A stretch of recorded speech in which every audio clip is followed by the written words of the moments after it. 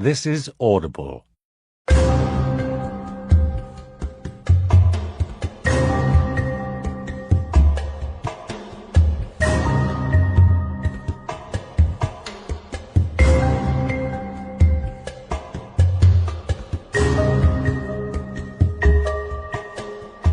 The Silent Dead, written by Claire McGowan, read by Joanne King.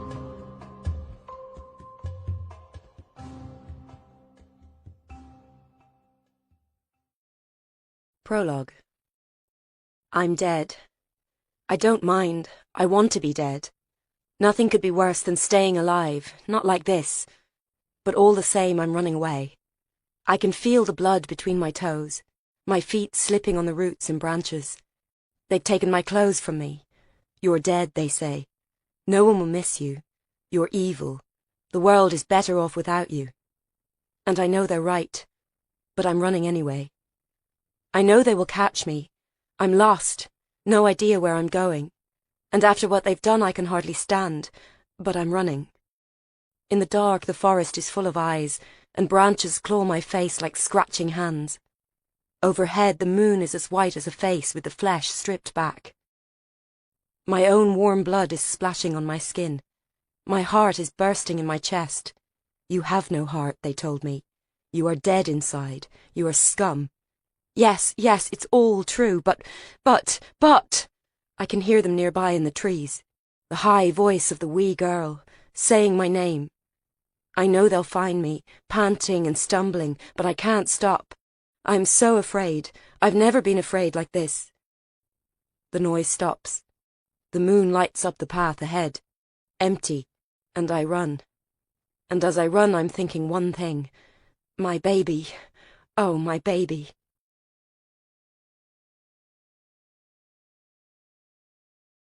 Chapter 1.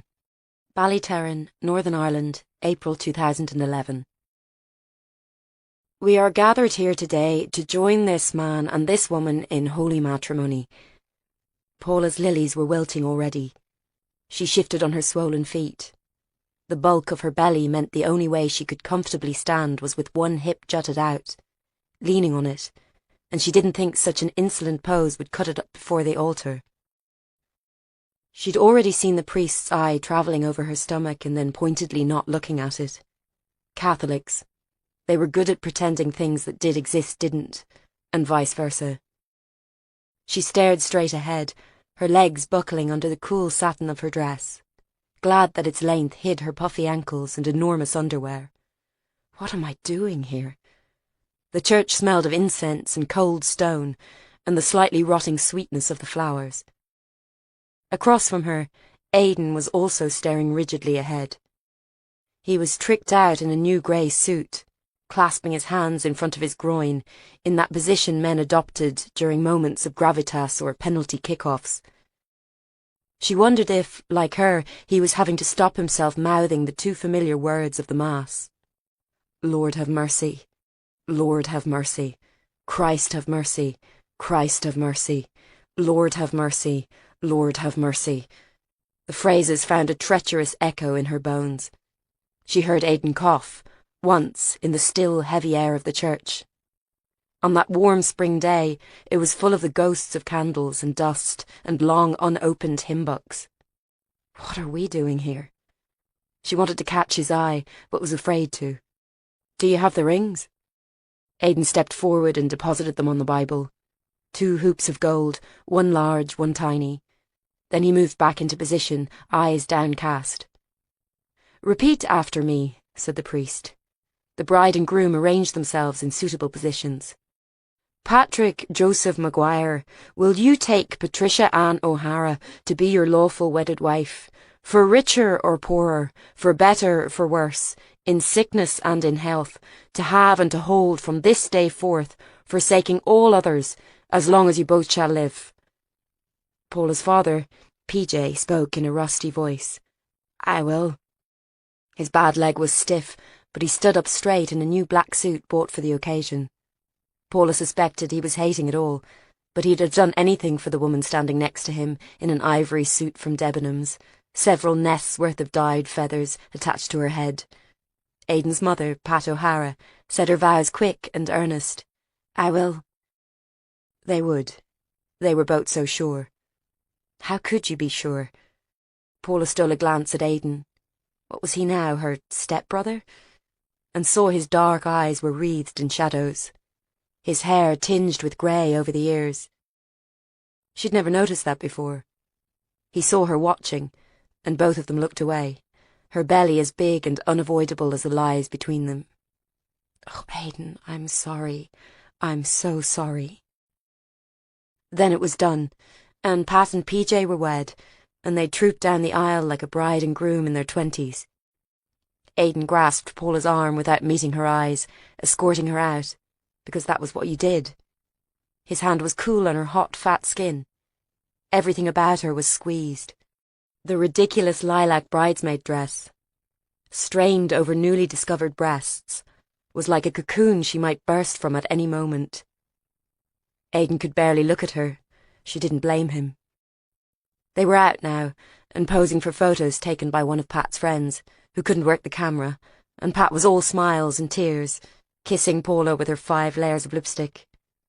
She'd had her colours done for the wedding, plunging into manicures and spa days and shopping trips like a first-time bride.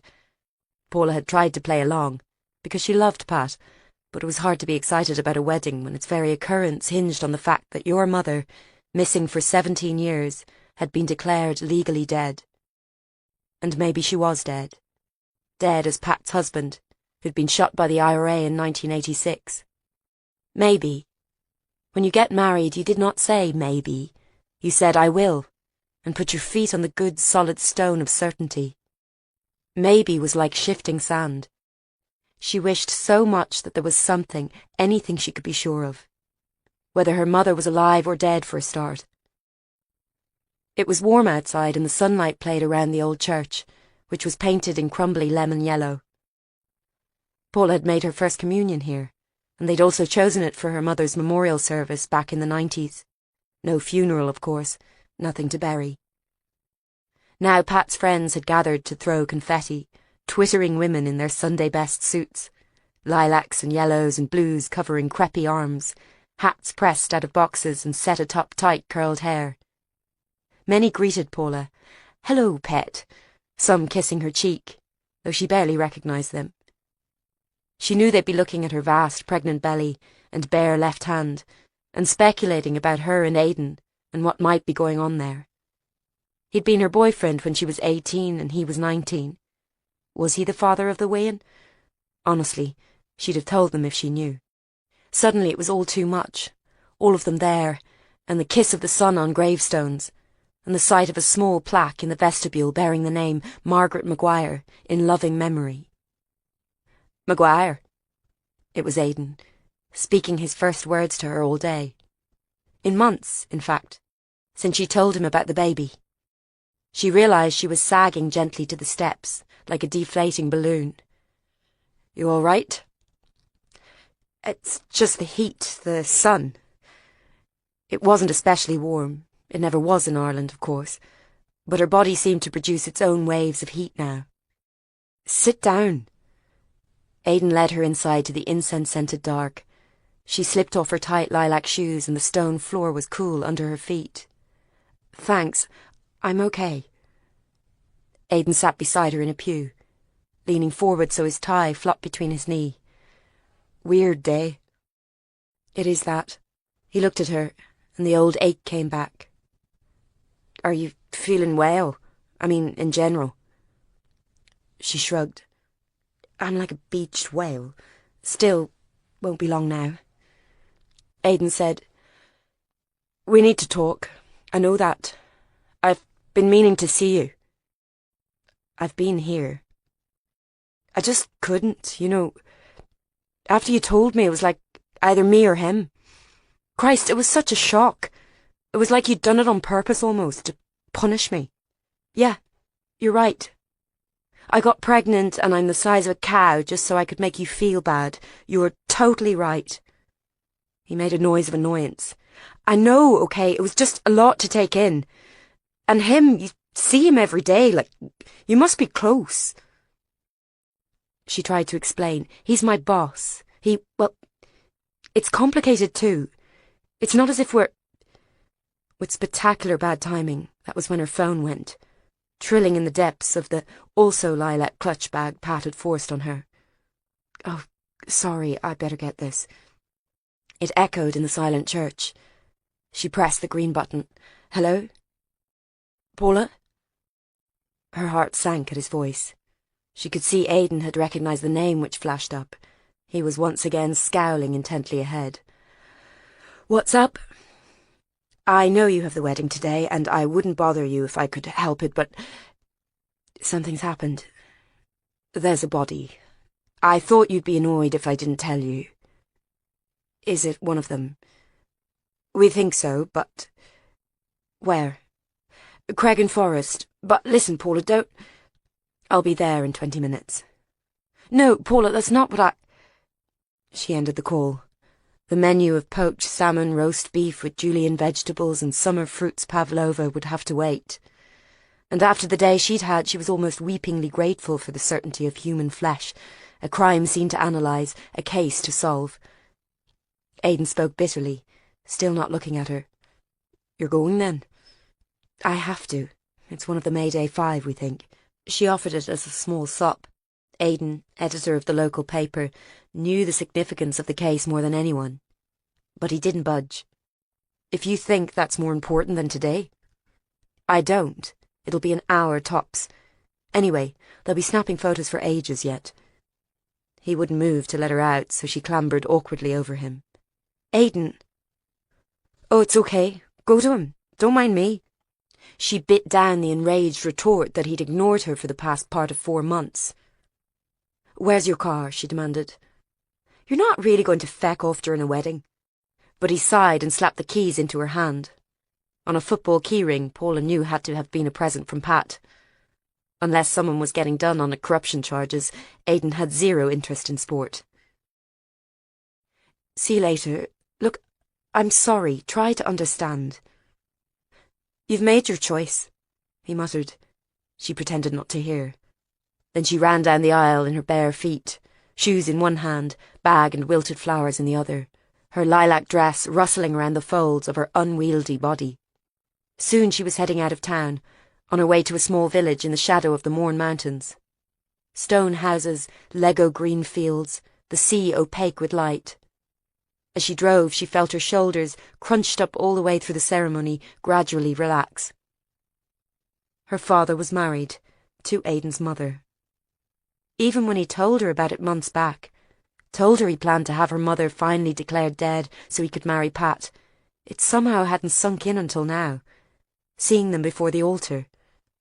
Everyone else was moving on, and after 17 years you couldn't blame them. So why could Paula not give up? Why did she have her mother's case file in her desk at home, full of questions and blind alleys and no answers at all, after all this time? The car park near the forest was full of police cars and vans. Paula was beginning to realise her bridesmaid's dress was not the most practical of garments for a crime scene. No matter, she wasn't going to miss this.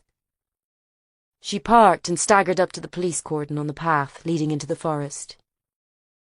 DC Jared Monaghan, an ambitious Catholic recruit in his 20s, was on his mobile nearby, and burst out laughing when he saw her.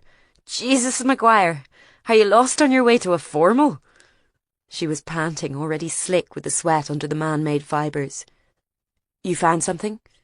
A walker phoned in a body in the trees. Some local uniform was first on scene. And how did we get in on it if he's dead? They were walking, so she tried to tuck up the hem of her dress. Well, Corey and Brooking are on the bestest terms right now. Paula wasn't sure how she felt about this rapprochement between DCI Helen Corey, head of serious crime at the regular PSNI in the area, and DI Guy Brooking, their boss at the Missing Persons Unit, seconded in from London. At first the two had thoroughly trampled on each other's toes, but lately Corey had been nice as pie about sharing jurisdiction. Paula wasn't sure why. But none of that mattered right now. Is it definitely one of the 5? Which one? I doubt they can tell. He was leading her to the cordon. and nodding to the uniformed officer at the tape. "Here's Cinderella, late for the ball." She glared at him and he laughed. "She's with us, pal. Dr. McGuire, forensic psychologist." The officer eyed her sweaty face and bulging belly, but let them pass. "Why can't they tell?" Paula asked, as they trotted up the forest path. Dappled sunlight fell on them, and a warm pine scent filled the air. She knew that Jared, 6'4" in his socks, was shortening his stride for her, but even so she felt dizzy with the effort. Around them was the silence of the forest, small clicks of insects and leaves rustling. "You'll see," said Jared. "It's a grim one. You don't have to be here, you know." "I do. I can't get a sense of it otherwise." "All right." Jared gave an on-your-head-be-it eye roll and directed her down a small side path. She lifted her skirt to step over roots, her flimsy shoes already in flitters. This was stupid. This was, in a competitive field, one of the more stupid things she had ever done. Trees parted to reveal a small gap in the woods, and a cluster of CSIs and detectives surrounding something she couldn't quite see. Corrie and Brooking had their heads together, looking at a piece of paper. "Look who's turned up," said Jared cheerfully. Helen Corrie was the type of woman who, whatever they had on, you looked at it and realised that's exactly what I should have worn. Her short-sleeved white shirt and grey trousers were cool and fresh. She wore gloves and a stern expression. "So I see. Being 7 months pregnant can't detain you from crime scenes, Dr. McGuire." "Or being at your father's wedding," added Guy. Paula sighed. They were awful united. Much worse than any of their disagreements. It was like being looked after by an extra set of cool young parents.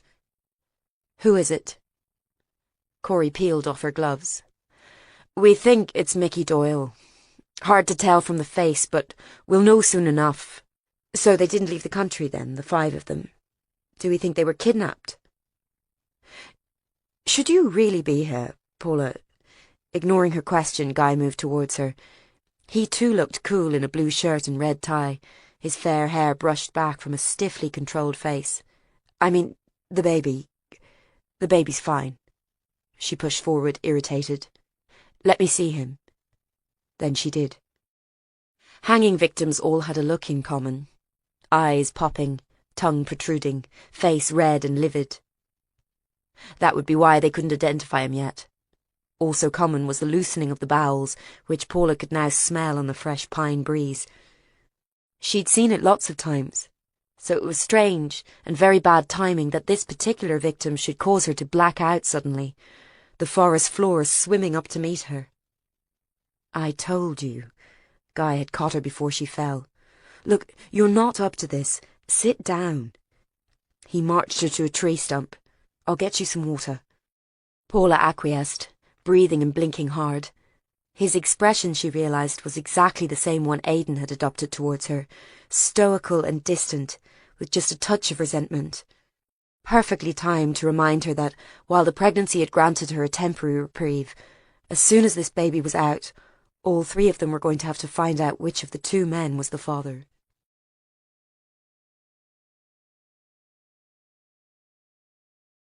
Kira. When she woke up, she was covered in blood again. In that second where you're still mostly asleep, when you're sure everything you've dreamed is true. Like when you look in a mirror and can't recognize your own face. She could only see the blood all over her arms and feel it warm on her skin, going into her mouth even, metallic and hot. Rose's blood. She put on the little light beside her bed. She tried to sleep with it on after what happened, but Mammy said she was too big for it, and always came in to turn it off. Mummy and her slept at different times now, as if they couldn't both be awake at once.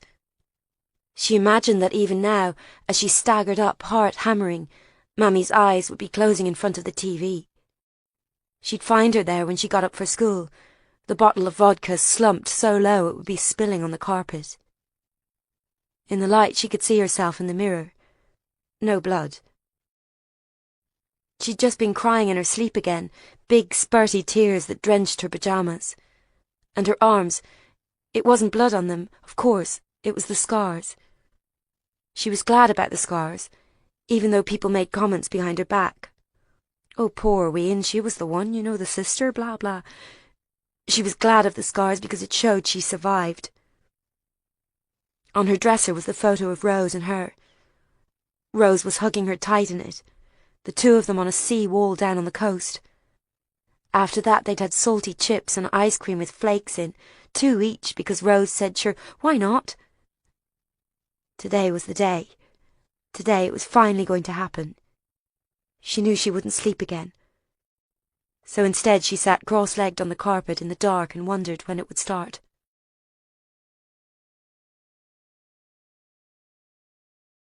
Chapter 2. Come on, everyone, shake a leg. It was Monday morning, and the small team that made up the missing persons response unit was filing reluctantly into the conference room, cups of coffee in hand, suppressing yawns. It had been a long weekend. It had been a long week, in fact, ever since the disappearances. Guy waited until they were settled. His deputy, Detective Sergeant Bob Hamilton, ex of the RUC, still of the Orange Order, was blowing his nose loudly on a cotton hanky, the others reluctantly shuffling papers and slumping in seats. Guy frowned. Where's Avril? He looked at Fiachra Quinn, a young detective Garda from over the border who was their liaison with the South. How would I know? Got her nose in some wedding magazine again, no doubt. Would you fetch her? We need to start. Monaghan can go, said Fiachra grouchily. Jared, sleeves rolled up and tie askew, gave a sort of grunt. Nothing to do with me. Sorry. Finally in came Avril Wright, flustered and dropping papers, revealing the magazine she was carrying in among her briefing notes. A woman in lace and silk smiled out, radiant, and Avril hid it, blushing. The young and pretty intelligence analyst, who did her very best to overcome the disadvantage of being Bob's niece, was getting married in the summer and had gone from being efficiency itself to an airhead with her nose never out of bridal magazines. Between her and Pat, Paula never wanted to hear the words 3-tier red velvet cake ever again. She herself was the 6th team member, though the bump of the baby was so huge it could possibly count as a 7th for health and safety purposes. As Avril sat down, both Jared and Fiachra shifted slightly in their seats. Fiachra to watch her, Jared to pointedly ignore. Several months before, Paula had caught Jared and Avril in some kind of strange, intense moment in the corridor. She'd never got to the bottom of it, and didn't want to. It was no accident that this joint team was situated in Ballyterran, biggest border town in the north, a crossroads of smuggling, terrorist activity, and general shiftiness. No man's land, they called it. The team was supposed to coordinate missing persons cases north and south of the border, make sure the right people were looking for the lost, see that no one fell down between the imaginary lines of the border. But sometimes, as with the case in front of them, it was difficult to understand why anyone would want to look for those who were gone. Guy gripped the back of his chair and launched into it. Mickey Doyle. A small sigh went round the room. Relief, maybe, or something else. Definitely. Jared. He had his driving licence in his pocket. Did he hang himself? Asked Fiachra, who hadn't been at the scene. He died by hanging in Creggan Forest Park, yes. But whether it was suicide or he was forced, we don't know yet. The car park has CCTV, which shows a white van driving up into the forest around 2 a.m. last night. It left again half an hour later, and Doyle certainly wasn't driving it. No number plate visible, but it's a start. There's also this. Guy switched on the projector, illuminating something on the screen. The autopsy hasn't been done yet, but the FMO found this in Doyle's mouth. On screen was a scrap of lined paper, and written on it in big shaky capitals were the words, "Collateral damage." Does anyone recognise that wording? Asked Guy. It was in their statement, said Avril, with her forensic recall of documents. Ireland first. They made a statement after the bomb saying it wasn't them, but even if it was, some loss was already inevitable in a war, something like that. Collateral damage, they said. Bob Hamilton was shaking his head. Terrible thing. Terrible, terrible thing. Paula knew he'd been working on the day it happened. back in 2006. So had Helen Corrie, for that matter. Everything about this case was too close to home. But the idea of Bob working on it, or any case, made doubts worm in her mind again. She tried to focus. Guy was nodding. So this seems to rule out suicide, and also the idea that the five skipped the country together. It was kidnapped then, said Paula. I thought it must be. I knew Catherine Lee wouldn't have left her children like that. Finally Guy looked at her, in that sideways manner he'd developed, as if holding up his fingers to block out her bump. I agree, but who took them? With the memorial service coming up too, I don't like the timing. Gerard leaned back in his seat. I guess Jarlath Kenny'd want them out of the way. Talk is he's going to run for Westminster. Paula saw Bob's face contract at the mention of the name. The fact that Kenny, Ballyterran's Republican mayor, was a former member of the IRA did not sit well with her either. Even though you weren't supposed to mention these things in the post-conflict. All friends here, Ireland. What about other dissident Republicans, sir? Asked Fiachra. Guy said, You know what they're like. One madman and a dog, some of them. No one's claimed responsibility. They all considered it for a while. After the ceasefires and Good Friday Agreement of 1998, when Paula had been taking her A-levels, the Republican movement in Northern Ireland had fractured into several smaller groups, intent on keeping up the fight which the IRA had stopped. The peace of those past years had wobbled several times. Diffused bombs, shootings of police officers, the odd riot or two. But it held, so far held, thank God, and they did every day, whichever God you believed in, or even none. It was over. They weren't going back. But for the people whose pictures Guy now showed on screen, the past was still alive and pumping hot as fresh blood. Guy switched the projector off, weariness sounding in his voice. Corey's team are treating Doyle's death as murder. Our priority is to find the other four, and fast. It seems likely they've been taken together. So the question we now have to ask is, if Republicans aren't behind this, who else would want them dead? And the answer, Paula thought, and the particular problem with this case, was who wouldn't? Paula managed to escape to her desk after the briefing without being alone with Guy. Her main objective at work these days, and for what felt like the 1,000th time since the Mayday 5 had gone missing a week before, she read the case notes. Nearly 8 months since she'd come home to Ballyterran. Determined to consult on just one case, then leave, but ending up pregnant, trapped, tied down by silken threads of family, friends, obligations, love.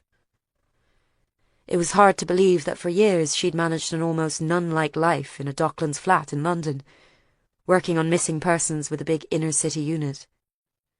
That was where she'd been when the Mayday bomb exploded in a small village outside Ballyterran, on 1st of May 2006, and she'd sat disbelieving before the TV all day as the death toll went up.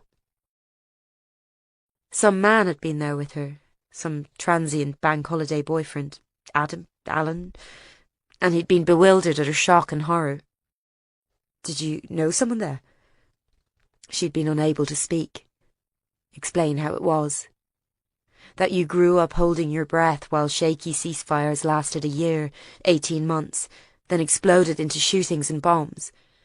That you hardly dared hope 1998 could be the end, but it was, after the stinging final horror of the Omagh bomb, biggest death toll ever in the Troubles. And still it held. 5 years, 6 years, 8 years, and you'd let your breath out and it was going to be okay. Almost. Then it wasn't. Another bomb in a small town, a vague warning going off too soon. 16 dead.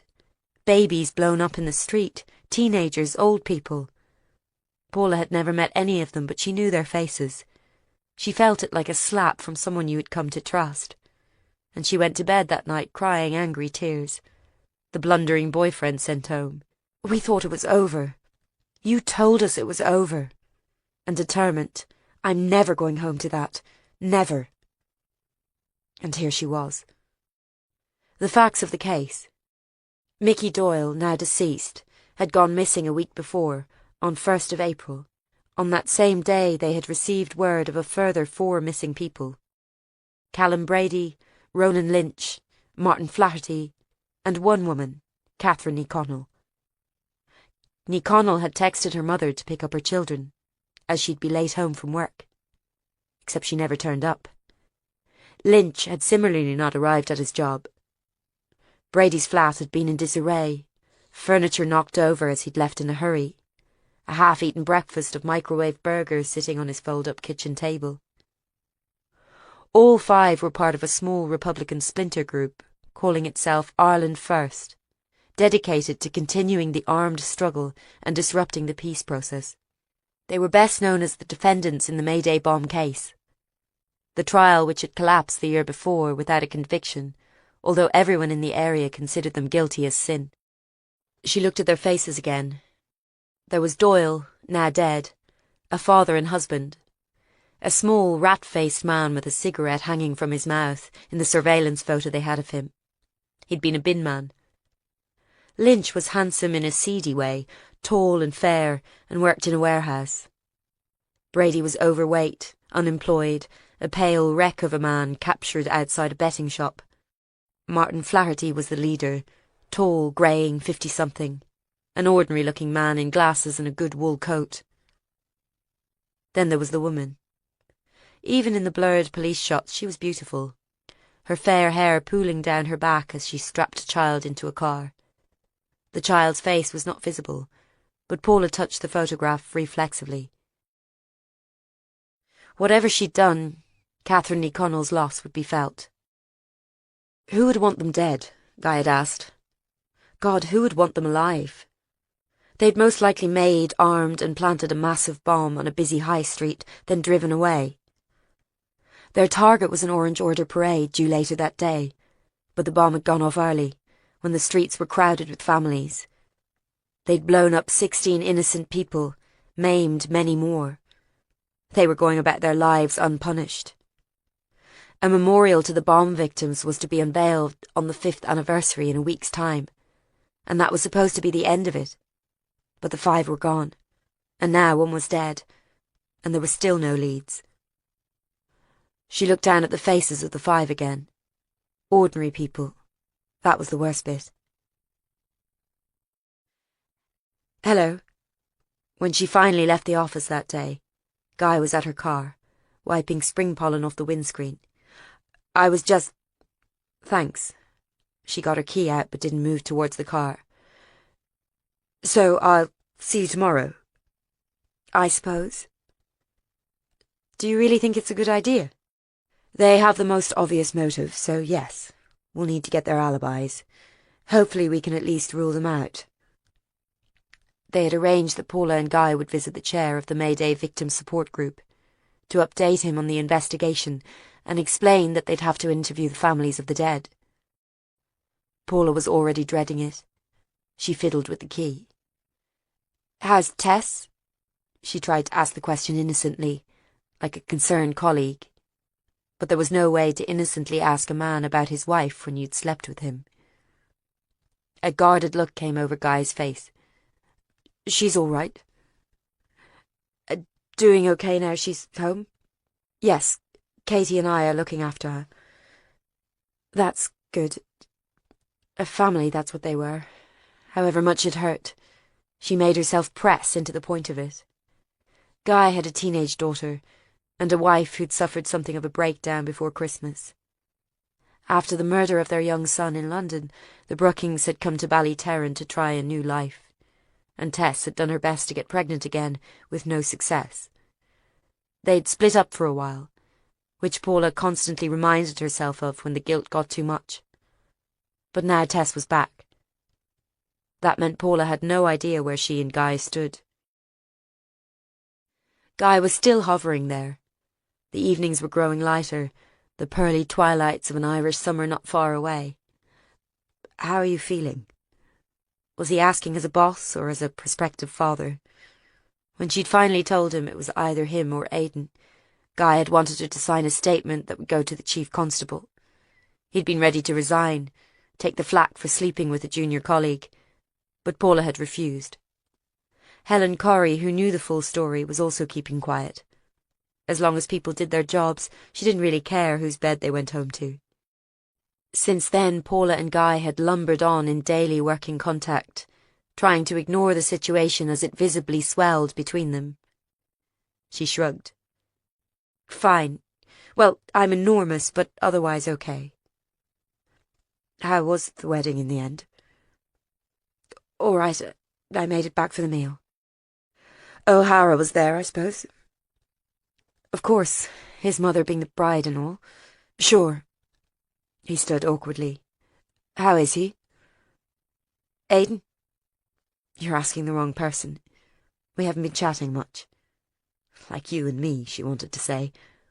The hardest thing about the pregnancy, aside from not fitting into any of her clothes and being sick 10 times a day, was how it had damaged her relationship with Guy.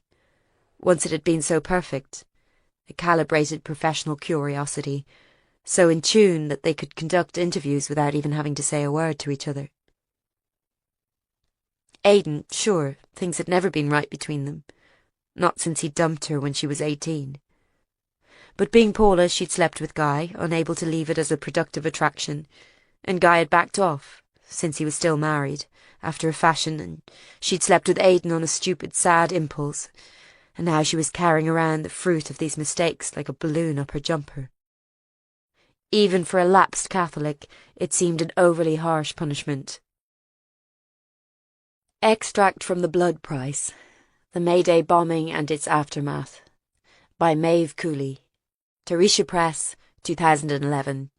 When you look at them, the faces of the Mayday 5 seem to radiate evil. Is it because you know what they've done? Or can something human in you sense that here are ruthless killers, delighted to murder in the name of long-dead politics? But the worst of it is they are human too. Catherine Ní Connell is the daughter of former IRA commander Danny Connell, and after he was shot by the UVF in 2004, she was pictured on TV weeping angry tears for him, collapsing behind his coffin while heavily pregnant with her first child. 4 of the 5, Doyle, Lynch, Flaherty and Ní Connell, have been married and have children. Ní Connells are still at primary school, a boy and a girl, she had with Lynch before they split. And there's also a young baby by an unknown father. Yet these 5 people conspired one bright summer day to blow up 16 men, women, children and babies with a bomb so massive it destroyed a whole street, tore the heads right off some victims, and produced so much blood it fell down on the high street like a red rain for a full 10 minutes after the blast. What can we say in the face of such horror? What the 5 have said amounts to, we were not involved, and even if we were involved, we didn't intend to kill civilians, and anyway, some must always die in the war for freedom. We know the story. As I will show in this book, the guilt of the 5 is indisputable, yet a series of legal and policing errors mean they have not been brought to justice. For the families of the 16 people who died that sunny spring day, and the dozens maimed, blind and paralysed in the blast, the end of the road has been reached. If you ever ask yourself the price of peace, then this is it. To go out in your hometown and see the man who murdered your child filling his car with petrol, whistling a Republican tune, free and alive and getting off scot-free. Ask yourself, is that a price you'd be willing to live with?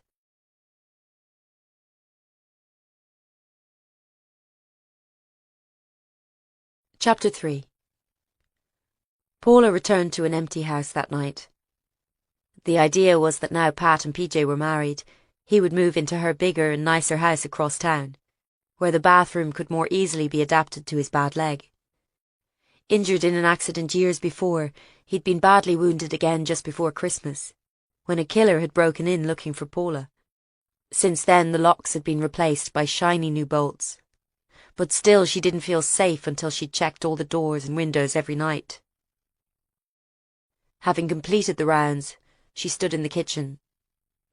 Under her loose maternity top, her hand found the scar on her abdomen, where an insane woman had tried to cut her baby out. But the baby was still in there, safe for now. A girl.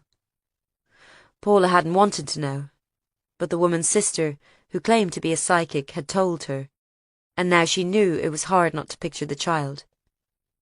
Would she have red hair? Paula sighed. Seeing Guy every day, his features were too easy to picture, the fair hair swept back, the rigid bones of his face. She remembered what the psychic, Magdalena Croft, had told her, seeing her with Guy. Oh, he's the one, is he? It wasn't true. The woman didn't have visions, it wasn't possible. She was a fraudster, a liar, and she deserved the prison sentence she was now serving. But was she right? And then there was Aidan, of course, dark, angry, whose face she saw every time she shut her eyes. Paula touched her stomach and spoke aloud in the silence. It's okay. We don't need either of them. We'll have each other.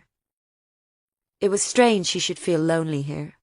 She'd loved living alone in London, shutting the door and keeping out friends, lovers, would-be boyfriends, waking to the river's shifting colours, running along it at night with her breath in her ears and the pounding of her own feet the only sounds, sitting in her window seat watching the lights of boats go past, perfectly happy in her own company, working on missing persons for a big station in Rotherhithe. Work had mattered and nothing else. Then she'd come home and got stuck here. And this house was haunted. There in the kitchen, that was where her mother had stood the last day, rinsing off breakfast dishes. Paula, then just 13, had eaten her porridge without looking up, school uniform on and eyes bleary. When the police asked her about it later, when she'd been home for hours and no one had come, and she had to give in to her rising panic, she'd not even been able to remember what her mother was wearing. Her mind turned, restless, to the doubts that lurked at the back of it. Several months ago, Guy had handed her the file of her mother's case. A jailed IRA member had suggested he knew something of the case, and might even talk if he could get early release. And then there was Magdalena, whispering more of her poison. Your mother's still alive. She's alive and over water. Bob Hamilton had been the lead officer on her mother's case back in 1993. Paula remembered him coming to the door, her father's former partner, there to arrest him for the possible murder of his wife. Of course, PJ had been released, but his job had never been easy again, and he'd been let go for good in 1998 after the Good Friday Agreement. Bob Hamilton had been the one to deliver the news. Forced to work with him, Paula had asked him to reopen the case, but he wouldn't talk to her about it. She'd spoken to everyone who might know something, anything. Her mother's old boss, Pat, Bob himself. She'd learned nothing concrete, but still the doubts would not go away. Had they done everything they could? Was the psychic right? Had she really seen something? What if? The what if. It could drive you mad if you let it. Restless, Paula checked her phone. Nothing. Nothing from Aidan. Nothing from Guy. Nothing from Saoirse, her best friend. Or she had been before Paula left town anyway. Who knew now? Who'd been strange with her since the pregnancy. There was no one else. Her London life, her friends there, her colleagues, it had all been washed away in the move across the water. She shivered and tugged her dressing gown round her bump. You okay in there? This is where we're meant to live when you come out. What do you think? She looked round at the brown 70s cupboards and patterned lino of the kitchen. I know, not the best, is it? We're getting it fixed up. Hardwood floors and that. Her dad was going to pay. The idea was Paula and the baby could live here for as long as you want, pet. And then it could be sold. Which was until when? Could she go back to London as originally planned? With a tiny, helpless baby, pick up her life of dark bars and late nights and always the escape of her empty flat? Could she stay here and live in her parents' sad terraced house, a single mother in her 30s? She wandered into the living room, itching with doubt and boredom. She picked up the local paper, but that only reminded her of Aidan, its editor, And anyway, it featured a large profile of the Republican mayor, Jarlath Kenny, and the success he'd made of attracting investment to the town. Something of a puff piece for Aidan, but no doubt he'd printed it for reasons of his own. Jarlath Kenny didn't even try to hide his IRA past, as if everything that happened before 1998 had been wiped out by the Good Friday Agreement and no questions asked. Now he was launching a Westminster bid. The local seat was going to be vacant when the current moderate MP retired in September, and he was widely seen as a shoo-in. It was strange that Kenny, once as much of a terrorist as the Mayday Five, was running the town, while the Five had disappeared. It was entirely plausible that the local Republican movement had dealt with them, bent as they were on derailing all the progress made since 1998, and stirring up awkward memories of the not-so-long-ago time when many politicians had themselves been no stranger to the detonator or the Armalite. And then there was the Mayday victims group, vocal, angry, denied any justice since the trial had collapsed the year before. But Paula didn't want to think about that. Hopefully they would all have alibis. Hopefully the visit to the chair would be just a formality. She was actually glad when the phone rang and it was PJ checking up on her. "Make sure you don't let that water heater overboil. It does be awful temperamental." "It's fine, Dad. Are you all right? How's your leg?" Not too bad." "Have you put the heating on? You don't want to catch a chill with the baby." "Of course. Don't go out now and leave your straighteners on or anything like that. I put a new battery in the smoke alarm, but you never know. Oh, and the bins go out on Tuesday." "Dad, I'm not a kid." I know. Listen, would you ever call in on Mrs. Flynn next door if you've time?" "I'm so busy, Dad. Just for a minute, see if she's okay. Now I'm not over the fence, she's got no one. Her weans all went to England, and sure they never make it back to see her." Had Paula chosen, she could have read books between the gaps in her father's words. "Okay, I'll call in when I get a minute, though the Lord only knew when that might be. And you're okay up there on your own? You're not getting into bad thoughts or anything?"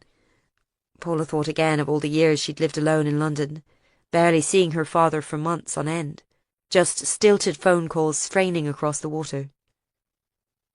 But this house was haunted, for him too. "I'm fine."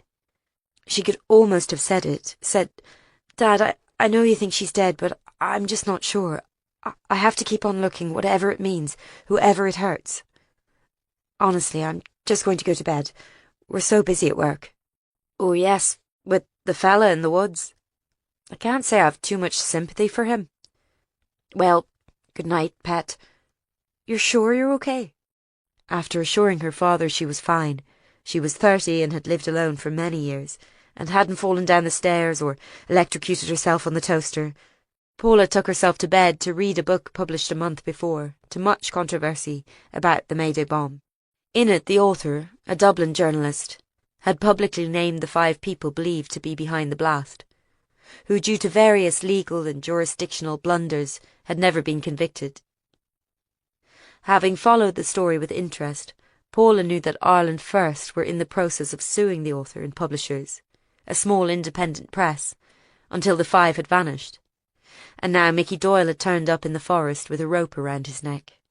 Lying on her bed in the dark house, she tried not to see his mottled face. The book's journalist-author, Maeve Cooley, was a rising star in the South, loved for her cynical style as much as her blonde beauty. She was also a good friend of Aidan's, often helping him on stories, and by extension a sort of friend of Paula. Except that the last time Paula had seen Maeve, Aidan had been in her bedroom in Dublin, wearing just a t-shirt and boxers. They were old friends. Could have been nothing. But she wouldn't ask. Same as he wouldn't ask her if he was the father of her child. And this was the game they were playing.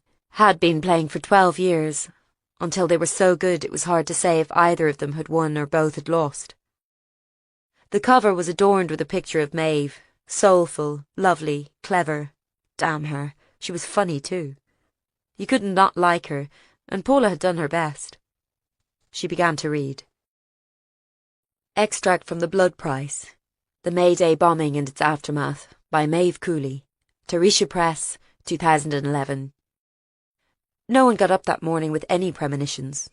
Those who say they did are wrong, and worse, they do an injustice to the dead. For who would have gone into Crossanour that day if any pall or shadow hung over the bright sun? Who would have strapped babies into buggies, taken elderly parents for a day out? On a farm outside town, John Lenihan was up tending to his cows. He'd later send his son, Danny, into town to buy animal feed and change some money for Danny's upcoming holiday to Majorca, his first ever with friends. He'd got his passport the day before. All over town people got ready. They were there buying a communion dress, getting a car serviced, picking up new glasses, changing library books. Hundreds of people were in Crossanour that day. A funfair had set up in the park, spilling out popcorn smells and disco music. The Orange Parade were due at 2 p.m, the first of marching season. It was Monday, 1st of May 2006, a bank holiday. By the end of the day, 16 people would be dead and hundreds wounded. The still beating heart of the small town ripped right out. In this book I will try to make some of their voices heard, through speaking to those injured and those left behind to grieve. This is what happened. But no, that isn't the right wording. It didn't just happen. This is what someone did.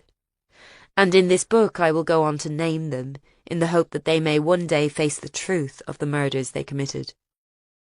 Paula put the book down. It was all coming back to her. The death, the screaming, the shock. Blood misting the camera lens.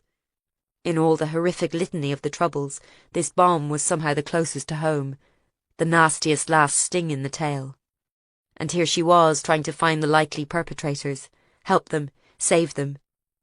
She didn't want to think too much about that.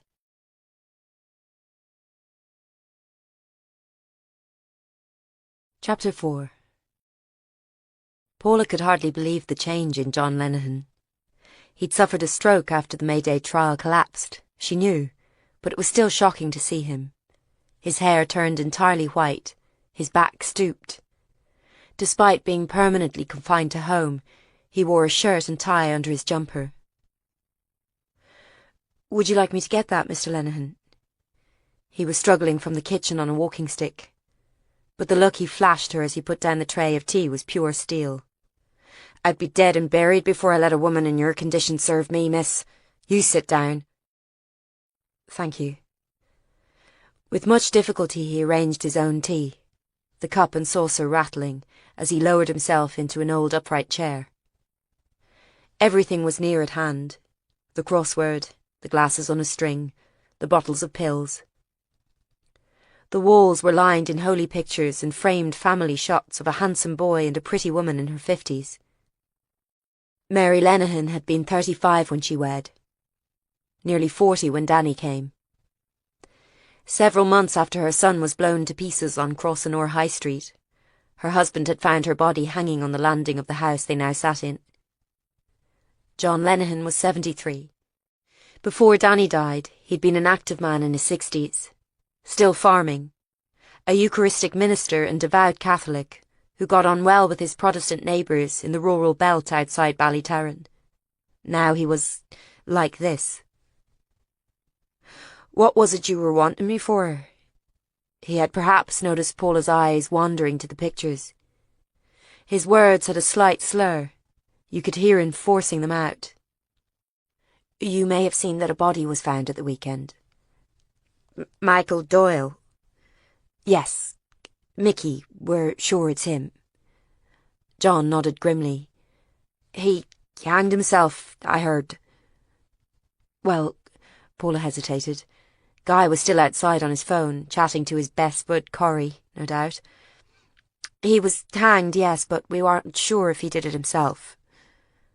The ageing man sat up very straight in his chair.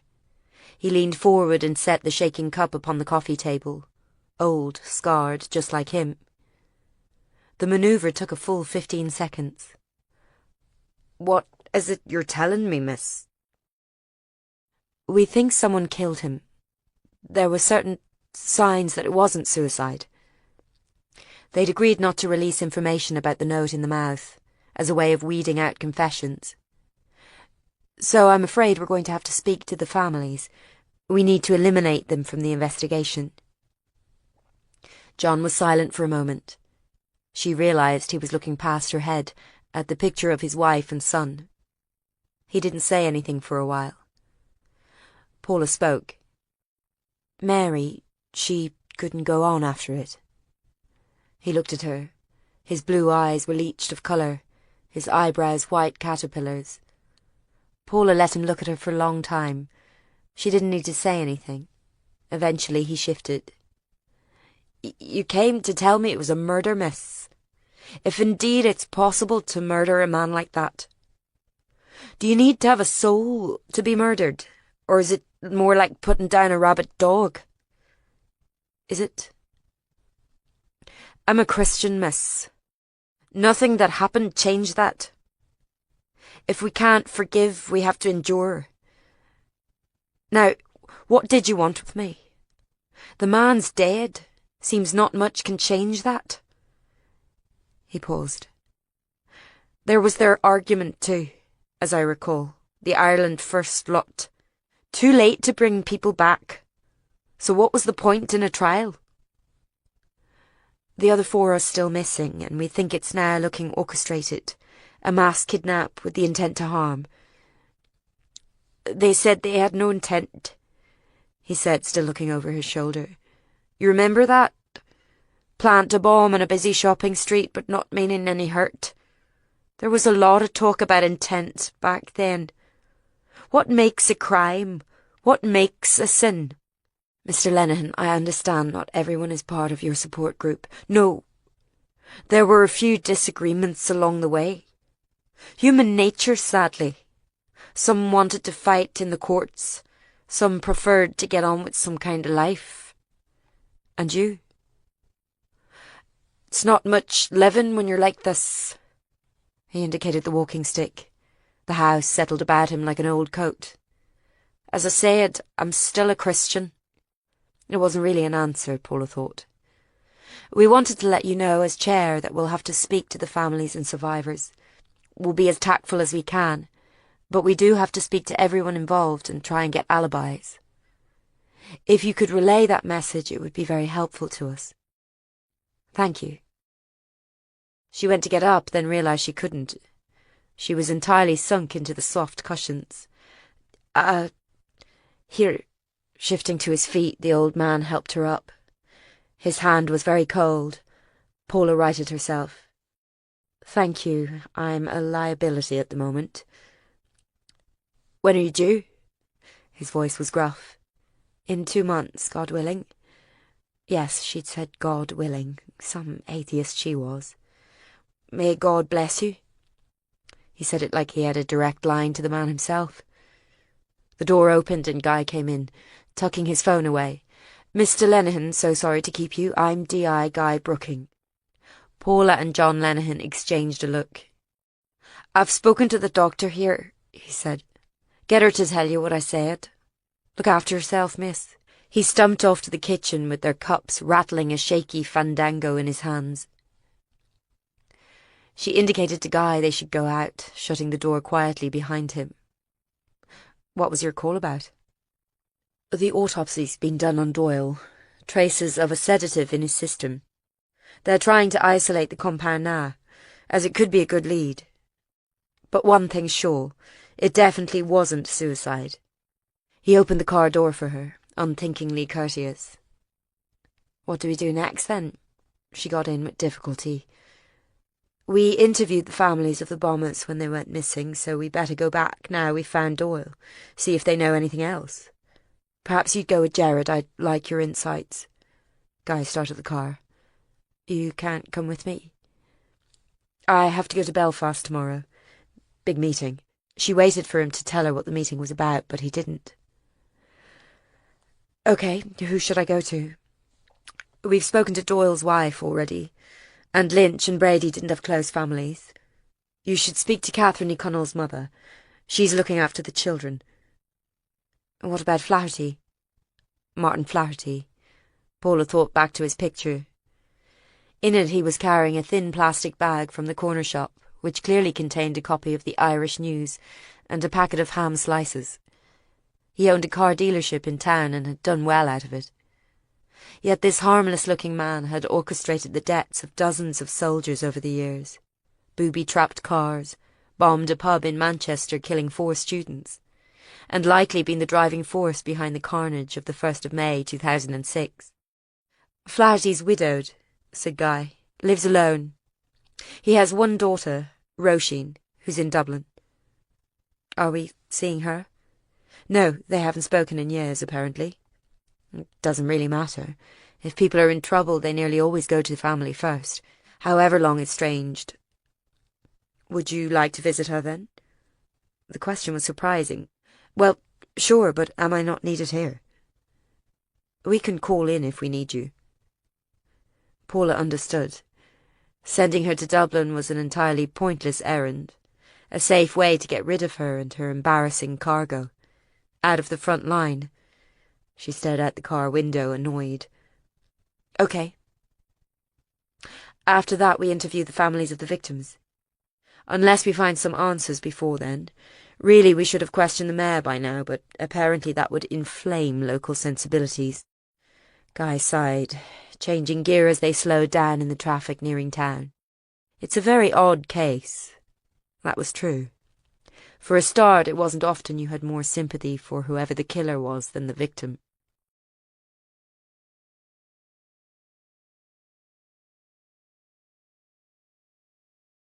Kira told everyone she couldn't remember the bomb. It was easier, and it made them feel better.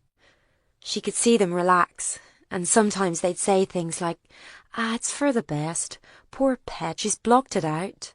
But what it was really like was having something under your bedclothes, twisting and turning around, like when the cat's in there so you can't see it, but the shape's there and you know it's about to come out. For a long time it was like that. Then she woke up one night too scared to scream. Her tongue in her mouth was dead and the breath crushed out of her lungs. What she'd remembered had no eyes, but the smell was there, burned in something yellow she knew was blood. And the sound, the little noises you knew were people trying to scream, but everyone had the wind knocked out of them and your ears had gone and the silence was the most frightening thing.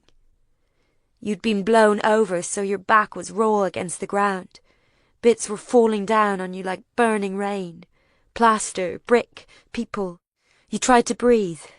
No one knew for ages it was a bomb. You just knew the world blew up. You were born the year peace came. You never knew about bombs. For a long time you could see nothing and that was a blessing, but it was there waiting.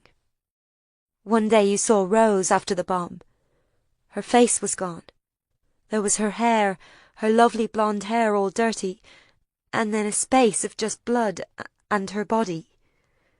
You saw something on the ground and it was Rose's leg twitching, blood pumping. It had blown off her. Her leg wasn't attached anymore. Rose was still not dead then and making a noise through the place where her face usually was. You went to her, though you were 8 and it was horrible and you couldn't believe any of this. Your arms were all red, her blood, Rose's blood blown all over you and in your eyes and mouth and nose. You could hardly see anything, eyes swimming in a line of blood, like when your goggles filled up at the pool. Rose was making a noise kind of like, "Okay." You couldn't talk. You held her hand, which couldn't stop twitching, and told her it was okay somehow, even though she had no face or leg anymore. There was blood all over the pavement, running down it like rain. "Okay." She was asking if you were okay. She was dying and she wanted to know you were okay. "It's okay," you croaked. "It's all fine." Your last words to her were a lie. You knew that she was dead before she did. Chapter 5. "You okay with the belt?" Jared and Paula were driving to one of the dodgier parts of town in a police-issue Skoda. He'd reluctantly agreed to leave behind his beloved Jeep. It was too recognisable as a PSNI vehicle, and in the area they were visiting, That was enough to get you 2 slashed tyres, and if you were very unlucky, a car bomb underneath. I'll manage. She arranged it awkwardly round the bump. Not long now, then? No. She ran her hands over it, stretched tight. It's very heavy. It'll be a relief in some ways. But not in all, because then she'd be forced to take time off work. She winced as a foot caught her kidney. Gerard saw it and his eyebrows went up in alarm. Relax, I'm not going to break my waters all over the car. Say if you are, I wouldn't have a boldy what to do. Paula also wasn't keen on having her child by the side of the road with only Gerard Monaghan's big lug for assistance. I've a while yet, just take me there. Gerard was eating a packet of Tayto cheese and onion crisps, the smell filling the car, turning her stomach. I am, he said through a handful. It's not the best area, you know. I'm surprised. What? Nothing, it's just in your condition. I'm not dying. He kept stealing glances at the bump, his fingers crumbed with crisps. I'd not want my wife working right up to the day of the birth. Oh, right, I must have missed something then. Do you actually have a wife? No, but she's unlikely to be working then, is she? Since you know she doesn't actually exist. Gerard sulked, rattling the last bits out of his crisp bag. It was pure revenge that made Paula say the next thing. I see Avril's set a date for the wedding. She watched him for a reaction, but none came. Nothing had happened since that odd moment at Christmas. Avril was getting married. Gerard flirted with every female in sight, and Fiacre, who'd taken Avril's engagement hard, had morphed from a cheerful young country boy to a moody, ambitious thorn in all their sides, although he had other reasons to have changed, admittedly. I wonder if you'll be invited, she said. Dunno. You'll hardly be able to go anyway with the wean. She relented. She was hardly the person to poke her nose into other people's affairs. Although officially no one knew Guy might be the father of Paula's baby, she was sure everyone had noticed the spark when they'd first met. And if they could count at all, it wasn't a huge leap to make. She shut up, and they drove the rest of the way in silence. Soon they were passing walls covered in murals, hunger strikes, peelers out, bloody Sunday memorials. Centuries of bitterness slapped up there in lurid colours. They parked in a run-down estate where the curbs were painted green, white and gold. Immediately a crowd of kids gathered. Here, mister, that's a nice car. Thanks. Gerard locked it. Who's going to keep an eye on it for me? Me! He picked out the tallest lad, freckled in a Celtic jersey. I'll give you £2 if it's all in one piece when I get back. Come on, Maguire. I see none of them were prospering anyway, said Gerard. Bit of a dump, this. Catherine Niconnell lived with her 3 children in a sad, pebble-dashed end of terrace. The overgrown grass in the front yard was mined with bin bags and broken toys. And when they rang the bell, the paint on the door was flaking. It was opened a short while after by a 60-ish woman, shouting at a pit bull terrier to be quiet as it worried around her heels, pressing its wet nose into Paula's leg. What do yous want? The eyes travelled to Paula's bump. We're with the MPRU, said Gerard, the missing persons response unit. Could we come in, please, ma'am? The ma'am usually did the trick. She stood aside to let them into the dingy living room. It smelled of fags and the brown carpet was marked by cigarette burns. 2 children, a boy and a girl, sat watching cartoons on a big TV. They didn't look up as Paula and Gerard came in. There was nowhere else to sit. The kids were on the crummy sofa, and propped on the brown velvet armchair was a baby sniffling, his face encrusted with baked beans. The woman, who was presumably his grandmother, wiped his face with the tea-towel and asked again what it was they were wanting. We need a word with you about your daughter, said Gerard. It'd be better if the wee ones didn't hear, though, if you see. Tara! Owen! Go outside! Mwah! The boy, who had 2 pierced ears and a Man United shirt, grumbled. The grandma swatted him with her towel. Get out of my sight, you wee skitter! It was windy outside, and a light drizzle pattered down, but the children went, both in bare arms, 7 and 5. Paula knew they were.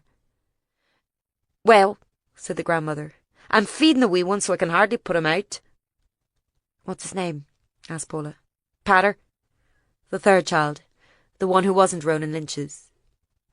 He stopped grizzling when a plastic spoon with more beans was shoved in his mouth, but Paula couldn't tear her eyes from him. The food mess, the snot round his pudgy nose, and the smell of dirty nappy wafting from his little blue jeans. Mrs. Niconnell, she said, I'm a forensic psychologist, so my role in the unit is to produce reports on the missing to see if there's anything that might have made them go. It's Mrs. Connell. I don't hold with that Irish rubbish. And you'd be better served looking after your husband, love, instead of parading about with all and sundry looking at your belly. Paula blinked. Well, never mind me. I need to ask you about Catherine. Obviously we're very worried about her since Mickey Doyle's death. Where do you think she is? It was a question so obvious it rarely got asked, but Paula found it could be surprisingly useful. Know the person and you'd often know where they were. Who knows with Catherine? She's most likely annoyed the Ray again and gone off. You're saying she sometimes left the country to escape the IRA? Aye, 2 or 3 times. Around the Belfast Agreement. They don't like all that Ireland First business, the rah. Your husband died in 2004, I believe. Gerard was making notes again. Not soon enough, old bastard that he was. The child put up his dirty hands for the spoon. Paula averted her eyes. And these other times, did Catherine tell you she was going? Oh, aye. She'd ring from phone boxes and that. I told her to stay away, make a life in England. But her da wanted her back. But she hasn't phoned this time. Not a word since the text. She said she was late at work and would I lift them back from school. What did your last maid die of? I texted back. Could she not have rung me at least? But she never answered. I see, and she hadn't been to work that day, it turned out. So they said, never turned up. Catherine had been seen getting into her car after dropping Pater at daycare. Somewhere between there and her office on the outskirts of Ballytarran, she'd vanished. Mrs. Connell, Paula hesitated. Is it fair to say you're not overly worried about your daughter? You don't think she's been abducted? You think she's safe somewhere? Miss, I've been expecting her dead since she was 10 years old, but she scrapes through. She'll be grand. You'll see. I'm more worried about being landed with these Wayans. The oldest 2 there, Ronan Lynch's children. He has also been reported missing, as you know. Could they have left together? In his dreams. She wouldn't piss on him if he was on fire these days. Useless galoot that he is. I'm sorry, but are you able to tell us who the father of Pater is? Paula lowered her voice, as if the child could understand. He looked on with watery blue eyes, uncomprehending. You'd have to ask Catherine. The grandmother was suddenly tetchy. I've no more idea than you do. Is that all now? I'm a busy woman. All right, thank you. Behind her the baby had seen something on the muted TV and was pointing at it. His granny poked the spoon at his mouth. Quiet now, what's wrong with you? He was crying now, pushing the food away, reaching out for the screen, his sobs turning to wails. Paula followed his gaze. On the TV behind them the news, and on it the pretty, sulky face of Pater's mother. Catherine Niconnell was 40 years old and looked 30, a beautiful, fair-haired woman with a strong, ruthless gaze. Shut your face, Pater, said his granny, poking the spoon at him once more. He wants his mother, said Paula quietly. And who had taken her away from him? Extract from The Blood Price, The May Day Bombing and Its Aftermath, by Maeve Cooley, Teresia Press, 2011. Interview with John Lenihan. I sent my son into town that morning. He wouldn't have gone otherwise, you see. He was like all young lads. He'd lie in his bed till tea time if you let him. He'd this holiday booked in Majorca, and I said he shouldn't be going unless he could earn the money. You do hear all sorts of stories, drinking and carrying on. So I says, get up and change some currency if you're going. Take it out of your post office account. His mummy had paid for the holiday, but she was soft on him. I didn't want him spoiled, you see. He was our only child. His mummy was nearly 40 when she had him. Anyway, I make him get up and go to town, and I tell him to get his mummy some shopping while he's there. She'd usually let him keep the change, but I said I'll check the receipt. He was 19, you see, miss. I thought he should be working, so we had words and he went off all sulky like. Mary went after him and she gave him a big hug at the gate. So she had that at least. I'd been fighting with them. I have to live with it. I was working on the farm that day, painting a fence. Mary came down about 1. I could see her running out of the house. She'd no shoes on, just running in the mud. Her hair all falling down. I knew something was wrong, but I just went on painting. Until she got there, you see. Until she told me, and it was all going to be different. There's been a bomb in town, she says, and her face was all wild. They're saying on the news, come quick, come quick. So she runs to the house and I just put the lid back on the paint. Don't know why I did that. And I walk. Slow like. She's the TV on and there's High Street and it's all smoke. It's like a film. Neither of us says anything. Then I goes.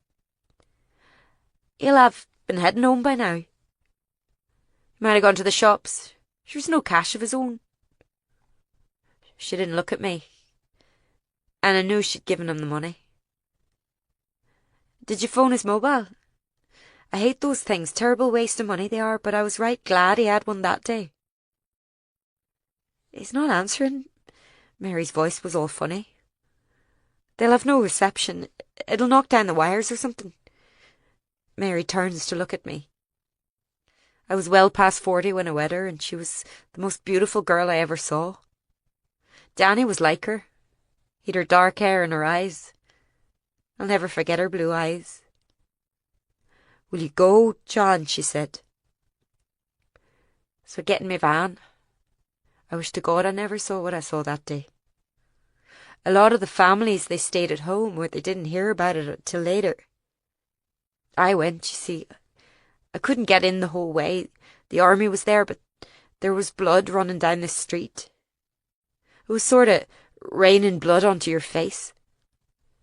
The petrol station was on fire and the bank had fallen down, they said. I just keep thinking he'll be finished by now, he'll be finished. I kept shouting, Danny!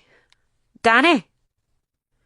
And they're saying, you can't be here, sir, go to the hospital if you've lost someone, he might be there. There was all sirens and you could hear people screaming. You've seen the video, aye? It was like that, but it was worse. Alarms going off everywhere, you could smell it. The oil and the blood, you know. Sir, they said, you have to go. And they're in their masks and suits, and I look up and there's the tree and in it somebody's arm. A woman's. The watch still on it. Anyway, I went to the hospital, but I couldn't get in for traffic, so I just got out and left the van there in the road and walked in. Yes, I found him there. He was still alive at that point, but I told his mother he wasn't. Told her he was at peace. Sometimes you have to lie to people if you care for them.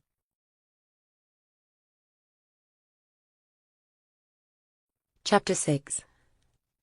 Although Paula hadn't known Maeve Cooley for long, she'd already started to think of her as a friend and colleague.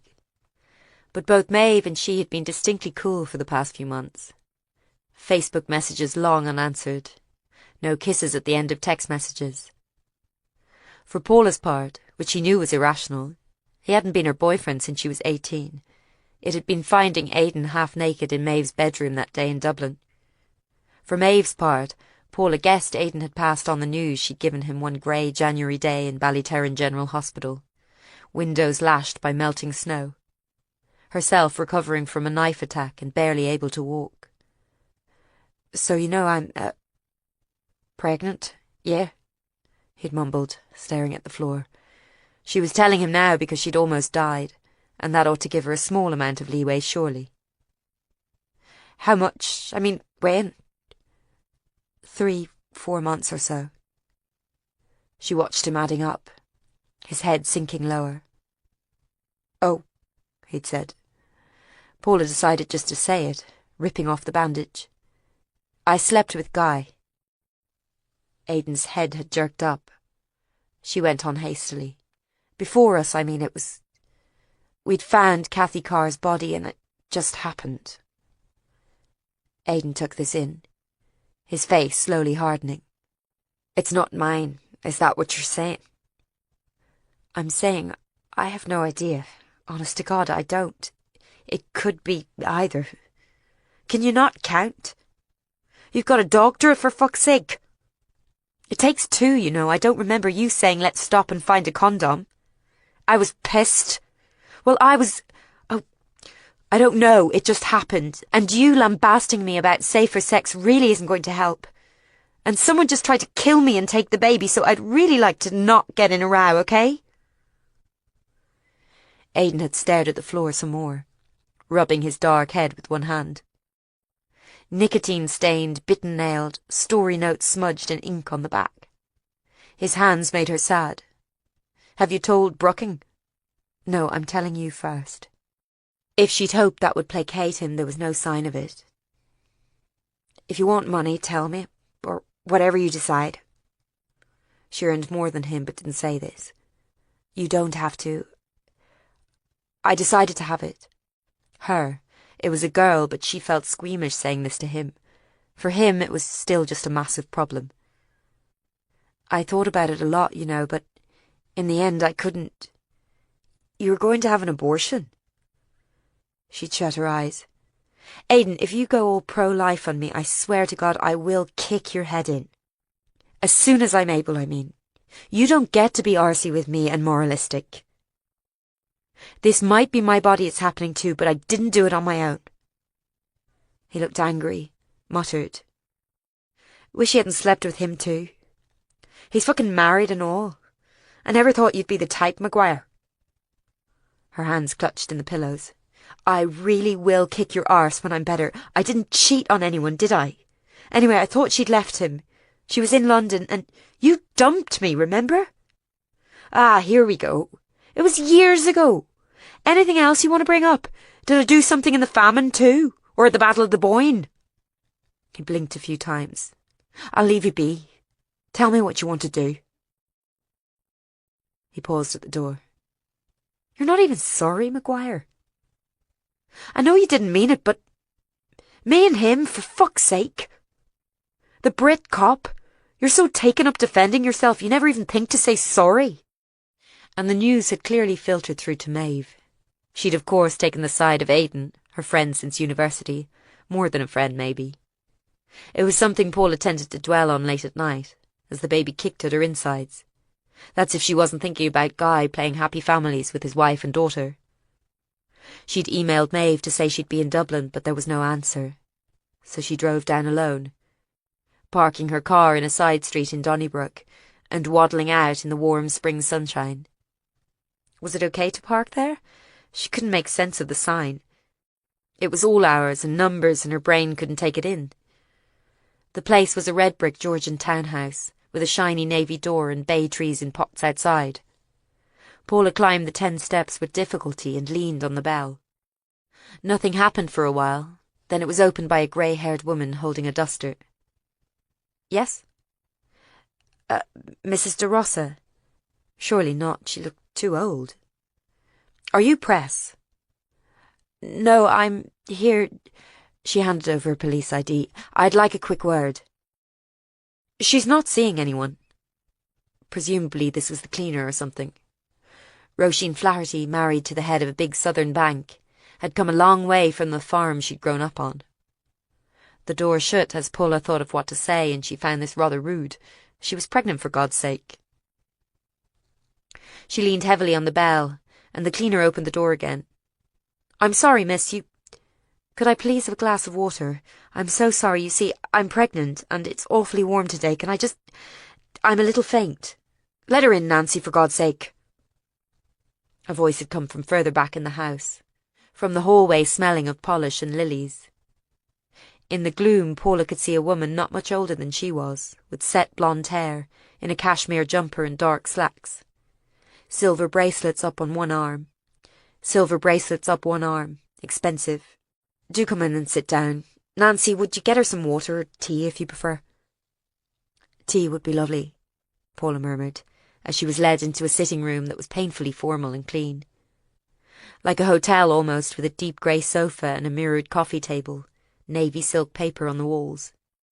I'm sorry, the heat gets to you, doesn't it? She knew Roshan had children. Oh, yes, I remember it well. She stood, twisting her hands. Is this about what I think? I'm afraid it's about your father, yes. I'm Dr. Paula Maguire from the Missing Persons Response Unit in Ballyterran. The woman flinched, as if from a physical blow. She had a chunky silver necklace about her neck, which she fingered nervously. I don't think I can help. The door opened and the cleaner appeared with tea on a tray, white china cups and a pot, a plate of shortbread which slender Roisin de Rossa would not eat. The woman gave Paula a fierce stare and went out, shutting the door loudly. Paula settled into the sofa.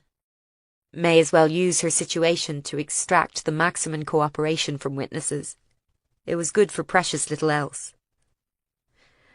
I'm sure this is a very anxious time for you. He's still your father, isn't he?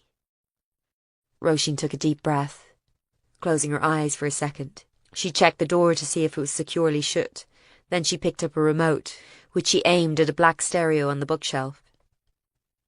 It looked more like a pebble in the river than electronic equipment, which showed it had been very dear indeed.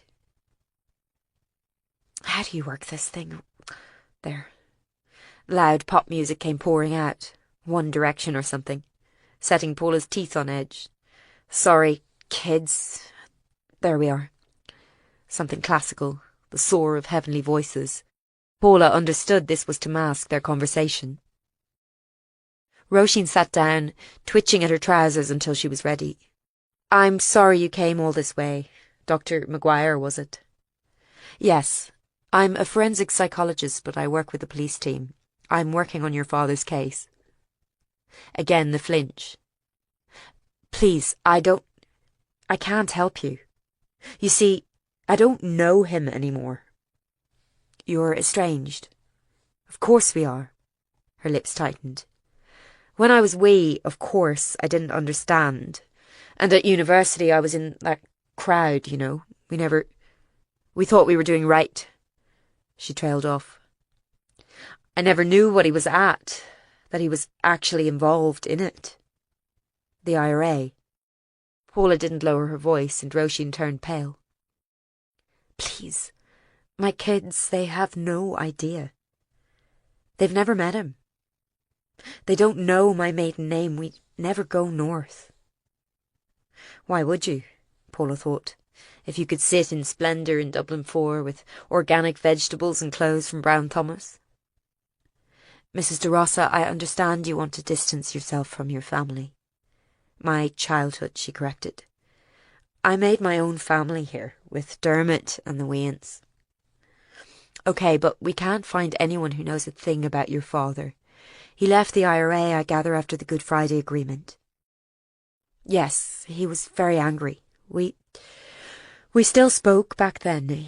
He felt I'd betrayed him, you see. When I left, mostly I gave up following politics. I thought there was enough fighting and blood spilled. My weans, I didn't want them part of all that. I wanted them safe. And when did you find out about his role in the bomb? His alleged role, I mean. Roisin lowered her gaze, biting her lip. I had no idea. Really, I don't. I mean, he was political and he talked the talk, but to do that... Paula realised she was angry. I was pregnant at the time, with my second. And that wee baby who was killed, oh God. She gave a shuddering sigh. I'm not asking anyone to be sorry for me, not when all those poor people died, but it was awful, just awful. I can imagine. So, who told you about it? It was on the news. We were having our dinner and Dermot said turn that up, and I was carrying a bowl of couscous and didn't I drop it down on the flagstones and it broke everywhere. 16 dead. And then his picture came up. They said maybe it was linked to his group. Did you believe it? Not at first. I rang him. I was in hysterics. Daddy, I said, they're saying it's you. Did you do it? He was quiet. He didn't say no. Then he said, "You should get off the line, Roisin." That was it. So I knew. We flew to France the next day for a month. Dermot has a sister there. It was... She got a hold of herself. So I didn't talk to him after that. And the trial and all, I didn't go. I stopped watching the news and we didn't take the papers.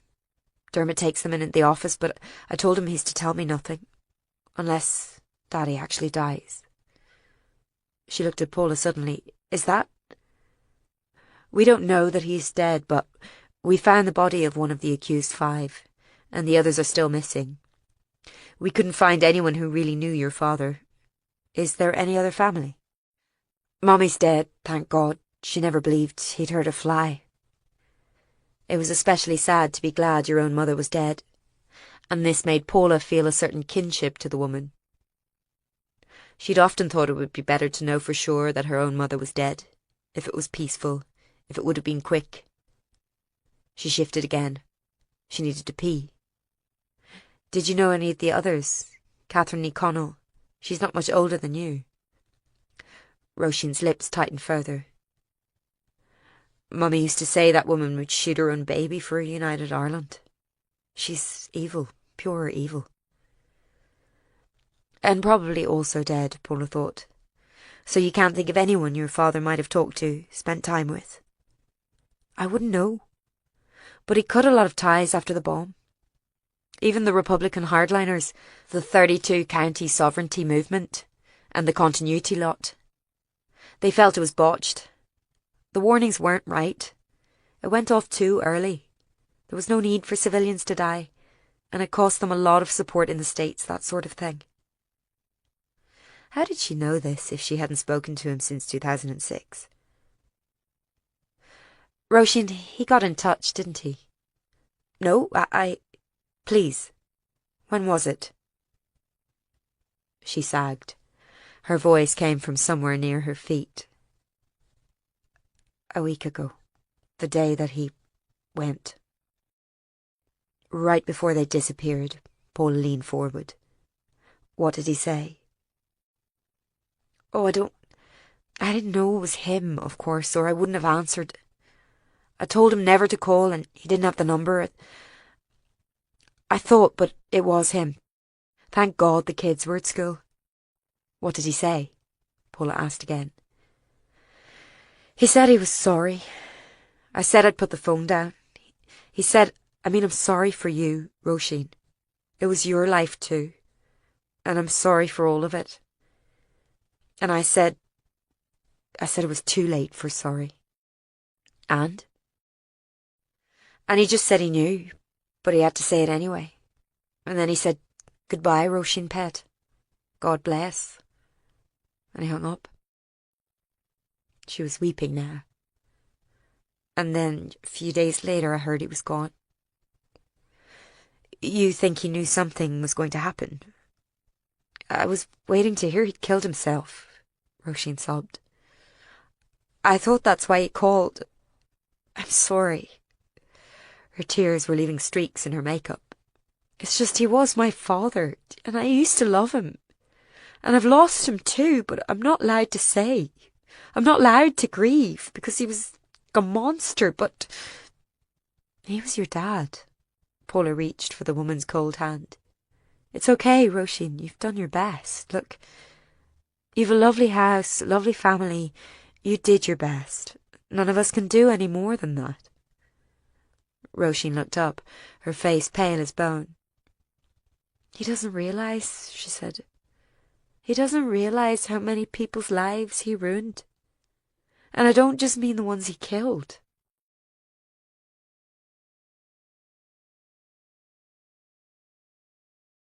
Kira. Kira was eating her tea when it came on the news. She always ate it on her own now, ever since Rose died. Then she used to come home from school and do her homework while Rose would sit with her college assignments. She was studying childcare. And they'd work away, sharing biscuits off a plate and with a pot of tea on the coaster. Jammy Dodgers were their favourites, but sometimes Rose would get a new kind in the shop and they'd try them. Then Mummy would come home and they'd all eat tea with the news on. Not now. Mummy never ate dinner anymore. She put Kira's tea in front of her and stood in the kitchen wiping everything, staring at nothing. Tonight, like sometimes happened, she hadn't made any tea at all. It got to 6 and the oven was still cold and empty and Mummy was in front of the TV, her plastic bottle that she said was water beside her. So Kira put a frozen pizza into the oven and ate it at the table on her own, though it hadn't cooked right and the doughy bits got stuck in her mouth. Times like this she could imagine Rose there. She had a little chat with her in her head. Rose would be washing the dishes, putting them shiny wet in the rack. How was the maths test? OK, I got 100%. Good girl yourself. And did that Marion Cole give you any bother? I'd hold her to F off like you said. Just right. If she starts again, you tell her she's as big a whore as her sister. Rose always knew the right thing to say. Kira could get so into these inside-head conversations she'd forget where she was. So she jumped when Mummy made the noise, as if she was choking. She had knocked over the bottle onto the carpet, so Kira went in to wipe it. Mummy was on her knees in front of the TV. On it was the newsreader, the nice lady with the blonde bob. She was saying about someone being found dead in a woodland. Then some pictures came up on the screen. A man, all scary looking. Then 3 other men and a woman. 5 of them. The 5. She knew what was coming then, but it was too late. Mummy was running from the room, knocking over the bottle again so it ran into the pink carpet, and slamming the bathroom door. You could hear her crying, "Rose, Rose, oh me Rose, my angel." Kira stood there and watched the picture come up. The street with the petrol station and the security tape, the collapsed buildings. And she knew that street. She'd lain there, paralysed, while Rose died in front of her with her face blown away. Kira turned off the TV. She got a cloth and sponged the carpet. She threw away the crusts of the pizza and washed the plate, the way Rose would have, and dried it up and put it in the cupboard. Clean and tidy as you go, Rose would say. Then they'd have tea and eat club bars and watch Friends on Rose's box set. Kira leaned against the sink the way Rose used to, the sleeves of her school uniform rolled up, her hands wet and wrinkly. It had started. It was time. "Thank you," she whispered out loud. "Thank you." Rose smiled.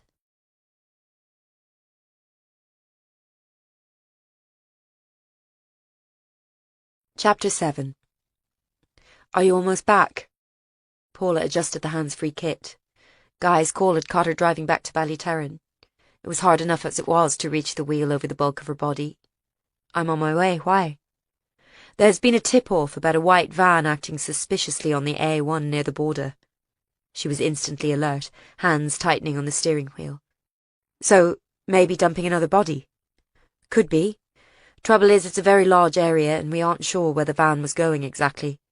Corrie wants us all at the station. Can you make it?" "Of course." She'd been so afraid she'd be left out of this investigation. "Are we going out to the bogland?" She'd need strong shoes if so, boots even. She had her wellies in the boot just in case. "We may, if it turns out there is a body. There's a team out there already." "Are you at the station?"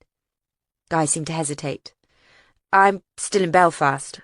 I'll try to make it, but I'd like you to be there." That was a long meeting. "Yes." Once again, he didn't tell her what it was about.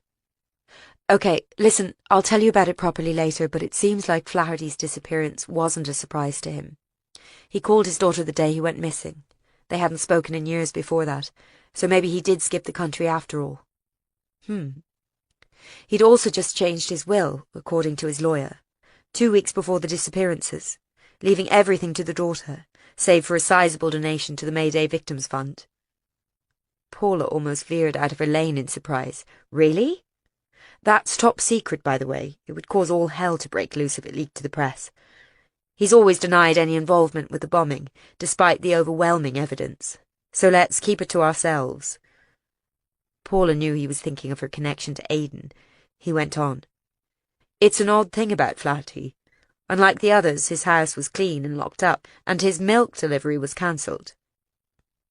Maybe he got out before they came for him."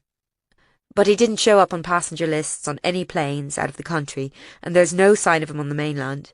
It seems he's just vanished into thin air. Paula realised the turn-off for Ballyterran was nearing. She had to start paying attention or she'd miss it. I better go, I'll see you at the station. She waited for him to say she couldn't go to the scene, wasn't fit. He didn't. OK, see you there. Half an hour later, in her stylish attire of wellies, cardigan and maternity jeans, she lumbered into the main station, passing a knot of reporters outside the main door, shivering in the spring breeze.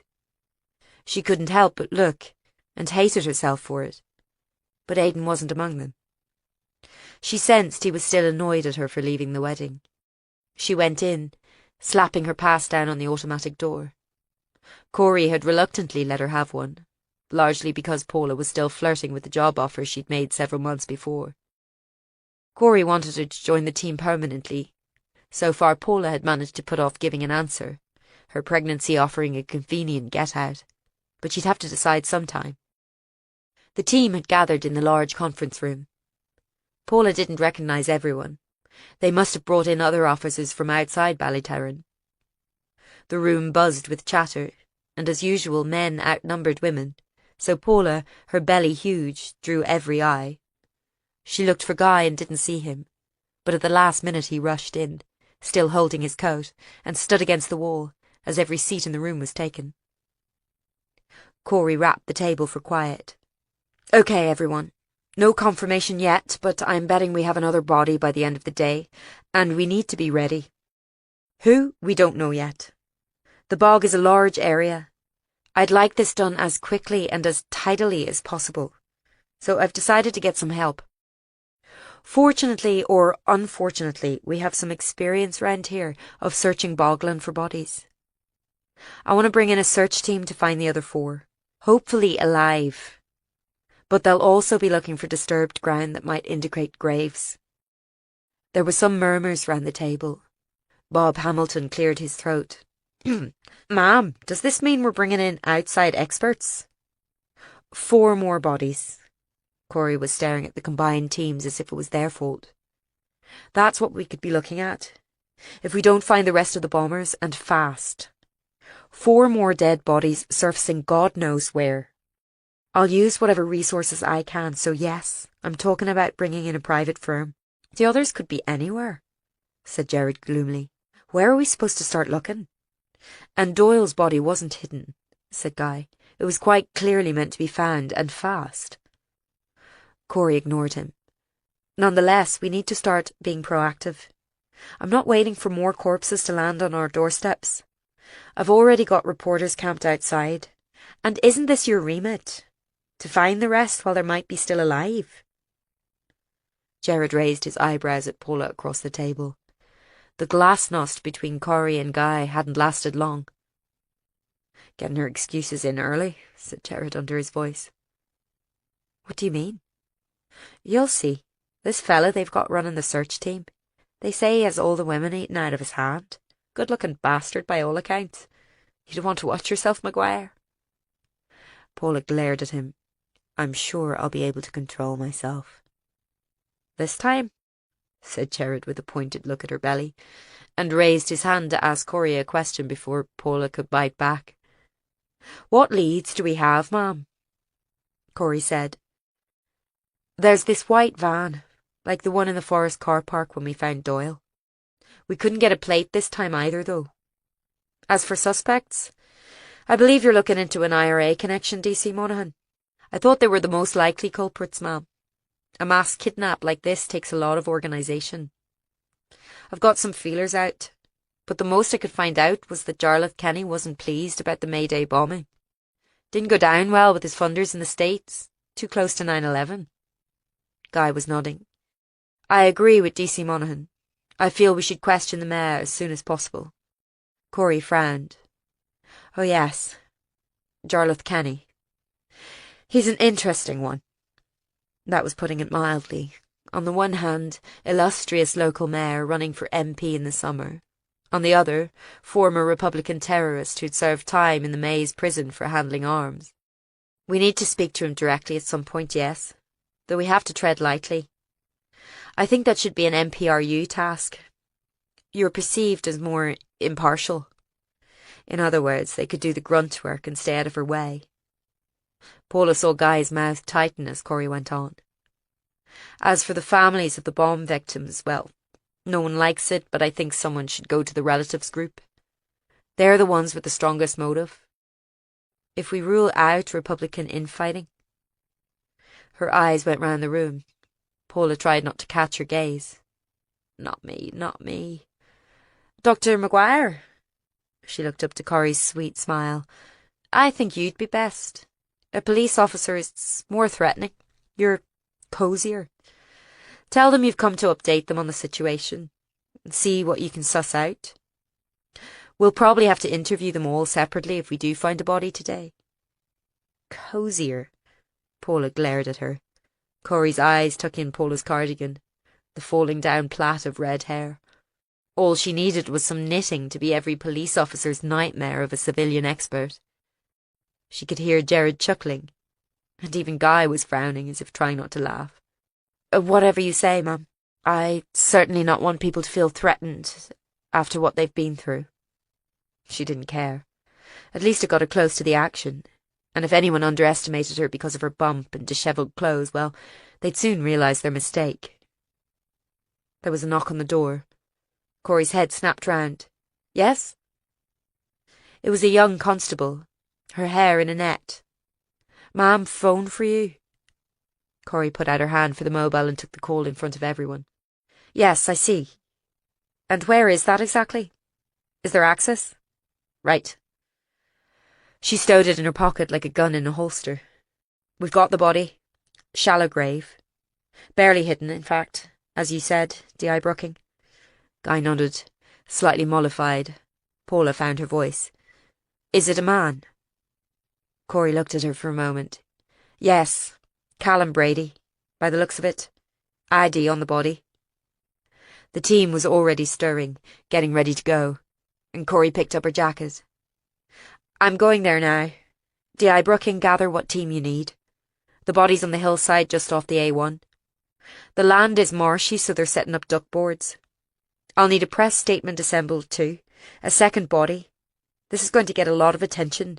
We have to be careful how we play it. He's been murdered.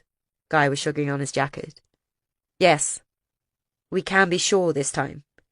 We can be sure. She was moving to the door. I said they'd found a body, but what they haven't found is his head.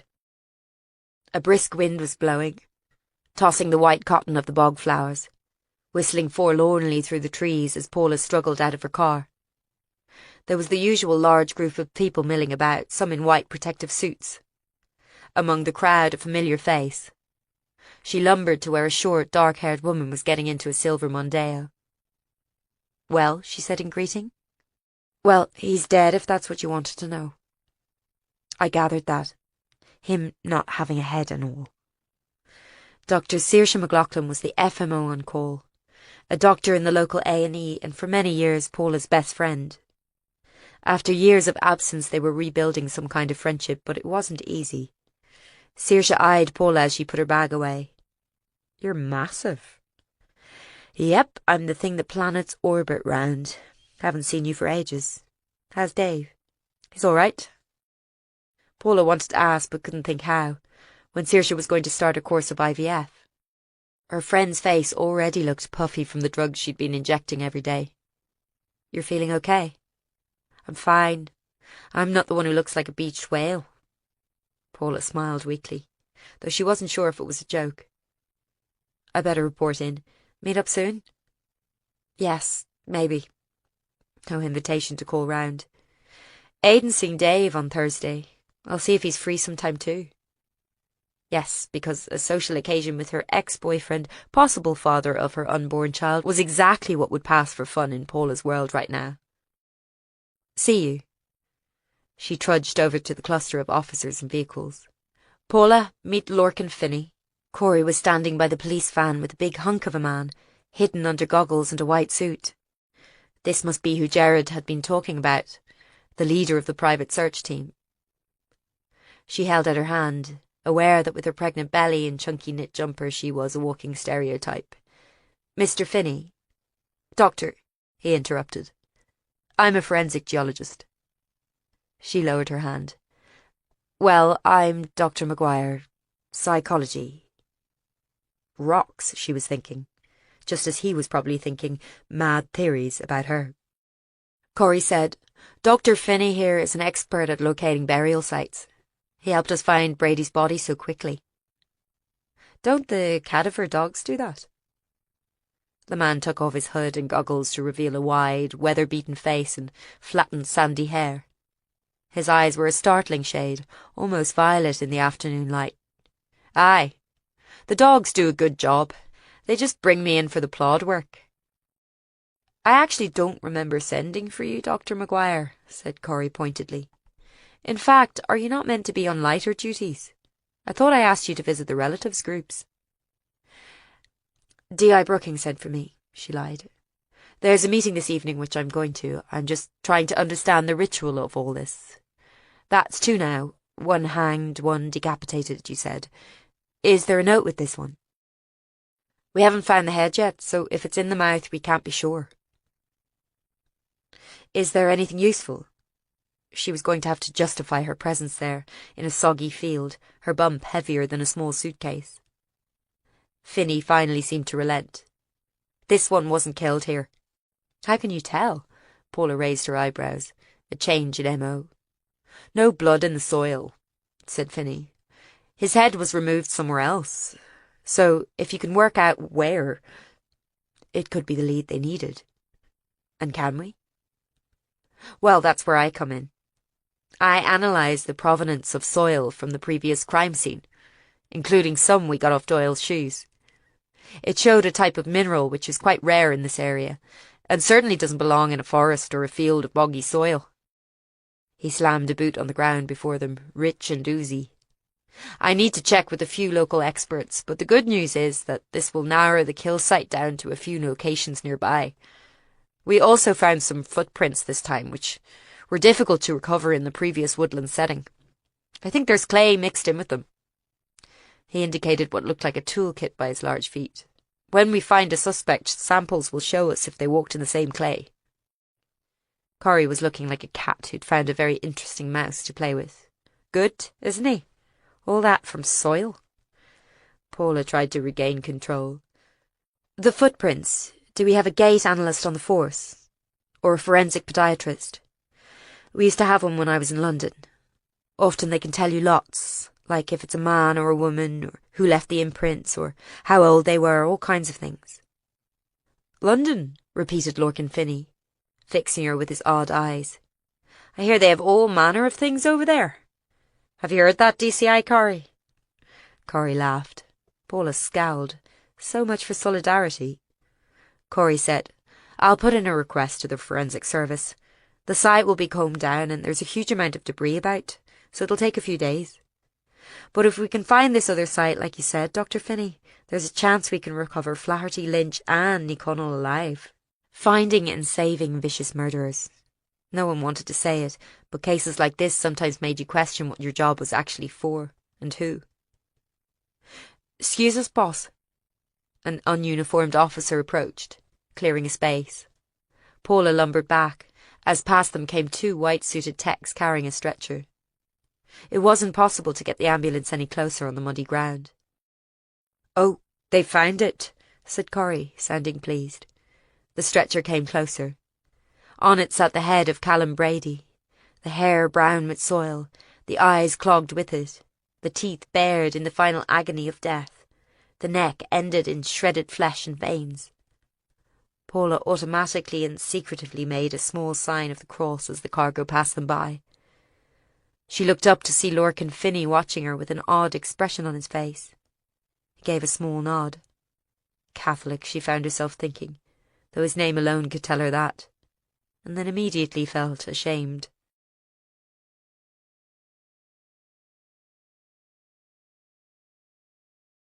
Kira.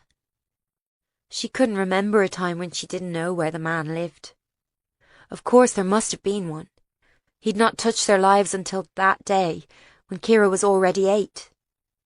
But she knew it as if she always had. He lived in that big white house her bus passed on the way from school to Crossannure, out in its own. Of course there were other men too, but everyone knew he was the man, the important one, the ringleader. It sometimes said on the news, and it made Ciara think about a man with an evil smile and a top hat and whip, tigers dancing round him. This was back in March, after everything had been decided, after the trial didn't work for those complicated reasons she couldn't get straight in her head. It was easy in the end. Sometimes it was as easy as just getting up and doing it. Luckily, Charlene wasn't speaking to her anyway, so she didn't have to explain too much. She got off at an earlier bus stop with the girls from the Tooley estate. Charlene's head snapped round, her frizzy curls bouncing. "Where are you going?" Ciara stuck her nose in the air. Charlene had sat down at the back of the bus with Lucy and Sam today, so obviously it would be one of those days when they ignored Ciara, laughed those loud laughs and said words she knew were about her. "I'm visiting my friend," she said coldly, gathering her bags. "You don't have any friends," sneered Lucy. Ciara gave her the look Rose had taught her, one that said, "You were like a scummy little beetle under my shoe." Amazingly, Lucy shut up. Ciara's face was burning as she climbed down off the bus, but maybe no one noticed. She stayed, fiddling with her bag and PE kit until the Tooley estate girls had walked off. They'd given her some weird looks and weren't above having a go or making fun of her shoes. Soon the road was quiet. She got out the map she'd drawn herself, using the computer in school, and set off down the country lane. It was a nice day. Sun fair splitting the stones, Rose would say, which apparently was something Daddy also used to say way back. Little birds played in and out of the hedge, and there was a nice coconutty smell off the gorse. She took off her blazer and rolled up her shirt sleeves as she walked along. She wished she had a drink. Rose used to give her a Capri Sun for the journey home, but Mammy never remembered. It seemed to take a long time to get to the man's house, but eventually she did. She stared at his gates, which were closed and locked with a big padlock. It was very quiet. She could hear birds, and far away someone cutting their grass. It smelled like the countryside, a bit ripe and rotten, but in a good way. Ciara decided to climb over the fence. It was high and jaggedy, and she tore a hole in her school shirt, but she made it. Then she picked up her school bag and sneaked round the house. It was a really ordinary house, quite big, but just with plain white walls. No flowers in the garden. There were 3 cars in the drive, white, black and silver. They looked like expensive cars. Jamesy would know what they were. She wondered would she ever see him again. She crept around the house, peering in the windows. A lot of the rooms seemed empty, with no carpets even or beds. One was a sitting room, sofas with plastic still on them and a massive TV. And the back of the house was a little patio with chairs on it, all dusty since it hadn't rained in so long. He didn't use any of this, you could see that. The back of the house was all windows, so you could see right into the nice white kitchen. Ciara turned the handle. It opened. She wasn't even scared. She realised she was supposed to go in all along. And Rose was with her. She'd be safe. Inside felt quiet and a bit cold, like no one lived there. On the counter there was a plate with a crust on it and paper, the Irish News. They never got that. It was the Catholic paper. It was open at the crossword, half filled in. Ciara looked to see if she could answer any, but knew not to write on it. She wanted to open the cupboards, see what he had for his breakfast, this man. The bad man. Her feet made a squeaking noise on the white tiles. She'd left a bit of soil from walking on the grass in the middle of the road. On the fridge was a magnet of Ireland which was holding up a leaflet about bin collections. They had the same one in their house, only it hadn't been pinned up. It was in a big pile of papers Mommy never went through. Ciara knew because she'd started looking in it for important things. Bills, hospital appointments, the letters from the counsellor woman. She ran her hands over the counter. It was marble and it felt cold. She was just wondering what she was meant to do when she felt the air sort of move and her hair all stood up and her stomach went blurp. "Who might you be?" said the man, standing in the doorway of the hall.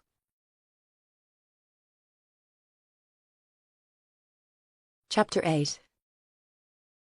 Paula entered the small church hall, with the same smell they all had, lino and dust.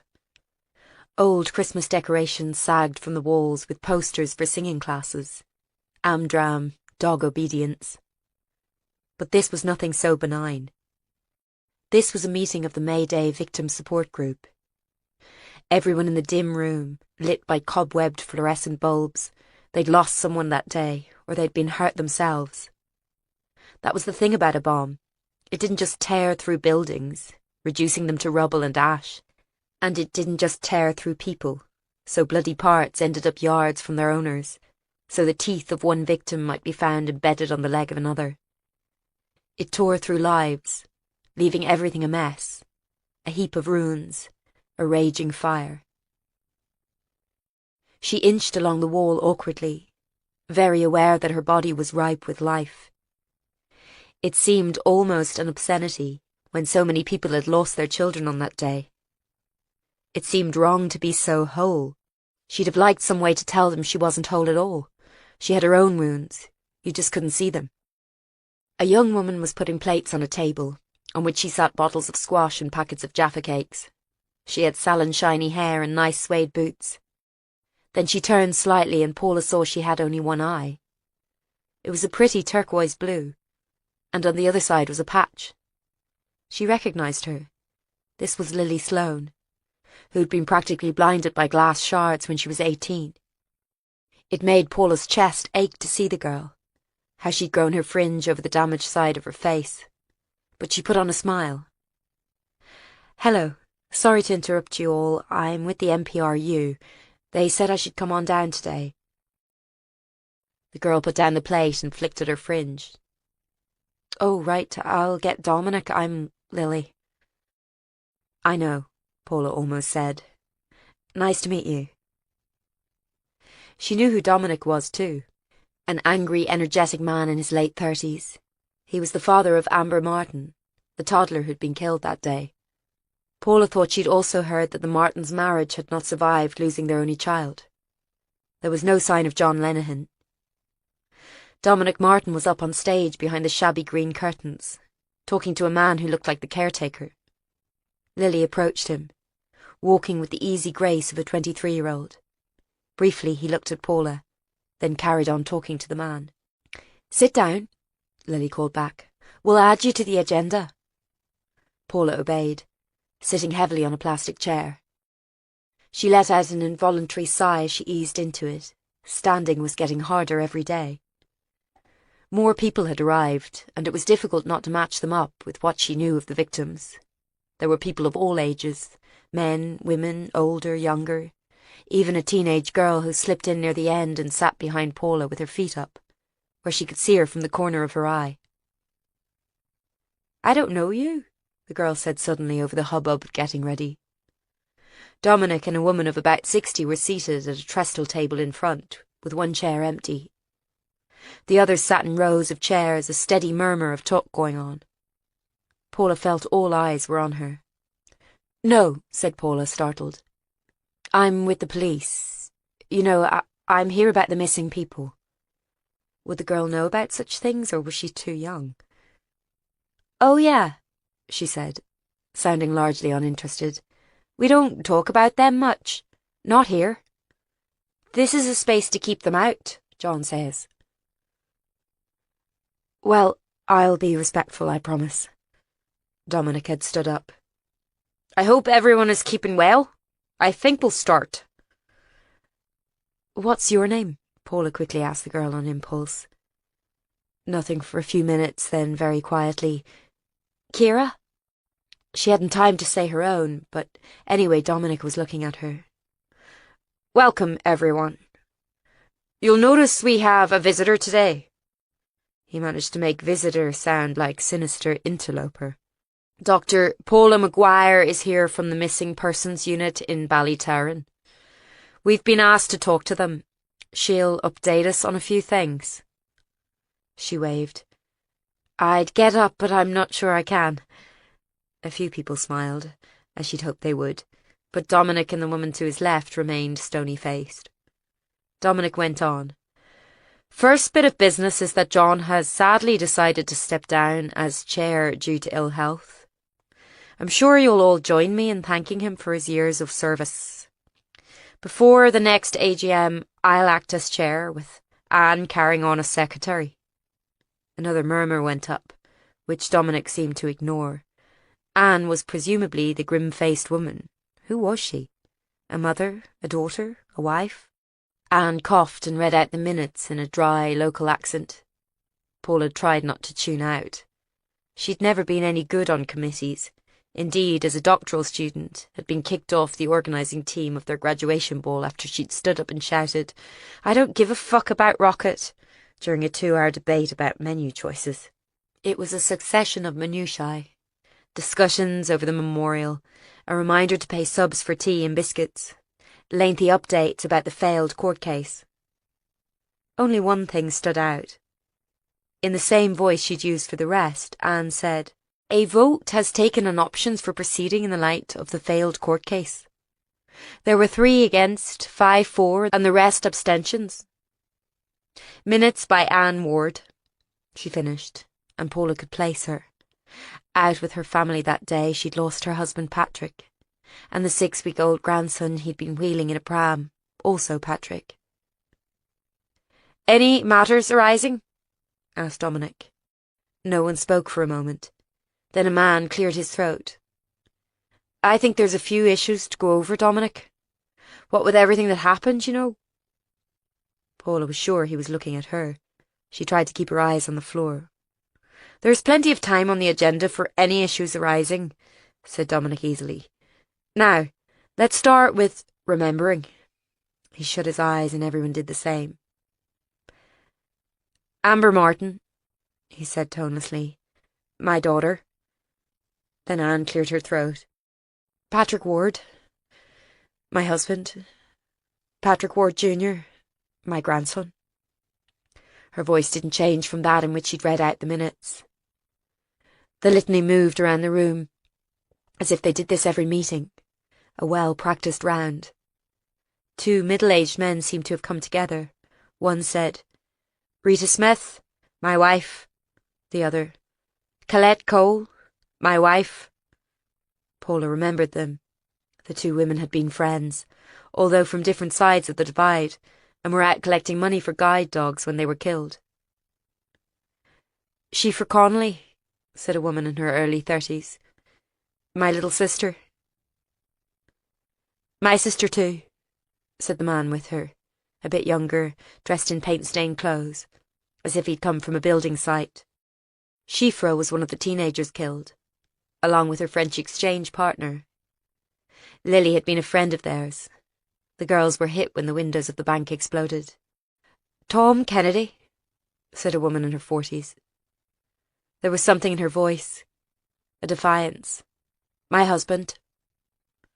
Something went round the room at that, barely perceptible, the shadow of a murmur.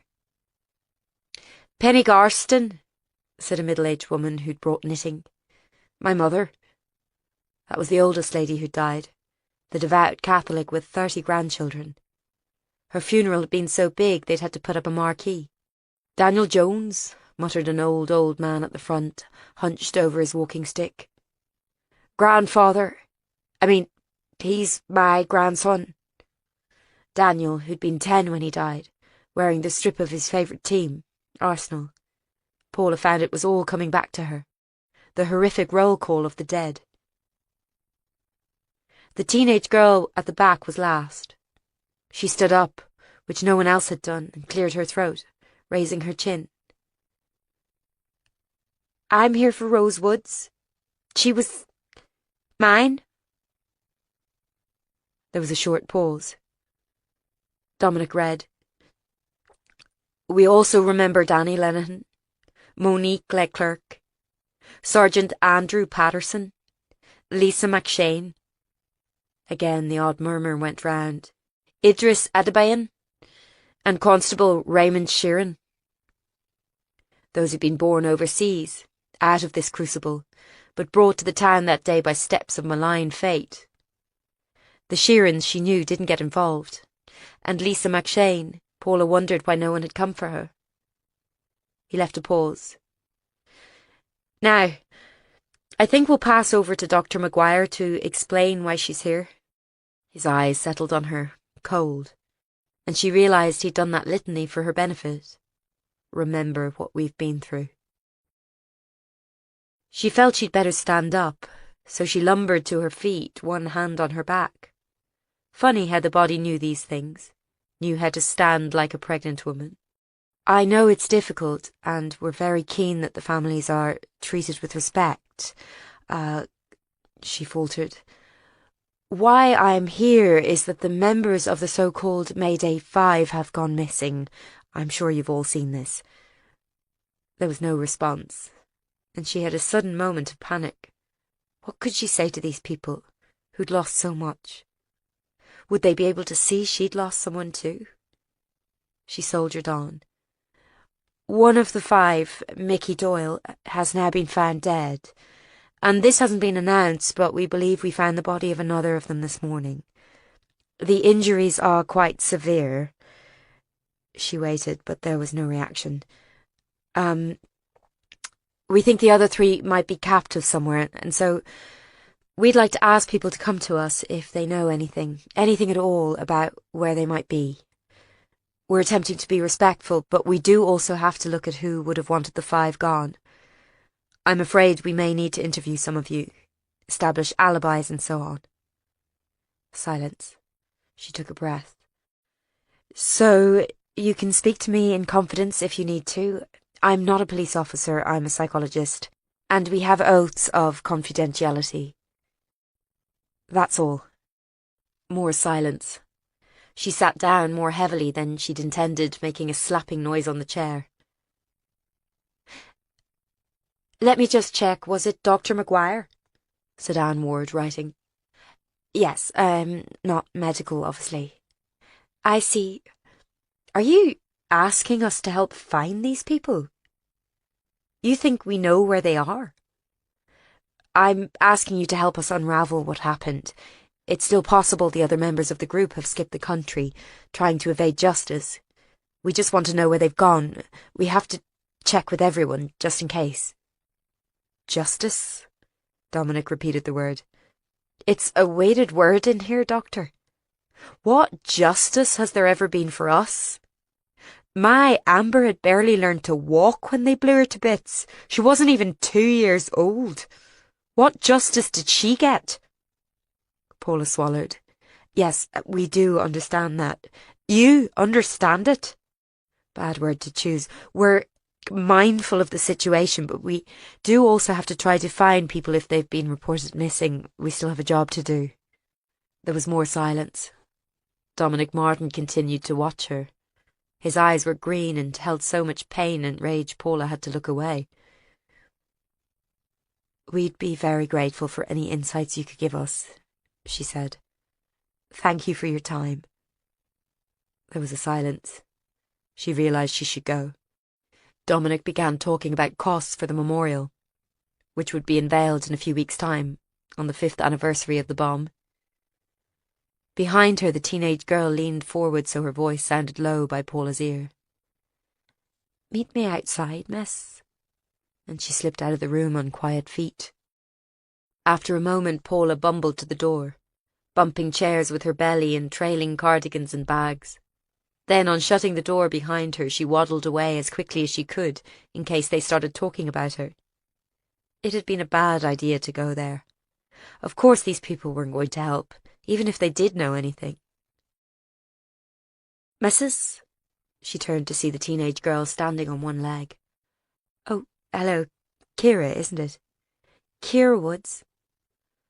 Of course, I'm sorry about your sister. The girl swished her ponytail at that, like an irritated horse. Paula should have known better.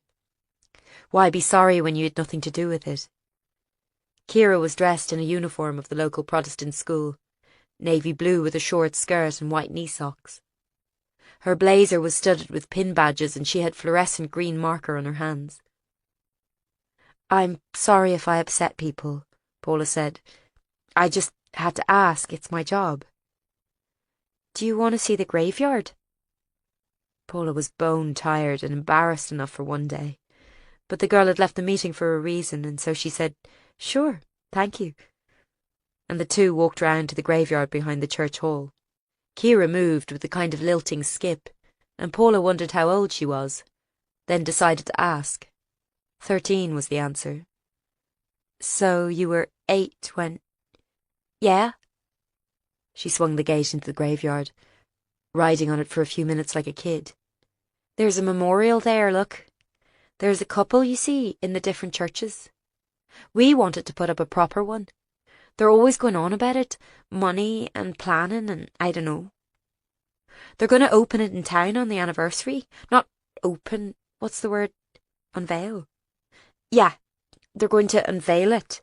They've been making it for ages." "Do you go to every meeting?" They were crunching along a raked gravel path.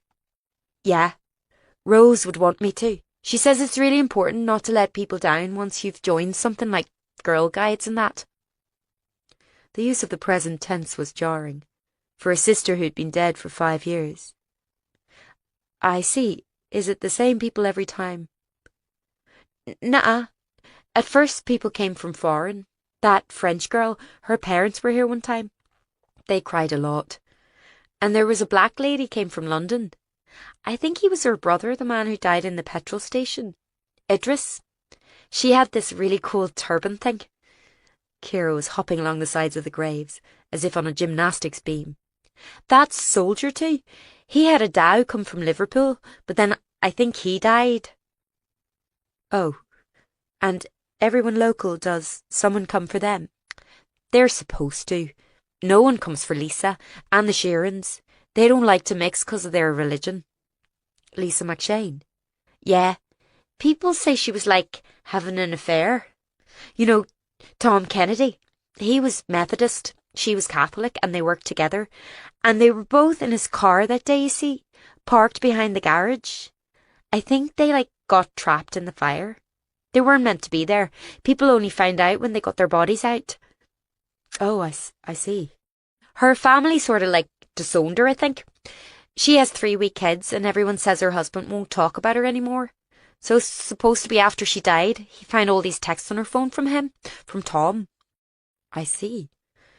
Paula was walking very slowly, the baby pressing on her. It was a beautiful evening, the light soft and warm, the kind she remembered from her childhood, staying out late, playing in the street. "And you, Ciara, you were there too that day. Were you hurt?" In response, she shoved up the sleeves of her blazer, revealing arms pockmarked with scars, and long, livid burns, silvered. "And here, see?" She lifted her lank, fair hair to reveal more burns all around her neck. "We got caught near the garage," she explained. "They fixed me up a bit. Luckily I wasn't as pretty as Lily. She even got spotted by a model scout one time in Belfast. But that was before. This is it." They paused before a granite stone, just as Paula was sinking under the weight of stories, of loss. It was a simple grey stone, marked with a list of names, and above them a dove etched in white. Ciara traced it with a bitten finger.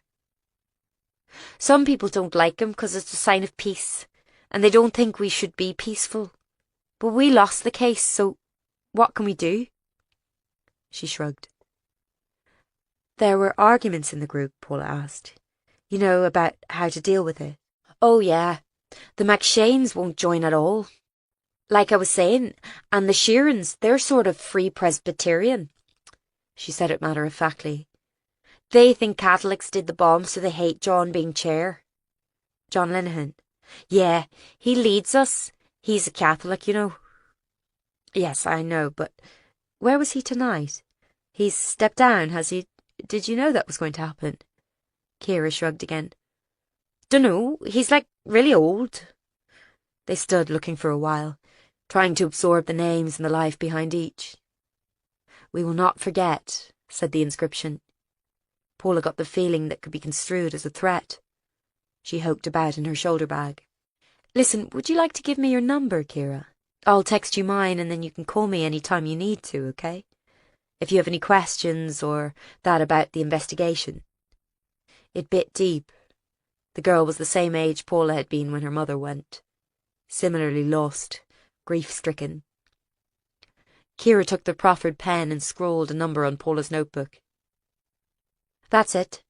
I'm sorry this is so hard. We do understand, okay?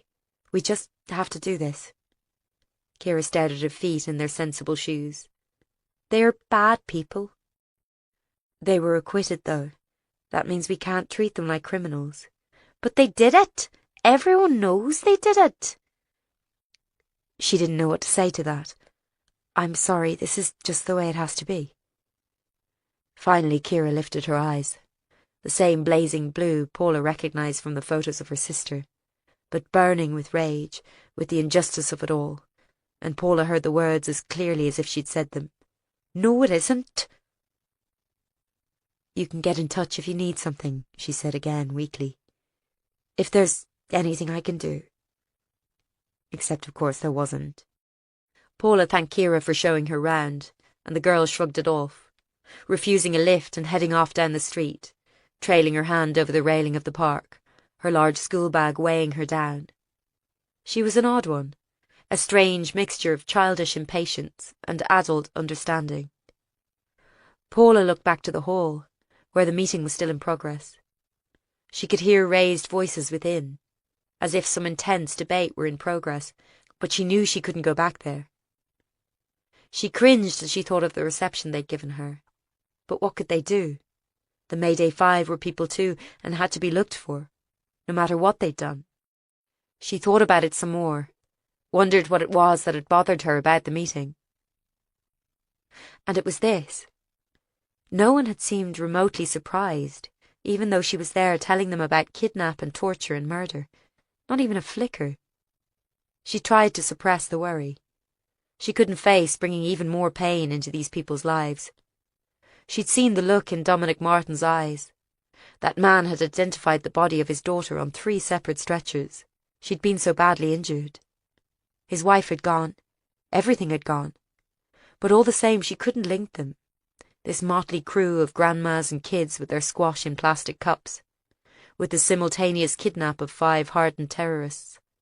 How would they ever have pulled it off? No, she couldn't see it.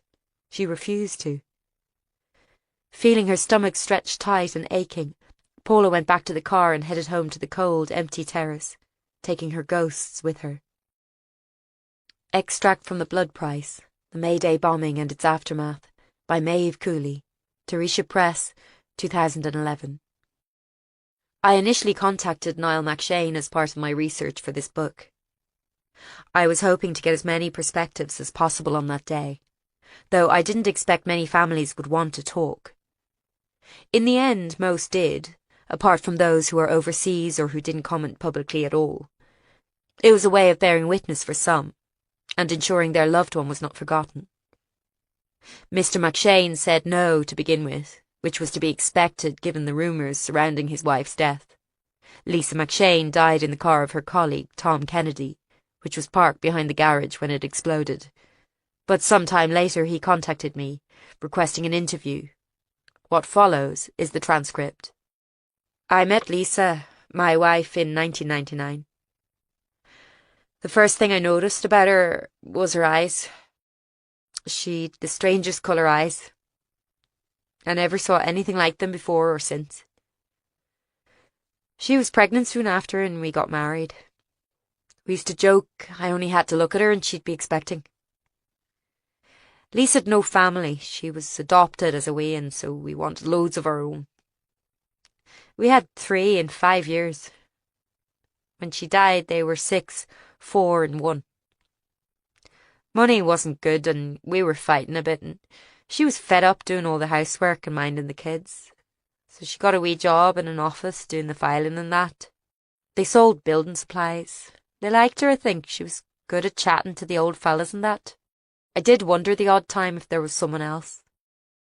She'd get a call at home and she'd look a bit funny, but she'd just say it was work. And she'd hide her phone all the time when I walked in. Then once she'd gone to a conference overnight and we had a fight. I didn't see what conference was so important she had to leave me with the weans. She only did admin for God's sake, but It's hard to say if I knew or just remembered it all after. Anyway, that day she was so jumpy, picking fights, shouting at the kids. She said we needed groceries and I said I'd go later. I had to call into work anyway. She was raging, saying she'd go. I never let her set foot out the door. I didn't think she was right, and we had words. The last time I saw her was getting into the car and sending a text. I was standing in the window with Sinead, our youngest, trying to get her to stop crying. I remember thinking that when Lisa came back I'd tried to talk to her. I'd put the washing on and that might cheer her up. I'm sure you know all about that day. I waited for ages.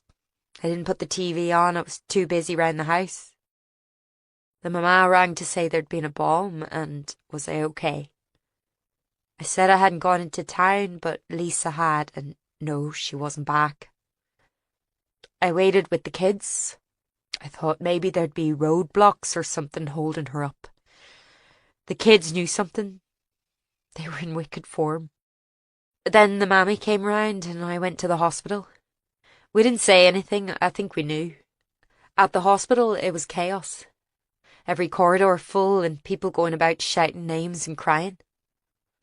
There was blood all over the floor and people had stepped in it. You could see all these footprints down the middle and you could even see the doctors and nurses were scared. You could see it in their eyes. I didn't shout for Lisa, I just kept asking people. And they'd look at lists and then they sent me at a wee tent out back. There were all folding chairs and people sitting about looking like the world had ended. I waited. It was the worst moment of my life until then, but even so I didn't want it to end because then I'd have to know for sure. In the end it was dark and everyone was still there. I came out and said, "Mrs. Kennedy, that was your woman, the wife, you know, Anna, I think you call her." And she got up. Then they sort of looked at me too. It was a wee girl with a clipboard. "Are you Mr. McShane?" she says. "We need you too, please." And we're looking at each other, me and the Kennedy woman. Never even seen each other in our lives before, and then we both go behind the curtain. I let her go first, thinking I was being polite. I always remember that. I thought it was good manners. Then we saw them. They told us a clatter of things that day. Lisa had been in the Kennedy fella's car, and did they know each other?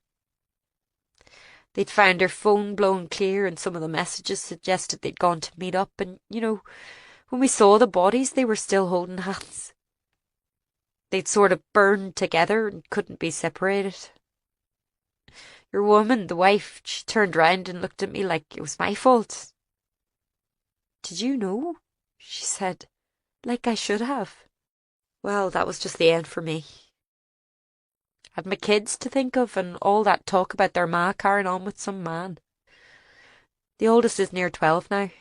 She hears things, you know, at school. I had to protect them. The Kennedy woman, she goes to meetings, but I just stay away. At least Lisa had no family around her. She'd been adopted. She was put in a children's home when she was wee. The worst thing was reading those messages. It sounded like he was trying to finish it with her and she was begging. Tom, I love you. Please, will you meet me? You owe me that much." When I think of that and about their hands, I can't stop wondering. Was she crying before she died? Was she hurting so bad she'd maybe have been glad when it came?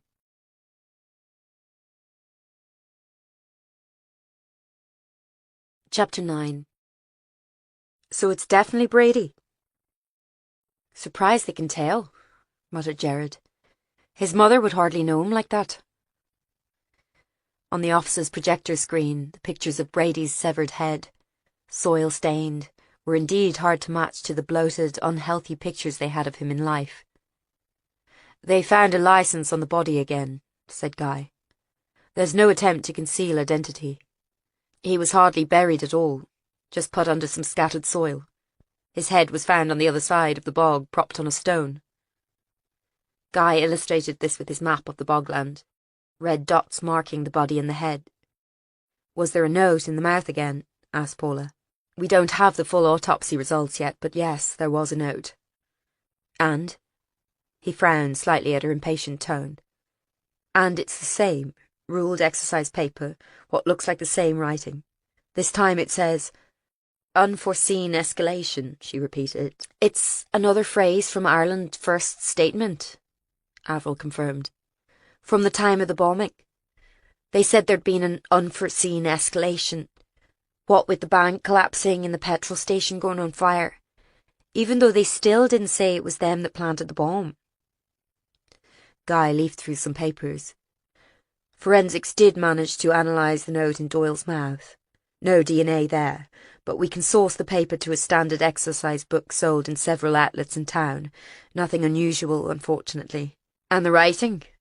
asked Bob. "That's interesting. It went to a graphologist who believes the note was maybe written by a child or a young person." They all stared at him. "There's no way a child could manhandle a fella like Martin Flaherty," Jared scoffed. "The man's 6'4" in his stocking soles." "Right. It could also possibly be a young woman. So what this suggests is more than one person," murmured Avril, who was taking notes. "Exactly." Fiacre groaned. "Ah, no." Everyone hated cases with more than one perpetrator. Messy and hard to pin it on one or the other. Guy said, "I know, but let's face it. There was never any way one person could have lifted all 5 of the bombers on the same day. We have the white van as well. We've been able to pull some CCTV from near Brady's flat. And one was seen driving by there on the 1st of April. We think it's the same one as was seen at Cregan Forest and out near the bog, as there's no plates. So it must be more than one person, yes. A group, probably, who could plan the kidnap of 5 strong adults without being seen or caught. If it was 5. There's also the fact that Flaherty seems to have known he was going to disappear. The will changing, and the fact he contacted his daughter. But the other 4 appear to have been forcibly taken, certainly, and not everyone could do that." Jared jumped in. "That's why I favoured Kenny's lot for it. Word is, him and Flaherty go way back. Joined the Ra together in the 70s. That journalist who wrote the book, she said Kenny and Flaherty were as thick as thieves back then." Maeve's book, he must mean. Paula wondered if there was any connection there. The book coming out, then the 5 going missing. Jared went on. "I'd like to chat some more to a few of my boys. See what they've heard. I mean, he'd have had help. He wouldn't get his hands dirty himself. I hear talk too that Kenny's hold is slipping with the local Ra." "The local IRA isn't officially a part of now," said Guy dryly. "Why? People think he's gone soft. Sucking up to the cops and about to go over to Westminster and take his seat, they reckon. Will I talk to my boys then?" Avril tutted audibly but said nothing. His informers was what Jared meant. He was a big fan of the ear on the street approach. It was a source of great sorrow to Jared that he joined the force in the days of the PSNI and PACE. He'd have been much happier skulking about in stakeout cars, slamming his fist against interview room tables, smoking in the office while wearing a trench coat. Guy said, "That's acceptable, as long as you keep it strictly a voluntary, informal chat. We can't authorise any covert human sources at this time. Is that clear, DC Monaghan?" "Some cash would help," said Jared nonchalantly. "These boys don't talk for free." Bob made a noise of disgust and Guy said, "Not now, I'm afraid. Just talk to them." Paula thought again of their faces. The 2 remaining men, the women. So many people with reasons to want rid of them. The children who'd be left without a mother. What's being done to find them, the other 3? Guy shuffled his papers again. "As I said, we don't have the full results yet, but Brady appears to have been killed in the past 24 hours, so there's a site somewhere else we need to find, where he's been held. It seems likely the others are there too. He also has over 100 small injuries to his body. Look at this." He passed them some sheets of paper and read it for them. Glass poked into him, small burns on every patch of skin. What looked like injuries from bricks or stones dropped onto him. His left eye had a large piece of glass sticking out of it, so it was oozing vitreous fluid. "He was tortured then?" asked Bob with distaste. He was clearly finding it hard to work on this case. Paula could only imagine what it had been like on duty in the aftermath of the Mayday bomb. Yes, the injuries were all done pre-mortem, though he was likely dead by the time they cut through his esophagus. Like Doyle, he seems to have been drugged. Too soon to say here, but the compound used on Doyle was a kind of animal tranquilizer. So anyone with access to a farm could probably get it. They all fell silent. Avril was staring down at the laptop, pale, though her fingers never stopped moving. "We've also had the analysis back from the geologist," said Guy after a moment. "I must say he's worked very fast." "Is that what that Rocks fellow was doing there?" said Jared. "Taking wee samples of dirt? It's a weird job." "He gave out to me for stepping on a bit of ground," complained Bob in injured tones. "It wasn't even cordoned." "I know. He did seem to have a rather sense of entitlement." From Guy, that was damning. However, DCI Corrie's rather keen on him. Jared rolled his eyes. "She is indeed." "Anyway," Guy pressed on, ignoring this. "It's interesting reading, the report. If you could turn your attention to it, please." The report certainly didn't look interesting. A dry table of words and chemical compounds, and on the page after, a map with geological terms on it. "What is it?" Fiacre was squinting. "Looks like my old chemistry homework." "It's the different rock compounds found on the victim's shoes, and areas in this locality where these are found. It might lead us to the kill site." "They weren't victims," said Avril quietly, eyes on her laptop. "They were killers." "We don't know that," said Guy severely. "They were acquitted in court, and even if they had been convicted, they're entitled to the same justice as anyone else. That is in fact the meaning of inalienable rights." There was silence around the table. "Is everyone clear on that? I don't want any further discussion on this matter. We're going to do the same for the Mayday 5 as we would for anyone else. That's the reason we have laws. It's not up to us to decide on who gets justice, with all our own history and pain, okay?" No one said anything. He went on. "Now, the most significant compound is highlighted there on page 5.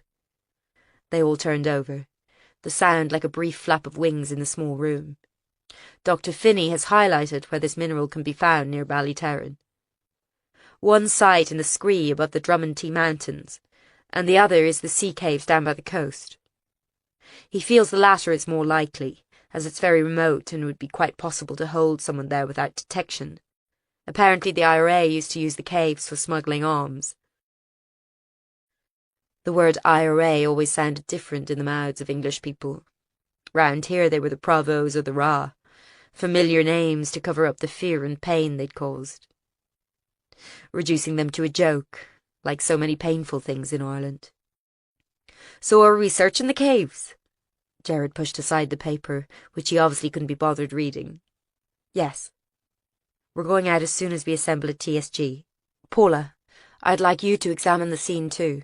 See if there's any cultural or ritual significance to the site.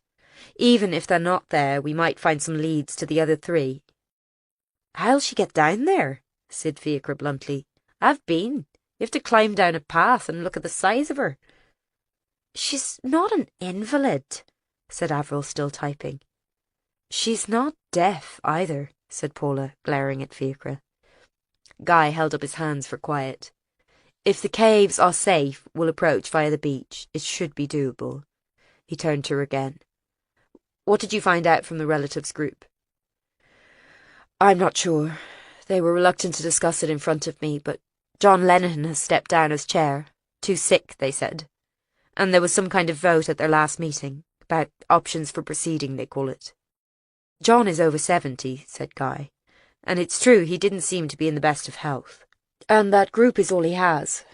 His son was blown up, his wife hanged herself, and his farm's gone to the wall. So why would he suddenly leave?" Avril spoke up. "Dominic Martin did make death threats after the trial collapsed. I found the video footage of it.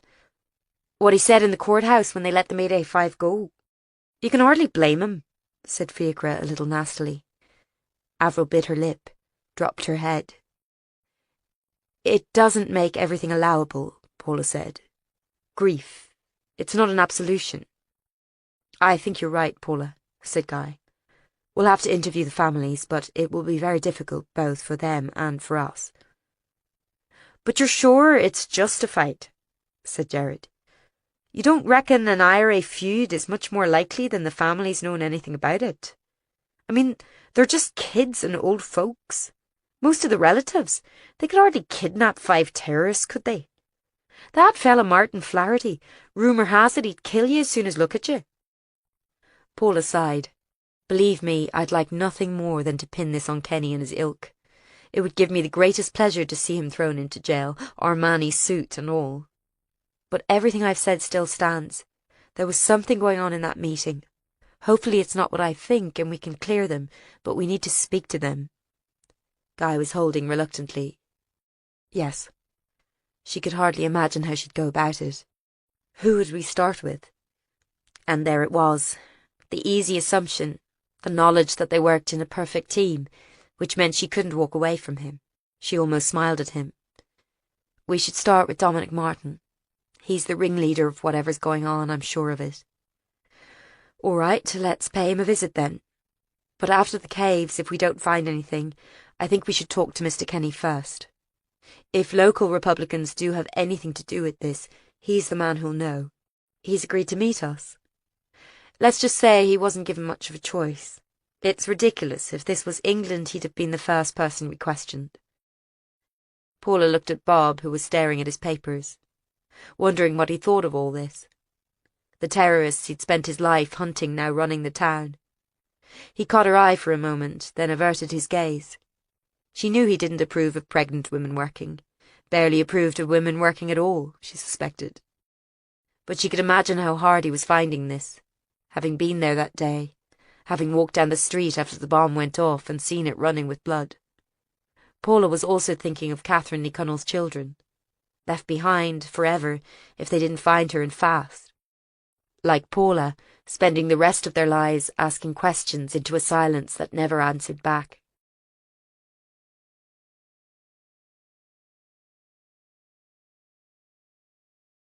Kira. Who are you? He said. What are you doing here? The funny thing was, he didn't even seem annoyed. He wasn't surprised, she didn't think. He was so tired, like the most tired man she'd ever seen. I'm Kira? Her voice sounded funny in the big marble silence, echoing. Kira Woods. And who might Kira Woods be? Rose Woods? Her mouth filled up with spit and she swallowed it down. She died in the bomb. The May Day one. Your sister?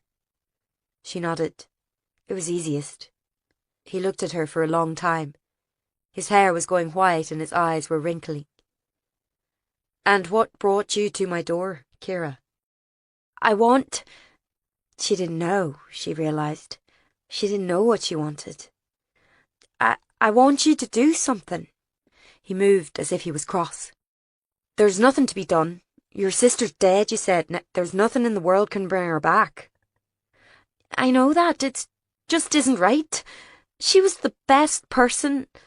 Now she's dead. These things happen. My dad died when I was round your age. Brit soldiers. They shot him down in the street. Minding his own business he was, on his way to mind his wee shop. Those fellas stayed in the army. Not a bother on them. But you didn't see me asking them to do nothing. What can you do when someone's dead? Nothing. Kira rolled up the sleeves of her school shirt. There was biro on the cuff. Rose's blood, she said. It went on my face, in my mouth, and look. She showed him the scars, on her arms, silvery pink now, like drops of dirt, except she could never wash them off. He looked. He did this, she told herself. He did this, and he killed Rose. Her heart was pounding so hard it made her shake. He rolled up the sleeves of his t-shirt. His arm was all tattooed, but at the top there was a big gouge out of the skin as if someone had bit him. Hand grenade, he said. UVF. You'd be Protestant, Kira Woods, with a name like that. With a name like yours. Her heart beat even faster, but she wouldn't deny it, like St. Peter in the garden. Yes. He just nodded. Have you a mommy, Kira? Yes, she's not too good now, since Rose. Then that's a shame. But you should go on home to her anyway. A nice girl like you shouldn't be breaking into people's houses. I didn't break in. The door isn't even shut. And the gate? She said nothing. He nodded again. Kira, go home and look after your mummy. Do your qualifications. Get off this bloody island. That's my advice. Go on now. She moved to the door. He held it open. She was rooting in her bag, her hands shaking. Her fingers closed on it, all clammy over Rose's face. She took the picture out and held it up to him. In this picture, Rose was being a bridesmaid for their cousin Shelley, who'd been in bad form all day because everyone said Rose looked like a model, and people said Shelley looked lovely but only to her face, and you could tell they didn't really mean it. In it, Rose had on a pink floaty dress and flowers in her hair, all blonde and pretty. She was smiling in a way that made you know she was laughing at the state of the dress and the long, boring ceremony where the minister had a lisp. Look at her, said Kira, holding it up. I want you to at least look at her picture. The man almost pushed her. I mean it now, girl. Go on home. Don't make me phone someone. She thought he meant the police, but later she thought he probably didn't mean that. Mr. Collins was Kira's favourite teacher at school. He thought she was very bright, he'd once told Mammy, and he lent her books and didn't make her talk out loud in class or feel sorry for her. Or not too much. One day he had looked at her a bit funny and said, Kira, I think you're very brave. I just wanted to tell you. She'd have liked to say that was silly. It wasn't brave to have something bad happen to you. You didn't get any say in it. One book he gave her was about religions of the world and how they thought about death.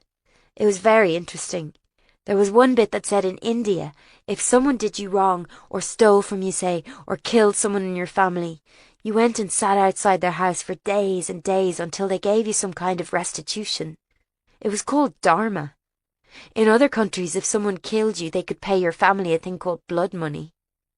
She asked Mr. Collins what restitution meant, and he perked up like a dog and started explaining it was when someone had taken something off you, or done something wrong to you, and they had to make amends for it. Restitution. She liked that word, rolling it over and over again in her mouth, and the next day she read it again and again.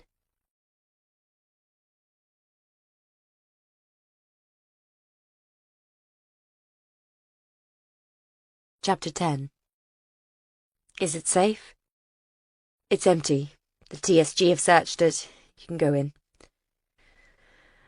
As Paula moved from the warm, windy beach, April sun sparkling on the waves, into the cool drip of the caves, she felt a chill descend and couldn't hide her shudder. Her feet slipped on seaweed and she heard the bladders pop under her feet. She'd given up any concession to fashion and was wearing walking boots and old tracksuit bottoms with the elastic all gone. How far back do they go? She vaguely remembered learning about the sea caves in geography at school. We're not sure. She could feel Guy's hand almost brush her arm, as if he desperately wanted to take it.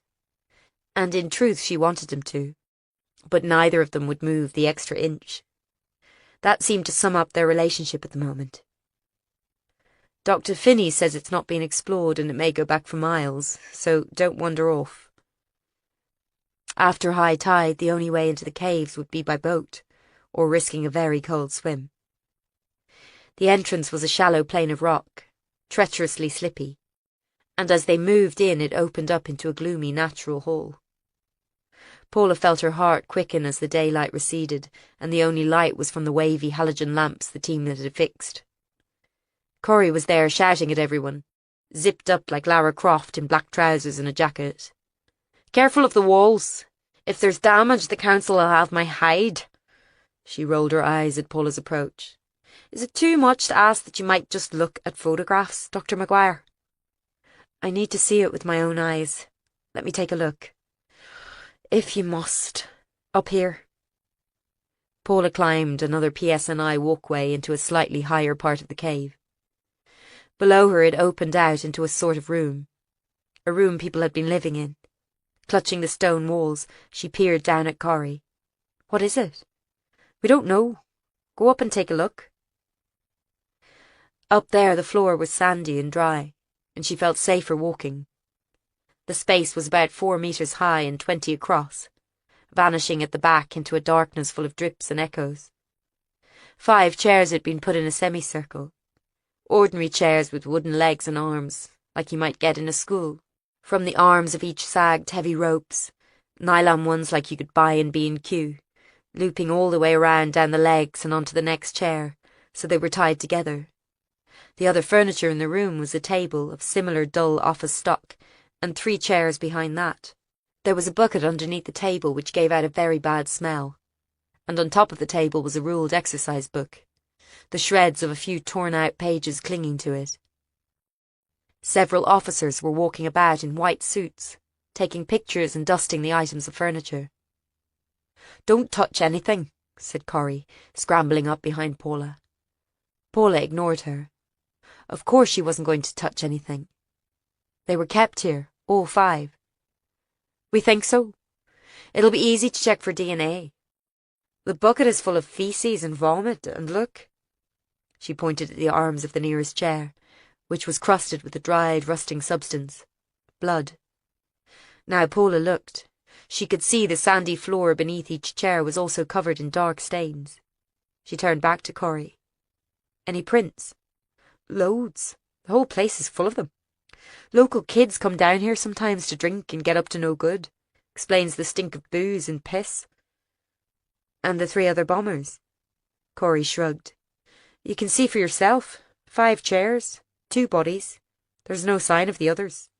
"The exercise book, is it the same one?" "We'll be able to reconstruct from indentations, we hope, but yes, it looks like the same one used for the notes. There's been several pages of dense writing on top of it." Paula turned and scanned the space, the expanse of dark rock overhead, full of moving shadows, and in the middle the dusty, nondescript chairs and tables, their odd vines of rope and what she assumed was blood underneath. Her hands crept under her waterproof jacket to find the mound of the baby, warm, alive. In the dark she could make out something stuck to the walls. "What's that?" "Take a look," said Corrie. Paula stepped forward uncertainly, peering at the damp walls. It was pictures, fixed onto the walls with masking tape, the edges of the photos curling up. Faces and faces and faces. She counted. Yes, 16. All of them. Yes, every victim of the bomb. A picture of each one. "What do you think happened here?" she asked Corrie, after a moment taking it all in. "I was hoping you'd tell me. That is your job, after all," Corrie sighed. "I just don't feel right bollocking you when you're the size of a house. Can you not just have it and come back?" "I'm trying. I think this is just a first impression." "Go on." "It reminds me of a courtroom. You know, the trial." She pointed. "A small person's been tied to that middle chair. See, the ropes are looser. In court, during the trial, they sat with Ní Chonaill in the middle." She counted it off, squinting as she tried to remember the illustration in Maeve's book. From left, Flaherty, Brady, Ní Chonaill, Lynch, Doyle. "A courtroom." Corrie was nodding. "I can see that.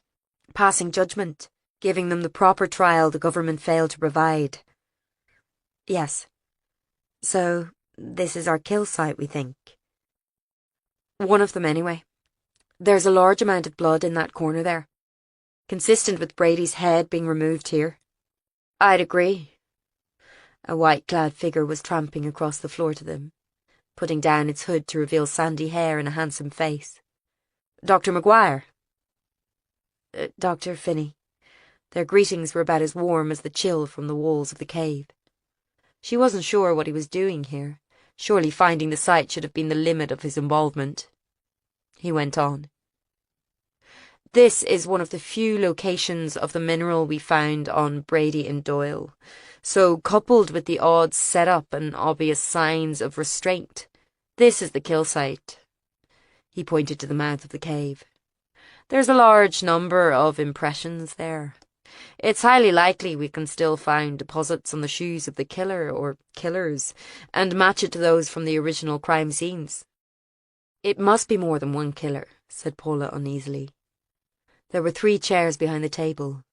Surely one person couldn't have got them all here, set all this up. Finney nodded.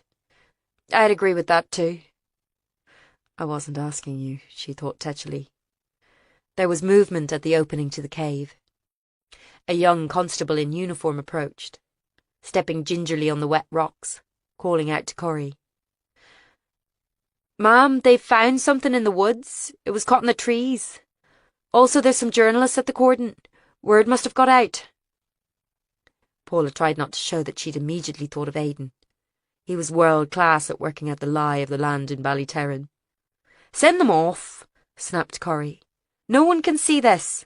We have to keep it as quiet as long as we can. Yes, ma'am, said the constable nervously, licking his cracked lips. Show me what they found. Corrie made a gesture with her hand. A CSI in a blue suit and mask appeared, handing something to her in a clear bag. She peered at it in the dim light at the cave's entrance, then reached impatiently into the pocket of her jacket and flicked on a small torch. Paula saw what it was, and her heart dipped with a quick dart of nausea and fear. Hair, said Corrie, looking at it. Blonde hair. Is it hers? Paula swallowed, her mouth suddenly dry. Is it Ní Chonaile's? Looks like it. So she was held here, along with the others. Only question is, said Corrie, glancing around, who is sitting in judgment on them? Paula, look at you. I know I'm huge. Not at all, you're glowing. Come here. Saoirse's husband Dave was always so nice. He clasped Paula in a bear hug so tight a small gasp escaped her. That's good, I'll be in labour in no time with more of that. Sorry. What can I get you? No drink, I suppose? Sadly, no. I'll just take a juice or something. Is Aidan coming? Dave always seemed oblivious of the issues between Paula and Aidan, though he couldn't possibly be. He'll be down later, he said. Working late, it's deadline day. Of course. She used to know things like that, in the brief hiatus when they were friends or something again. Saoirse came into the living room, wiping her hands on an apron. She looked flushed and happy.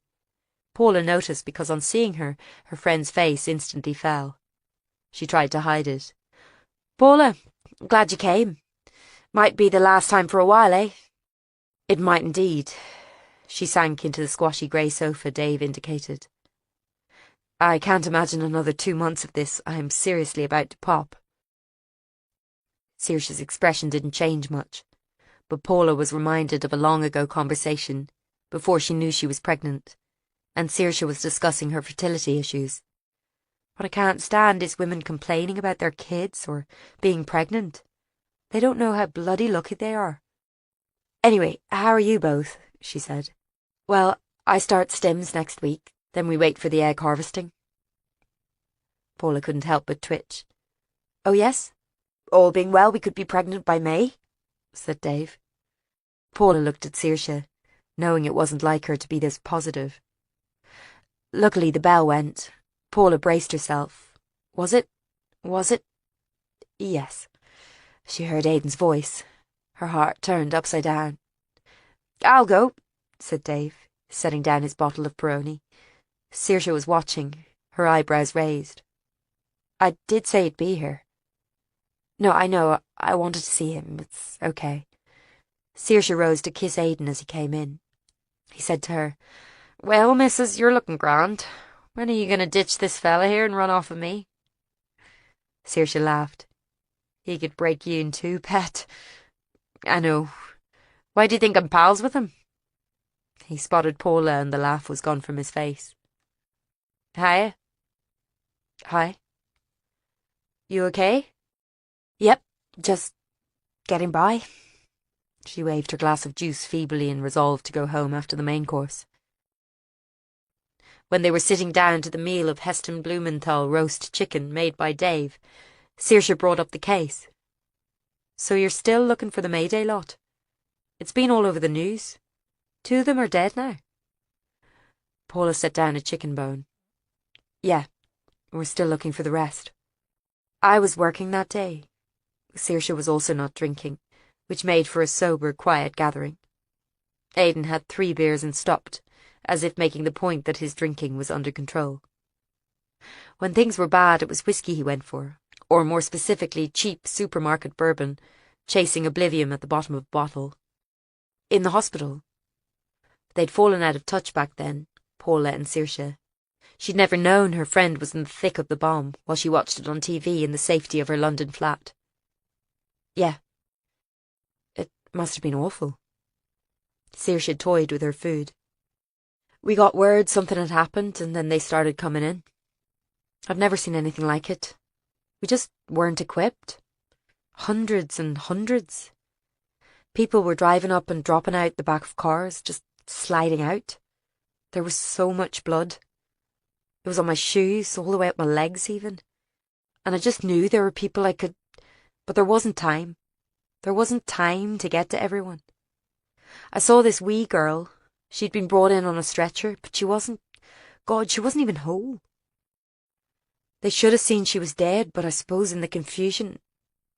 I always remember her. Only a baby, really." They'd all fallen silent. Saoirse gave a short, humourless laugh. "Sorry, I forgot not everyone spends their days up to the eyeballs in blood and guts." Dave cleared his throat. "It was a terrible thing." Saoirse said, "I've been thinking a lot since then about why things happen. I mean, why did those people die and others didn't? They were good people." "There's no reason to it," said Aidan, fiddling with the label on his last beer. "Things just happen. I mean, look at me. I tried to do everything right. Got married, worked hard. I help people all day long. And I've no baby while other people my age are on their 3rd. It's not fair," Aidan said again. "But life isn't fair. All of us at this table know that. I was there that day too. I was stringing for one of the nationals back then and they sent me. Bonus to the first person to get a picture, they said. I got behind the cordons and I saw some of it. People laid out like... They wrote numbers on their heads, some of them, to try to keep track. The marker, like." He tore the label off his bottle. "Of course, some of them didn't actually have heads." Dave caught Paula's eye over the table, and she saw his expression at the turn this conversation had taken. "Well," she said firmly, "it was very sad, but I'm sure you both helped people a lot that day." "I don't know about that," Saoirse said quietly. "There were so many people I couldn't get to." "I wasn't even trying to help," said Aidan. "Just to get shots of them dying." "Well now," said Dave vaguely, "we all do the best we can and can't do more." Paula stared down at her empty plate as silence fell again. "I should make a move," Aidan said, as if reading her mind. "Me too," she said with relief. Saoirse snapped out of the reverie she'd fallen into. "You'll be over the limit, Aidan. You should leave your car here." He opened his mouth to protest. "Paula will leave you back." She glared at Saoirse, who stared pointedly back, and realised she did need to talk to Aidan alone after all. Neither spoke during the short drive to his flat in town, but she was aware of every breath he took, every shift of his legs and creak of his leather jacket. He filled the car with a scent of tobacco and mint and something else that she could have picked out in a crowd as being the smell of him. "This is me." She pulled up, wondering what the flat was like inside. If he had his vinyl, his guitars, his books, cups of half-drunk coffee everywhere. How could someone mean so much to you when you'd never even been in their home? He took his seatbelt off, hesitated. "It was good to see you tonight." "Was it?" "I said so, didn't I?" Aidan, I'm sorry. You said I wasn't even sorry back in January. Well, I am. I didn't plan any of this. I know. But it's happening, isn't it? Yes, but maybe after... He waited, and she realised she didn't know how to finish that sentence. She rubbed her eyes. This case is a real killer, you know. Have you any leads? He held up his hands. No, just making chat, not digging for a story. Jared thinks it's the local provost, getting rid of the embarrassed country cousins so they can put on suits and go to Westminster. We keep hearing that Kenny and Flaherty used to be friends, but he denies it. Aidan rubbed his chin. Maeve put that in her book. The publishers didn't want her to, but she insisted. Paula found that at the mention of the journalist's name she was clenching her fists, imagining him once again in Maeve's bedroom, half naked. What's happening with that? She tried to keep her voice neutral. Ireland First were trying to sue her, last I heard. I guess not any more now. That must have been tough for her. Not at all. She did it on purpose. On purpose? If there was a libel trial it would all be heard in court again, wouldn't it? It was one way to get something for the families, she thought. Which was a bloody selfless thing to do. Oh. Anyway, do I sense you don't think Kenny actually did the kidnaps? There's a lot that doesn't fit, and she couldn't tell him about the notes in the mouths, the photos on the cave wall. There are signs that link it to Mayday. Revenge? I don't think so. Some kind of restitution, maybe. I went to the relatives groups, and there was definitely something up with them. Aidan rubbed his chin, and it almost killed her how much he missed this, asking him for advice. You'd want to be careful. The families went through so much they're near canonised round here. You wouldn't want to accuse them of being mixed up in it. I'm not, you just have doubts. She smiled weakly. When do I not? Okay. The silence welled between them, full of unsaid things. She gripped the steering wheel. She didn't even know what she'd say if she could speak. After a moment, Aidan opened the door. I'll see you around then. Is Saoirse okay, do you think? You'd know as well as me. He thought a bit. She'll have to be, I suppose. There's no remedy for it. No, but I don't think it helps seeing me like this. It's not your fault. I thought you said it was. She smiled at him weakly to show she was joking, and he half smiled, half grimaced back. Well, let's not go there, as they say. Night, Maguire. His old name for her. It was something, anyway. Extract from The Blood Price, The Mayday Bombing and Its Aftermath, by Maeve Cooley. Tarisha Press, 2011. Interview with DCI Helen Corrie, Ballyterran PSNI. I was 37 when the bomb went off. I don't know why I feel that's relevant, except that my life was cut in two by it. I can't describe it any other way. I'd been doing okay before that.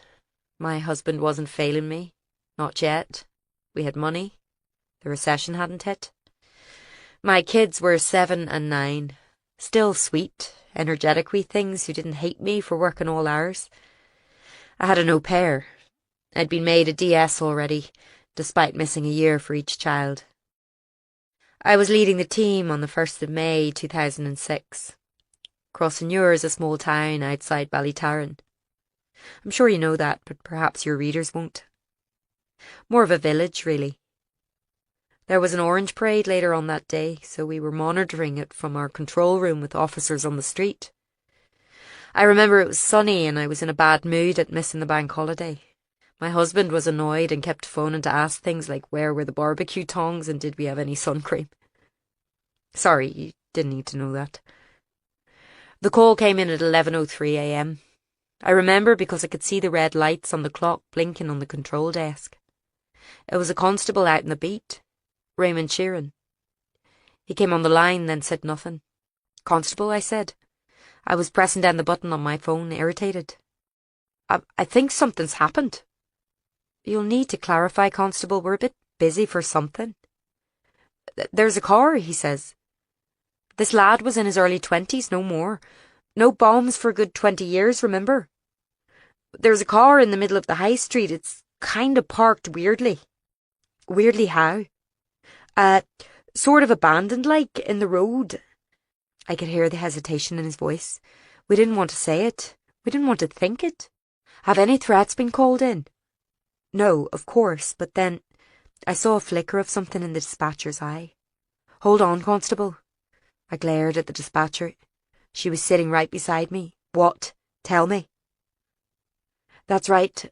Susan Markey was her name, yes. She was let go after the incident, but I'm afraid that's a confidential matter. It came in earlier, ma'am, she said hesitantly. I wasn't sure it was anything, but it's in those papers. You put on my desk? Jesus, Susan, you always put any threats right into my hands. It sounded like kids. She was trembling. There wasn't a code word. They didn't say car anyway. They didn't say anything really. They weren't making any sense, and half of it was in Irish. They said something about the high street, about continuing the struggle. Give it to me. I read the whole transcript of the call, gulping it with my eyes. She was right. It was mostly gibberish, but all the same my blood was running cold. I shouted, "Order an evacuation! Everyone out of that end of the street!" I diverted all my officers and ordered Constable Sheeran to lead the operation. 10 minutes later the bomb went off. Not in that car, but in a bin outside the Methodist church. On the route of the Orange Order parade, but several hours early, and exactly where I'd been sending all those people. The car was just an unfortunate coincidence. Constable Sheeran died. I heard him screaming through his phone.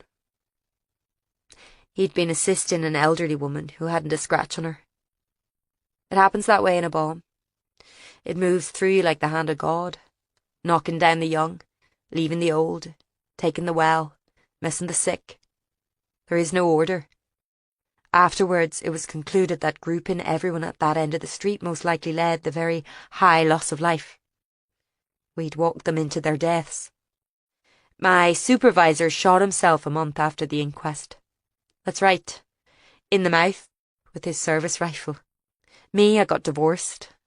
But I don't blame myself. The only people to blame are those who made the bomb, who placed the bomb, who phoned in a vague and misleading warning. No one else should have been punished for it. I think we'll have to leave it there, if you'll excuse me. Thank you.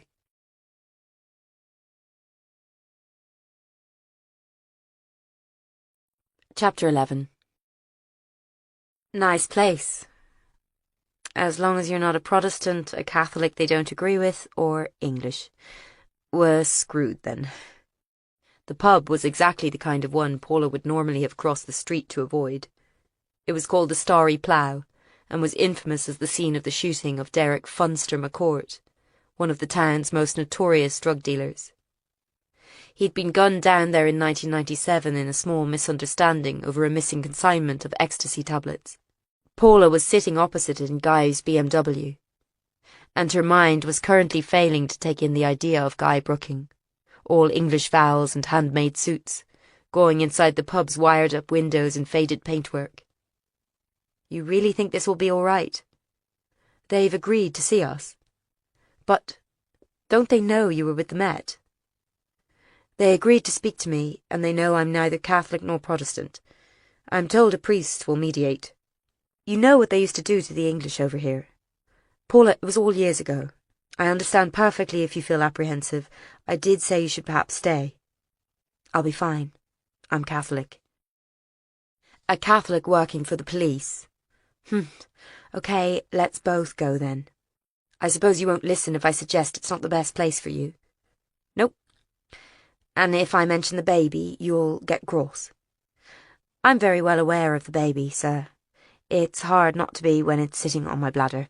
He almost smiled. All right, let's take it nice and easy. She walked across the road with her belly held awkwardly in front of her, like a ship's prow.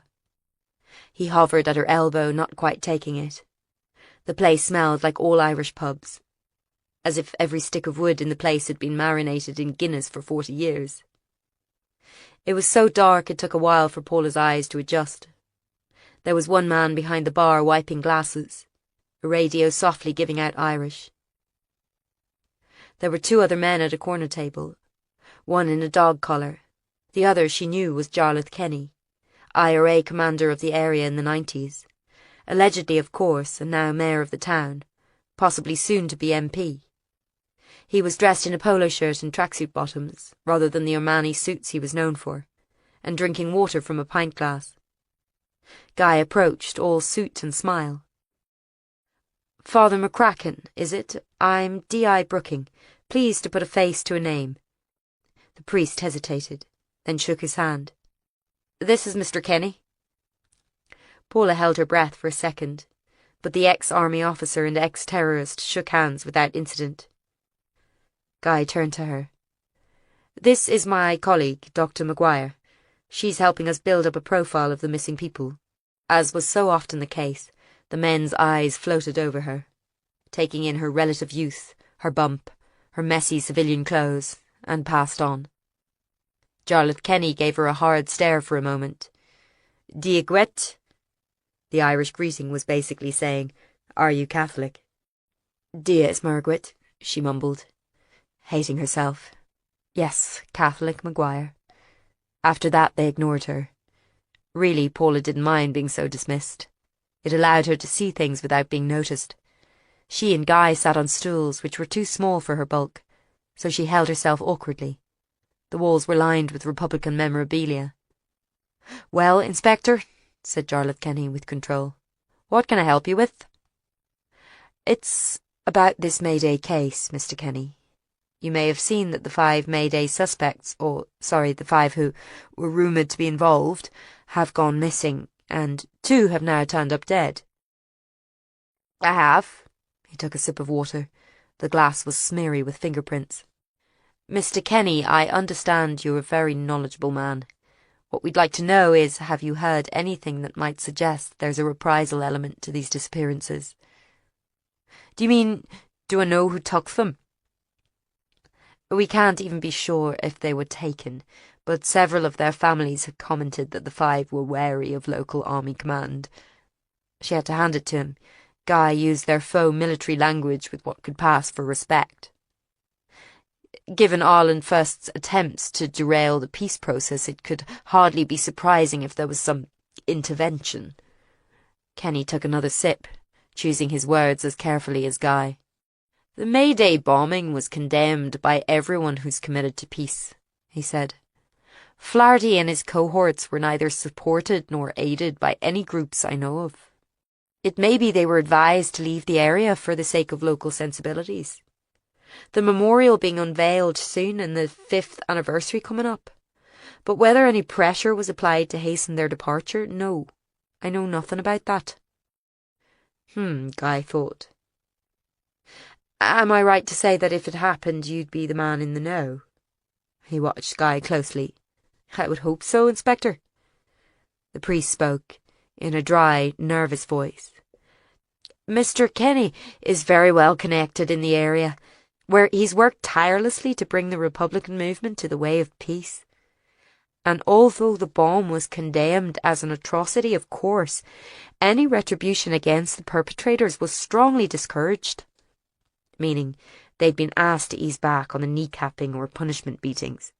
"Is there anything we could try?" asked Guy. "We're in something of a bind here.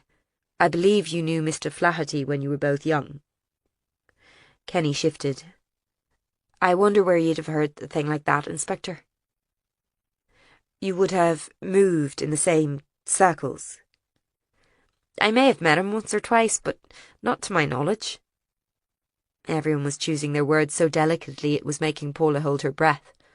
Under her smock and cardigan, she stroked the firm rising bump of her pregnancy. This was flesh and certainty. A fresh start, untainted by the past, of the fear she would be born into. Paula just hoped the baby wouldn't sense where she was. "So you don't know anything about it," Guy was saying. "I've told you all I know, Inspector. We have no contact with rogue elements intent on destabilising the peace process. And your own Westminster bid, any truth in that?" "I'm in talks with the party about my selection, yes. I've been open about that." "But you don't know Mr. Flaherty, and you have no idea where he might be." As I've said no, several times. So why is it then a journalist recently alleged that you and Mr. Flaherty were close friends? How would I know what you've heard, Inspector? I don't care to repeat myself again. Something had shifted. Paula realised the barman had switched off his radio and was listening intently.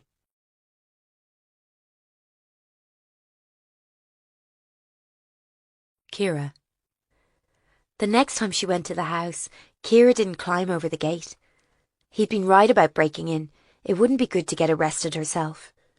She got off the bus as before and then just sat on the wall, dangling her legs. March was warm and dry that year, lucky for her. Eventually he came home. It was 7 o'clock and his headlights picked her out in the gloom. He must have seen her sitting there, hunched, her school bag beside her and regulation school coat on. The gates opened automatically and he went into the light and safeness of his house. After a few minutes, Kira got off the wall and started trudging back to the main road. Mammy didn't ask where she'd been. She never asked any more. Probably she didn't know what time it was. The next day she did it again, and the next. Then it was the weekend, so she couldn't get there, as there weren't any buses. On the Monday she went again. Same walk up, same chilly wait in the darkening road, same car getting home and ignoring her. On the Tuesday things changed. He drove his car in as usual, but then he came back. He walked over the lawn towards her. He was wearing a black wool coat. "What is it you want, girl? Why are you here bothering me?" "Darna," she said, and her voice sounded funny, because she'd sat there all the other days without saying a word. "Eh?" "I'm sitting so you can see me. Then you have to make me restitution." He looked at her for a long time. She realised she was shivering, had been for ages, just hadn't noticed it. "You'd better come in," said the man. "You're freezing, so you are." This time the house seemed brighter, more lived in. "Stay there." Kira waited in the kitchen. There was a plastic bag on the side with a pot noodle in it, beef kind. Her stomach groaned. She knew there'd be no dinner for her later. Mammy nearly always forgot to make it these days. Sometimes she made herself a pot noodle too, that she bought from the corner shop. She looked all round the place, drinking in the details of where he lived. The man came back. He'd put on a jumper and taken off his jacket. He leaned on the counter. She realised she was very hungry and very tired. "You've been sitting at my door all week," he said. "What is it you want me to do? I know your sister died, but what can I do about it?" "Restitution," Kira whispered. It was the only word she could say. "It doesn't work like that." "Why not?" Silence. On the fridge she saw a letter pinned up. She recognised the logo of Ballyterran General Hospital. It was where she'd had all her surgery after it happened. 5 in a row trying to fix her arms and face after the fire had burned her. It was where they'd taken Rose, where she died. She saw the words swim into view. Words she could read but didn't understand. Metastasis, stage 4. She looked back at him. Understood it all suddenly in a strange way. As if Rose were breathing the truth into her ear. "You're sick." She saw the grey tinge in his skin, the dark circles round his eyes. He kept on looking at her. "I'll be punished soon enough, lass. It's all going to be over for me. You know what that letter means?" "Sort of." She did, somehow, in her bones. "Well then, maybe you'd go along now. I'm not long for this world." Kira didn't budge. "Are you afraid? Do you think maybe you'll die and God will judge you? Do you worry you'll see them, all the people you hurt, the little babies, Rose?" His knuckles whitened as he pressed down on the worktop. "Why have you come here, child? It's over. There's nothing no more to be done." Kira said, "There's always something. You're wrong. You can always do something." Chapter 12. Dominic Martin's house told a sad story. It was the kind of large bungalow people bought round Ballyterran when they started a family. But the windows upstairs were uncurtained, the place unkempt. A bachelor sports car stood in the drive, low slung with a canvas top. In the back garden there was a swing set, the grass grown up around it. Guy saw her look. How old was his daughter? 2, or a few days off it. And the wife? She left, apparently. I heard she has a baby with someone else now. Guy pushed his shoulders straight. It's very sad. It's tragic. God knows I can identify, but we have to do our jobs. I know. She tried to cover her bump, again feeling how much pain she must be causing to people who'd lost their own children. What did you think of what Kenny said? He asked. Slippery customer. He'd say anything to cover his own back. He must have known Flaherty, surely. He didn't like you asking about it. Until we have proof, though, we have to play nice with him. Let's go in. Dominic answered the door in a tracksuit and t-shirt, unshaven and bathed in sweat. His t-shirt clung to him. He just looked at them. I'm sorry to call so early, Guy began. I'm just back from a run, he interrupted. Can you wait till I get a wee shower? Of course. In there. He lightly slapped the door of the living room and jogged up the stairs, making the roof shake. Paula was glad to sit down. Even walking a few steps seemed too much effort now. The room was the same mismatch. A stained family sofa, but free weights on the floor, and a jar of bodybuilding protein on the table. On the mantelpiece was a corkboard tacked over with pictures of a small girl. She'd lost her front teeth in one, and smiled at the photographer with pink gums from someone's arms. Paula recognised Amber's mother from the files. She'd stayed at home that day, wanting a bit of peace, while Dominic took Amber into Cross-Inure to watch the parade. She'd never seen her daughter again. Soon Dominic was back, in a different t-shirt and jeans. He smelled of some fresh lemon shower gel and his brown hair was dark with water. Would you take coffee or something? No, thank you. Paula indicated her bump. Not supposed to. He nodded. His eyes seemed to trace the contours of her, but unlike most people, he didn't make the obvious comment about her not having long to go. What can I help you with? His tone was the same as the meeting, polite and totally blank, while his eyes said something else that Paula didn't want to decipher. It's about the Mayday case, said Guy. I'm afraid we will need to interview some of the families. Is there any evidence pointing to a specific person? Paula said, It's the MO, you see. Certain signs have been left that seem to clearly link the deaths to the bombing. We'd go to John Lenihan, added Guy, but apparently he stepped down his chair. Well, John isn't as young as he used to be. Was that the only reason? In response to her question, he just stared back. He had green eyes, very clear and piercing. He was, she realised, a very attractive man. I'm happy to give a statement, he said formally. I run my own business, as you probably know. Green energy, isn't it? Solar panels, wind turbines, consultancy. So I don't have an alibi as such for the day they all went, if that's what you're after. I'm nearly always out in the road. Now I don't have childcare to do. The room fell silent. Somewhere in the house, Paula thought she could hear music.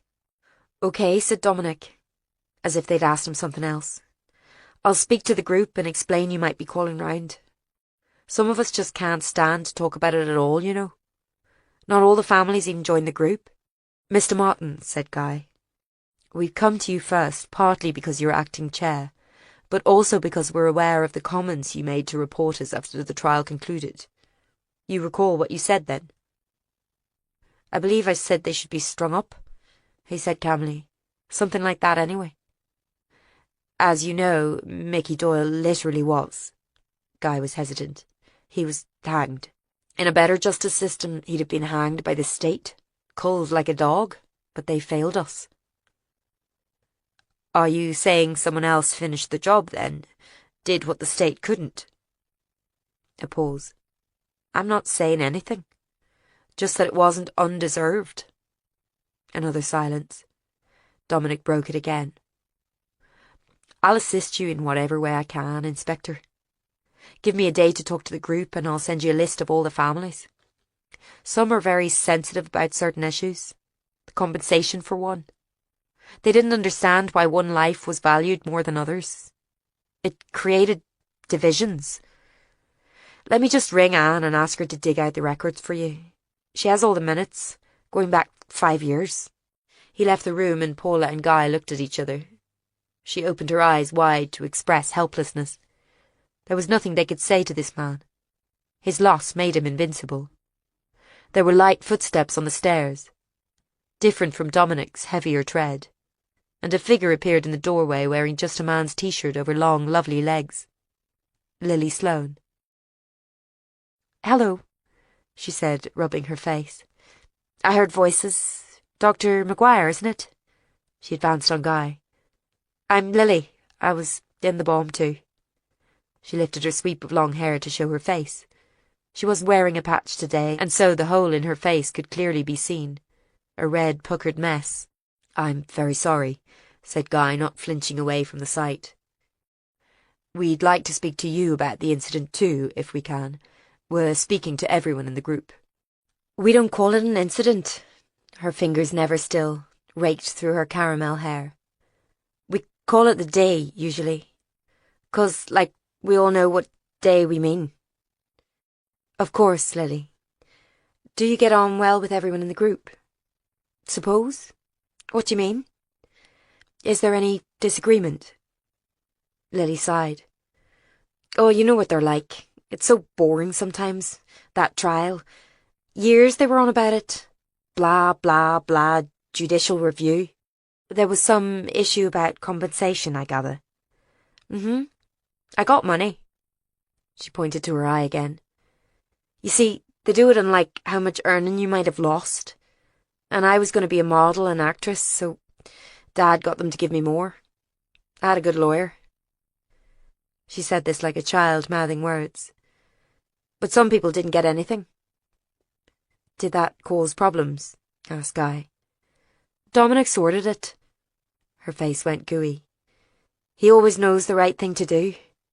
He explained it was the law and it wasn't meant to pay us back. Nothing could. It was only meant to make life a bit easier. And he got us to agree that any money in the victims' fund could be from families who didn't get much. Fair, like. Most people were okay with that." "You and Dominic," Paula began. Lily looked wary. "Yeah?" "You're together?" She shrugged. "Whatever that means." "He's your boyfriend, is he?" "I don't call him that. He's special. We're close." "Are you in a sexual relationship?" asked Guy awkwardly. Ew, why does that even matter?" Paula glared at him. "I'm sorry, Lily. I'm sure you think it's none of our business. It's just that, legally, if you were, we might not be able to use what you tell us about him." "Why would I tell you things?" She genuinely seemed puzzled. Paula turned to Guy again. He said, "Miss Sloane, as you know, we're investigating the disappearances of the so-called Mayday 5. "Yes." Her voice was cold. "Dominic previously said they should be strung up, after the court case failed him, and we've not been able to get an alibi for him." "You want me to be his alibi?" "No, that's not... We want to know if you think he meant what he said." "Duh," she exhaled. "They blew up his little girl. He loved her. Loved her. His stupid wife blamed him because he was with her. It ruined his life. It's only because he's so amazing he keeps going at all." Paula sensed a certain relish in Lily for the role of victim, supporting her broken-down man, nurturing the darkness in his soul. Was she exactly the same? She was very aware that Guy's own loss of a child was what kept her stuck there, even though he was married, and Aidan's brooding grief over his father's death was likewise what made her chronically unable to get past him. "So do you know his whereabouts that day?" Guy was saying. "No, I can't remember, like..." "Miss Sloane, you really need to tell us the truth." "I'm not telling you the truth." They'd annoyed her. She turned her head away, revealing once again the raw, ruined side of her lovely face. She was very young, Paula reminded herself. No one could imagine what it had been like for Lily, so beautiful, to lose all that at just 18. "We didn't mean to upset you," she said gently. "Well, you have." Lily's voice was angry, with a telltale shake that made Paula want to give her a hug. There was silence, and Lily's snuffling tears. Paula looked at Guy. He was glum. They'd made Lily Sloane cry on top of everything she'd been through in her young life. She gave a trembling sigh and wiped her face with her hands, her t-shirt lifting slightly to reveal the edge of lacy pants. "Tell Dom I went upstairs." Her voice was thick. Paula watched her slim, long legs depart. "That's a development," muttered Guy. "He must be twice her age." Not quite. Paula was thinking about Lily, and realizing this. There was one way to get to someone who'd lost everything, and that was to give them something else that could be taken away. "Let's go," she said. "I'm sure he'll get back to us." The house had taken on an uncomfortable air, naked and embarrassing. As they went out to the car, she noticed Guy staring round the side of the house. "What do you see?" "The Lotus he drives. Not very practical for a job putting up solar panels, is it? He'd need something else too, wouldn't he?" "I suppose. Why?" Guy nodded to what he was looking at, and she saw, parked around the side of the house, not hidden in any way, was a dusty white van. Extract from The Blood Price, The May Day Bombing and Its Aftermath, by Maeve Cooley, Tarisha Press, 2011. Martin Flaherty was set on the path to murder almost as soon as he was born. Raised in a staunch Republican family in South Armagh, his family was killed by an army patrol in 1971, right at the beginning of the Troubles. The soldiers responsible were not only prosecuted, they remained on active duty. Young Martin quickly had to take on responsibility for the family. He joined the Armagh Brigade of the IRA in 1972. Alongside many current Republican luminaries, including Jarlath Kenny, now Mayor of Ballyterran, although Kenny has officially denied any knowledge of Flaherty or of IRA membership. Flaherty called Kenny a turncoat bastard after the 1998 Good Friday Agreement. In 1999, Flaherty set up a splinter Republican group calling itself Ireland First. They were on anti-terror radar from the beginning, but dismissed as a small operation, no more than 10 people. However, sometime between 1999 and 2006, the group managed to get hold of large quantities of plastic explosive. During March and April 2006, unbeknownst to intelligence, they were building a huge bomb at Flaherty's home near the border. On the 1st of May 2006, they drove this bomb into Ballyterran and concealed it in a bin that was on the route of a planned Orange parade later that day. They put it there and walked away, planning to detonate the bomb by mobile phone at the moment the parade passed by. The aim was to kill members of the Orange Order, disrupting the peace process and taking down a unionist politician who was leading the parade that day. However, the bomb went off 10 minutes after they walked away. A vague warning had been phoned in, without any recognised code words. A car had also been parked haphazardly further down the high street, and police effects were focused on trying to move this. No one realised the danger was in the bin, near to where people were being evacuated. The bomb exploded at 11:17 a.m. on the 1st of May 2006. 10 people were killed instantly, hundreds injured. 6 more died later in hospital. The PSNI immediately suspected dissident Republicans, and the leaders of Ireland First were arrested within days of the blast. Despite Flaherty owning the mobile phone that was linked to the detonator, and there being clear traces of the agricultural products used to make the bomb in Lynch's car, and the presence of Doyle's van in the town that day, and DNA linking Niconnell to detonators found in other devices, Brady's own semi-confession, and many other obvious clues, a series of procedural blunders and plausible deniability meant that when the 5 were eventually brought to trial in 2010, it collapsed. It is now not possible to bring another criminal case against them. They have, in the words of Dominic Martin, walked down the street covered in blood and gotten away with it.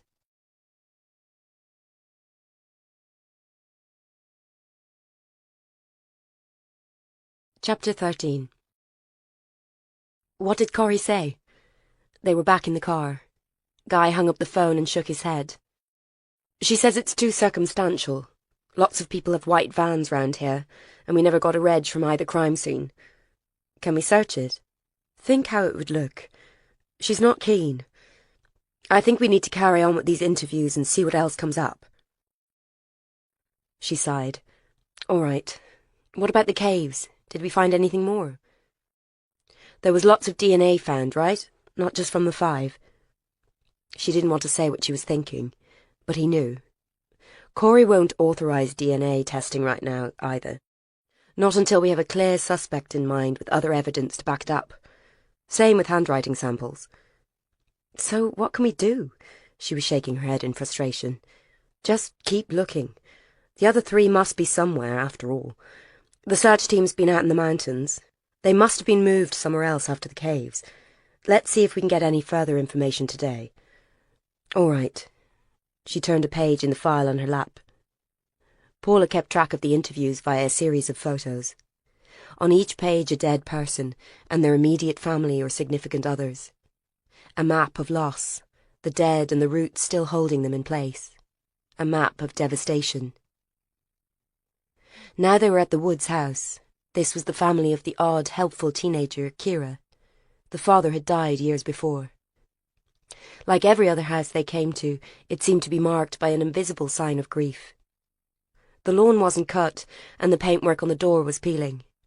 It took a long time for it to be answered, by a shuffling middle-aged woman in a tracksuit. She had chipped red polish on her nails, and they could smell alcohol on her breath. It was 11 in the morning. Mrs. Woods? Yes? Who is it? She was blinking as if she'd been asleep, squinting in the daylight. Guy spoke. We're from the MPRU, the Missing Persons Unit. I wonder if we might ask you a few questions. She moved to let them in. All the curtains were drawn, and the house had a fetid air, as if the bins hadn't been taken out. What's it about? In the living room she sat down on the sofa, yawning. About the Mayday case, Mrs. Woods. May we sit? Oh, all right. There was a noise of light feet, and Kira appeared in shorts and a t-shirt with a puppy on it. Her hair wasn't brushed, and she had a wary expression.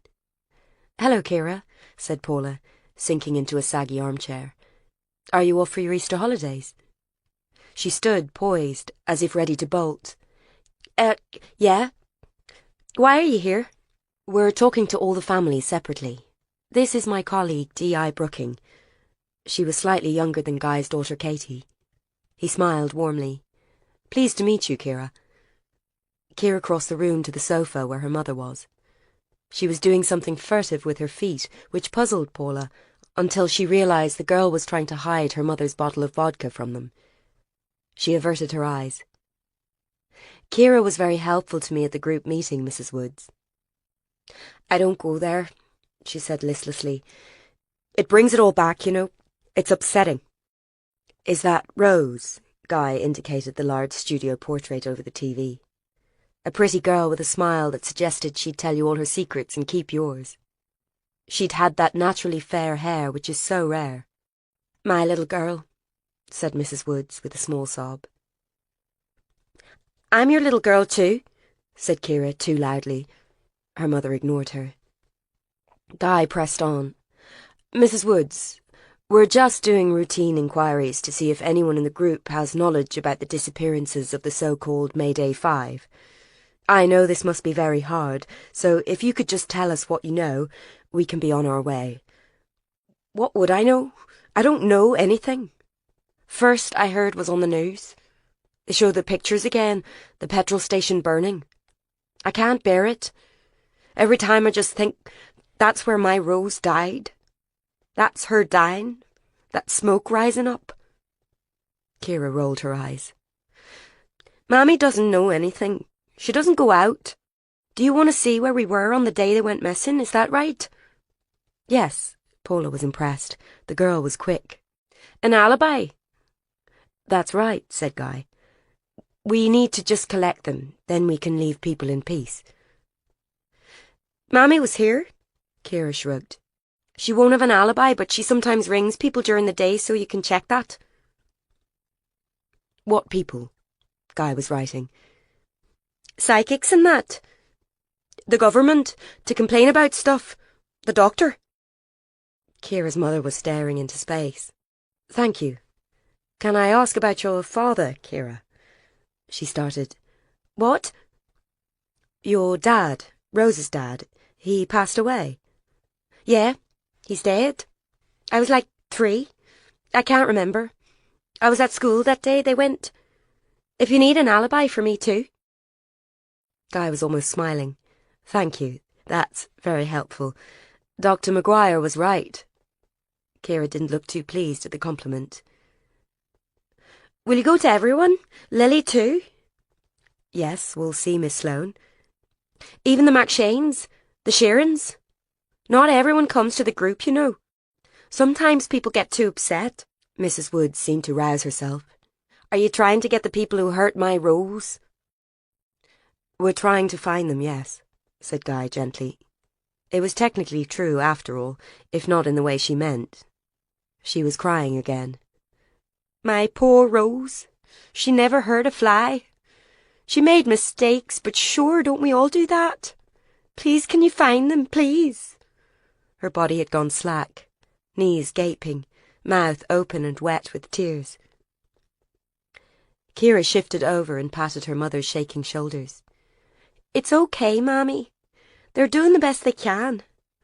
She looked up, and her eyes were the oldest and wisest Paula had ever seen.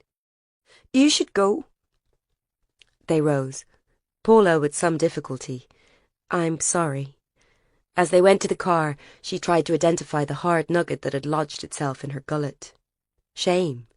She felt ashamed. These people had the heart torn right out of them, ripped and gutted while still beating, and here she was smearing more blood on their door. You okay? Guy was putting his seatbelt on. I must say this is one of the most difficult cases I've ever worked on. I can't keep track of Moral North. He was being kind, giving her a chance to say she was also struggling. Her system flooded with hormones, balanced herself on the edge of life and death. Instead, she heard herself say, I think we're going to have to look at Martin's van. It's too much of a link to ignore. Can we try to persuade Corrie? Okay, I'll try. Requisitioning the van of a grieving father. That would go down well. They drove back to the station, sunlight glinting off car windows, and the dark river at the heart of town almost navy today. Paula found she couldn't shake the image of Rose Woods, and the smile that said all she'd expected out of life was to love and be loved back.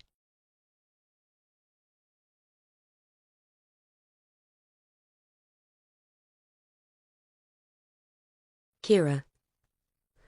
The road to Rose's place was almost a street of houses, ugly little ones, with bins in the small front gardens, and those stones stuck into the walls.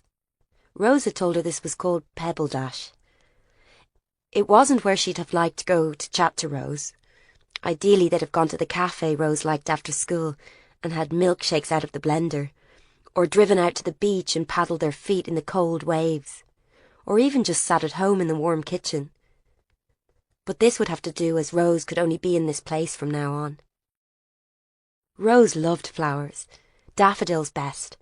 They looked like hope, she'd say, cramming them into every glass in the house until Mum shouted to get those mucky flowers out of there. It was a kind of magic, how you'd put them in tight buds, and even if you stood there watching them, you'd never catch the moment they opened. But they did. Magic. One of the houses on the street had some in its garden, all yellow and happy, and with a smell that reached down the street. No one was looking.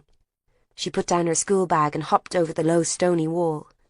The stalks of the flowers were thick and juicy, and she grunted as she snapped them, getting soil and sap on her hands. Was it like the flowers' blood? Did she hurt them? Don't be silly, pet. Okay, Rose. She took them in one hand and walked to the end of the street, where she swung open the rusty gates of the graveyard.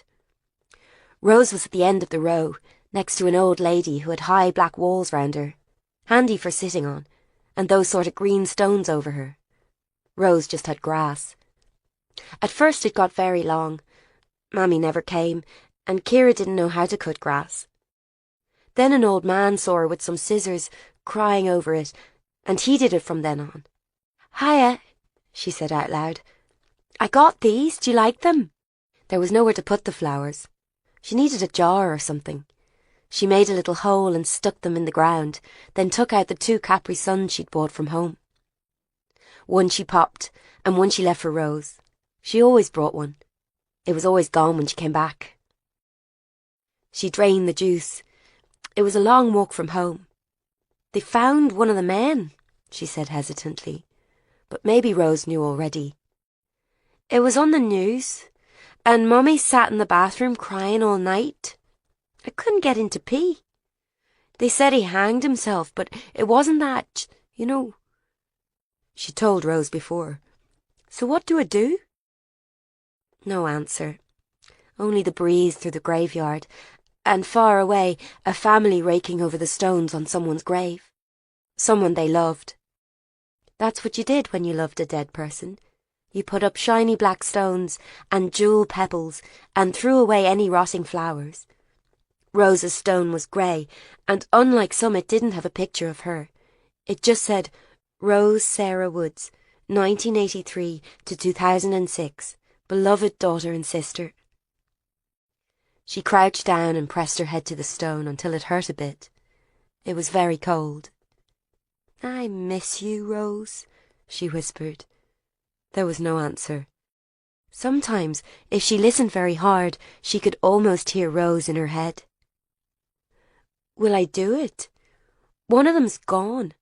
The rest will go too, and they want me to. Will I? For you?" No answer. In a tree at the corner of the graveyard, a bird began to sing, high and piercing. Chapter 14. Extreme grief had a look about it. It was like being very tired or very hungover. Your movements slowed down, your eyes heavy and blinking, as if the world had gone into slow motion. It was a look common to the families of the Mayday dead.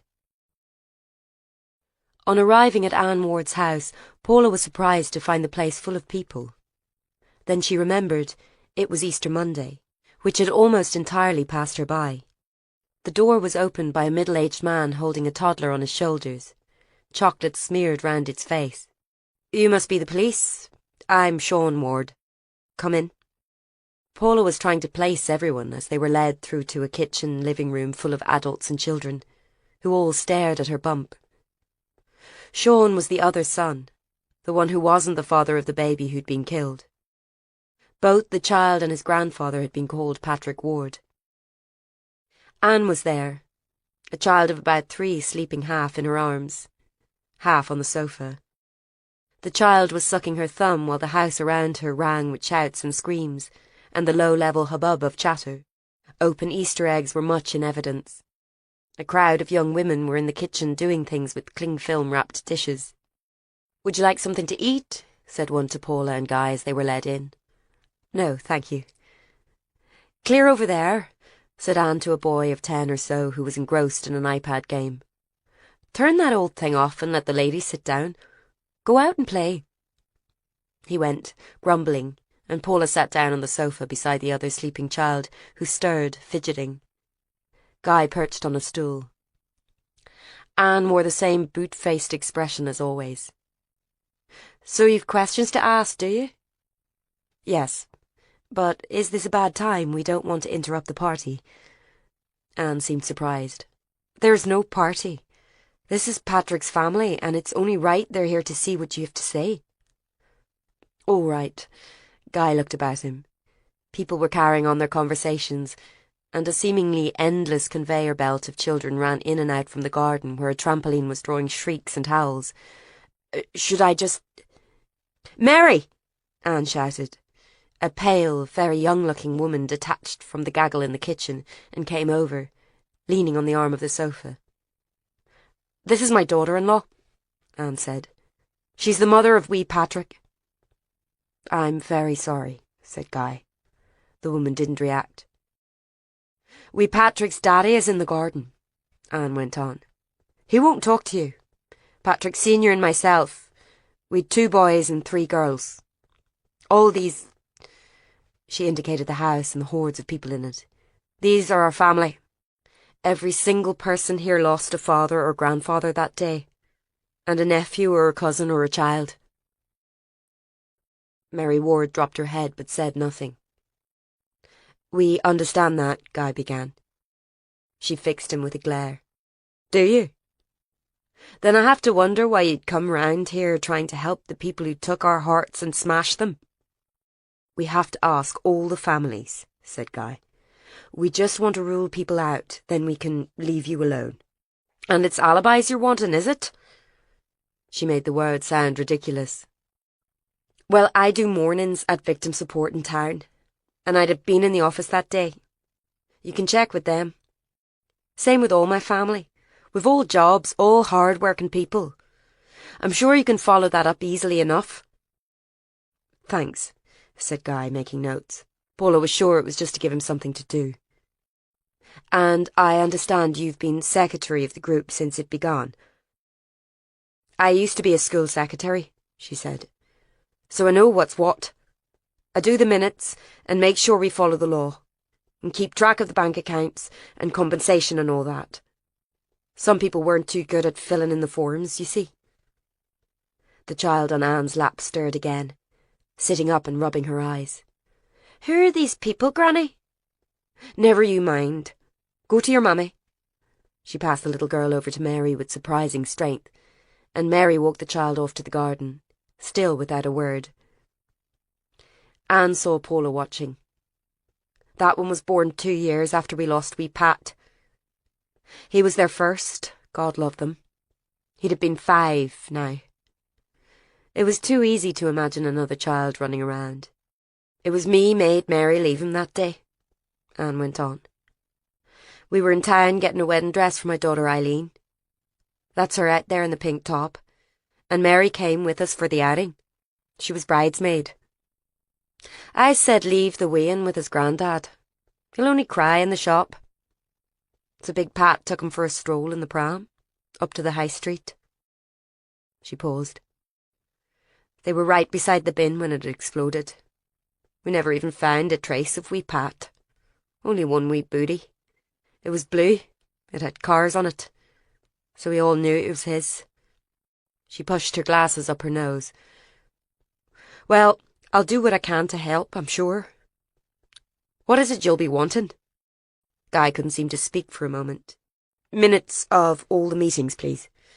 Anything you have. Activities of the compensation scheme, and ideally alibis we can check for all your family." Anne gave him a steely gaze. "Do you have family, Inspector?" Yes." She nodded. Her eyes passed over Paula's bump without comment. Paula drew her hands tightly around it, protective. "Well," said Anne, "I hope you'll remember what some people lost that day. Not all the families are doing that well. Remember that." She got up, and so did they, taking their cue to go. Another child ran in, this one a girl with ginger hair. "Granny!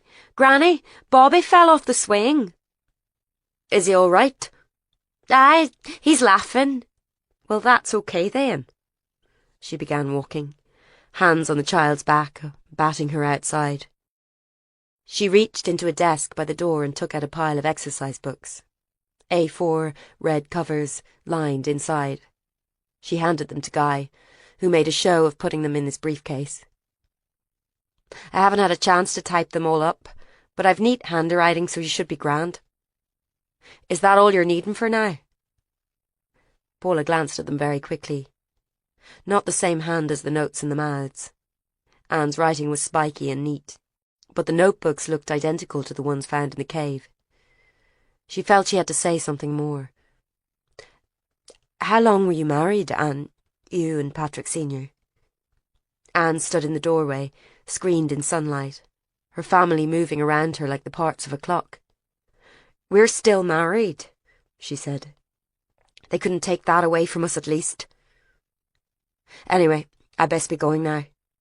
Goodbye, Inspector, Miss Maguire. And she went out into the sun. Shouting was Bobby okay, and didn't she say the trampoline would only end in tears? At the end of the week, they'd heard countless statements of unendurable loss, recounted in matter-of-fact tones by the flesh and blood relatives of the dead. Mothers who'd seen their babies blown up, parents bereft of children, husbands and wives living on without the other half of themselves. Every time Paula closed her eyes, she saw them, the stoic widowers of Rita and Colette, the extended family of Penny Garston, the oldest victim, who'd been killed while out buying a christening card for her newest grandchild.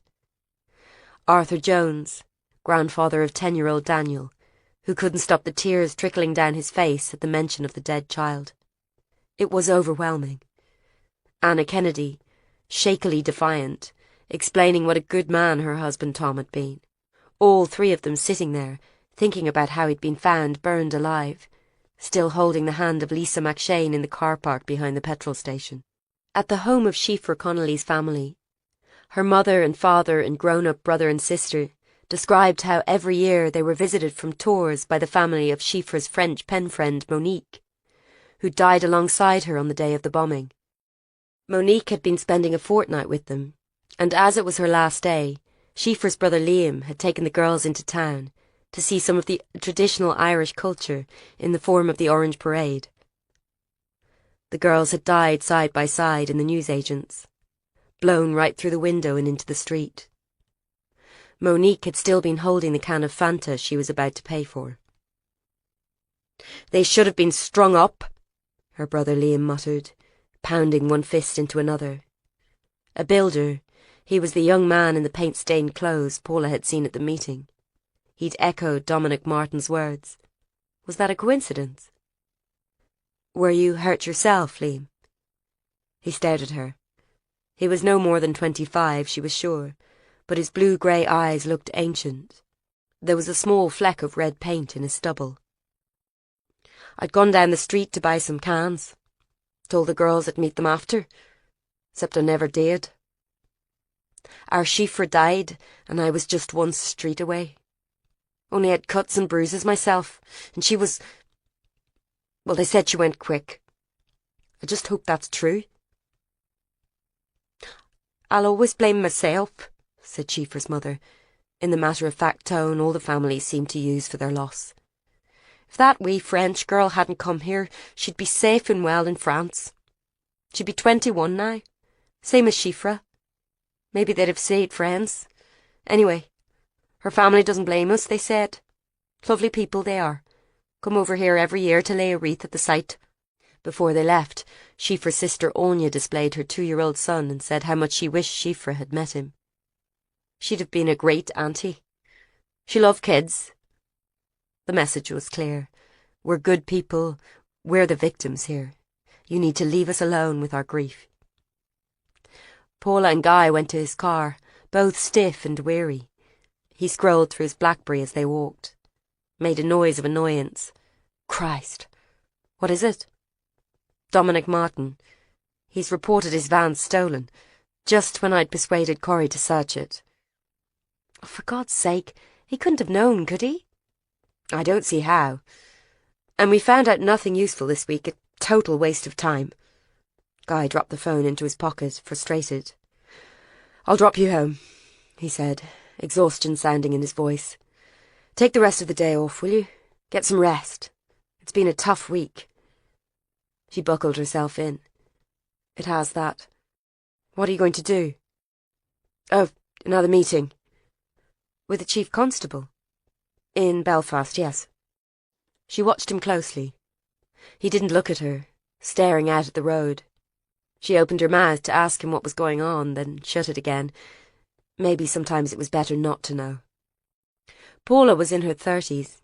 and weeks off giving birth, but standing in Mrs. Flynn's porch made her feel 7 again, sent round by her mother with an apple tart or flapjack or something to take to the old busybody, as Margaret had called her. She'd finally given in to guilt and called on her neighbour, at the end of the long, fruitless week, talking to relatives. Her mind turned over and over with a screensaver of faces. Victims, the helpless dead, the grieving left behind. They were no closer to finding Catherine Ní Connell or the others, and all she'd done was cause more grief to people who'd already suffered the worst. At least she could visit her neighbour, do a small act of kindness. She knew it wouldn't make her feel any better, though. It took a long time for the door to be answered. She could see Mrs. Flynn through the glass of the door, fumbling with the chain. "Yes?" The large eyes blinked behind glasses. "How are you, Mrs. Flynn? Dad asked me to drop in on you. It's Paula." She was never sure if people would remember her or not. She'd been so young when she left. "Wee Paula?" "That's me." She was a good foot taller than the shrunken old woman, but no matter. The chain had come off now, so she interpreted this as an invitation to go in, and followed Mrs. Flynn into the front room. The house was laid out just like theirs, except this one was stifling from the gas fire and smelled like a chemist. She insisted on making a cup of tea, which took ages, leaving Paula in the living room, staring round at the family pictures, the mass cards, the cheap glass figurines. Was this how her father would have been, had she not come back to Ballyterran? Sitting alone, with only pictures of a child across the water, the ticking clock, waiting for someone who was never coming home. "Here you go." "Thanks. Lovely." The milk was on the turn, bits floating in the tea. Paula made a mental note to buy her some groceries and drop them off. "How's Mark and Kelly?" "Oh, they're well." She reeled off a list of their achievements. Mark was an accountant, Kelly had married a lawyer, and they had 3 children, all doing well at some London private school. Paula remembered now she had never much liked Mrs. Flynn. A fussy woman who'd never stopped blowing even then about her Mark and her Kelly. She remembered one time kissing Aidan in his car outside on the street, only to see Mrs. Flynn's pale face peering out of the upstairs window. The memory gave her a lurch. "So you're back, then?" Paula tuned into the wavery narrative. "Oh yes, I've been back for a while now." "And you're married? Your daddy never said." She nodded to the bump. Yes." It was easier than explaining. "English fella, is he?" "That's right."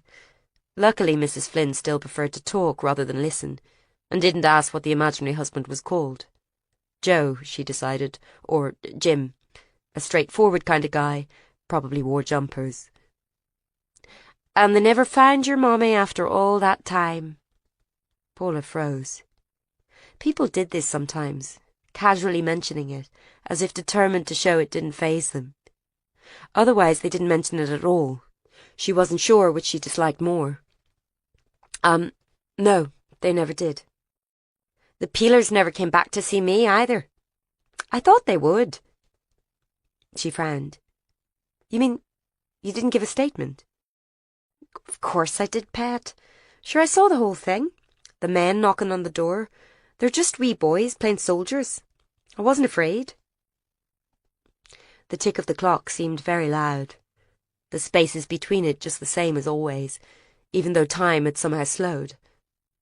"Mrs. Flynn, I'm sorry, but we were always told none of the neighbours saw anything. Your statement wasn't in the file." "Well, I don't know. I told them what I saw. 2 men at the door, looking for her, that same day she went. Do you know, did she let them in?" "I couldn't say, Pet. I went to ring the police, and when I came back they'd gone. So I thought she was at work like normal." "You don't remember what time it was?" "I know it's years ago." "Oh, aye, it was lunchtime. I had the news on. I turned it down, you see, so I could hear anything." "You're saying you rang the police to tell them men were at my mother's door, on the day she disappeared?" "That's right. I thought they might be burglars." "And no one came to see you, to follow it up?" "Of course they did. I gave a full statement. I'm not afraid to help the police, even the old RUC back then. They weren't all bad." You don't remember who interviewed you? Asked Paula, even though she was sure deep in her bones that she already knew the answer to this. That orange man. Mrs. Flynn lowered her voice. You could see he'd never been in a Catholic home in his life. Kept staring at my Sacred Heart pictures. Something Hamilton. That was him. Bob Hamilton. Bob Hamilton had interviewed their neighbour about her mother's disappearance. So why wasn't the transcript in the copy of the file in Paula's desk next door? Can you tell me, Mrs. Flynn? Do you know anything else? That was all. And you never found her, after all this time? Well, no. Duh. I always thought she'd come back. I thought she'd gone off to get away from them men that was looking her. Why do you think that? Why do you think that, Mrs. Flynn?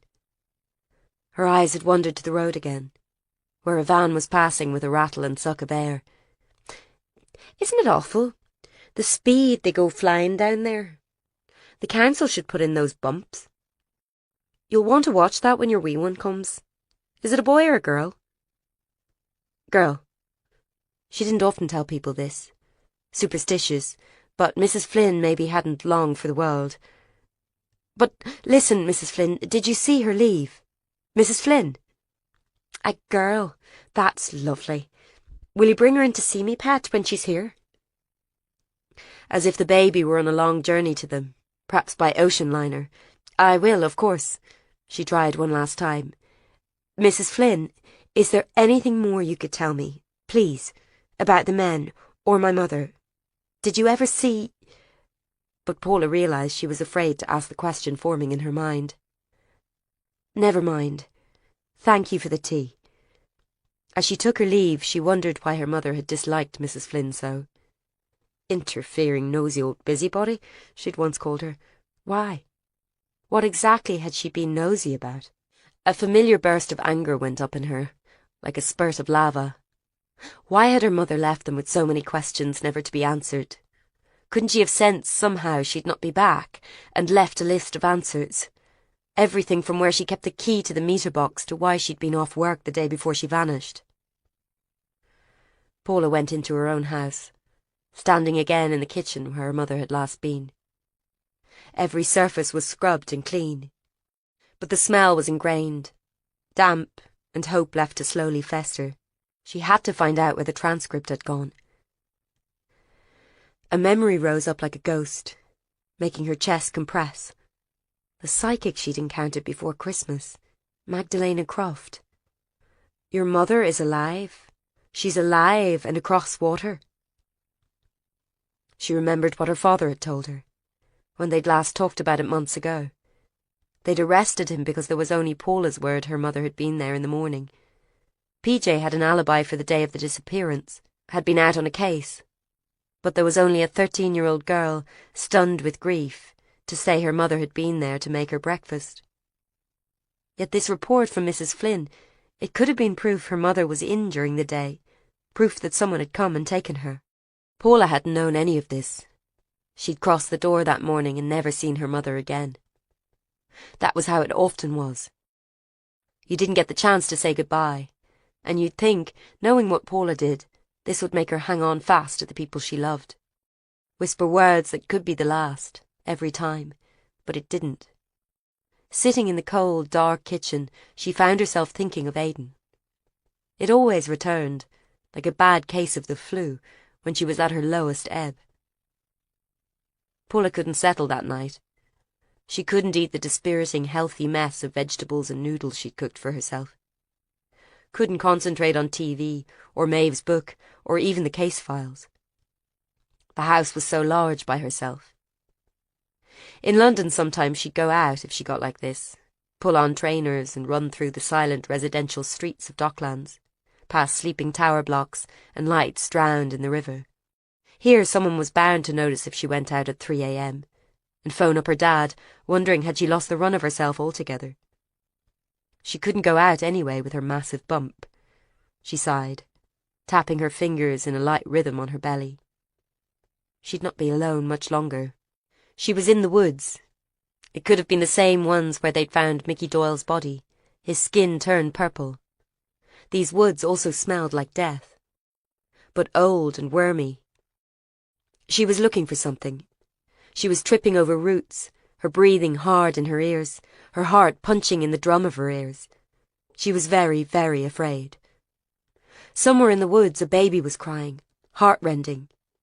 She had to get to that sound, but it seemed to be all around her as she stumbled. The cries went on and on and on, dragging at her, pulling her flesh from her bones. Then she was on her knees in the dirt, smelling soil and something rotting, and she was digging her fingers into it and snapping her nails. Overhead a bone-white moon came out from the clouds, and then she saw it reflected in the ground, the gleam of a skull, and around it a shawl of red hair. Paula was awake now, and it wasn't real. It was a dream. Her mother was not in the ground, alone in the woods. No one knew where she was. Her baby wasn't lost and crying. She was still inside. She was safe, under the tight drum of skin. She sat up, panting. It was early, the sky outside cut with icy blue. Now she could hear the phone ringing downstairs. She'd stopped sleeping with her mobile phone since the baby, and waited drowsily for her dad to pick it up. Then remembered he was gone. She hauled herself down the stairs one at a time, gripping the banister. Hello? The hall was cold, and the microwave clock read 4:48 a.m. Work? No. PJ. Dad, are you okay? Why? Were you sleeping? Not really. Look at your wee phone there, pet. Something's happened. Work didn't ring you? No. How do you know? Sure, I can't sleep in this place, and Pat has that News 24 yoke. She could picture him downstairs in the dark, his bad leg on a cushion, cup of tea beside him. It swam through her head. Dad, did you know Mrs. Flynn made a police statement? Did you know Bob Hamilton had it all this time? She couldn't ask him. Okay, I need to hang up, though. She opened her browser and waited for the slow 3G connection to kick in. Northern Ireland News was reporting a body found in the hills outside of town. One of the 5. No pictures yet. She dialed the number of the MPRU, expecting the answer phone, but instead it was picked up by Jared. What's going on? She said, startled. Maguire, you need to get off the line. I'm waiting on the boss ringing through. Behind him, Paula could hear phones and voices, as if it was 4 p.m, not 4 a.m. Why did no one ring me? Boss said not to. He what? Look, I'm not getting involved, okay? I have to go. Wait, Jared, is it one of them? It's not a woman, is it? It's not Catherine. He'd hung up. Fuming, Paula slammed down the stupid smartphone. They'd found one of the 5 and no one had even told her. Well, she would see about that. She couldn't face getting out of her cosy maternity pyjamas in the frigid room, so she pulled on a hoodie and Ugg boots. They'd pass for tracksuit bottoms at this hour. She wound her long red hair into a plait, noting in the mirror her dark eye bags and pallid skin. Wasn't it meant to be after the birth you couldn't sleep? She thought of how Saoirse would scold her for getting out of bed in the middle of the night. Saoirse with her birth plans and morbidity studies. Paula would have just liked to crawl away on her own in the dark and deliver, like a cat under the stairs. She grabbed her keys and headed out. Extract from The Blood Price, The Mayday Bombing and Its Aftermath, by Maeve Cooley, Tarisha Press, 2011. Dominic Martin was the most difficult of the families and survivors to interview. Some, like the Presbyterian family of Constable Sheeran, would not speak to me at all. They have retreated into their faith to deal with what happened. This is not what I mean by difficulty. When I rang Martin first, he asked who I was. He said, was I at the trial? Yes, I said. I had been covering it for my paper, the Daily Tribune.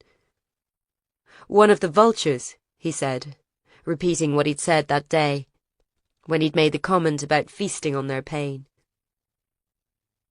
I've had this reaction before, of course. All journalists have, now that doorstepping and checkbook journalism are so rife. Mr. Martin, I said, I want to write this book to give a voice to the victims. My daughter didn't have much of a voice, he said. She wasn't even 2 yet. 3 days short, I said. He went silent, and I wonder if I'd gone too far. What's the point of a book? He said. More slow-motion tears? Sad music? What does any of it do? Nobody needs to remember Amber except her mother and I. Well, I think of her every minute of every day, and her mother does too, though she hasn't spoke to me in some time. I'm going to name the bombers, I said. All 5. You'll be sued? He said, impatient. I hope so. That way we could maybe get a libel trial going. I'd said, by mistake, and I wondered if he'd be angry, me jumping in on their grief. Come round, he said, instead. I'd give you the address, but you most likely already know it. He put the phone down.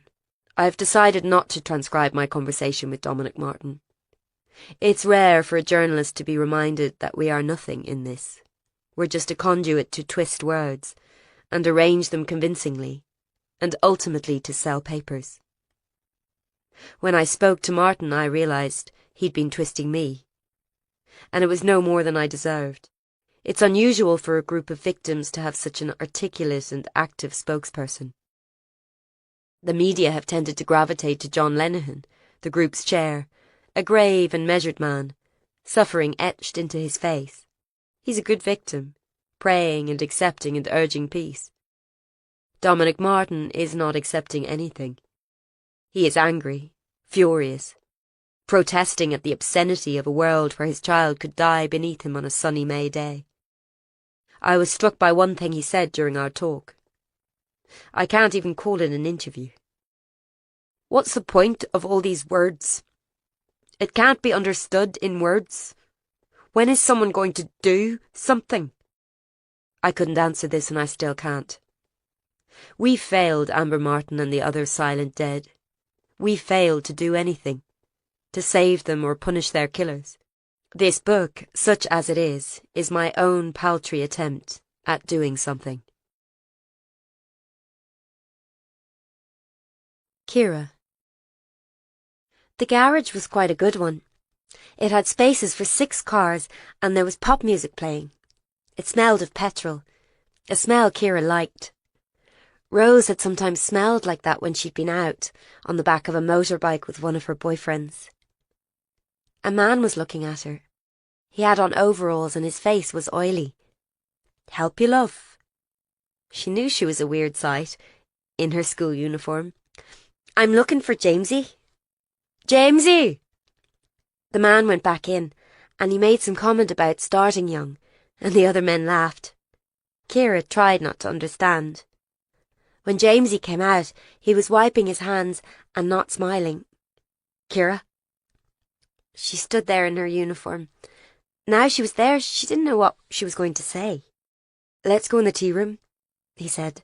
What this meant was a really small hut, like a mobile classroom at school. Jamesy sat behind a desk that was cluttered with papers and magazines about cars. A calendar on the wall was still at February, and had a girl on it in a bikini, licking her lips. Are you all right? He asked her after a while. Kira just looked at him. It's the memorial, in May. 5 years. I know. Will you go? He did an awkward thing with his shoulders. If I can. Sometimes I can't think about her. Do you miss her?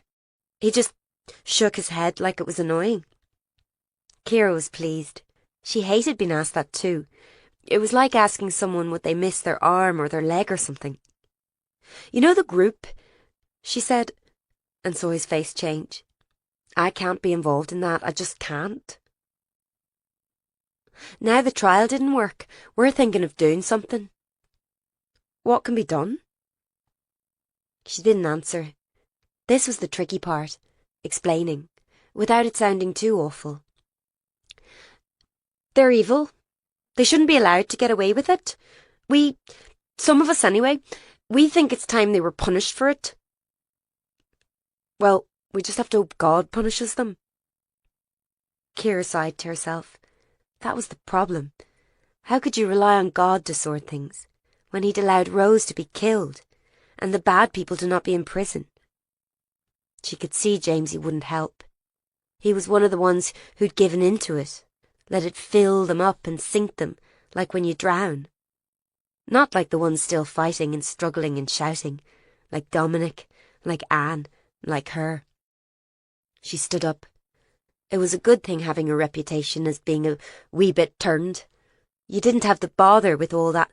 How are you? Grand. Thanks. Is the family well? Drop us a wee line sometimes, like grown-ups did. Never mind. Ciara, he said. Sometimes would you come for a bite with me or something? She was astonished. Why? I'd like to just talk about her, like she was... Not all this court case and that. She nodded. What's your number? He told her, and she put it in the phone. She put it under Jackie, just in case Mommy snooped. She remembered when she'd first met Jamesy. Rose taking her to the hotel that time. Don't tell Mommy you saw him now. It's our secret. Who is he? She'd never met or heard of Jamesy until that day, but she could tell he hadn't just met Rose.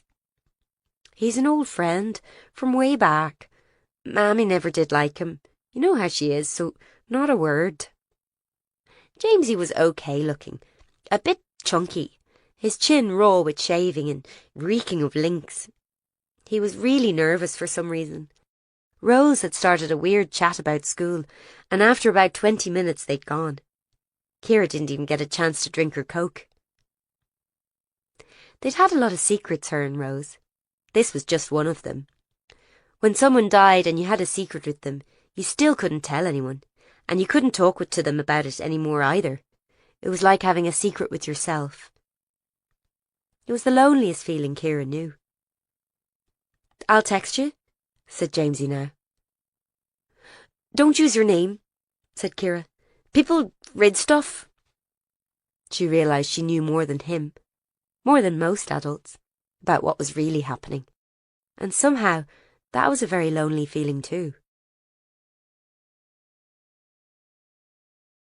Chapter 15. Outside, dawn was creasing the sky, breaking pale blue in the east. She could see her breath.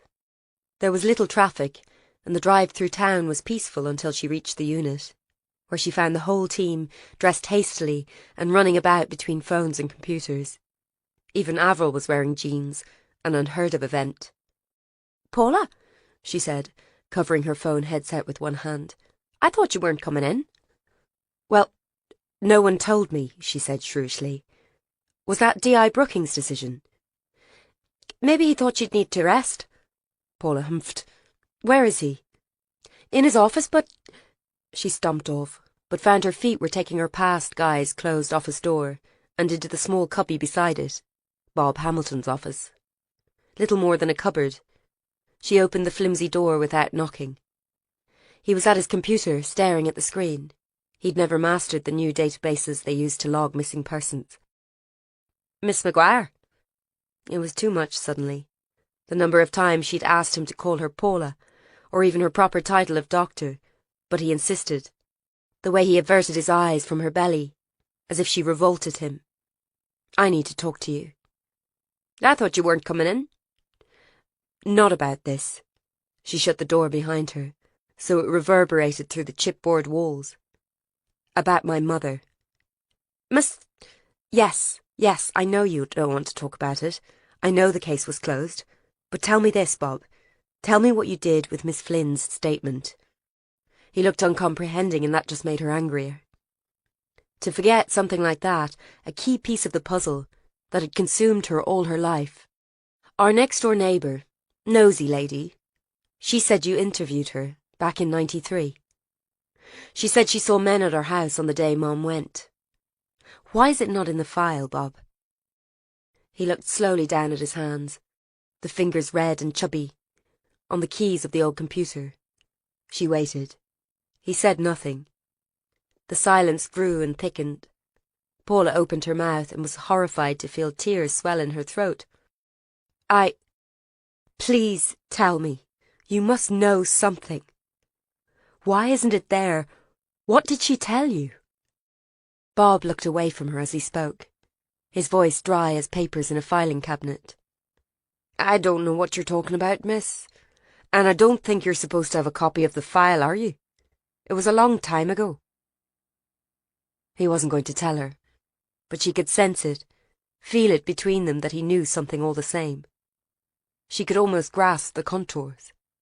Her voice shook. I don't know why you're doing this. Did you have something against my dad? You arrested him, but maybe Miss Flynn could have proved it wasn't him. I mean, you only arrested him because we couldn't prove Mum was there in the morning, wasn't that right? He said nothing. Paula took a deep breath. Right, you aren't going to help me, but I'm not giving up. So, just think about what I said. Try to do something right for once in your life. She stormed out, bumping into Fiachra in the corridor, who was also visibly gloomy. Are you not meant to be off? He said. Did everyone get this memo except me? She exploded. I'm still working, aren't I? I'm not an invalid. Jesus, okay, don't shoot the messenger. We've thought that we and... It's none of your business, Garda Quinn. He pushed past her, muttering that she'd made it his business. Paula blinked. What was that? He turned. How is it not our business, okay? You ride the boss and prance about here with your belly out and we're supposed to ignore it. My sister lost her baby. She nearly died and she was only going shopping. And there's you running about with not a thought for your own safety. Paula's mouth fell open at this unexpected savaging from the sweetest member of the team, and to her horror she felt the tears gather in her nose. I just couldn't sit at home with all this going on. Well, you have to. You're having a baby. Even I know you can't carry on the way you do. Here, wait there, son. Jared, a mere year older than Fiachra, had come out of the main office to shove his oar in. Leave her be. You can stay out of it. Seems myself and old Bob there are the only ones who stick to the rules round here. There's a reason you're not supposed to sleep with your colleagues, you know. Hey, Jared shouted. There was a crash behind them in the main office. Avril had knocked over her keyboard. What are you trying to say, son? Don't call me son, you feckin' idiot. You're no older than I am. You know rightly what I'm trying to say. Avril was moving, a blur of anxiety. Jared, stop. She was in the corridor, wringing her hands. Look, just leave it, okay? Quite the team, aren't we? Fiachra looked between them nastily. Very cosy indeed. Bob came to his door, bewildered, refusing to look at Paula still. What's that racket out there? Nothing, said Fiachra sulkily. I'm just sick of people not doing their jobs, and I'm sick of pretending no one knows why she's knocked up. We're not bleeding stupid, you know. He turned back into the main office, giving the wall a frustrated kick as he went. Paula turned away. She couldn't bear it if Bob and Jared saw her crying. At that point, Guy opened his door. What's going... He saw her face. Back to work, everyone. Would you supervise D.S. Hamilton? Thanks.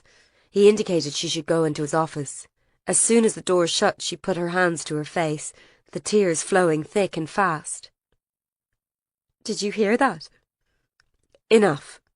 Are you okay? No. I don't know. It's just... I can't bear it, you know. You don't even tell me you found a body. You're at all these meetings you won't tell me about. I mean, what's next? Will I be fired? Then she'd be alone in the house, with just the baby and the ghosts for company. Sit down. He motioned her into the chair and she sat, wiping away tears and gulping as fast as they came. Look, Paula, I'm in a difficult situation here.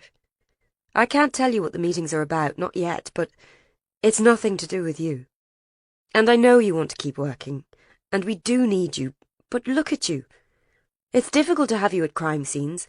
There's the insurance for one thing, and for another, people aren't stupid. They know you and I are close, and now you're pregnant. I haven't told anyone. No one knows it might be, you know, they can guess. He ran a hand over his eyes, and she saw the wedding ring he still wore, and her stomach heaved. It was too much. At least while there'd been work, she could shut out the fact that she'd felt things for him, and then his wife had come back. But without work... I found something out, she said, still blinking back tears, the grey squares of carpet dissolving into a blur. My mother. Sergeant Hamilton was the investigating officer on her case, you know that. Well, yes, but there's a statement missing from the file. Our neighbour, she saw some men come to the door the day my mother went missing. You'd think, wouldn't you, that something like that would be on file? How do you know? She told me. And yes, she's not as young as she was, but she'd hardly make up something like that after 17 years. Sergeant Hamilton took her statement, and it's not there now. Are you suggesting he suppressed evidence? No. She thought about it. Yes, I don't know. I think he must have. I want you to look into it for me.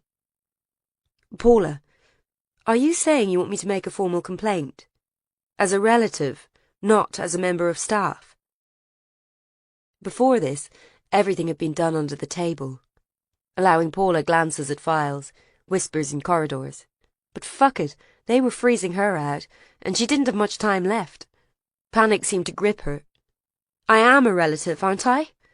We always talk about keeping the families informed. Well, that's me, and I believe the officer in charge deliberately hid information. Why would he do that? Guy was keeping his voice measured. I've no idea. Had it in from my dad, maybe? There's some bad blood between them. I never knew what. Maybe he lost the statement, then covered it up. But I want to know where it is and what happened to it. Paula, are you sure about this? It was a long time ago, and Sergeant Hamilton is a valued member of the team. Would you say that to one of the families? Ask if they could be bothered digging it all up, finding out where their loved one disappeared to. All right. I'll look into your complaint. He made a note. I'm afraid in light of that I will have to ask you not to work on your mother's case anymore, and certainly not to visit any witnesses. She stared very hard at the carpet. Time was running out. The baby would be there soon. Paula, I'm sorry, but you know it has to be this way. Things aren't the same now. They never will be again when the baby comes. She nodded duly, tears pattering onto her stupid hoodie. What can I do? I think you need to scale back. Work from home a bit, or at least in the office only. Nothing dangerous or stressful. And Corrie, she's concerned that your own experiences with your mother and the attack last year, well, she thinks it's impacting on you more than you realise. You said Corrie. Is it Corrie thinks it, or is it you? He paused. I agree with her. You're so spineless sometimes. The words were out before she could stop them. He flinched. All right. If you insist, I feel you're not coping well at all. You almost died before Christmas. You almost lost your child then. But you're still refusing to scale back your duties. Now, your work has been invaluable in the past, and we need you, but we can't shoulder the responsibility for you at dangerous crime scenes, and the stress of this case...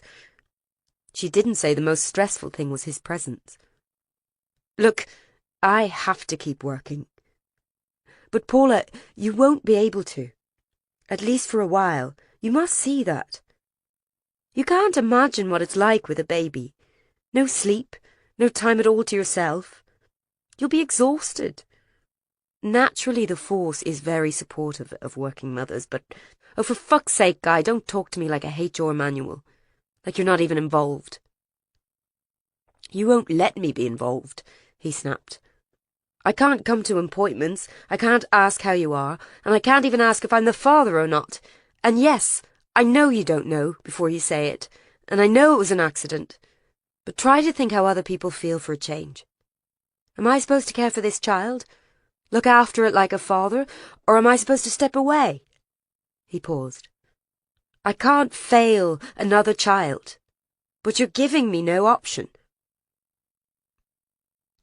In the silence that followed this outburst, Paula tried not to look at the photo on Guy's desk. 2 children. His troubled daughter, now 16, and his dead son, who'd never be older than 10. "I'm sorry," she was trembling, her voice thick with tears. "I know it's hard and I wish things were different. Really I do." Fleetingly she thought of Aidan. "But if I can't do this, if I can't find people, then what can I do?" Guy sighed. "You can look after yourself and get ready for the baby coming. Rest. Eat ice cream. Just take it easy." She frowned. "I don't like ice cream. It hurts my teeth." "Well, whatever you like then. Someone should be looking after you. If you'd let me, I'd—" She stood up with some difficulty. "You'd be better off looking after your wife and daughter." It was a low blow and he recoiled. "Tell me one thing," she said. "Who is it?" "The body." He couldn't look at her. "Lynch, we think. His car was set alight, you know." "He burned to death?" "One hanged, one decapitated, now one burned." "Yes, it was... Really, I don't want you there. It will be very unpleasant." What was wrong with her? That she'd rather go in the middle of the night to a lonely spot where a man lay charred and smoking, than be asleep, cradling her unborn child in warmth and safety. "Please, I need to see it, even from a distance." He spoke stiffly. "If you feel up to it, I won't stop you. But at least wait till morning. The site's still on fire for a start." "Okay, I'll be there." "Should I have a word with Fiachra?" "No, he only said what was true. I just didn't realise everyone knew." It was an awful thought, the details of their drunken nights circulating as a dirty joke, that fragile bubble of intimacy they'd made, light against the dark. You of all people should know that in this town nothing's a secret for long. "I know, I just hoped." She wiped her sleeve over her face. "Please, this is all for your own good. Will you stay off your mother's case?" "Do I have a choice?" "Not if you want to keep working." She nodded. "Then I don't have a choice." It was horrible walking out, turning her back to the curious looks and ringing phones and buzz of a case to solve, and getting back in her car. But she did, because deep down she knew that everyone was right and she was wrong.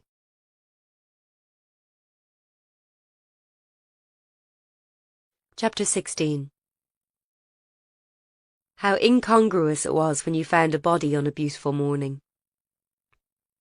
April was continuing mild and fair, and the hedgerows were beginning to fill with fuchsia and montbrachia, a riot of pink and orange. Paula drove the Volvo out of town, snaked in early morning school-run traffic. She was heading for the Drummondtee Hills, a barren mountainous region that ringed Ballyterran. Though there were no longer any checkpoints or army patrols or any border at all, she had crossed it all the same. This body had been found in the south, and that brought a whole different set of problems. Her mind raced as she tapped the steering wheel, impatient for the car to move on. A third body. That meant someone was probably holding the other 2, who could still be alive. In contrast to the peaceful woods where Mickey Doyle had fetched up dead, hanging, the latest site was bare and flat. No tree for miles around to break the scrub of heather and gorse. She passed several TV vans, reporters doing live broadcasts in the morning breeze, and reached a cordon on the country road, manned by a Garda she didn't recognise, and hoked her ID out of the bag. "I'm a forensic psychologist." Always nervous saying it. Many officers were suspicious of civilians at crime scenes. She was waved through and parked up, realising once again how difficult it was to get about when you were heavily pregnant. She didn't recognise anyone. Even the techs were unfamiliar here. Finally she spotted Guy, but the brief burst of relief gave way to anxiety. If he saw she was struggling, he might send her home. She lumbered over to him. "Can I see the vehicle?" She held up her hands. I know, but it's an easy sight, and there's clearly something ritualistic going on here. I need to see it." Guy hesitated. "Paula, it's a really bad one. You always say that. They only got the fire out a few hours ago, so he's still in there. It's been soaked in petrol and set alight. He didn't try to get out, which suggests he was drugged like the others. He wasn't dead first. No. Pathologist says there are scorch marks in his throat. Oh, well, I need to see anyway. How long's it been here?" There were reports of a fire in the early hours of the morning. It's an isolated spot, but anyone driving on the lower road would have seen it. They were walking now. Paula could see the van, a burnt-out wreck, which seemed to have been once white. There was a fire engine drawn up in the car park, and firefighters mingled with the usual swarm of people at a murder scene. As they rounded the small hill, she covered her mouth reflexively. The air stank of charred flesh and petrol. They said that was how Cross-Seigneur had smelled for weeks after the bombing. "Not nice," said Guy, seeing her face. "Anyway, they're still cutting him out, so you can see if you need to." There was a high squeal as someone wearing a mask wielded a scorching torch on the van. They halted some distance back. The sun was warm, a soft breeze twitching Paula's hair. She pulled strands from her eyes. "Is there a note with this one too?" "We think so. They're trying to get the door open and extract it." "I take it there's no sign of the others?" "No. We may have to take helicopters up to the hills with infrared cameras. It can't be easy to hide 2 people in a small town." 2 more bodies to come. Paula struggled with the enormity of it. "We need to find them." "I agree. We can't have everyone with a grudge doing this." He waved a hand to take in the devastation, the blackened shrubs, the smell of roasted flesh in the air. "The van's white." "Yes." "Martin's van," she began. "That was odd timing." "It was." Guy's mouth was twisted. "I don't know, Paula, this case—" A shout went up from the brow of the hill, and the noise of sawing ceased. "They must have found something," Guy said. "Come on, you can meet the Detective Gauda." This turned out to be a florid 50-ish man with white hair, who clapped Paula's hand with a firmness that made her wince. "Gauda Joe Hanlon," said Guy. "This is Dr. Maguire, our forensic psychology consult. What can you tell us?" "You asked us to look in his mouth. They just took something out with their tweezers." Hanlon held up a see-through bag. "You can just about read it there. Have a wee look." The paper was charred and brown, but the writing on it was the same looping script as on the notes found in Mickey Doyle's mouth and Ronan Lynch's severed throat. This one said, "Friendly fire." "It's not random if you ask me," said the Garda. "I've seen my fair share of Provo knockoffs. More than my share, if I'm honest. They used to like dumping the bodies over the border here. Make a headache for the RUC to clean up. But nothing like this. Quick deaths. This fella, he was roasted to death. He was alive to feel it." Paula was squinting at the van. "Were you able to recover the number plate, Garda Hanlon?" The one spotted near the crime scenes had had its plate covered up. "Yes. Do you want it?" He wrote some numbers on his notebook and passed the sheet to Paula, flapping in the wind. She turned to Guy, but he'd already made the leap and was tapping on his BlackBerry. "Is it—" He just nodded. "Garda, I think you'll find this vehicle is registered in the north to a Dominic Martin." The man looked surprised. "I take it you were expecting it to turn up?" "We were, just not so audaciously." Paula just shook her head. As they walked back to her car, she asked, "You didn't send Fiacre to liaise with the Gardaí?" "No. Between you and me, he's not coping all that well since his sister was attacked. I'm trying to keep him on lighter duties. I've sent him to Dundalk to do some paperwork." "That seems wise." She was careful not to allude to the reason Fiachra had blown up at her. I think I'll do the same, back at the unit. Good idea. I'll see you there. How courteous they were being, as if the previous night's shouting and crying had never happened.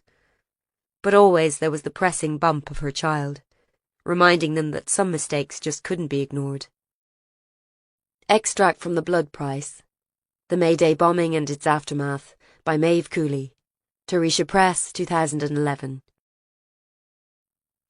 It was never fully resolved which of the May Day bombers had played which role.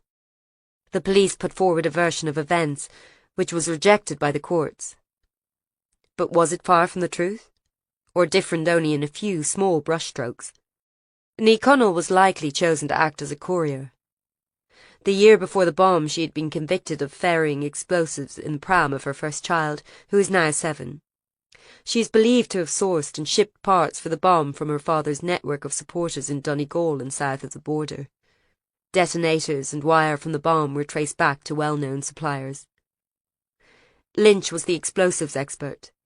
The two were a couple at the time, and had worked together to make and plant several devices, such as the one found beneath the car of PSNI reservist Sam Roper in 2003.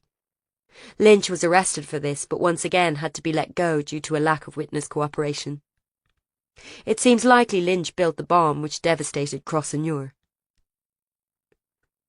Doyle and Brady were logistics men, low down the pecking order.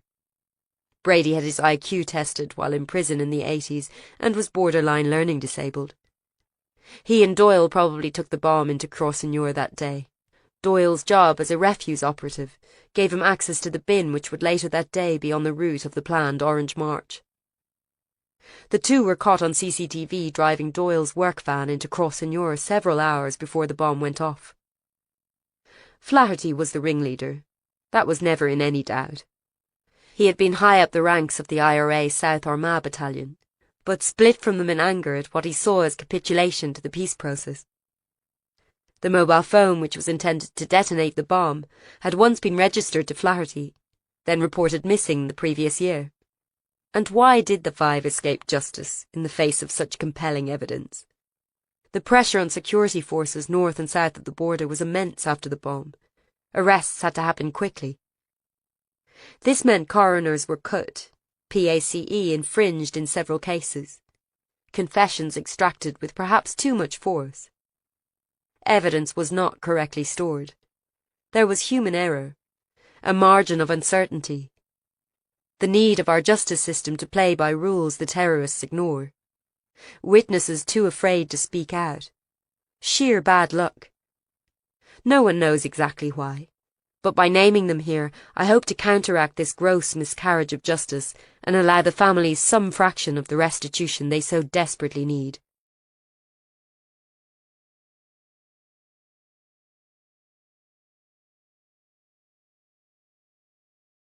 Chapter 17. Paula had been back at the unit for some time when she heard the voices. She was at her desk, puzzling over the 3 deaths. The hanging, the beheading, the burning. What was the connection? One swinging from a tree, his purple face throttled, his bowels slack. The note in his mouth, collateral damage. The same phrase used after the bomb. The second, his head lopped off, eyes open in surprise. His note saying, unforeseen escalation. The third, the burning man.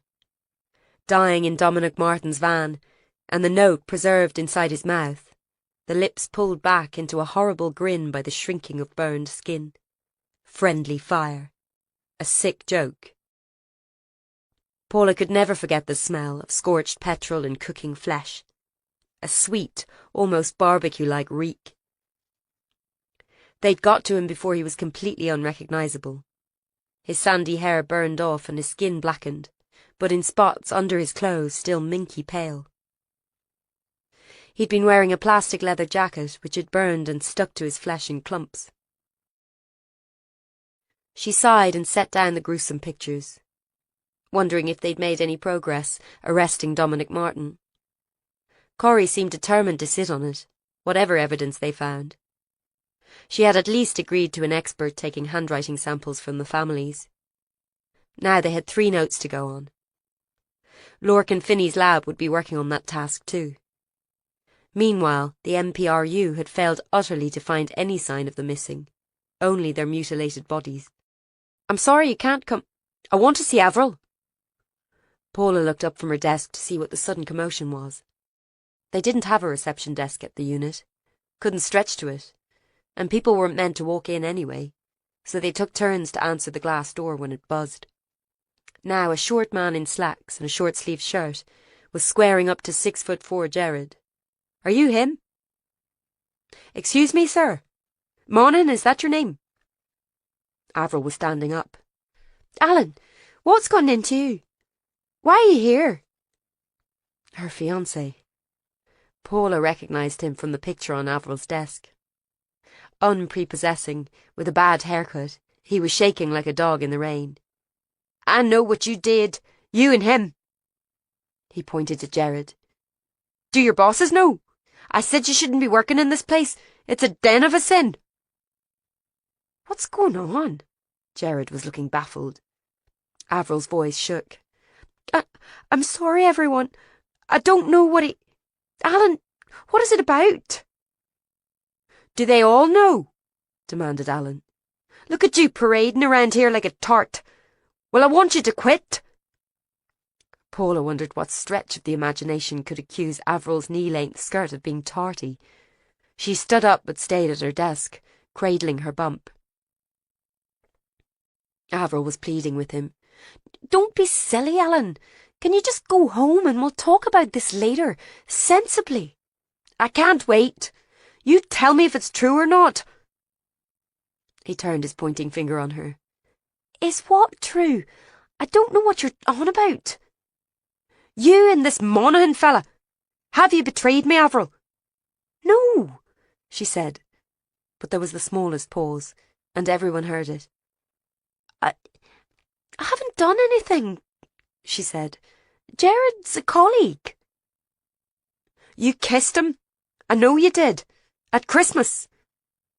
The scene Paula had witnessed. She'd seen no actual kiss, but what had looked like the aftermath of one all right. Jared had been rendered uncharacteristically silent, but now he tried to speak. "Look, Alan, don't you dare say my name. You're no better than her. Both of you. Fornicators." He glared at Avril. "And with a Fenian of all people. That's the best you can do." Paula and Avril were in the ladies, safe in the knowledge that they wouldn't be disturbed, given that no other women worked in the unit. Avril was sitting on an upturned toilet seat, pressing her eyes with the wads of paper towels Paula was passing to her. Her breathing was uneven. "Nothing happened." "It's okay. You don't have to tell me." She busied herself taking out more towels, the weight of her belly pressing into the sink. Behind her in the mirror she could see Avril, red-faced and weeping, and apparently determined to share. "Me and Jared, you know how things get a bit crazy here.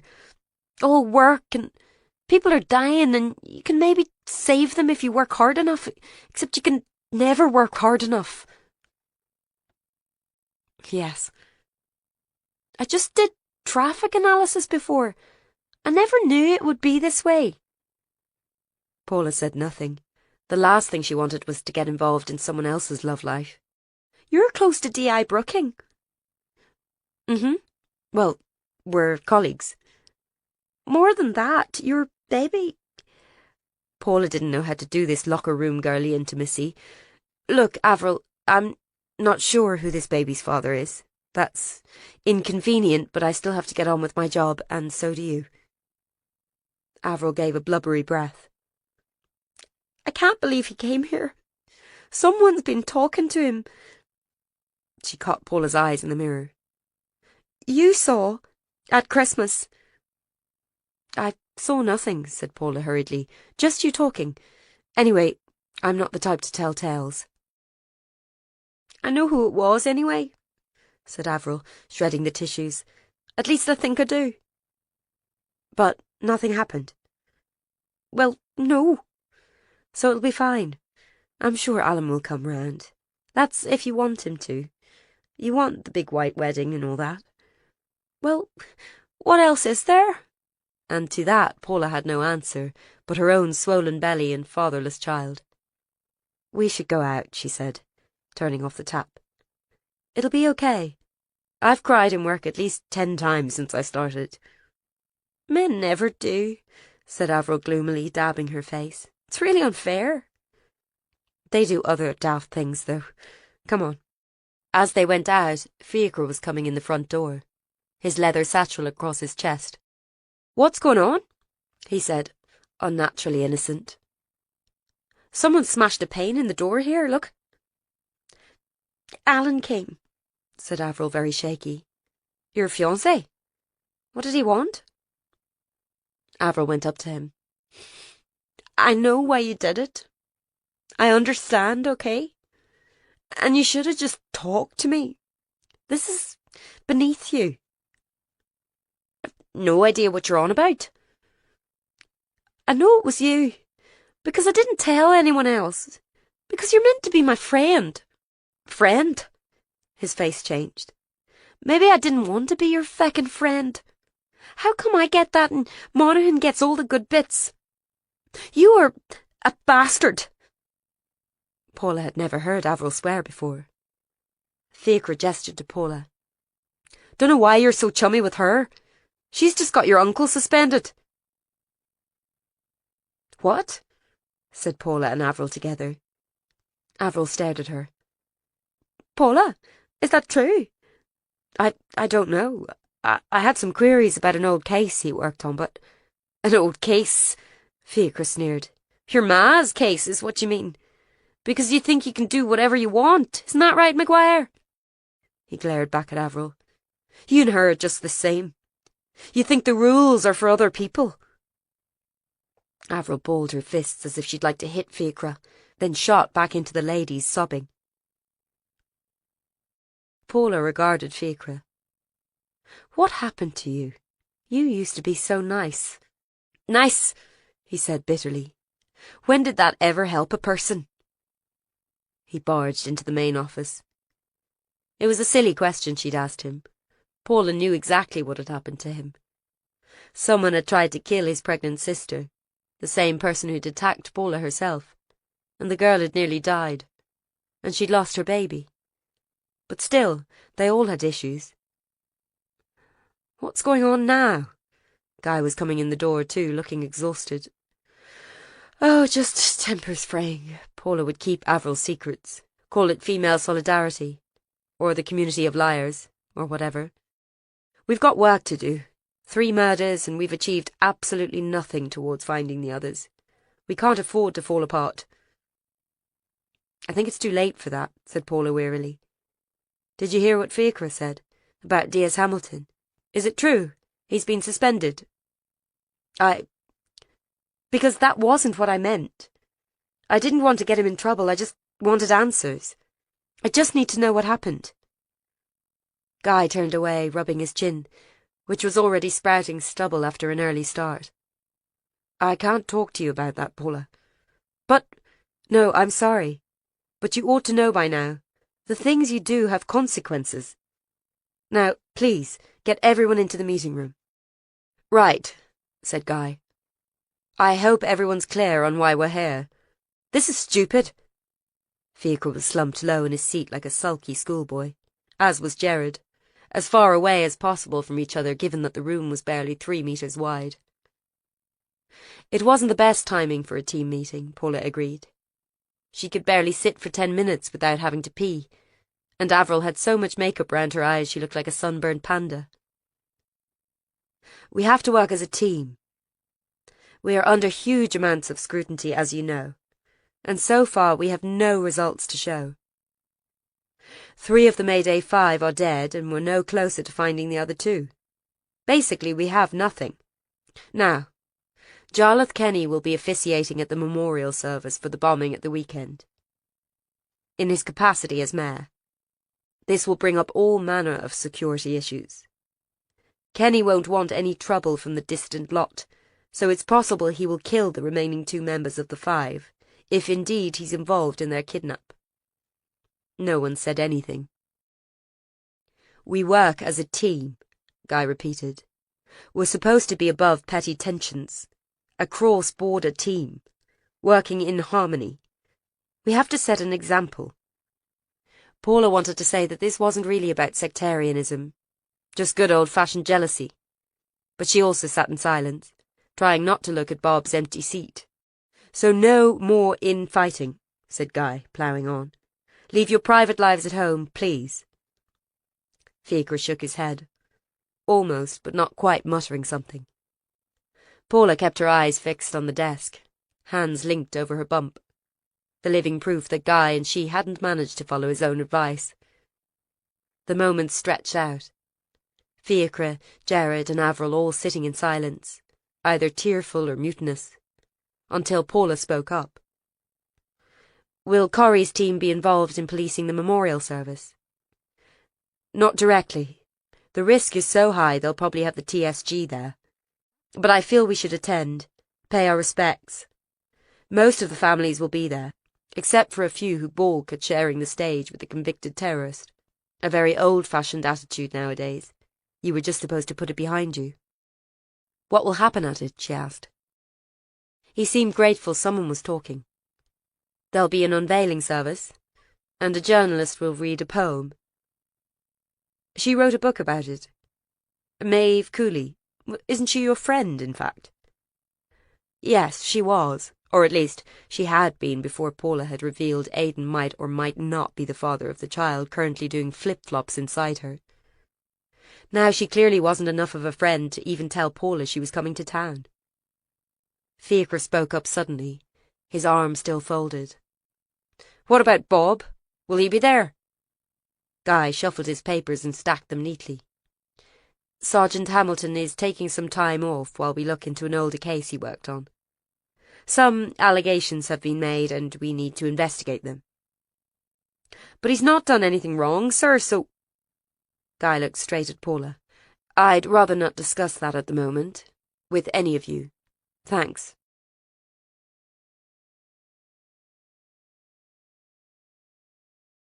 Kira. Kira didn't want to go to the memorial service. She refused to get dressed. You're a bad girl, Mummy said. She was in the living room, already dressed in her suit with the pink roses, but drinking out of a glass that Kira knew had vodka in. She'd spilled some so it looked like the roses had dew on. Yes, Mummy. The wrong one died. It should have been you, not my Rose. Okay, Mummy. Nobody even wanted you. A mistake is what you were. She was still in the t-shirt she wore to bed. It was one of Rose's, and it said Rage Against the Machine on it. That was a band. It made Mammy angry. Kira had taken it from under Rose's pillow after that day and kept it. That dirty old thing, said Mammy. Take it off or I'll tan your hide for you. No, Mammy, she said. She hid it when she was at school in case Mammy chucked it out. Mammy threw the glass. It missed, but some sprayed on the t-shirt. Kira felt it spatter on her skin, warm from sitting out, and it was so nearly like that day she had to breathe in so hard so she didn't scream. Behind Mammy she could see Rose looking sad. Now, since it all started, she sometimes couldn't see her at all. It was getting harder and harder to hear her voice. I don't want to go, she said. To Rose, not to Mammy, though Mammy answered. You'll do as you're told. Go, Rose said. It'll be okay. I'll look after you. I'm scared, she said, just inside her head. You should go, Kiki. I'll be there. Okay, I'll go. Kira went to get some towels and wiped up the drink. The carpet was ruined anyway from drinks and fags. She rinsed out the towel and got washed, then put on her nicest dress, a black one with a yellow belt, and on her feet trainers. She didn't want sore feet, and anyway, why couldn't you wear those kinds of shoes with the dress? Clothes were clothes, weren't they? The trouble with the anniversary was you couldn't stop thinking about that day. Oh, this was when Rose and me watched Ant and Dec on TV and ate Cocoa Pops. This was when we drove in the car, and Rose turned the radio up high and we sang along to the Rihanna song. Then less than an hour later, Rose was dying all over the pavement, and Kira had her blood running into her mouth. She looked at herself in the mirror. She looked weird. She was weird. There was no getting around it. You danced your own tune, pet, Rose used to say. Their pictures were out in the corridor. Rose in her party dress and Daddy in his suit. She couldn't even really remember him. He'd died when she was wee. He always looked cross in the pictures, never smiling. She'd asked Rose once what he was like. They'd been in Rose's room. She'd like to play the CD deck and poke about in the jewellery and hair slides. One time, she'd opened Rose's bottom drawer and found a bottle of vodka there under the pants. The family had been dry before Rose died, which meant she didn't drink. Daddy had been a strict old bugger, Rose said one time. Then she looked sad. God forgive me. At least he never kicked me out into the street. She'd have done that in 2 shakes of a lamb's tail. Why would you do that? Kira had asked. Why would Mummy want to kick Rose out? Never mind, she'd said. Let's have a drink of Coke and some skips. Bye, she whispered to Daddy. Rose, she knew, was coming with them. She could see it in her smile in the picture. Show some respect, Mummy muttered, pulling at her suit jacket. We have to honour Rose's memory. As if she didn't. As if she ever stopped.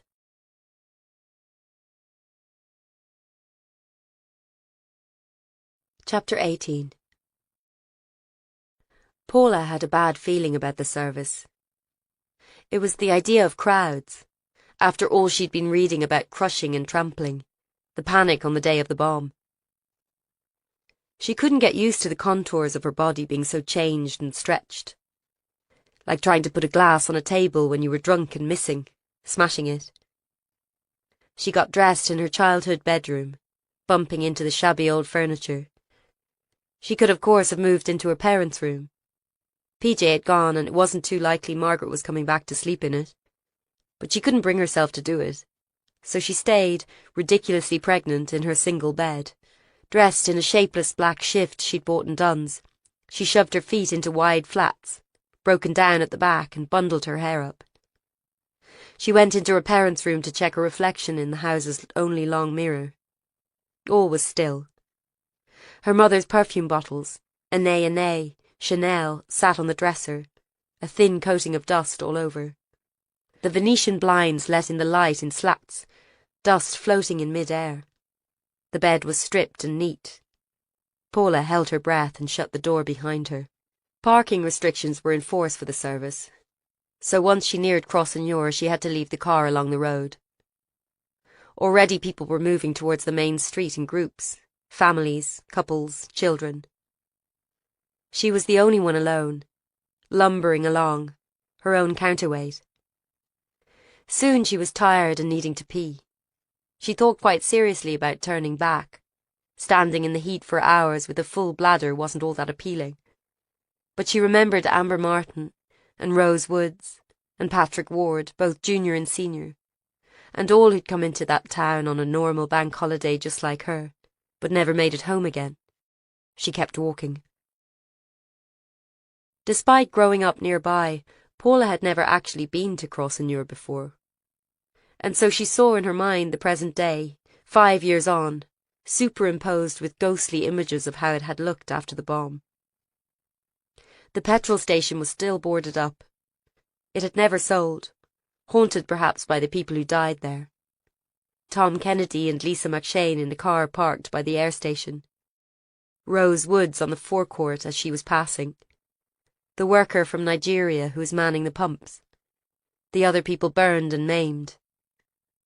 High Street itself had been rebuilt, but it was too easy to picture the rubble, hear the screams on the bit of shaking camera footage someone had taken that day.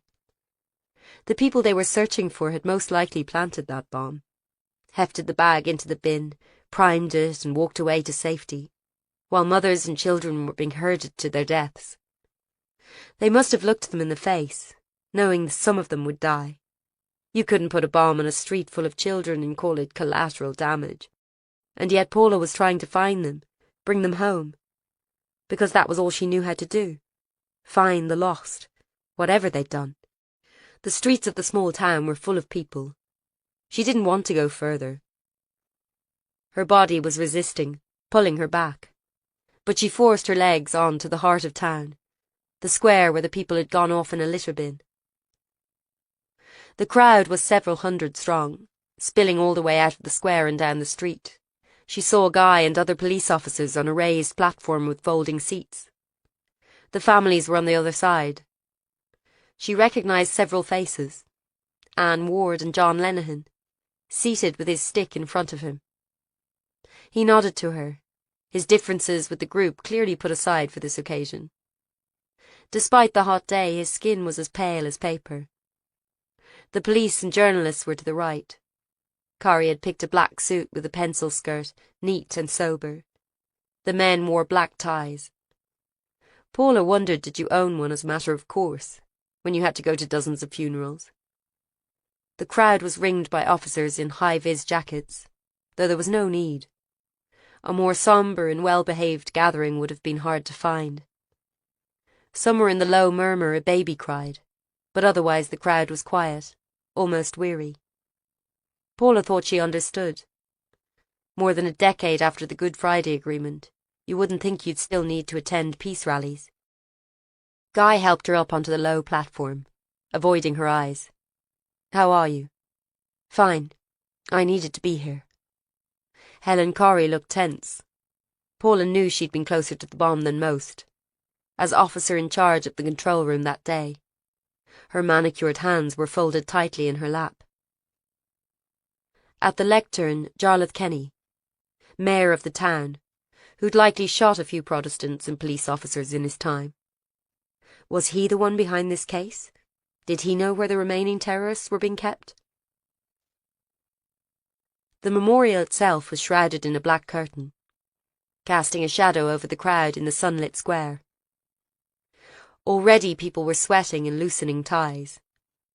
Paula wondered how long it would last as she took her seat. She was scanning the opposite side for Kira. No sign. Then she saw two figures being hustled through the crowd by officers, Kira and the mother. She'd studied that file until she felt she knew them all, each sorrowful face, each line of loss that was etched onto them. The Woods family took their seats. None of the others looked at them. The ceremony began at 10:30 a.m. There would be a minute's silence at 11:17 a.m, when the bomb had gone off. First there was a priest and a minister. Paula had never heard of either of them, and assumed they'd been chosen to give the correct religious balance. There was also a black man in a colourful outfit, who delivered a blessing in a language no one seemed to understand. That would be for the Nigerian. She assumed the African woman in the headdress was his sister, over from London. She hoped everyone had someone there for them. Even Niall McShane had come, sitting on the very back row with his folding chair pushed back, as if he might bolt. There was a young girl with him, around 12 or so, whose face was already swollen with crying. He held her hand tight. The sound of monotonous weeping had started up as soon as the blessings began. Paula realised it was Mrs. Woods who'd begun it, her mouth open and slack. Perhaps she was drunk again. Her remaining child ignored her, looking stoically ahead. The blessings had finished. She shifted in the hard chair. She was by now dying to pee, and a trickle of sweat was working its way down the back of her thigh. She hoped to God she didn't go into labour right now. That would be inconvenient. But the baby had no idea she'd been brought to this ceremony of death, swimming around in the cushioned warmth inside. Guy was trying to catch her eye. She ignored him, licking the sweat from her top lip. She was very aware of Corrie nearby, Avril and Gerard in the row behind. Bob, presumably, was not allowed to be there in an official capacity. Fiacre hadn't turned up. That would be a very black mark. She heard feet on the metal staircase to her left. Someone was coming up it. Maeve.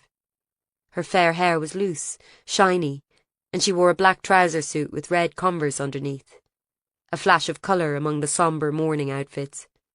She didn't look at Paula. Jarlath Kenny was saying, "I'd now like to ask Miss Maeve Cooley to read the dedication. Miss Cooley has worked extensively with the families, and they've asked her to represent them here." Maeve smiled at him blankly as he gave her the microphone. The smile didn't reach her eyes. Paula remembered the allegations in Maeve's book, that there was pretty much nothing to choose between Kenny and the man who'd orchestrated this bomb. So why was one on the podium and the other disappeared? Maeve arranged some pieces of paper on the lectern, cool and in control. Her voice, with its soft Dublin accent, was steady. She was reading a poem. It began, "Do not stand at my grave and weep. I am not there. I do not sleep." A sob came from the side of the families. Paula looked and saw most of them were crying. Several of the men stared ahead, white-faced. Dominic Martin held Lily Sloane's hand as she wept. Looking over, he met Paula's eyes and she felt a stab of pain. She stared at the ground while Maeve read, squinting her eyes to try not to let any tears fall out. This wasn't her loss to cry over. In the crowd there was a low noise of sniffing. People held each other's hands and leaned together. She felt movement beside her. Guy was reaching for her hand. She let him take it, though she was lathered in sweat. His pulse was racing. "Do not stand at my grave and cry. I am not there. I did not die." Maeve had finished. She looked across the square to the memorial. Later, Paula would see it on TV. Maeve with her chin raised, her eyes blinking, and one strand of hair falling over her face. Two uniformed men pulled the ropes on the black curtain, and the shroud fell back from the memorial. It was 12 feet high, a column of glass etched with the names of the dead. So light shone through and they floated, casting shadows over the crowd in the sun. The names seemed to radiate out. It was too far away to read them. The crowd threw up a murmur, then a faint smattering of applause rippled and died, awkward. Jarlath Kenny took the microphone again. He hadn't changed his expression at all during Maeve's recital, and Paula wondered how it made him feel, knowing he'd caused equal loss to other families, if he even felt at all. He cleared his throat. "We will now have the laying of wreaths by the families." In front of the stage were piles of red roses. A walkway had been made through the crowd, fenced off with metal barriers. John Lennon was just rising to his feet when there was a shout and sudden movement in the crowd. Something flew through the air. Guy was on his feet before anyone else, she remembered after. It sparked. It seemed like a jewel in the bright sun. Then you realised it was on fire. Your body started to move before your mind caught up. More movement at the front of the crowd. Confusion. People out of their seats. A child wailing somewhere. Guy was in front of Paula. He'd shielded her, she realised. He'd thrown himself in front of her. Then a metallic glint in the sun and a harsh fizzing sound and someone screaming, because everyone in Northern Ireland knew a bomb when they saw one. Then officers were jumping on someone in the crowd, pinning them down, and there was a loud rocking bang that reverberated in your chest, and the lectern was on fire and everyone scattering. And Paula turned back to the podium, too weak to run away, reaching out for Guy. Jarlath Kenny had been at the front, mouth open in shock, and had hit the deck seconds before the grenade landed. Behind him, Maeve had been standing, rooted to the spot, and the force of it had hit her. She was lying on the ground, red blooming through her white shirt, her face pale. Someone was screaming, high and pure, and Paula couldn't tear her eyes away from Maeve as her blood ran out and pooled under her, the same scarlet shade as her trainers.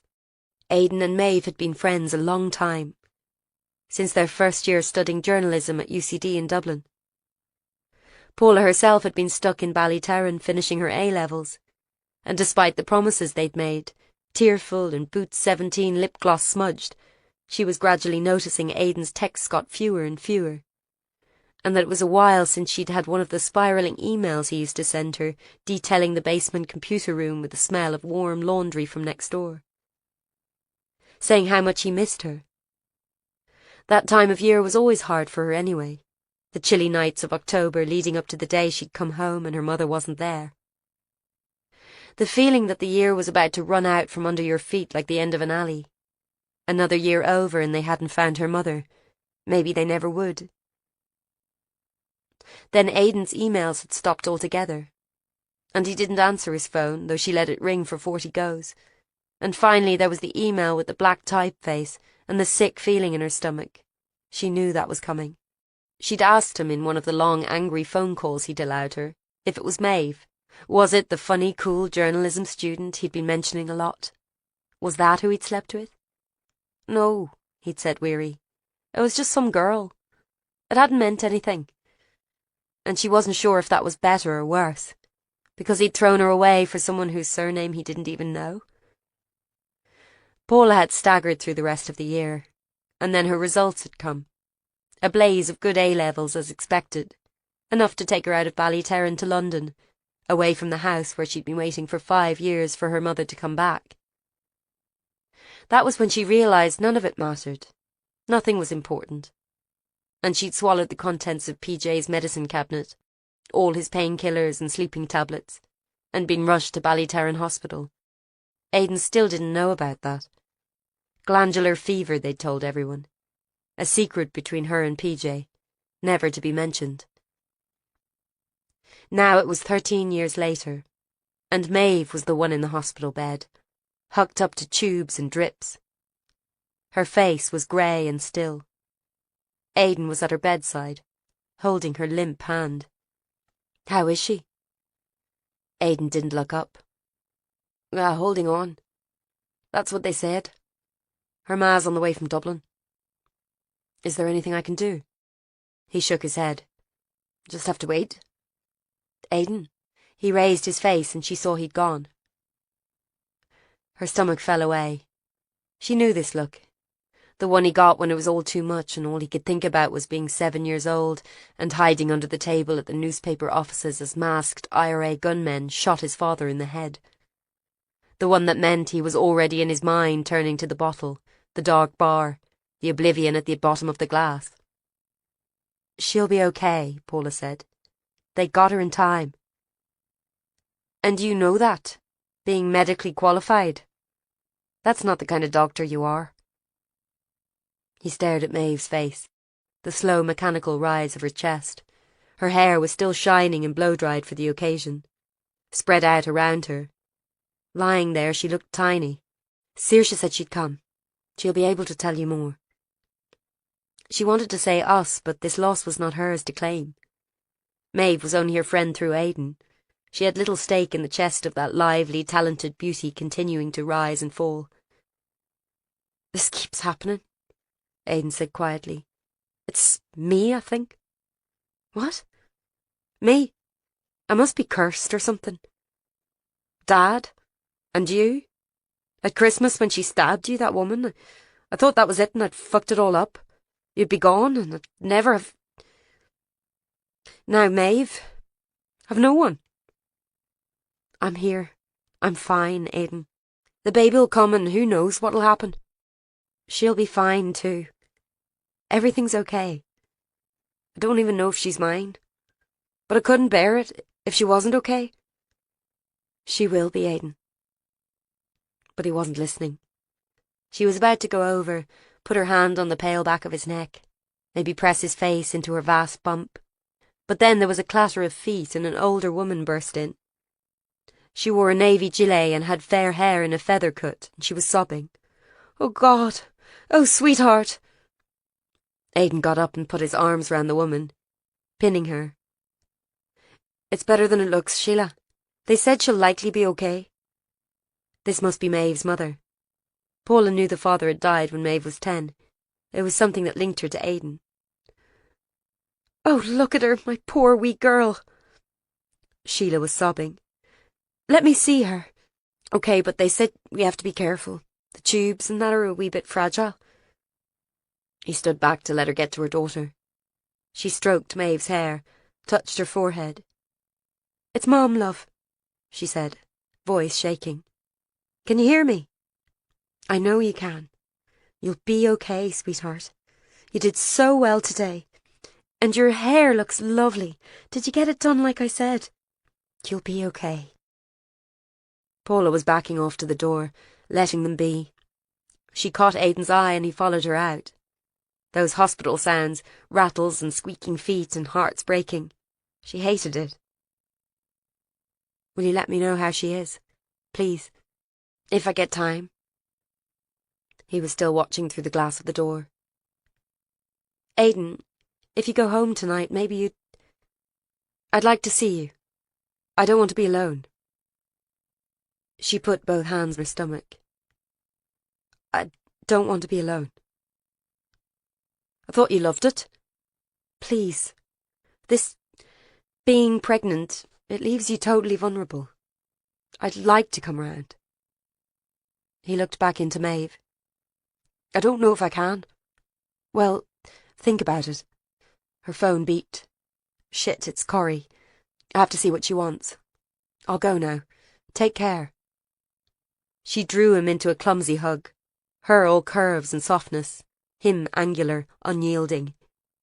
She felt his hand on the small of her back for a moment and realised he was moving her away. Go on, Maguire, he said, distracted. You're no use to anyone here. Extract from The Blood Price, The Mayday Bombing and Its Aftermath by Maeve Cooley. Tarisha Press, 2011. The date, 19th of October 2010, was perhaps the most significant one since the bombing for the Mayday families. After more than 4 years of disappointment and waiting, they would finally hear the verdict on the terror suspects accused of murdering their loved ones. Throughout the trial, the 5 accused had reacted in different ways. They were held in separate docks, but the size of Belfast Crown Court meant that by necessity they were seated very close together whilst on trial. Lynch and Ní Chonaill, who'd broken up the month before, traded insults several times and were held in contempt of court. Several times he was heard to call her a slut and a dirty, cheating whore. Ní Chonaill was 5 months pregnant at the start of the 3-month trial, growing visibly bigger throughout, and her lawyer, Gráinne Devine, used every advantage this offered when seeking a recess or deflecting difficult lines of questioning. Doyle wept several times, mentioning his wife and children. Brady appeared confused, addressing the judge at times as Sir, and once Your Majesty, which caused a rare burst of laughter amid such grim testimonies. Flaherty alone had refused to recognise the court or engage a solicitor, and simply ignored every question put to him. Not all the families attended throughout. Some had nothing to do with the case. Some had planned to attend, then found work getting in the way, or couldn't sit through hours of brutal testimony on how their loved ones had died. John Lenihan was present on every day of the trial, taking the bus 40 miles from his home in Ballyterran, which may have contributed to the stroke he suffered on the day of the verdict. As the jury came back, most of the families had gathered. Dominic Martin had also been there every day, despite needing to sustain his freelance energy business. Anne Ward, the group's secretary, also came, making copious notes where she could. Also present were the Woods, the Sloanes, whose daughter Lily was badly maimed in the bomb, Tom Kennedy's widow, the Connolly family, and the Garstons. The grandfather of Daniel Jones had attended much of it, although he was in his 80s. The sight of Mr. Jones and John Lenihan, leaning on canes to listen to the verdict, brought tears to many of the jurors' eyes. Throughout the trial, much interest had centred on the figure of Catherine Ní Chonaill, a strikingly beautiful woman with long blonde hair. At 5'8", taller than many of the men in court, she drew the eyes in the succession of colourful dresses she chose to wear in the dock. Scarlet and pink, vivid patterns, heavy necklaces, and every day a slick of red lipstick she reapplied after eating her courtroom lunch in the cells. The lipstick was commented on widely at the time. Red as the blood on her hands, said one commentator, who shall remain nameless, violating somewhat the principle of sub judice. She kept drawing attention to the bump of her baby, stroking it and sometimes shifting or wincing as if in discomfort. A member of the jury afterwards told me in confidence they'd found it extremely difficult to sit in judgment on Ní Chonaill. We were listening to the most awful stuff, wee babies blown up and that, and she was sitting there obviously expecting herself, looking so happy and calm. It was hard to imagine sending her to prison like that. On the 19th of October 2010, the jury was due to give their verdict on the Mayday 5.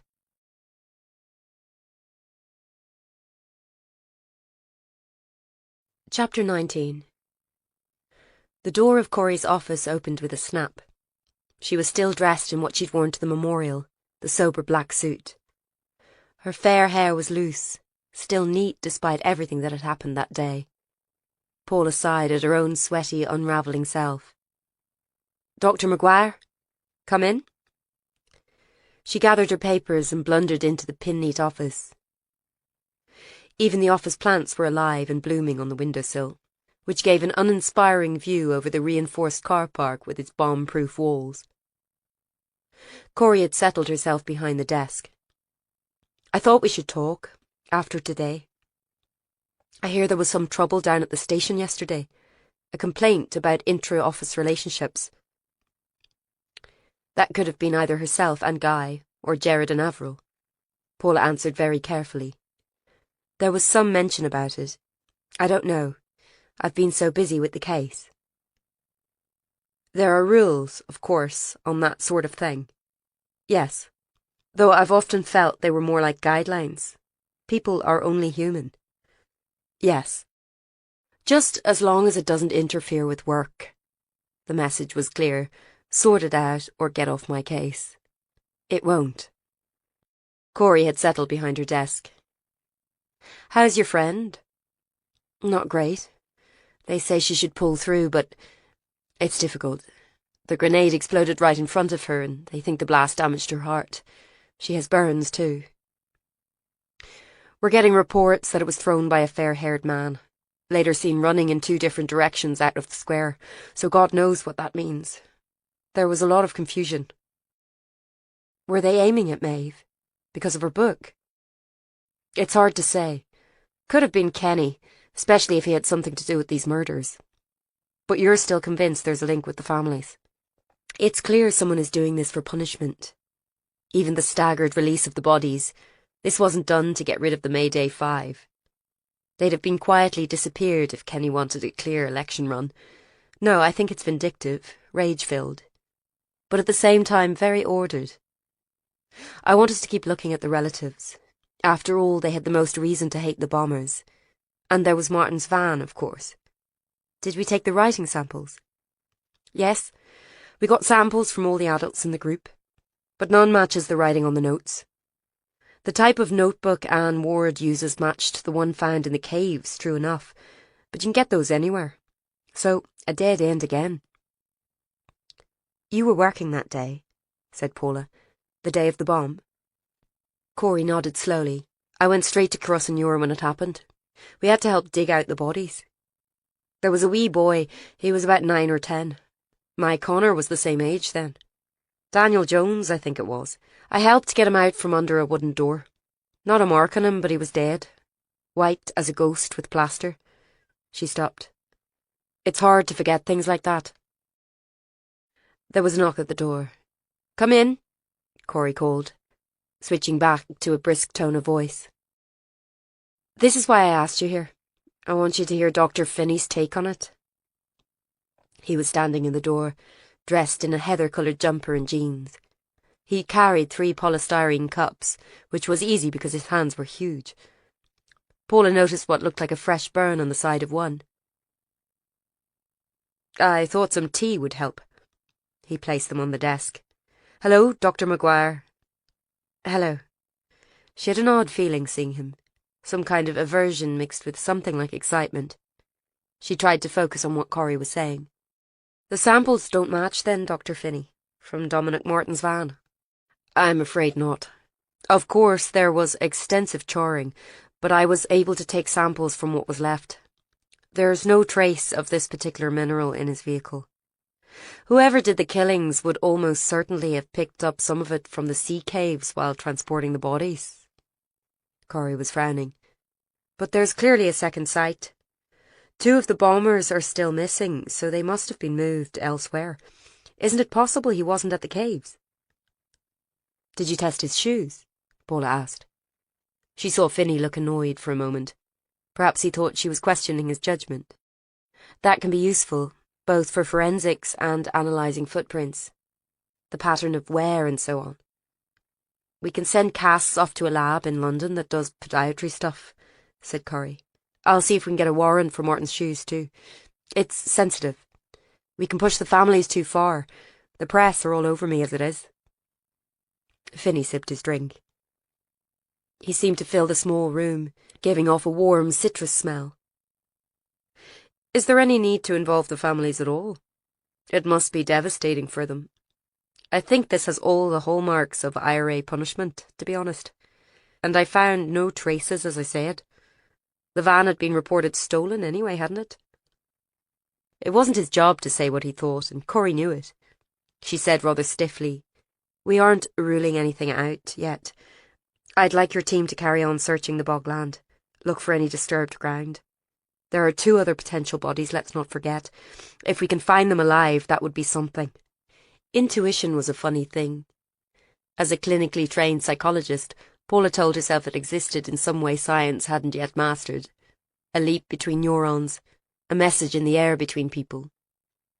She'd had an ancestor, her mother once told her, with the second sight. Officially, Paula did not believe in second sight, but she believed there were powerful currents between people, ways to know things without words. She knew there was something about Finney that made her uncomfortable, a way of standing too close, holding your gaze for too long with his pale eyes. He was attractive. She knew this in her bones, so she was rude to him just to be safe. But it wasn't until she saw Corrie and Finney together that she made that wordless leap. Corrie had been entirely professional throughout her work with him, addressing him as Dr. Finney, deferring to his expertise while drawing her own conclusions. It was because he'd brought tea that Corrie made the mistake. She picked hers up and sipped it, exclaiming, "Ah, Lorcan, you know I don't take milk." A short silence fell, and in it Paula saw a momentary flicker on Corrie's usually impassive face, and knew. She's sleeping with him. Her skin grew hot. She was actually a little shocked, while chiding herself with the reminder that she herself had slept with her boss the first week on the job, and possibly was having his baby. But Corrie had fought her way up through institutionalized sexism by being both tough as nails and rigidly by the book. If it got out she'd slept with one of the forensic experts, the whole case could be compromised. "Sorry," he said, betraying nothing. "I have a rubbish memory." "It's fine," said Corrie, too quickly. "Won't do me any harm the once." Paula reached for her own and made a slight noise on finding the cup was scalding to the touch. When she looked up, Lorcan Finney was watching her. "Thank you, Dr. Finney," said Corrie very formally. "We won't need you for now." "Well, you know where I am if I can help." His smile was a dangerous thing. Paula was glad when he'd gone, but only for a moment, because Corrie immediately launched another blindsider at her, as if to cover up what had just passed. "I know about your complaint against D.S. Hamilton, and I wanted to say, I understand, but you need to tread carefully." "Are you even supposed to have that file?" Paula looked at her hands. Even she was surprised by what she said next. "I want to talk to Sean Conlon. Send me. He might know something about this case. He was in the IRA right up till he got arrested in '99. It's a good lead." Corrie stared at her. "You must be joking me." This being the same Sean Conlon who said last year he might know something about your mother's case? Sean Conlon, the IRA terrorist who wants early release in return for maybe telling us where they buried their victims? You want me to send you to him? Yes. And violate every ethical code and possibly get myself a professional standards inquiry? Yes. Paula. Helen. She wasn't supposed to call DCI Corrie that at work, but they'd become friends of a sort over the past while. "I've looked into every lead there was. I've asked everyone who used to know my mother. I went through all the case files. There's nothing new. And now this? From my neighbour. I think D.S. Hamilton knows something that isn't in the file. She's been declared dead, Paula. Yes. My dad wanted to remarry, and I can't blame him. It's been 17 years, he deserves some happiness. But I'm pregnant. Corey squinted in frustration. Which is relevant how? Paula thought how to say it. I sort of feel I need to know what happened to my mother before I can become one myself. That was so cheesy she could hardly get the words out, but all the same fairly close to the truth of what was driving her. Corey sighed. And what exactly is your plan, if I get you in to talk to Sean Conlon? What's the connection? He's been in jail for years. He said he knew something. It was in the file. When the Commission of the Disappeared went to interview him last year, he said he knew her name. It's the only small link I have. Mum... Paula's mouth still dried on the word. She swallowed. My mother worked in a solicitor's office where they defended Republican prisoners. Several years before she vanished, a British soldier died in her arms at a checkpoint. Sniper. I'm trying to piece it together, but I think it all just disgusted her. There was talk she'd leaked documents to Special Branch. And my father, as you know, was a Catholic RUC officer. They had every reason to take her. So you want to dander in there and ask Sean Conlon if he kidnapped your mother? I just want to see him, Paula said. I want to look him in the eyes. And if I interview him, it's non-binding. He can talk to me in confidence, clinically. I can ask him about the Mayday case too. Corey shook her head.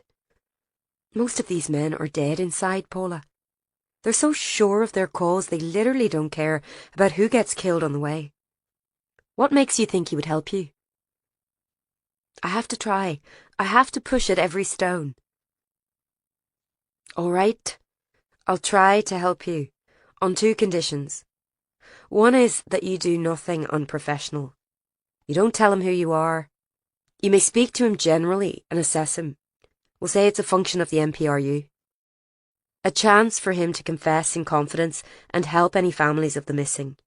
You do not tell him you're her daughter.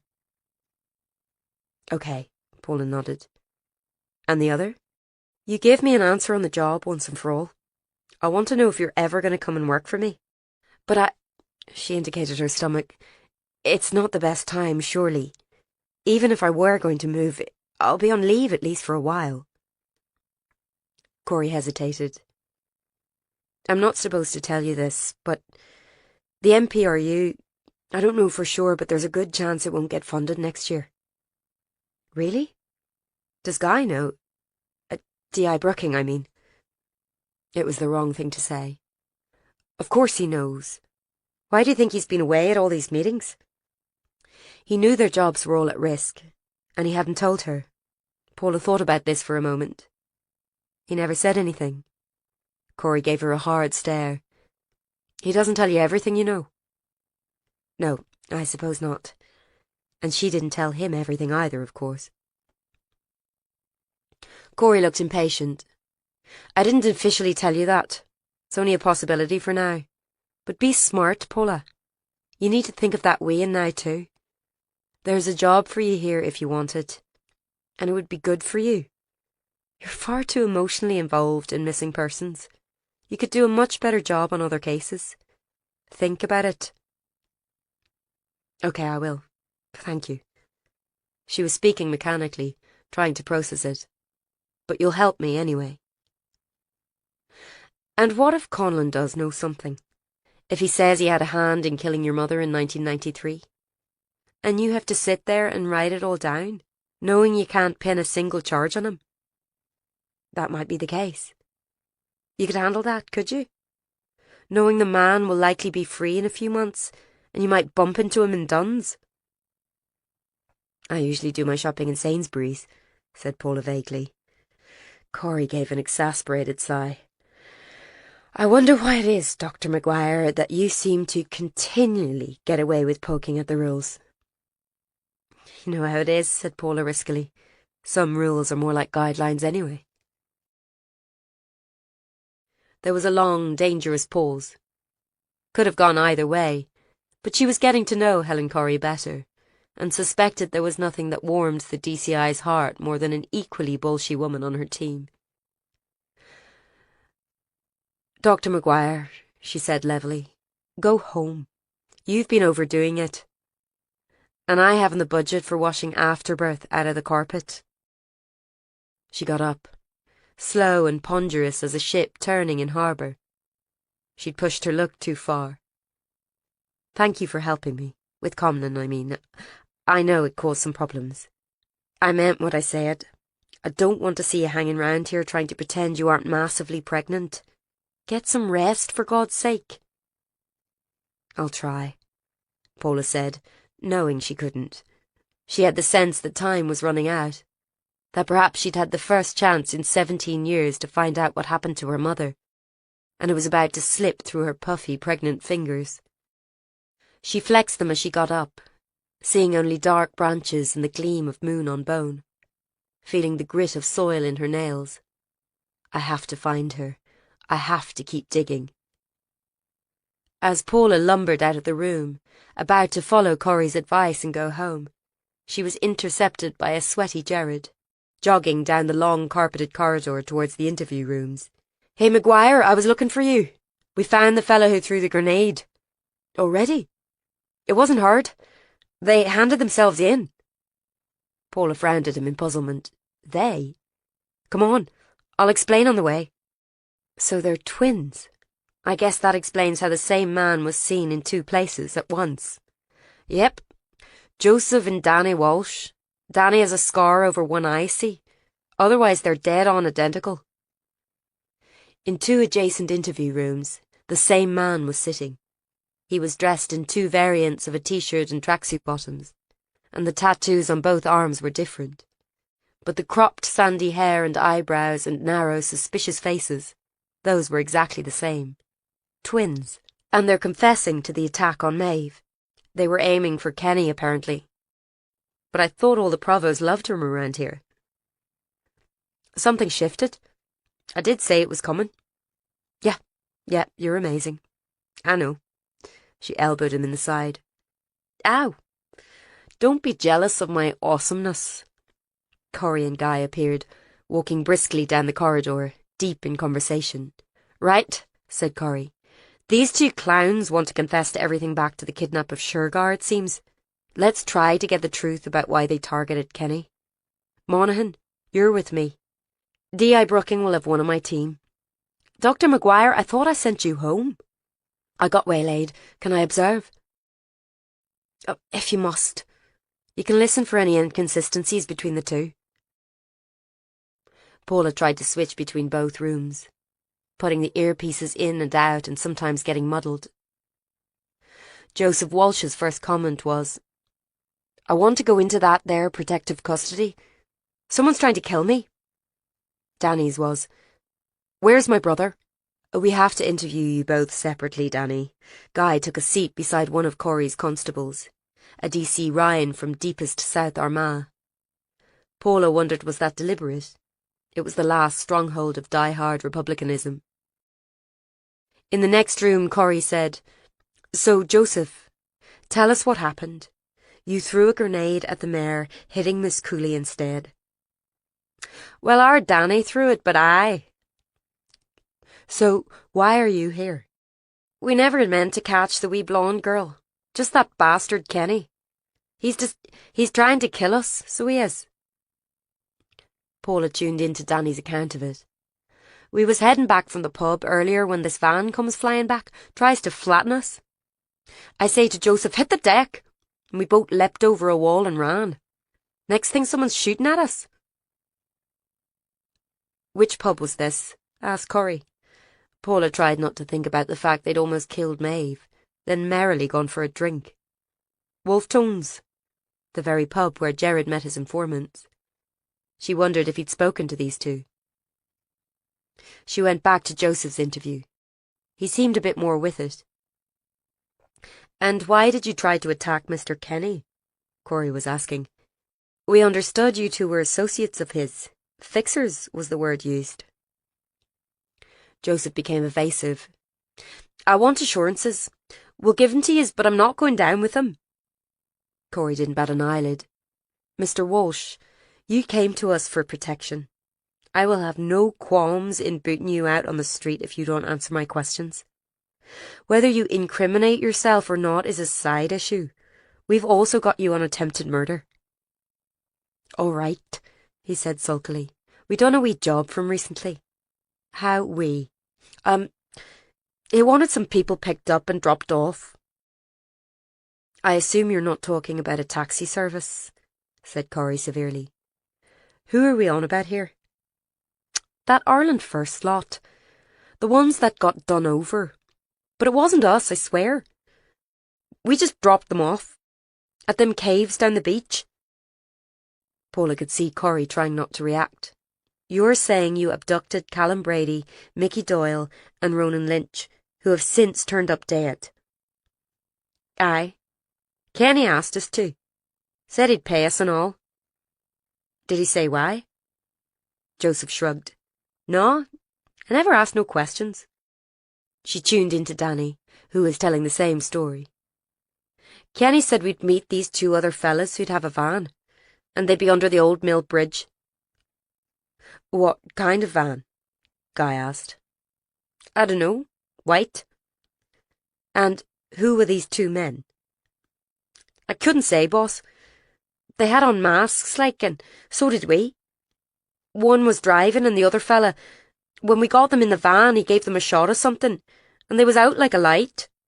Danny, these are very serious allegations.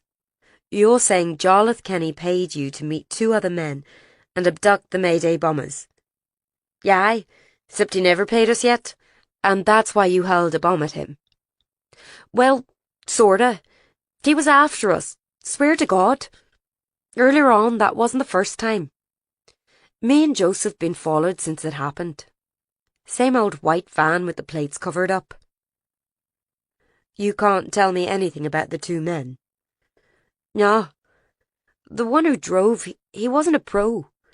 He was all over the road, nervous like. But the one with the injections, he knew what he was about. His hands never even shook. Right. Guy took a deep breath. For the tape, talk us right through it. Who exactly was in the van that day? He counted it off laboriously on his fingers. Me, our Joseph, them two guys, the four we lifted. That's it. Guy paused with his pen over his pad. 4? You don't mean 5? No. Them fellas that are dead and the woman. I'd tell you where she was if I knew. I don't hold with killing women. That's noble. You didn't pick up Martin Flatty? No way. He shook his head. I'd not go near him. Man like that. You'd need a SWAT team to get him in the van. And you left the other 4 at the caves? Aye. They was all out of it. Me and Joseph dragged them in. The two fellas tied them up, then off we went. It was a long old walk back through them woods. These men, were they local? Aye, local accents. Tallish fellas. I couldn't tell you anything else, they never said much.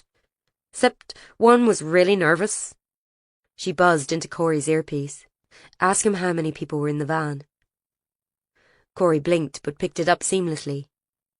How many people did you abduct that day, Joseph? There was 4, he said immediately. 3 fellas and a girl. We was a bit squashed up in the van, like. So 4, plus you 2, and the 2 men who drove. Nobody else? No? Right. Is there anything you can tell us? If you help us find the men, it would be advantageous for you. Try to remember. Joseph creased his face, identical to his brother's. One thing. In the van, there was this weird thing, like a big, massive bit of dark glass. Dark glass?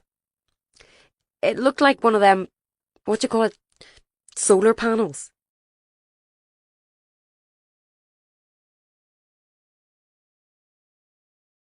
Kira. Kira had always been a bit afraid of John.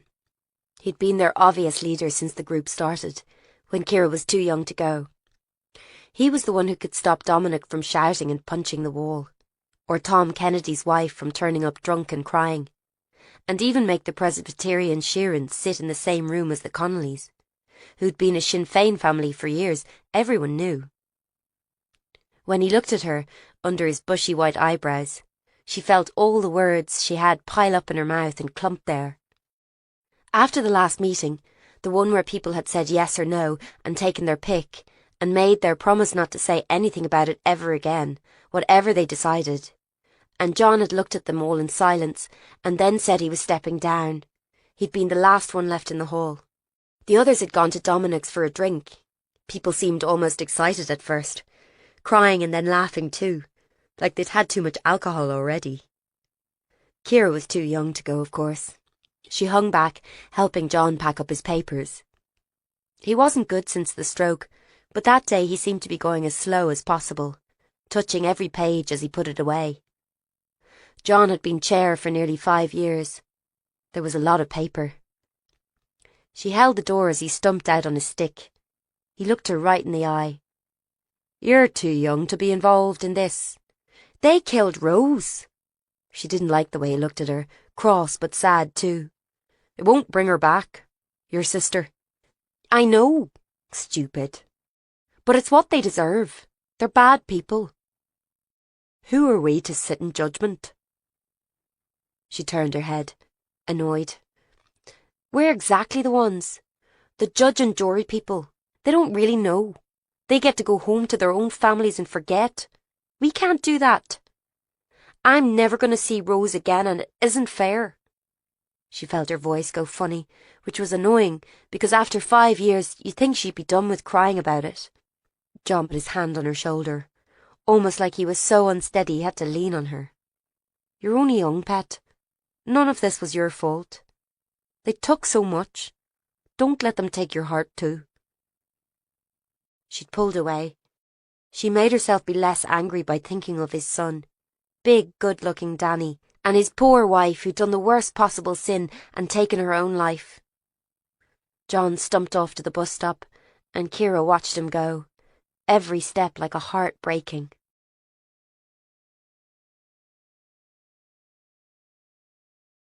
Chapter 20. "Where's the switch on this yoke?" Gerard was fumbling for the button on the overhead projector. It was the next day and they'd gathered in the conference room to hear about some breakthrough he'd made. The Walshes were in protective custody awaiting charges. With Bob still off, Guy and Paula were presiding with difficulty over the tensions between the 3 younger staff. As Aidan wasn't replying to any of her texts, Paula had called the hospital that morning. Maeve was no worse, at any rate. "Look on the side." It was the first thing they'd heard Avril say to Gerard for days. He found it. "Right. The Walshes brought this in with them, some kind of bargaining chip or something. Take a wee look." They were looking at a picture of 2 men. From the exposure in the clothes, it seemed to have been taken in the 70s. It showed the 2 arm in arm, holding large rifles and smiling. They wore balaclavas, but pushed up round their heads so you could clearly see their faces. Like so many IRA volunteers, they were heartbreakingly young, no more than 18. Gerard pointed with one squat finger. "That's Kenny on the right, and look who's on his left." "Is that Martin Flaherty?" Guy was peering. Even Fiacre sat up in his seat, where he'd been sulkily slumped. "It is, boss. Best of friends they were back then. Like we thought. South Armagh Brigade. Then Kenny threw his lot in with Sinn Féin in the peace process, and Flaherty went out on a limb. Thought they were dirty, rotten traitors, the lot of them, as he said." Paula stayed silent. Any of those men could have ordered the abduction of her mother. Not Sean Conlon. He'd been too far down the ranks. A foot soldier. Someone else had given the orders for every shot that was fired. Guy looked annoyed. "So Kenny lied to us. Hardly surprising, the same fella." I found something too," said Avril, addressing Guy and ignoring Gerard. The phrase "friendly fire," the one that was in Lynch's mouth.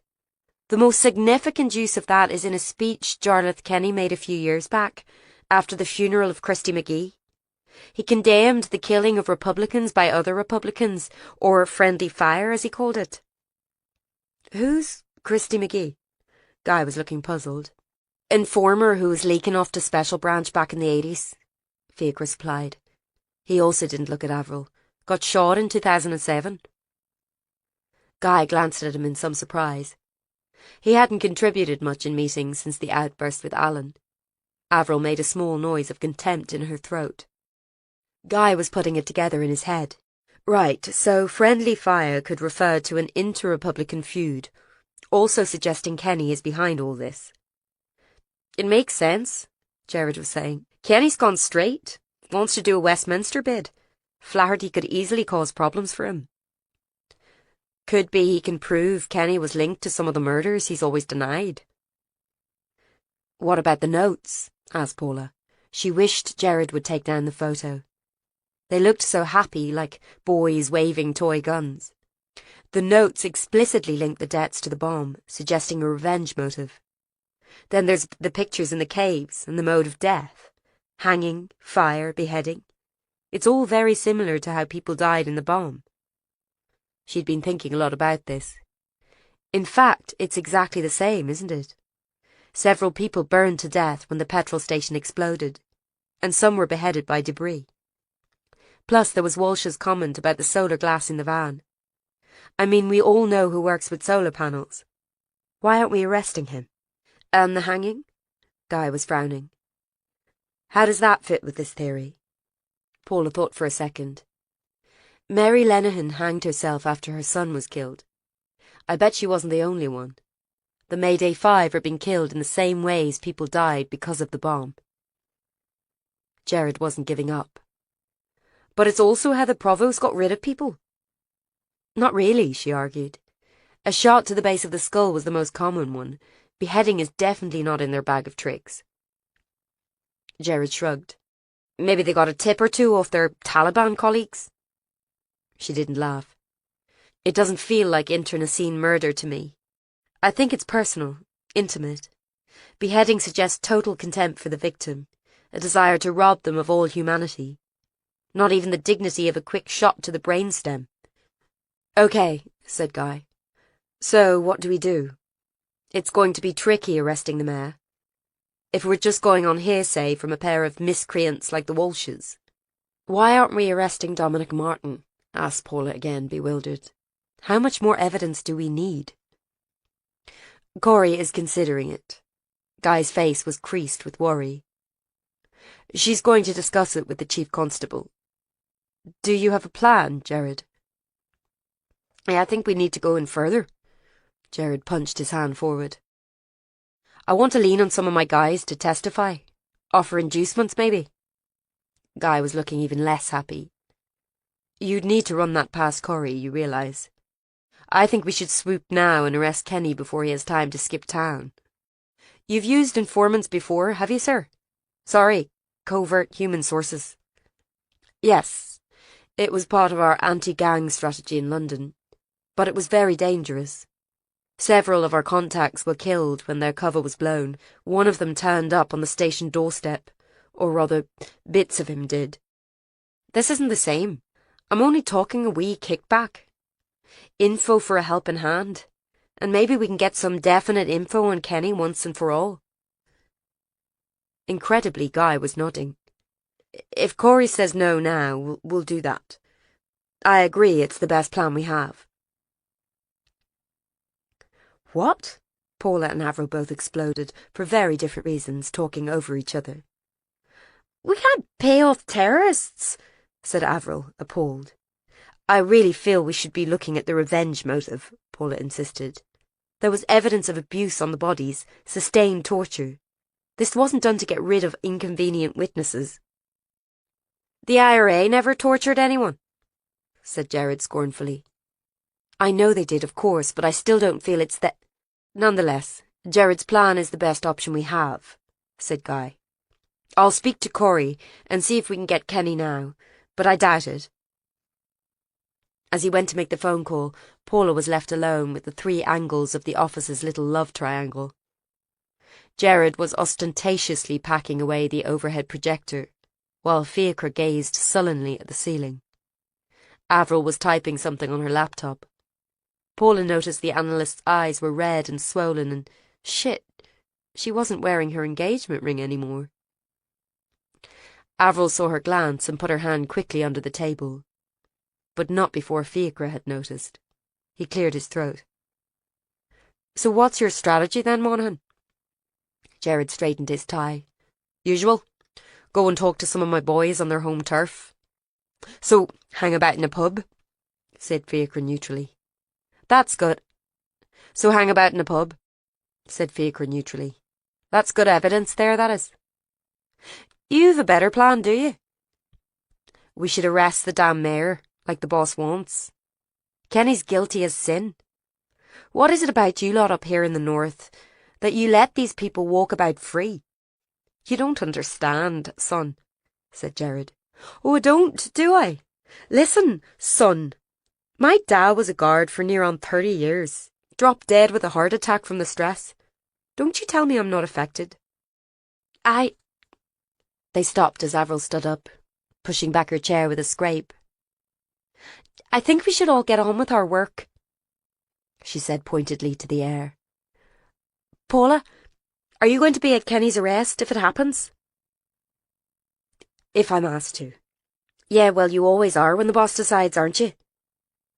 Fiachra delivered this with a glare at her, then stormed out. Paula met Avril's eyes, saw she was barely holding back tears and got up to leave.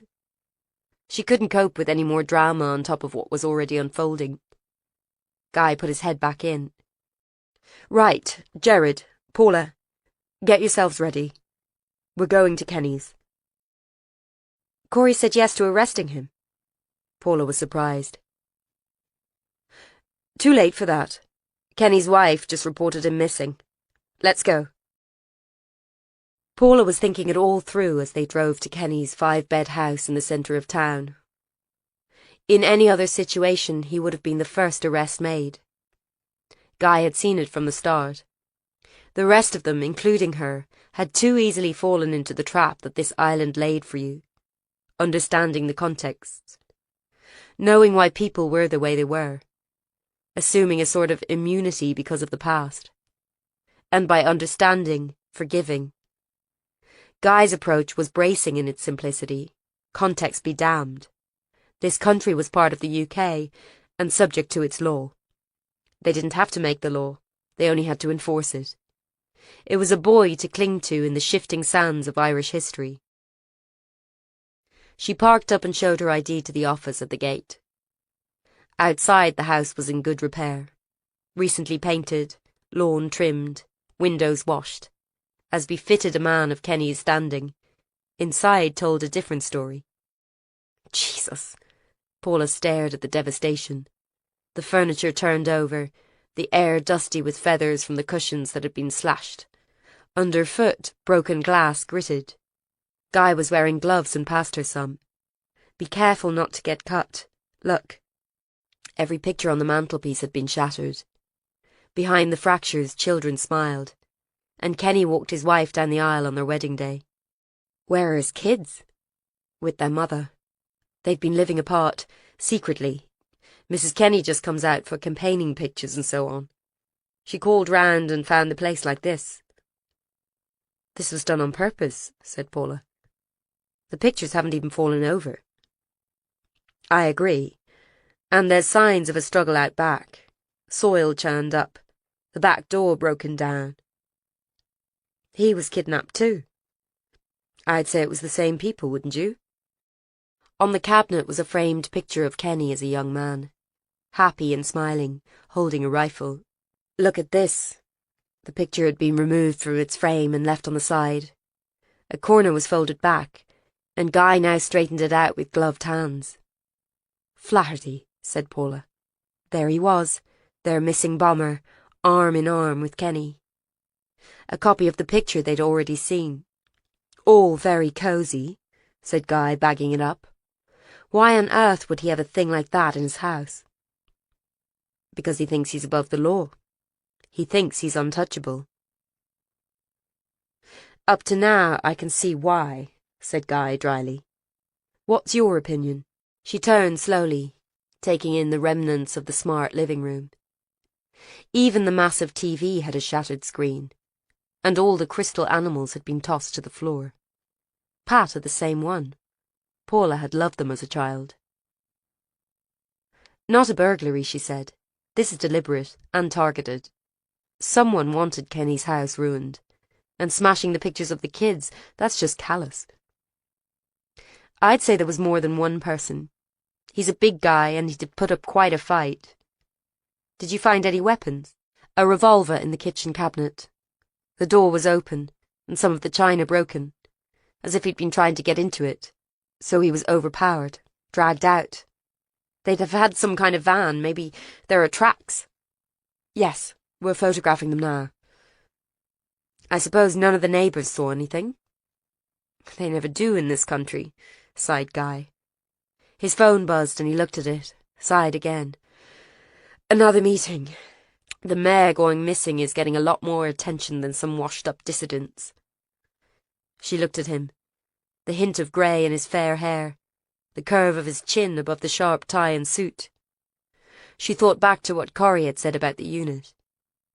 He doesn't tell you everything, you know. Wondered how much of that was true. So, any thoughts? He said, removing his gloves. She moved her foot away from a broken crystal duck, which was casting fractured rainbows on the wall. Someone will know who did this. That's what's frustrating. It's so close. You can almost feel them. They're not even trying to hide. She looked around again. There's bound to be forensics here. This is too messy to be professional. Hairs, fibres, even blood maybe with all this smashing. But it might be too late for Kenny even if we find him. Why do you say that? She gestured to the mess of his family photos. Well, look. Somebody really hates him. Extract from The Blood Price, The Mayday Bombing and Its Aftermath, by Maeve Cooley, Turisha Press, 2011. It's a common belief in the rest of the UK that the troubles in Ireland are long over. It's true to an extent that people now feel safe to walk the streets. We have a regional government who spend at least some time on issues like healthcare and schooling. There have been only 3 police officers killed since peace. The Mayday bombing was, we are led to believe, an accident, intending to hit commercial targets and perhaps kill a few orange men as they marched in the town. Due to the early detonation and bungled warning, which led police to group evacuees right near the blast centre, there were unfortunately civilian casualties. This is the view taken by Ireland First. The most shocking aspect of the bomb is that it wasn't the end. These groups are still operating. They still have weapons and funding and support. In 2010, over 300 devices were found and defused in Northern Ireland, many of which had the capacity to cause serious explosions. Though the majority of people in Ireland simply want an end to funerals, to blood running in the streets, to dead children and ruptured lives, there are some, like those behind Ireland First, who will never give up. Not even the accidental murder of 16 people stopped them. Not even a criminal trial. Not even killing babies and blinding children and burning people alive. It beggars the question of what, short of their deaths, would actually convince these people to cease their murderous campaign.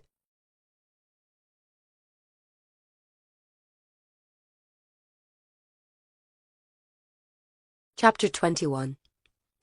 Right, everyone. Now Kenny has gone, I can't stress enough how much pressure we're under to solve this. I'm afraid we're looking at overtime for the foreseeable future. Let's review what we know. Fiacre was squinting as Guy spoke, trying to piece together the clues. Paula's own head hurt. Guy was scribbling things on the whiteboard. He'd learned this in some management class and insisted on it, even though the rest took the piss behind his back. So, we have Dominic Martin's van, the clues leading to the families, the notebook and so on, and the fact there was obviously some important occurrence at the end of March when John Lenihan stepped down. From what the Walshes say, it's possible Kenny and the families were working together, however far-fetched that seems. And Flaherty knew he was going somewhere, Paula said. He may not have known where or when, but he said goodbye to his daughter. Guy nodded. Right. Corey wants us to go back to Flaherty's house to see if we can find any clues about why he wasn't in the van with the Walshes. He was definitely in the caves. We found his DNA. So why did they not pick him up with the others? And how did he know to change his will before he disappeared? But none of the others knew they were going, Jared said. Except for that text of Nick Connell's. But it mightn't have been her, of course.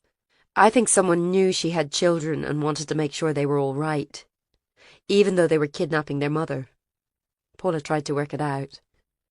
I wish we knew who fathered her third child. If you remember the court testimony, Lynch called her a whore a few times. Maybe she cheated on him while they were together. If we knew, it might give us a lead. How do we know who to test, though? Said Fiacre gradually. Do you not, need the fella's DNA to prove it? This conversation was the last one she wanted to be having right now. Yes, but perhaps we could screen any men she knew, work colleagues and so on, her former boyfriends. Someone will have an idea. That'll be more work for me, I suppose, Jared grumbled, seeing as you can hardly drag yourself around the office, let alone out in interviews. Guy shot him a look. I'll see about getting you some backup, DC Monaghan.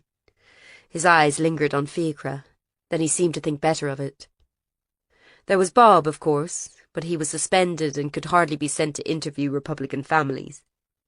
That was the hard part of Guy's job, skipping over the tripwires of religion, politics, and the grim looming past. An outsider, he did it with aplomb. One of the many things she admired about him. Anything else? He held his pen poised near the whiteboard.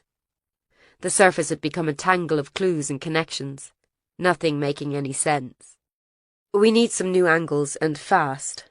I'm having to justify our work on this to the Chief Constable, and so far I've got nothing to say. Paula heard herself say, the best thing to do would be to keep on looking. Bring in aerial search teams if we have to. The others have to be somewhere if they're still alive. Searching was expensive and often fruitless. But it was either that or go back to interrogating people who'd had their hearts torn right out of them. And she just didn't think she could do that anymore. Luckily, at that point, Avril stuck her head into the room. Everyone, you're wanted up on the hill. DCI Corey has Dominic Martin under arrest. They've matched samples from his shoes to the minerals from the caves, and they've lifted Lily Sloan for questioning too. Even in the unflattering lighting of Ballyturren Police Station, Lily Sloan was beautiful. Her skin luminous, her hair shining under the fluorescence. She was wearing jeans and Uggs and chewing on a fingernail. She looked up when Jared and Paula went in. Corey had decided it was best to continue the rapport they'd supposedly built up, even though last time this had resulted in Lily crying. Hi, Lily. Are you okay? Asked Paula. Well, not really. What am I doing here? We've arrested Dominic, I'm afraid. We just need to ask you a few questions about him. What sort of questions? Jared sat down, clearly trying to curb his usual hard man approach. I'm sorry. We need to check where everyone was on the day the Mayday 5 disappeared. It's called eliminating from inquiries. He's already told us he doesn't have an alibi. But if Dominic messaged you that day, say, or if you spoke to him, it might help us let him go. Do you see? Would he have texted you? Not while driving, she said, stern. Jared almost smiled. Of course not. But during stops? Do you keep his messages? She looked blank. Messages? Your texts, said Paula, getting a little tired of Lily's ingenue act. The girl was 23 after all, not 15. I get loads, she said vaguely. My phone doesn't keep them after a week or so. They, get erased. The phone company should have them. I don't know. Lily went back to chewing on her nails. Do you remember where Dominic was on the 1st of April? Jared was still pushing. When was that? Lily was vague, distracted. When the Mayday bombers went missing. Duh. I mean, like, how long ago? It was a month ago, Lily, said Paula, shifting forward. The baby rolled with her. You need to tell us if you know anything. It could be very serious if you don't, and we find out later you lied. Dominic says he was out on the road that day. Were you with him? I don't go with him, she said sulkily. I've got my college course. Probably I was there. Do they take attendance? Yeah, usually. So we can check if you were there. You could if you could be bothered.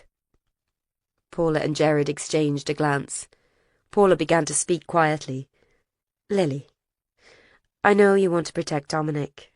I know you've all been through hell. But 3 people have been murdered and another 3 are missing, and we have to follow that up no matter who they were. We have a lot of evidence linking Dominic to the crimes. He might go to prison for a long time. You can help him. Lily was staring at the table, her long hair pooling on it. How? She said in a small voice. Tell us everything you know. With trembling hands, Lily was reaching under the table into the rear pocket of her jeans. She unlocked her phone with a click and passed it to Paula. Look, I want you to. Paula scrolled up the message list, trying not to read them but getting a general impression of smileys and kisses from Lily, a more restrained tone from Dominic. Contrary to what Lily had said, they went all the way back to 1st of April. There were several from that day, but all from Lily asking where he was and was he missing her. The kisses gradually dropping off as the day went on, culminating in, "Call me, please." Paula looked up. Lily's head was drooping, so her caramel hair pooled on her lap. Did he ever call? Later. He got busy, he said. He doesn't like to answer when he's driving. He's very good. Lily. A small sob came in answer. What will happen to him? Well, we can check his phone data. He might have made business calls that day, and we can talk to his customers. He keeps records. He writes it down in a little book. But some days he just goes up into the hills to see where he can put a windmill or something. A wind turbine. Lily was anxious now, wanting to help. Yeah, one of those things. Can you check that? I'm sure we can. Now, one last time, Lily. If you know anything about these disappearances, you really have to tell me now. You might have seen that the mayor is also missing now, and we think it's connected. It's very serious. I don't know anything. Jared jumped on it. Mrs. Sloane, please, tell us. Have you ever heard Dominic or anyone else talk about revenge? Anything like that? It'll help Dominic if I tell you. Of course. Well, I don't know if it has anything to do with it. I don't go to all the meetings. I have college and stuff, but one time I went. It was after the court case all fell through, you know.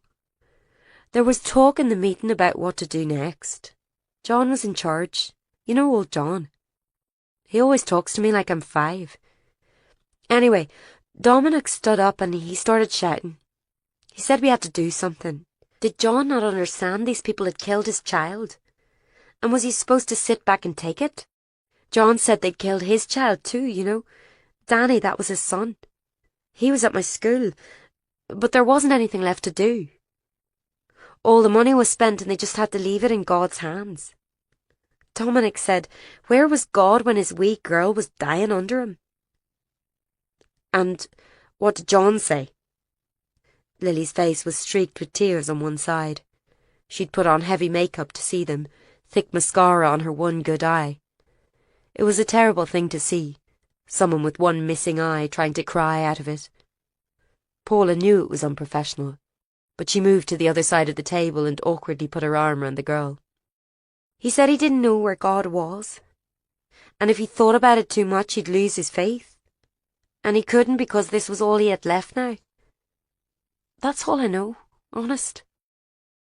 Paula looked at Jared over the girl's shaking shoulders. He nodded reluctantly. Come on, Lily, she said.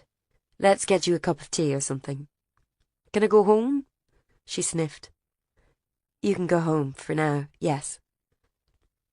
As she led Lily into the reception area, the girl bolted and ran into the arms of a woman wearing an expensive jumper and jeans, who from the resemblance had to be her mother, Katrine. Only 45 herself, she had shorter, highlighted blonde hair and the same turquoise eyes as Lily, except hers were intact. Mum? What's going on here? Catherine Sloane fixed them with a cold glare over her daughter's shoulder. Lily was several inches taller.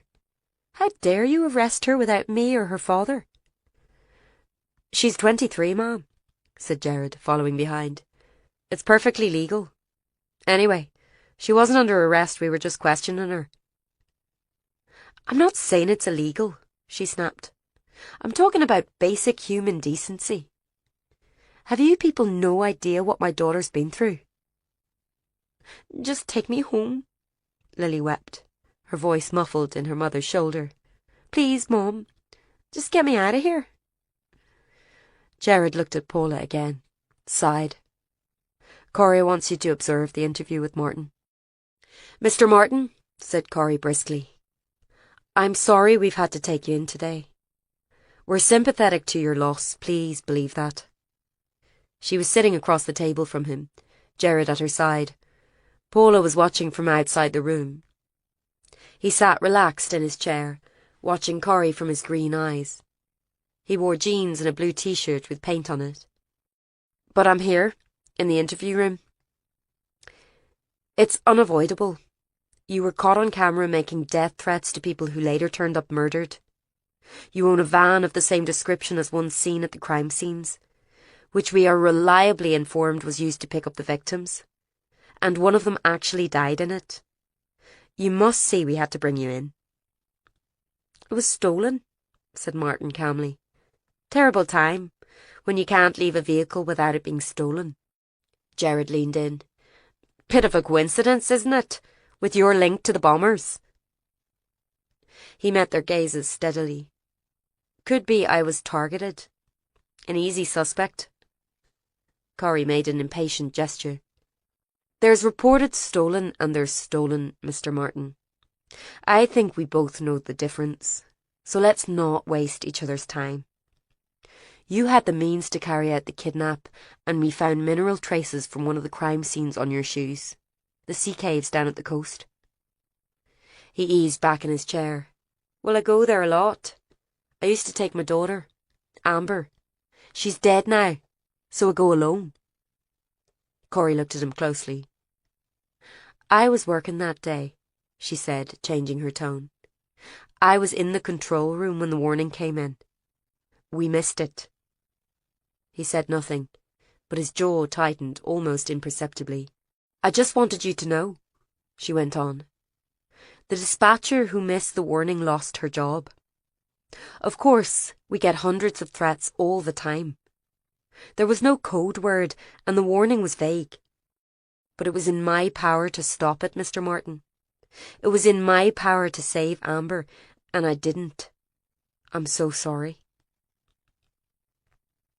He looked away. Score 1 for Corey.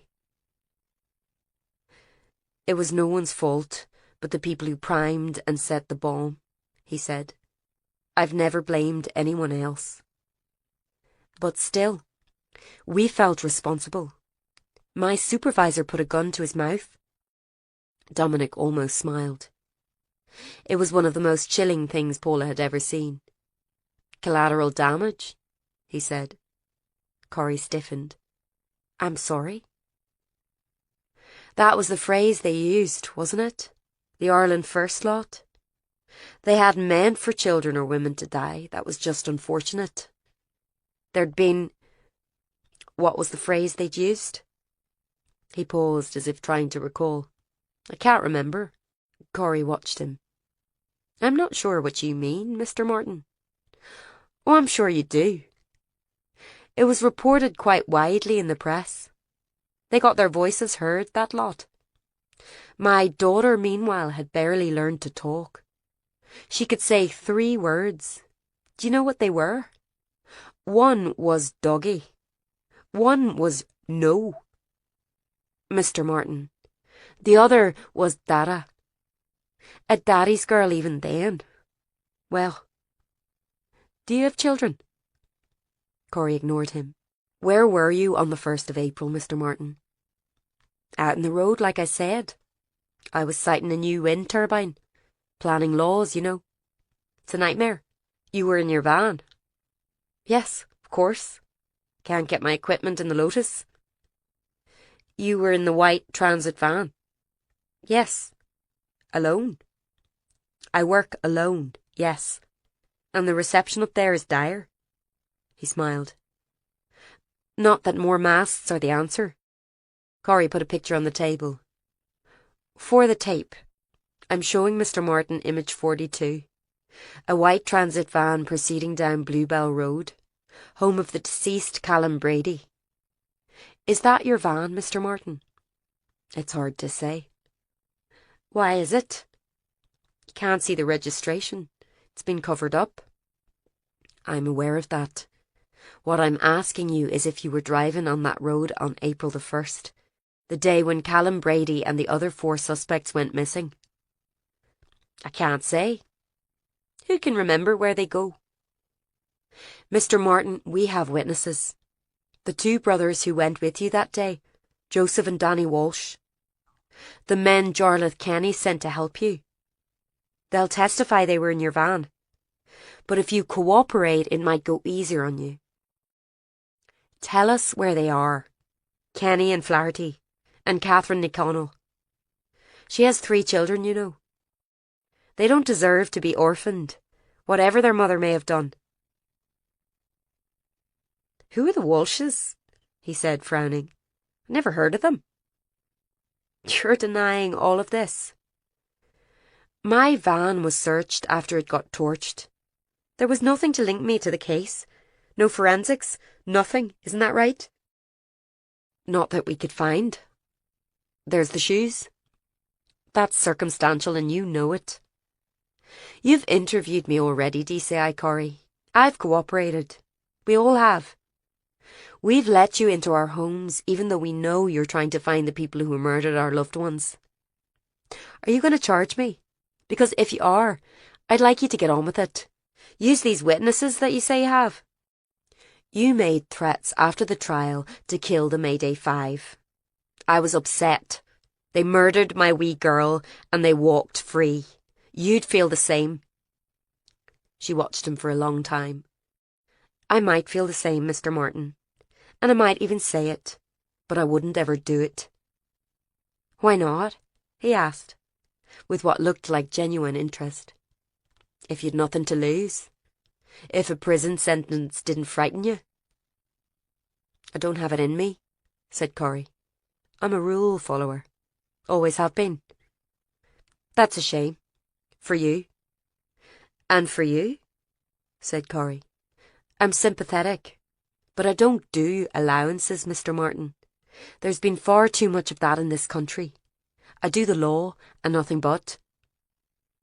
He smiled. I'm glad to hear it.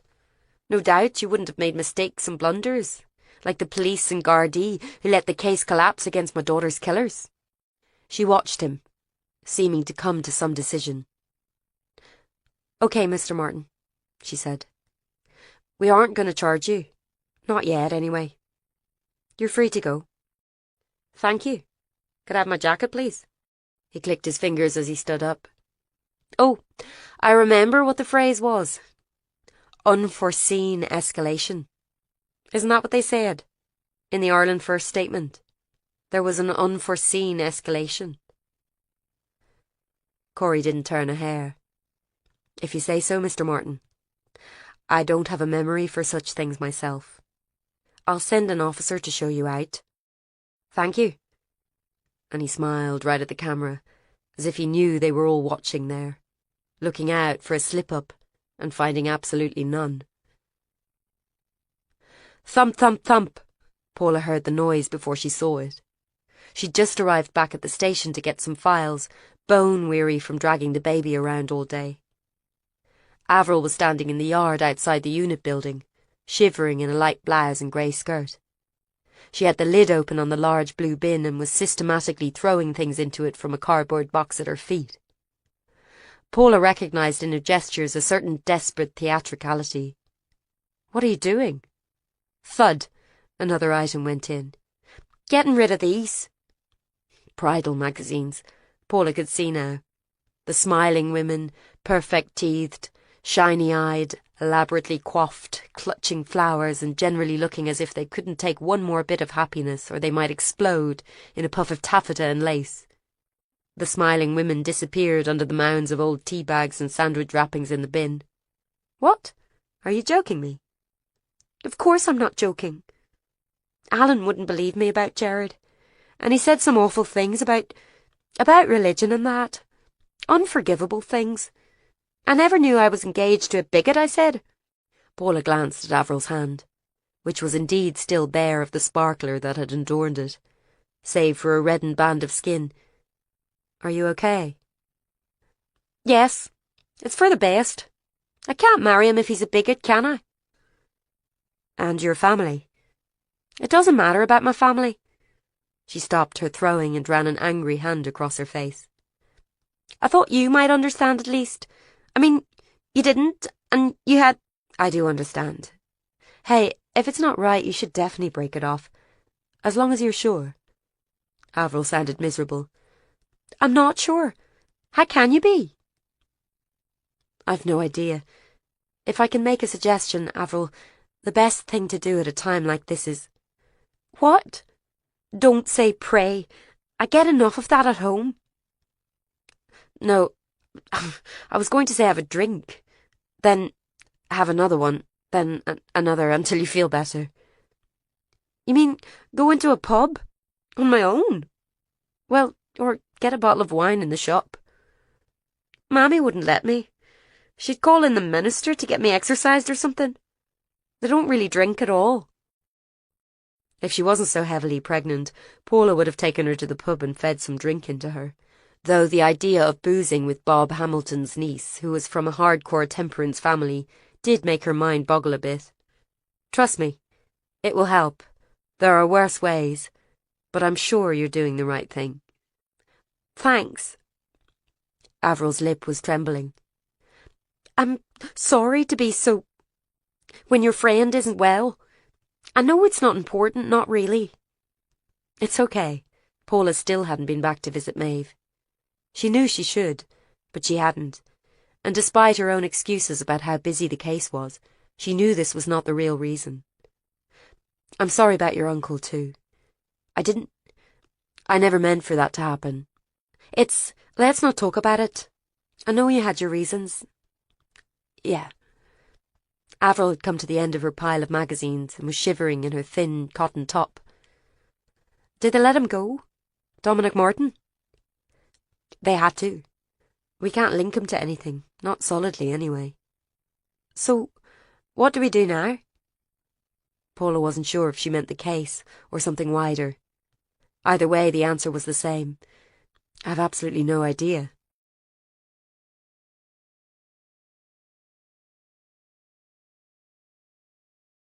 Kira. Sometimes she couldn't believe it was really happening. So long spent so angry. Why did they get away with it? Why did they kill Rose and walk around laughing, filling up their cars, going in their children's schools? She'd once ripped out an article about them from the paper and kept it under her mattress. Every day she looked at it, the five, their faces, running her eyes over and over the pictures in case she ever saw them in town. Waking up, fumbling to look at it one more time, panicking she couldn't remember. Doyle lighting a cigarette. Lynch waiting at a bus stop. Brady on an undercover camera, making bets in a bookie shop. Flaherty at the BP garage. And the woman, worst of all, she had 2 wee kids with her, one in her arms and one by the hand. Their faces had been blanked out, but you could see it was a boy and a girl. One day Ciara came home from school and her bed was stripped and the article was gone, and Mummy never mentioned it and neither did she. It was too late anyway. She could see their faces when she closed her eyes. She was ready for it to happen. Other things went by. They announced the trial, and some of the families were happy, and some said only hanging was good enough. But no one expected it would all fall through because of something Ciara didn't understand about warrants and phones and tampering. And she didn't understand, honestly could not take it in, how the defence lawyers could find this out and why it mattered. She'd wanted to go in and shout at the judge, "Come on, it's not fair! One stupid hour out in the warrant thing!" She hadn't been allowed to go into the court. So on the day of the verdict she'd sat in the old-fashioned cafe in the courthouse and sprinkled too much chocolate on her cappuccino to make it less bitter, and watched people coming and going. When it all ended there'd been a big shout, and people had started coming out, filling the space. Ciara's heart started to hammer. She went out, pushing through the people, trying to hear what had happened. Tears on faces. She couldn't see Mammy. There were lots of shouting and she was afraid, so afraid. Then she saw Dominic, behind a big crowd of reporters and cameras, and he was crying and shouting, "It's a travesty! My daughter! They killed my daughter! They should be killed too! They're like animals! They should be strung up!" Ciara had pushed her way over to him, through all the scrum. He was trying to move to the door, some woman in a suit running after him. "Leave me! You're as bad as the lawyers! Bloody vultures! Feasting off our loss! Get away!" He was walking away, almost running out of court. He just kept walking.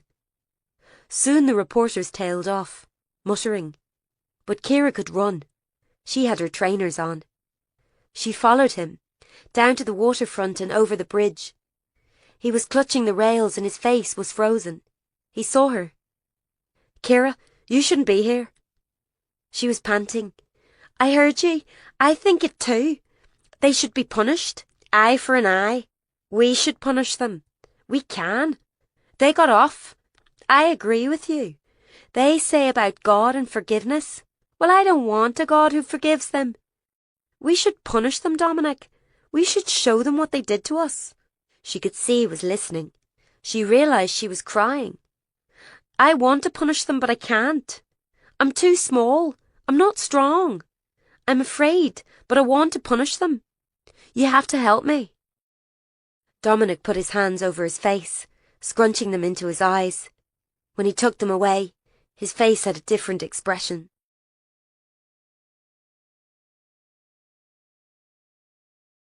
Chapter 22. "He'd made a bit of money for himself then," said Guy. "Must have done. Left his Beamer behind and all."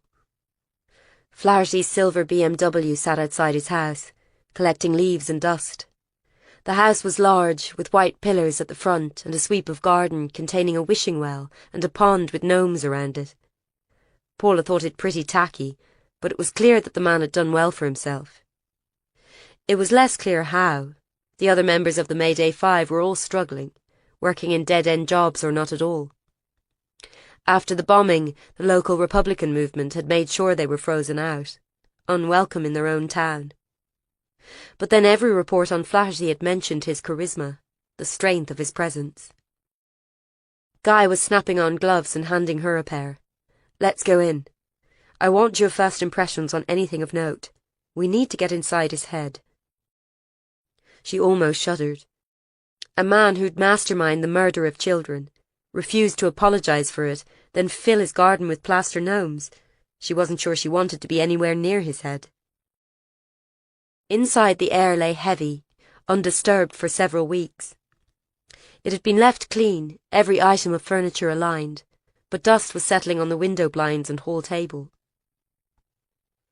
In the kitchen, which was marble and steel, no dishes sat out. The fridge was empty, several letters pinned to it. Paula stood looking about her while the search team fanned out into the rest of the house, overturning cushions and pulling pictures away from the wall. There wasn't anything much. An old map of Ireland, framed. There were no pictures of his wife or of Flaherty himself. The television was neat, all the leads tucked away in brackets, and one of the chairs still had its plastic covers on. "Any thoughts?" Guy was standing in the bathroom door, a set of scales in his gloved hands. She shook her head and moved forward to open some of the cupboards, feeling her bump press against the counter. Not much in them. Cereal, tubs containing tea bags and instant coffee, sugar. Again, everything was neatly arranged. She wondered if that was what made Flaherty so good at what he did. He was organised. He knew where to find things. He left no loose ends. And he'd killed. He'd killed so many people you would expect blood to drip from his feet as he walked. She turned to the notices on the fridge, pinned up with magnets, one in the shape of Ireland, made out of Connemara marble. The kind of thing a grandchild might give, which made her wonder again about how much Flaherty had really seen his daughter over the years. One was a flyer about recycling collections, a library schedule. Her mind failed slightly at the idea of Flaherty checking out large print paperbacks. And the last thing had a logo on it that she recognised, having spent rather more time than she wanted looking at it recently. She ran her gloved fingers over the typeface. "Sir?" she called. Best to call him by his title around the other officers, strange as it felt. He reappeared. "There's a letter from the hospital here. An appointment for next week. Interesting. Could be proof he didn't plan to disappear at all." "I don't know," she examined it. "Dr. Andrew Fuller. It says oncology department." Flaherty had cancer. She scanned the letter. Stage 4, Guy. He was dying. Guy was digging out his phone. This could change things. Her mind was racing. She knew they'd find no more from the sterile house. Someone had left the place clean, swept, locked up. But this, leaving a letter out, with something so red-hot on it. "I think we were meant to find this," she said. Guy nodded. "I think you're right. But why?" "Someone's trying to send a message. Add this to what the Walshes had to say about there being 4 bombers in the van. Maybe that Flaherty wasn't kidnapped at all. Maybe he's out there on the run. So why was his DNA in the caves, then?" She shook her head, frustrated. "I don't know. But I think this is deliberate." "So do I. And if so, I wonder how much of the rest we were meant to find as well." Paula's father was in the kitchen when she got home that evening, brushing the floor up into a dustpan. "You shouldn't be doing that with your leg." He looked well, she thought, his face fuller than it had been when she'd moved back 8 months ago to find him living alone in the gloomy terraced house, existing on toast and biscuits. Though it wasn't very flattering that he seemed to think she couldn't so much as wash up a cup by herself, even if it was close to the truth. "Well, pet," he emptied the dustpan into the bin. "What were you about?" "Just work." She busied herself putting away some dishes from the rack. She knew he'd have dried them up and put them away immediately. "Long day." "You're still looking for those Ireland First scumbags, then?" "Yeah. Well, the ones that haven't turned up dead yet." "How's Pat?" "Yeah, she's grand. Young Aidan was down for his tea the other night. Seems the paper's doing well again." You've seen him yourself?" "The odd time." She kept her voice light. PJ didn't seem to know what to say. She wondered if Pat had sent him on a fishing expedition. "What brings you over?" "Oh, I thought I'd measure up for the builders." She saw there was a tape measure on the side. "Are they actually going to do it, then?" Who knows with these fellas. They're all working in Dublin these days." The long-term plan was to get the cupboards replaced, rip up the old lino and put in wooden floors. All the things a young family would expect if buying it, and hopefully they'd not remember what had happened there in 1993. After that, Paula didn't know what she'd do. Move somewhere else in Ballyterran, or go back to London with her baby. She couldn't seem to think beyond her due date. She took her jacket off and put it on the chair, then thought better of it and picked it up again before her father could make a comment about hanging it on the proper peg. Do you know if Maeve is okay? I mean, I thought Pat might have been down to see her." She's much the same, I think. No worse, anyway." "That's good. I need to go, but work. Her father seemed to understand. "She'll be grand, I'm sure." "How's life at Pat's?" "It's grand. Haven't seen you for a while. You never call down."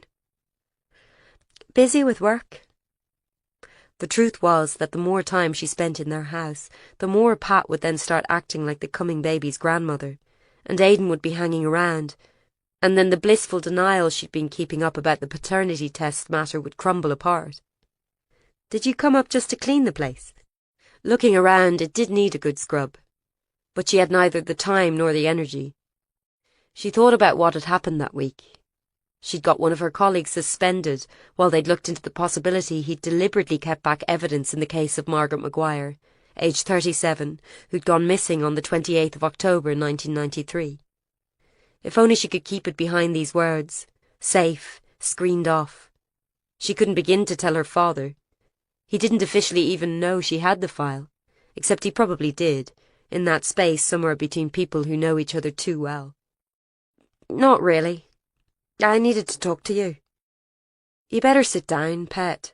Nothing good was ever prefaced with those words, "You better sit down." It was as bad as, "We need to talk." Paula folded her arms. "It takes me 5 minutes to get up again. I'll stand. What's wrong?" "I had a call from the PSNI this afternoon about the case you're working on." "Oh yeah? You're lucky. They keep trying to send me home." PJ leaned, the brush against the wall. "They found a body," he said. "Another one? Flaherty." She was getting annoyed. "I can't believe they didn't tell me after last time. I was only at his place today as well." "A woman." "Oh no, it's Catherine. Is she dead?" "It's not her, Paula. It's an older body. They phoned me." It took a long time for the understanding to travel up her spine and into her brain. They thought it was her mother, a body the right age. "Where?" she asked, when she could speak. "On the beach at Malin Sands. The search team were looking there for your 2 other bombers." A well-known IRA burial place. A car park development 10 years before had yielded up 2 decomposed bodies, bound and gagged, shot in the skull execution style. Families pleased to have answers at last. It was a fucked up world when you were glad to find the mutilated body of your loved one. It was a fucked up Northern Irish world. Paula realised she hadn't said anything for a while. PJ was brushing non-existent dust off the counters. "I want to see," she heard herself say. "I want to identify her." "Yeah, pet. You're about ready to pop. You don't want to be standing around the morgue in your condition." But she could tell his heart wasn't in dissuading her. He knew it wouldn't work. "I mean it. I'll be fine. I need to know." PJ just nodded. "We'll both go then. First thing tomorrow." Paula had been to the morgue a few times before, supporting families, watching their reactions when they were suspects, and on training. She was well used to the smell of bleach and blood, and told herself she was just going to find it all interesting instead of upsetting. Posters on the wall, grime on the windows of the waiting room, a cross on the wall. A prayer room provided in case you were of different faith. They were very modern in the Northern Ireland Forensic Pathology Service. PJ sat 2 seats down from her, arms folded, eyes on the grey tiled ceiling. One tile was missing in the corner, like a knocked-out tooth. Paula's fingers roamed over her stomach, trying to cling to the solidity of it. She was grimly aware that Maeve was upstairs in the hospital, still in the ICU, and Aidan probably hanging over her bedside. On the table in the waiting room was a folded newspaper. The front cover carried the faces of the Mayday 5, 3 of them dead now. Paula turned her head back to the ceiling. "Mr. Maguire, Miss Maguire." The attendant wore scrubs, and spoke in the hushed tones of a top-end spa employee. She thought about saying, "It's Doctor," just to be a bitch. How dare she?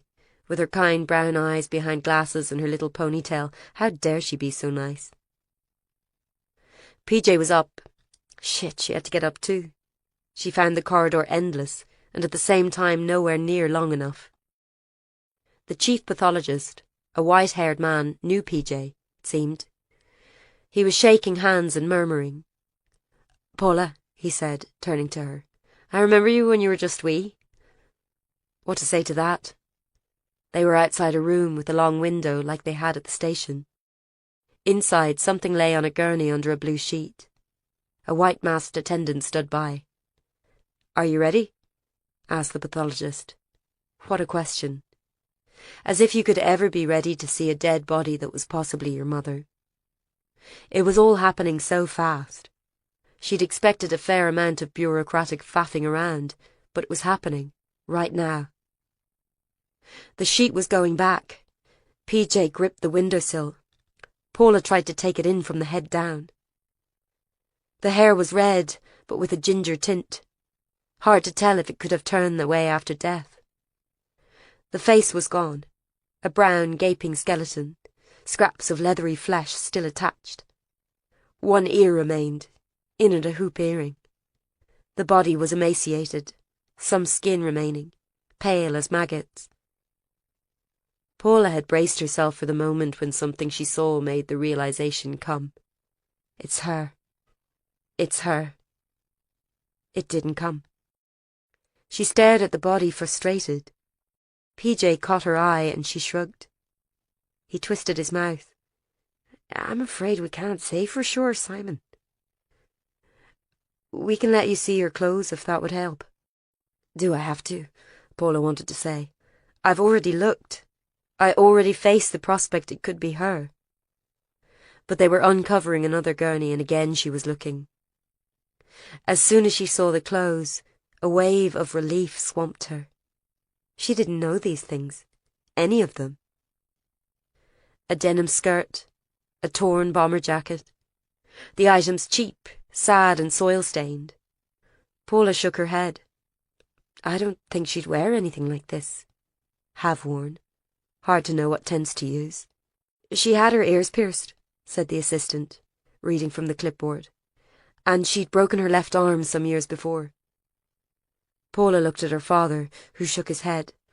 "She never broke her arm that I knew of." "So?" Paula was reluctant to let herself say it. "No, then." "From what you're saying, it's unlikely this is the body of Margaret Maguire," said the assistant. And why would she say it any differently? The name meant nothing to her. "Who is it, then?" "We don't know." Paula was so used to it the other way round. Someone went missing and you didn't know where they were, that this baffled her. "You don't know?" "It happens a lot. Some we never identify at all." "But aren't people looking for her? You'd be surprised. People wash off boats, for example, or they drift about the continent. If they have families, sometimes they'll have no idea the person was even in Ireland. You can't look for someone when you haven't the foggiest what country they're in." PJ was buttoning his jacket. "Let's go, pet." "Okay, but..." She looked back at the forlorn array of clothes. "What will happen to her?" "We'll carry on looking.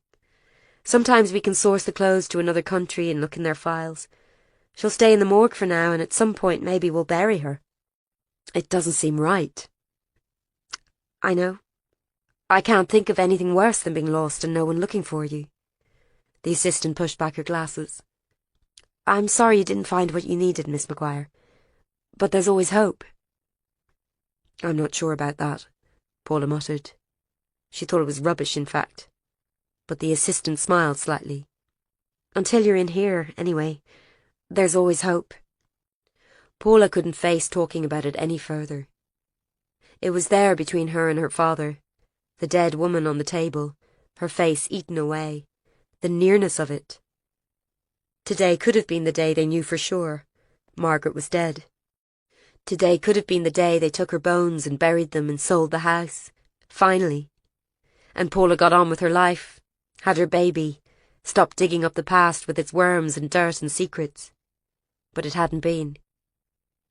She couldn't bear the idea of going back home, her mother's ghost still hovering, so she was glad when she spotted a familiar face in the waiting room on their way out.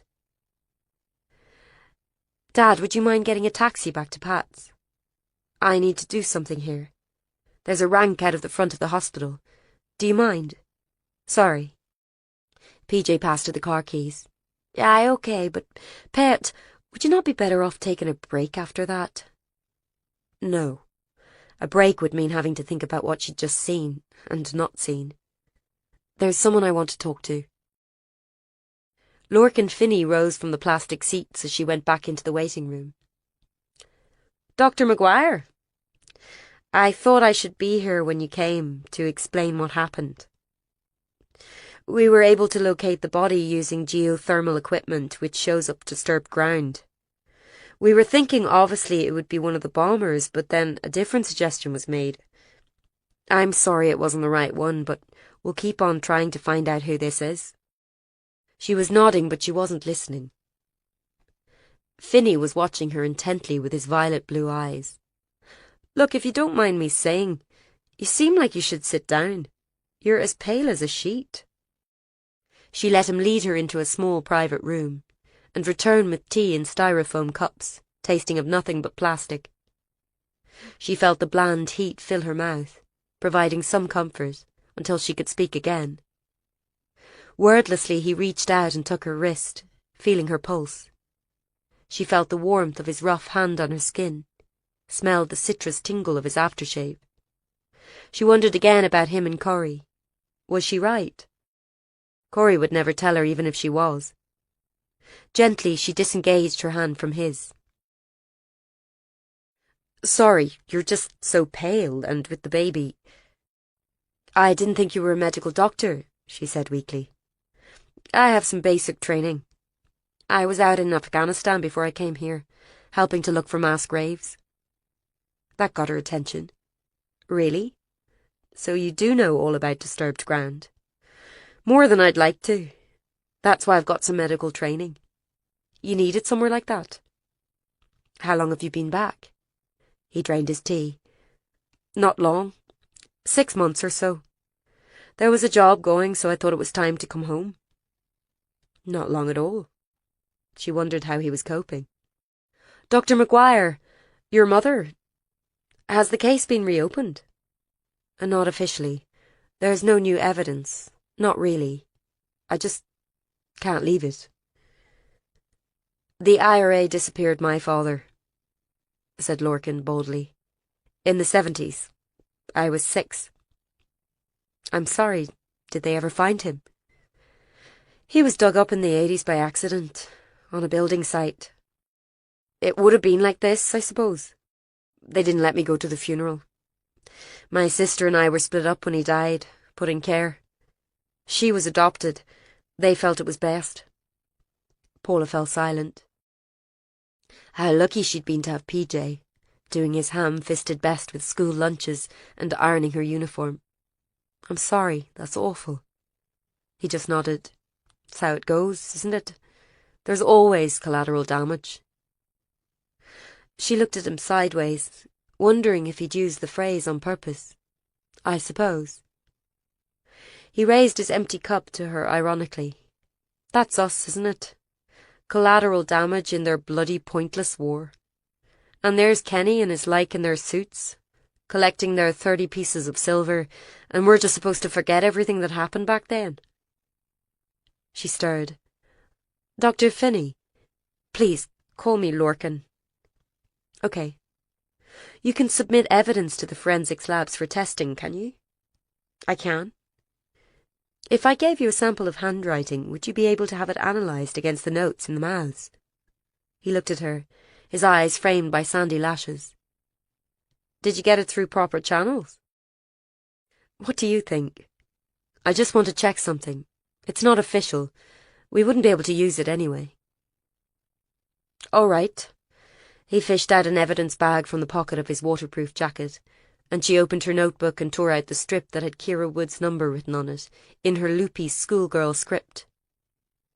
Paula finished her plastic-tasting tea, and with difficulty stood up. Thanks for this, and for listening. I have to be somewhere now. He watched her with his strange eyes. "All right. Just look after yourself, Paula." Extract from The Blood Price, The May Day Bombing and Its Aftermath by Maeve Cooley. Tarisha Press, 2011. In the course of writing this book, I have tried to interview each of the alleged bombers, in order to see how they can justify carrying on a struggle that has killed so indiscriminately. Last year I attended a fundraising meeting for Ireland First, which was held in a pub in County Monaghan. I there encountered Brady and Lynch, both trying to drum up cash and support. The former was intoxicated and shouted to me, "F off, you Mexican bitch." Mexican is what some residents north of the border call Southern Irelanders. Lynch was more persuasive, taking time to explain that they were defending Ireland from London rule by stealth, and honouring the legacy of the Republican dead. He is superficially plausible, and it's easy to see why many have fallen for his tall, fair good looks. I also spotted Doyle, who was chain-smoking outside the door, and refused to answer any of my questions or speak to me. I asked him about the May Day bombing, and Lynch simply said they had no comment on that. They'd been acquitted in court, and legally they had nothing further to say. I asked again how they could carry on fundraising after so many people had died. At this he became angry, pointing out there had been no evidentiary proof of their involvement and that justice had prevailed. I asked about the statement, where they used the words collateral damage, and he tried to remove me from the premises. I stood my ground, asking my questions again. We were then approached by a tall, grey-haired man, who I recognised as Martin Flaherty. "Is there a problem?" Flaherty asked. Lynch said that I was a journalist who had come to spy on them and write lies. Flaherty looked at me. He is very softly spoken, powerfully built for his 55 years. He could have been handsome in other circumstances. "Miss Cooley, is it?" he said.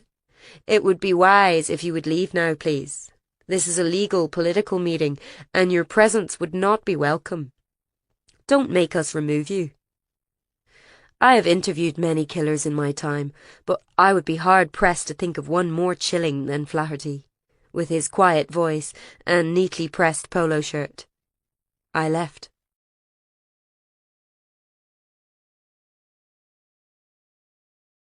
Chapter 23. It was easy enough to find Bob Hamilton's address on the database.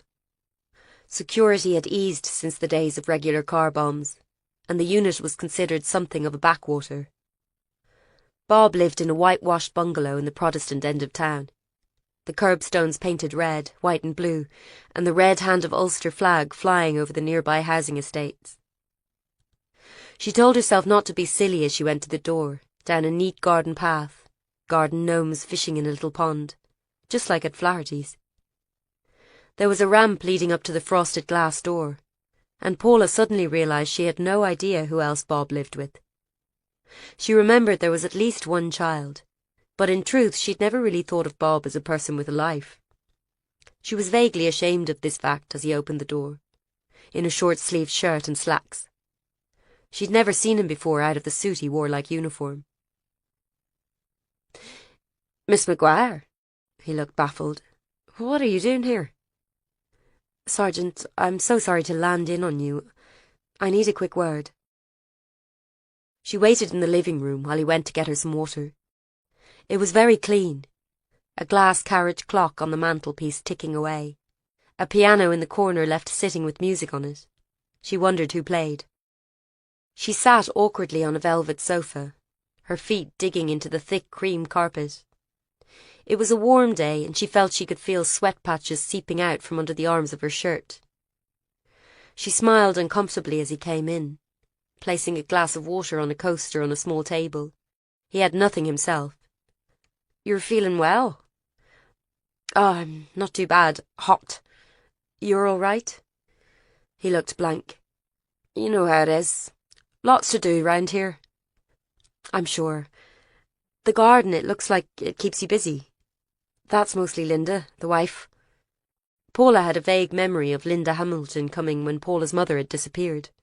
bringing buns or casserole or something, pretending her husband, PJ's former partner, wasn't the one investigating him. "I'm sorry for what happened."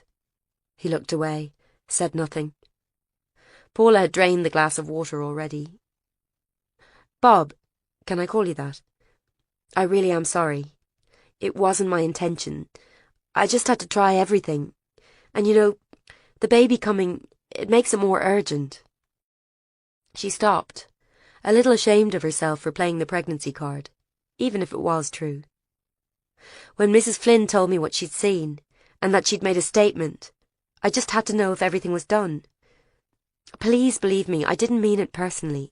At you, I mean. Guilt was making her inarticulate. Bob still wouldn't meet her eyes. "Can I get you anything else, Miss Maguire?" "Please, it's Paula. Will you call me that?" He nodded stiffly, and she knew he'd call her nothing at all now. "I remember you back then. Your daddy and me. We spent a lot of time together, and you'd be with him the odd time, in the car, or if I had to call round the house. You were just the same as you are now." She wasn't sure what this meant. Angry? Difficult? "You knew my mother then? I mean, before all that?" "A wee bit. To say hello to." What did you think when she went?" Pause. "I don't remember. We did our best for her.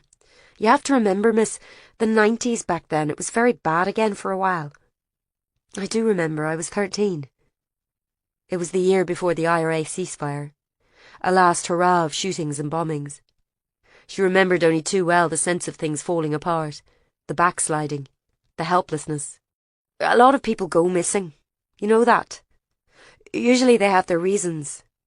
We had to do what seemed right at the time." "But why would she go?" Paula burst out.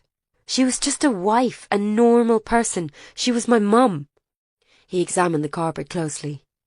"Sometimes, miss, the families aren't the people who can see the reasons, but the reasons are there all the same." She opened her mouth to say, "What is it you're not telling me?" He met her eyes and she saw it very plainly. "Please don't ask me." She swallowed. "Look, the reason I came here, it's not right that this happened. So I thought I could tell them. I'll tell Corey and Brooking, say I made a mistake. There was no statement from Mrs. Flynn. I just needed to know. I'm sorry. We did what we thought was right at the time, that's all I can say. Let me talk to them, please. There's no point. I'm getting on. I've been working for the police 40 years now. Seen a lot of good people die. Seen 2 police forces. Maybe it's time I call it a day." "You mean you'd resign? But we need you at the unit." "The unit? Miss, I don't want to speak out of turn, but you know as well as I do the unit's on borrowed time. Even now, this is our job, and have we found any of the Mayday lot? We have not. They're turning up dead. And why are we looking for them? You weren't there that day, were you?" "Mayday? No, I was in London." "Then I'm glad for you. Was it as bad as they say?" Bob didn't speak for a moment. "No, it was worse." "Oh. I wouldn't wish it on anyone, the things I saw that day. Linda." He stopped. It took weeks to even wash all the blood off the floor. I'd walked in that much of it. So you see, sometimes you just have to say enough. He got up. "I hope you don't mind, but I need to get on. Linda would like to say hello, though, before you go." She lumbered after him, mind swirling, noticing in distracted passing the orange sash framed on the wall. Linda Hamilton was in the kitchen, which was filled with light. She was sitting down with a man in a wheelchair, feeding his lunch to him off a spoon. His head drooped onto his chest, hands curled in his lap. Linda jumped up, setting down the bowl and spoon, which Paula saw now were plastic and decorated with cartoon characters. For a child, but this was a man. "Hello, Paula." She shook Paula's hand with her cool one. "Look at you, all grown up." "How are you, Mrs. Hamilton?" Oh, keeping well. And your daddy? He's all right. Grant. She didn't want to say he'd remarried, as that in itself raised a number of difficult questions. He must be glad to have you home from England. Oh yes, it's lovely. No mention was made of her bump. Bob had likely briefed her on the lack of father situation. Linda indicated the man in the chair. I don't know if you'd remember our Ian. I think you'd have met once. There was a party at the station way back. She didn't. Hello, Ian. Could he understand? There was no reaction. A thin stream of drool trailed from his mouth. Linda beamed. You two are the same age and all. She remembered it vaguely now. The suggestion that Bob's son wasn't well. Something genetic, wasn't it? Meaning there were no other kids. Just Ian in his wheelchair. Well, I best be off now. Bye. After that, Paula went. A heavy feeling dogged her steps to the car, and she remembered its taste in her mouth. Shame. She was ashamed. Bob walked her out, courteously, shading his eyes in the sun. Take care driving now. I'll see you soon. She got into the car, leaving the door open. Was there a statement? She asked, looking out on the road. Just tell me yes or no. I won't ask again, I promise. I can see that well, there's a lot I don't know, obviously, but I want to. I'm trying. Sometimes it's better not to know. His voice was neutral. Please, she said again. I just need to know the statement existed. That it's not just a lonely old lady getting confused. I need something concrete. Nothing. She looked up at him. He nodded shortly, almost looking away. Paula's hands contracted on the wheel. Thank you. Her voice shook. He stepped away. Safe home now, Miss Maguire. Paula jumped as the prison gates buzzed open, trying to stand up straight, her heart thudding as the locked-up bleach smell of the place surrounded her. She'd visited prisons many times before, of course. She'd even spent a year doing doctoral research in a high-security hospital. Men who'd grab you if you dropped your guard for so much as a second. Men whose eyes crawled over your chest, who'd speculate in front of your boss about what your breasts looked like. This prison, a medium security one for prisoners reaching the end of their sentence, should have been easy, but she'd never have gone to one when heavily pregnant. And she'd never come face to face with the man who'd possibly been responsible for the disappearance of her mother.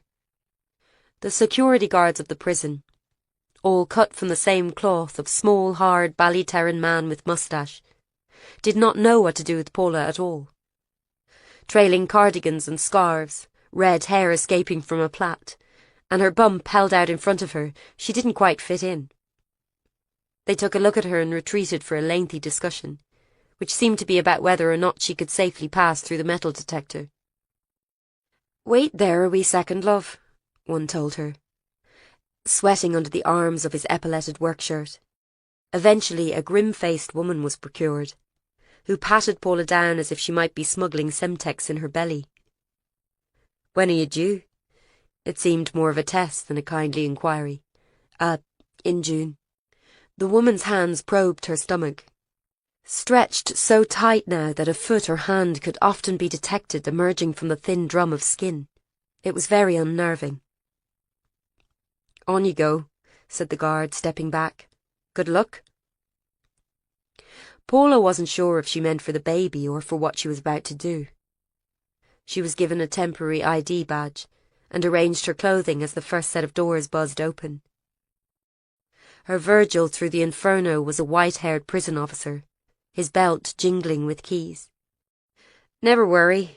He'll be on his best behaviour. He wants out, our Sean. You're here to give him the say-so. I'm asking about what he knows about some missing persons cases. I work with the MPRU in Ballyterran. Her guide paused by the last door. He'll tell you whatever you want, miss.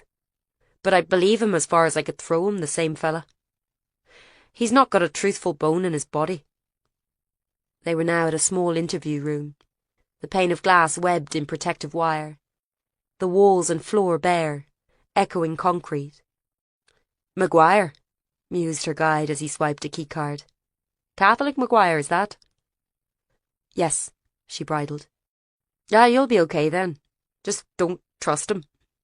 Thanks. He opened the door and she stepped into the comfortless room. There was a wall of reflective glass and a bare fluorescent light. There was a chipboard table and 2 plastic chairs. On one of them sat a middle-aged man in a sweatshirt. He was paunchy and pale, his dark hair thinning, and with manacled hands he was scratching at his nose. Paula felt the horror go through her. Here was the man, the actual man she'd seen on TV and in mugshots, who'd most likely shot Aidan's father in front of him back in 1986, and maybe her own mother too. Sean Conlon was now 50, Paula knew. He had 3 children with 2 different women, and he'd not seen any of them in 12 years. He'd joined the IRA at 15. Allegedly, he'd helped shoot John O'Hara when he was 25. Planted the bomb he was doing time for at 38. But he looked like any man you'd see on the poorer streets in town. A little chubby, a little pasty. Tattoos up and down his arms. Wary. When she came in, he gave a weary nod. He'd done this 100 times before. Hello, I'm Dr. She stopped, swallowed. I'm a forensic psychologist. He nodded. You'd be with the missing persons crowd? Yes. Our remit is to open old cases, look for new evidence, as well as coordinating new ones. We don't have a specific political focus, but we do work closely with the Commission for the Disappeared. Sean moved, the metal of his handcuffs making a tinkling sound that was oddly cheerful. He knew the drill. My assurances? She was ready for this. We're an independent commission, so not part of the CPS. However, I am authorised to report back to the parole board if you've been helpful or not. I understand you may not have any knowledge of these specific cases. Again, he just nodded and held out his cuffed hands. Let me see. She rooted in her bag for a few moments, willing the surge of blood to her face to subside. She had a bundle of printouts, each one with the name and picture of a missing person, carefully screened for all staples, clips or rogue pens. She knew a psychologist who'd lost an eye that way in one prison. Sean Conlon leafed through them with one hand. The fingers were squat, hairy, a tattoo on the back of a Celtic cross. Around his neck, a crucifix. He read in silence, Paula watching. She was as jittery as the man was calm. His eyes flicked to her when she adjusted her jumper over her bump. When are you due? She flushed. June. She wanted to hide it with her arms. He turned a page. Not a nice place to come when you're expecting. She said nothing. He cleared his throat. You could save your time, Doc, if there's any of these you think I might be linked to. We didn't always know their names, see? It'd be dark and we'd have masks on too. He pushed some away. No Wayans. Never got involved with any Wayans. Women? He didn't flinch. The odd time. Paula reached for the pile of papers. Her hands were shaking so badly it took her several goes to find the right one. Averting her eyes from the familiar photo, she'd taken it, for God's sake, playing with the camera as a kid.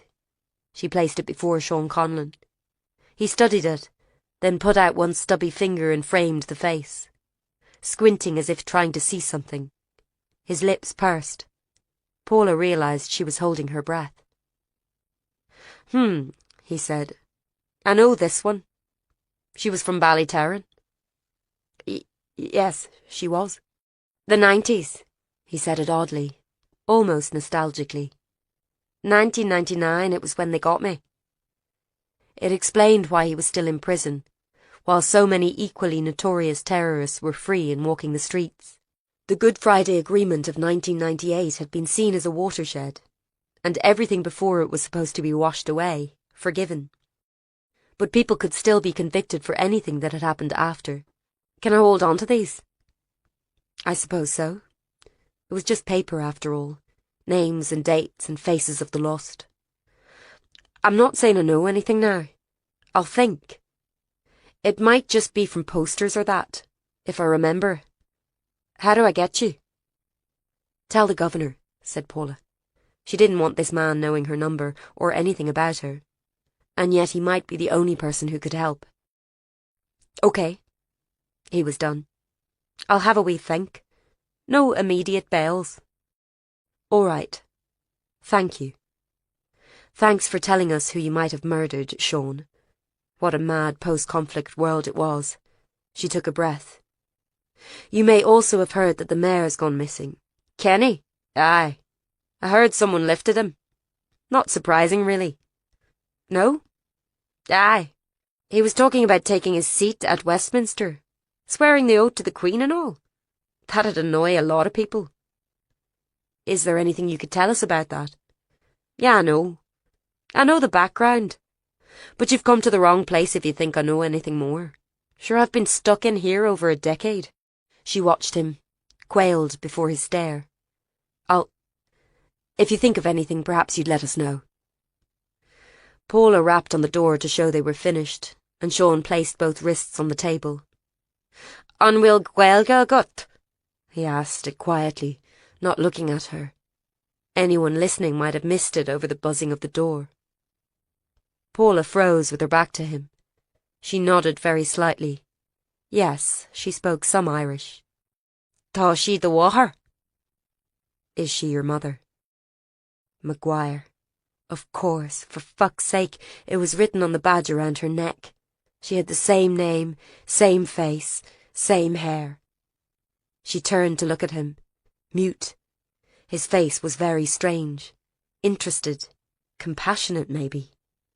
He nodded as if seeing something that satisfied him. Then the guard was coming in and leading him out.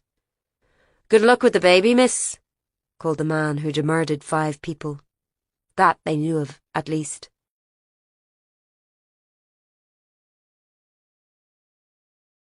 Kira. The office was much nicer than she thought. There was a machine with water in plastic cups, and a thick blue carpet. His assistant asked them all did they want tea or coffee, and Kira said coffee to look like a grown-up, and when it came it was black and horrible, but she drank it anyway. Welcome, he said briskly, shaking her hand, then Dominic's, then Anne's. It's an honour to have you here. And please accept my condolences for your loss. We're all united in condemnation of such a brutal act. Kira was a bit confused about it, but she knew this man had been in the IRA too. Everyone knew that, though they weren't allowed to say so on the news. They had to call him Mayor Jarlath Kenny and talk about how he was going to run to be their local MP. But maybe he'd killed some people too. Not everyone in the group knew they were here because of that, but Dominic just said something about strange bedfellows. I wanted to meet you as representatives of the group and say that if I'm elected, I will of course pursue all avenues of compensation available to you. What about legal avenues? Said Anne, in her dry, cross way. The 5 suspects were acquitted, Kenny said. We know that. We were there. But they are clearly guilty. Dominic sounded annoyed underneath his talking to official people voice. There's little we can do if the justice system is played out, said Kenny, and he really sounded sad. I think the key now is to focus on the memorial and ensuring this doesn't happen again by supporting the peace process. So you're saying we have to accept the verdict? What else can we do, Mr. Morton? Kira didn't like the way he was saying we, like it was something to do with him. The civil trial option is so expensive and grueling. Are you sure you'd want to put yourself through that? Dominic caught her eye. It was up to her now.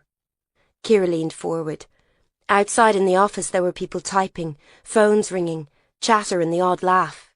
We have another idea, she said quietly. Mr. Kenny, we want you to help us with something.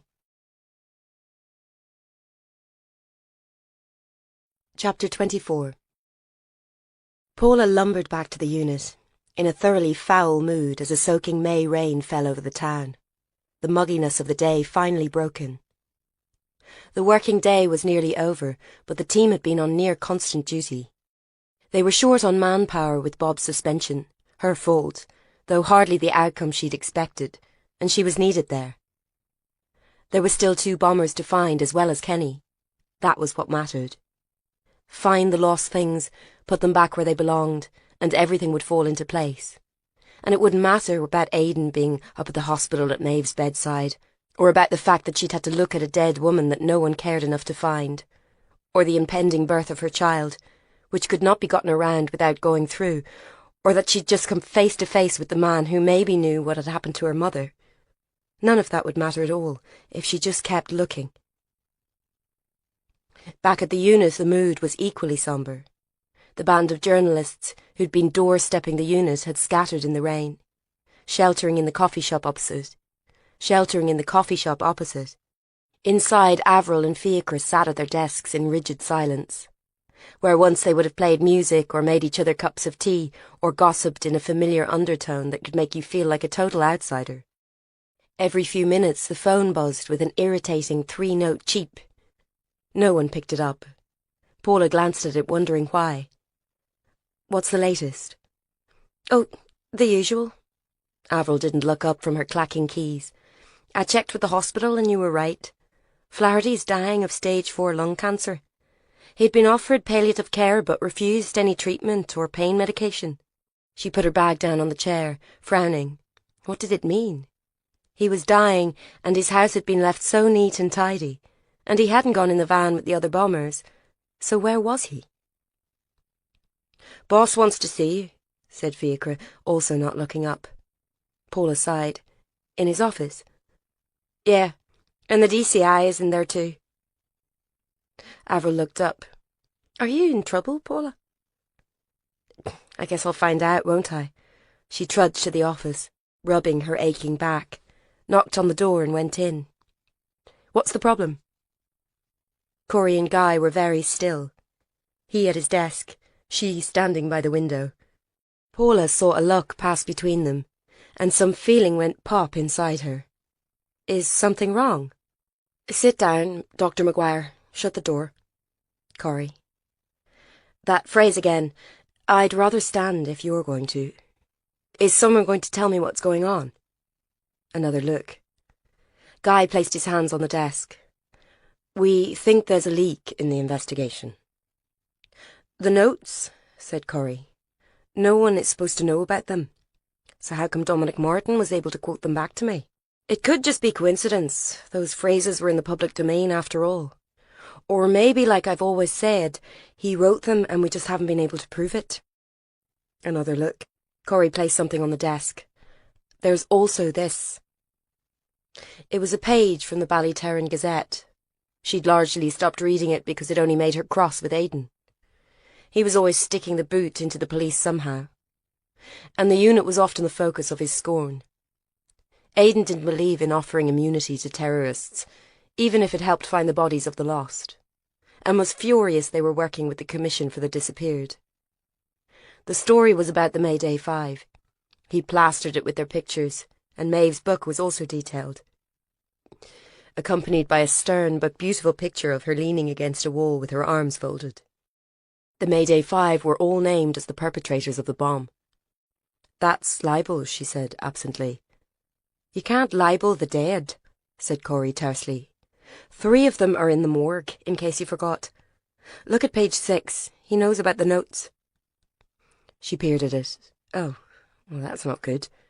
We were keeping that back on purpose, so we could eliminate suspects. Now that's blown. Now the Gazette has it, it'll be all over the media." She looked up at them, Corey glaring with folded arms, Guy frowning down at his desk. "I see. You think I did this?" Corey stared her down. "Dr. Maguire, we're aware of your relationship with the editor of the paper. I'm afraid we have to ask you formally if you have allowed him access to any of the case notes. It wouldn't be the first time, would it?" She opened her mouth. Guy jumped in. "He could have got them himself. Perhaps it wasn't even your fault. Aidan wouldn't do that. He's an old-fashioned journalist. He gets people to talk. He doesn't go through their things." Corey sighed. "Paula, this is very serious. I don't need to tell you that. May I remind you that the unit has had this case for over a month, and so far you haven't found any of the missing alive. All we have is dead bodies, and now the mayor, the actual mayor of the town, is also missing. I'd say that for a missing persons unit, that constitutes a pretty big failure. And I'm not doing much better. We've got eyewitnesses' testimony against Kenny and what sounds like some of the Mayday families, but we haven't been able to pin a thing on them. Why is this happening? I should have realised sooner there might be a leak. The damn phone's been ringing off the hook all morning since this came out. It isn't me, Paula said stonily. I'm doing my best to find them. You were the one who said I was working too hard on the case. Does he have access to your phone? Guy asked the question uncomfortably. She quelled him with a glare. I haven't seen Mr. O'Hara for a number of weeks, except in hospital, where we were a bit more concerned about our friend who's seriously injured. Aside from our family connection, which is hardly rare in a town this size, half the PSNI are related to someone, we are not in contact. And he certainly could not get access to my work email. Your leak is somewhere else. She leafed through the paper. Can I take this? Corey was pursing her lips, looking at Guy to say something. Paula didn't wait for an answer. She took the paper and stalked out, allowing the door to close that bit harder than usual behind her. Why do you do it? In the past, Aidan would have greeted her with a sarky comment, a lippy remark, and that would have been them away, trading insults. What passed for flirting with them? But now he gave her a look that was fast becoming familiar. His eyes moved straight to her bump, avoiding her gaze. Can I help you? Paula had found him in her least favourite place, Ballyterran General Hospital, and she'd made herself go up to where Maeve lay in the ICU. There was an officer on the door, but she'd argued her way in, all 5'10" of her and 2 extra stone of baby. Aidan was sitting outside the glass-walled private room, his head in his hands.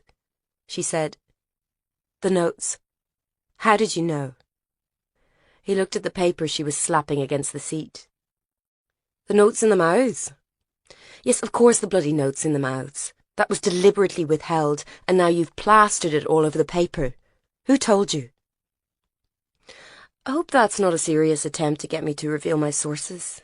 You should know I don't do that. Aidan, they think I told you. They even think you might have gone through my phone. I might get suspended. Why would they think that? Because hardly anyone knows, and you and me were... You know. He scratched his neck. He needed a shave and a haircut. His dark hair flopped over the collar of his Springsteen t-shirt. Look, Maguire, I don't reveal sources, not for anyone. But in this case it was an anonymous tip-off. I'm no wiser than you. Look. He took out his phone and called up an email. Passed it to her. The address just a string of numbers, 010506. The name on the email said A Source. Paula thumped through it, frowning. Someone trying to be clever? I didn't ask. There's scans of the notes, the lot. Why would someone do this? You're the psychologist, Maguire. They must be working with us. Only a police insider would know this, or else the killer. Look, I'm going to have to take this to Corey and Brooking. They need to know. She thought suddenly of Fiachra, his angry truculence, the sneakiness of what he'd done to Avril. But he wouldn't damage the investigation, would he? She fell silent, following Aidan's gaze to the room where Maeve lay, the machine still breathing for her. A woman with a short dark bob bent over her, talking, even though Maeve clearly could not hear. Is she... She's all right, Aidan said. Not that you asked. She hasn't woken up yet, but they're hopeful. I'm sorry. I did phone to check on her. I just couldn't be here. I noticed. Why did you use it? She burst out. This isn't the first time you've bollocksed up a case for us by printing stuff. Don't you ever realise it might mean justice isn't done? Aidan turned back to the room. He seemed too distant these days to even fight with her.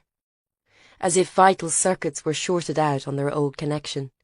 Was it justice when those 5 walked free from court, tell me? I've my own brand of justice.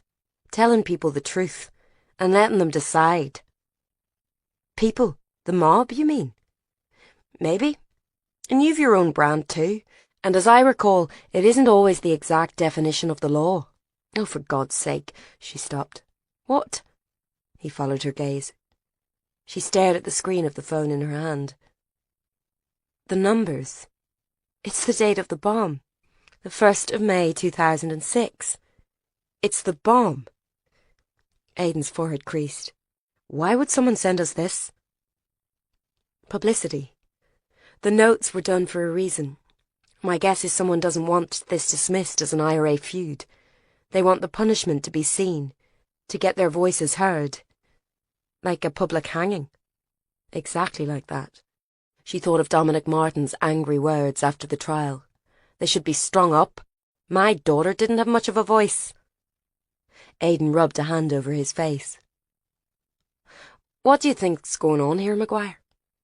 Your instincts are usually right, even if you do run off on some half-cooked mission sometimes. You're one to talk.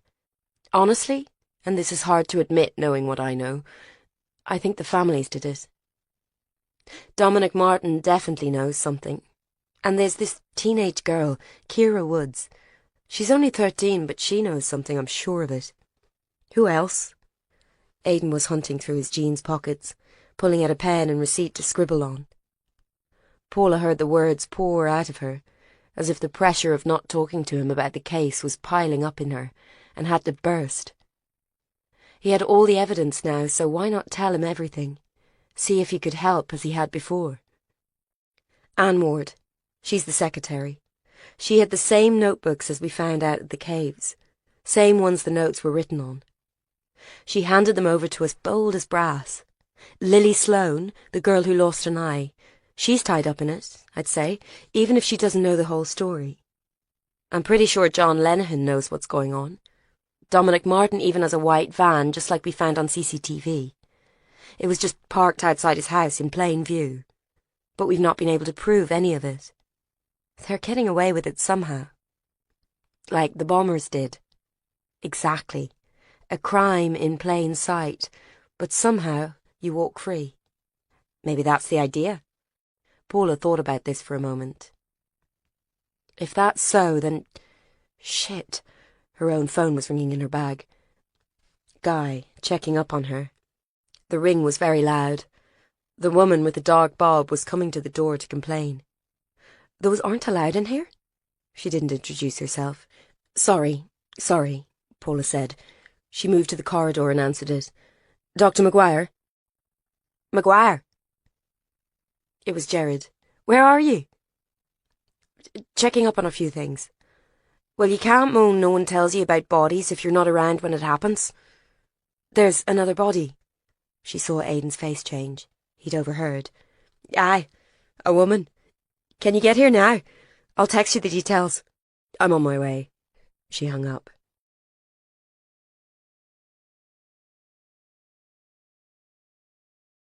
Kira. The courthouse was suffocating her. People everywhere, cameras going off, reporters with microphones and notebooks, families crying. She recognised Anne Ward, shaking, one of her sons holding her up. Lily Sloane shouting, No, it's not fair, as her parents led her away. She couldn't see Mammy. Dominic had told her to go away, go home. But she didn't know how to get home. And anyway, it wasn't home without Rose. It never would be again. Kira sank down on the hard wooden bench in the middle of the big hall, echoing with shouts and feet and flashes of light from cameras. Everything was spinning. Everything had fallen apart. Not guilty. They'd said not guilty. It's not fair, she'd said out loud, her voice swallowed up in the noise. I know it's not. She looked up. A man was standing over her. She didn't know him, didn't recognise him as one of the relatives. He was very tall, with hair the colour of sand. He was wearing a blue jumper and jeans. You're Kira, he said. She nodded. People often knew her from the TV and that. What if I told you this didn't have to be the end? She didn't know what to say, We already said that we wouldn't take it any further. We don't have any money. I'm not talking about something that costs money. The man sat down beside her in the crowded courtroom, and what he said to her then meant nothing was ever going to be the same again.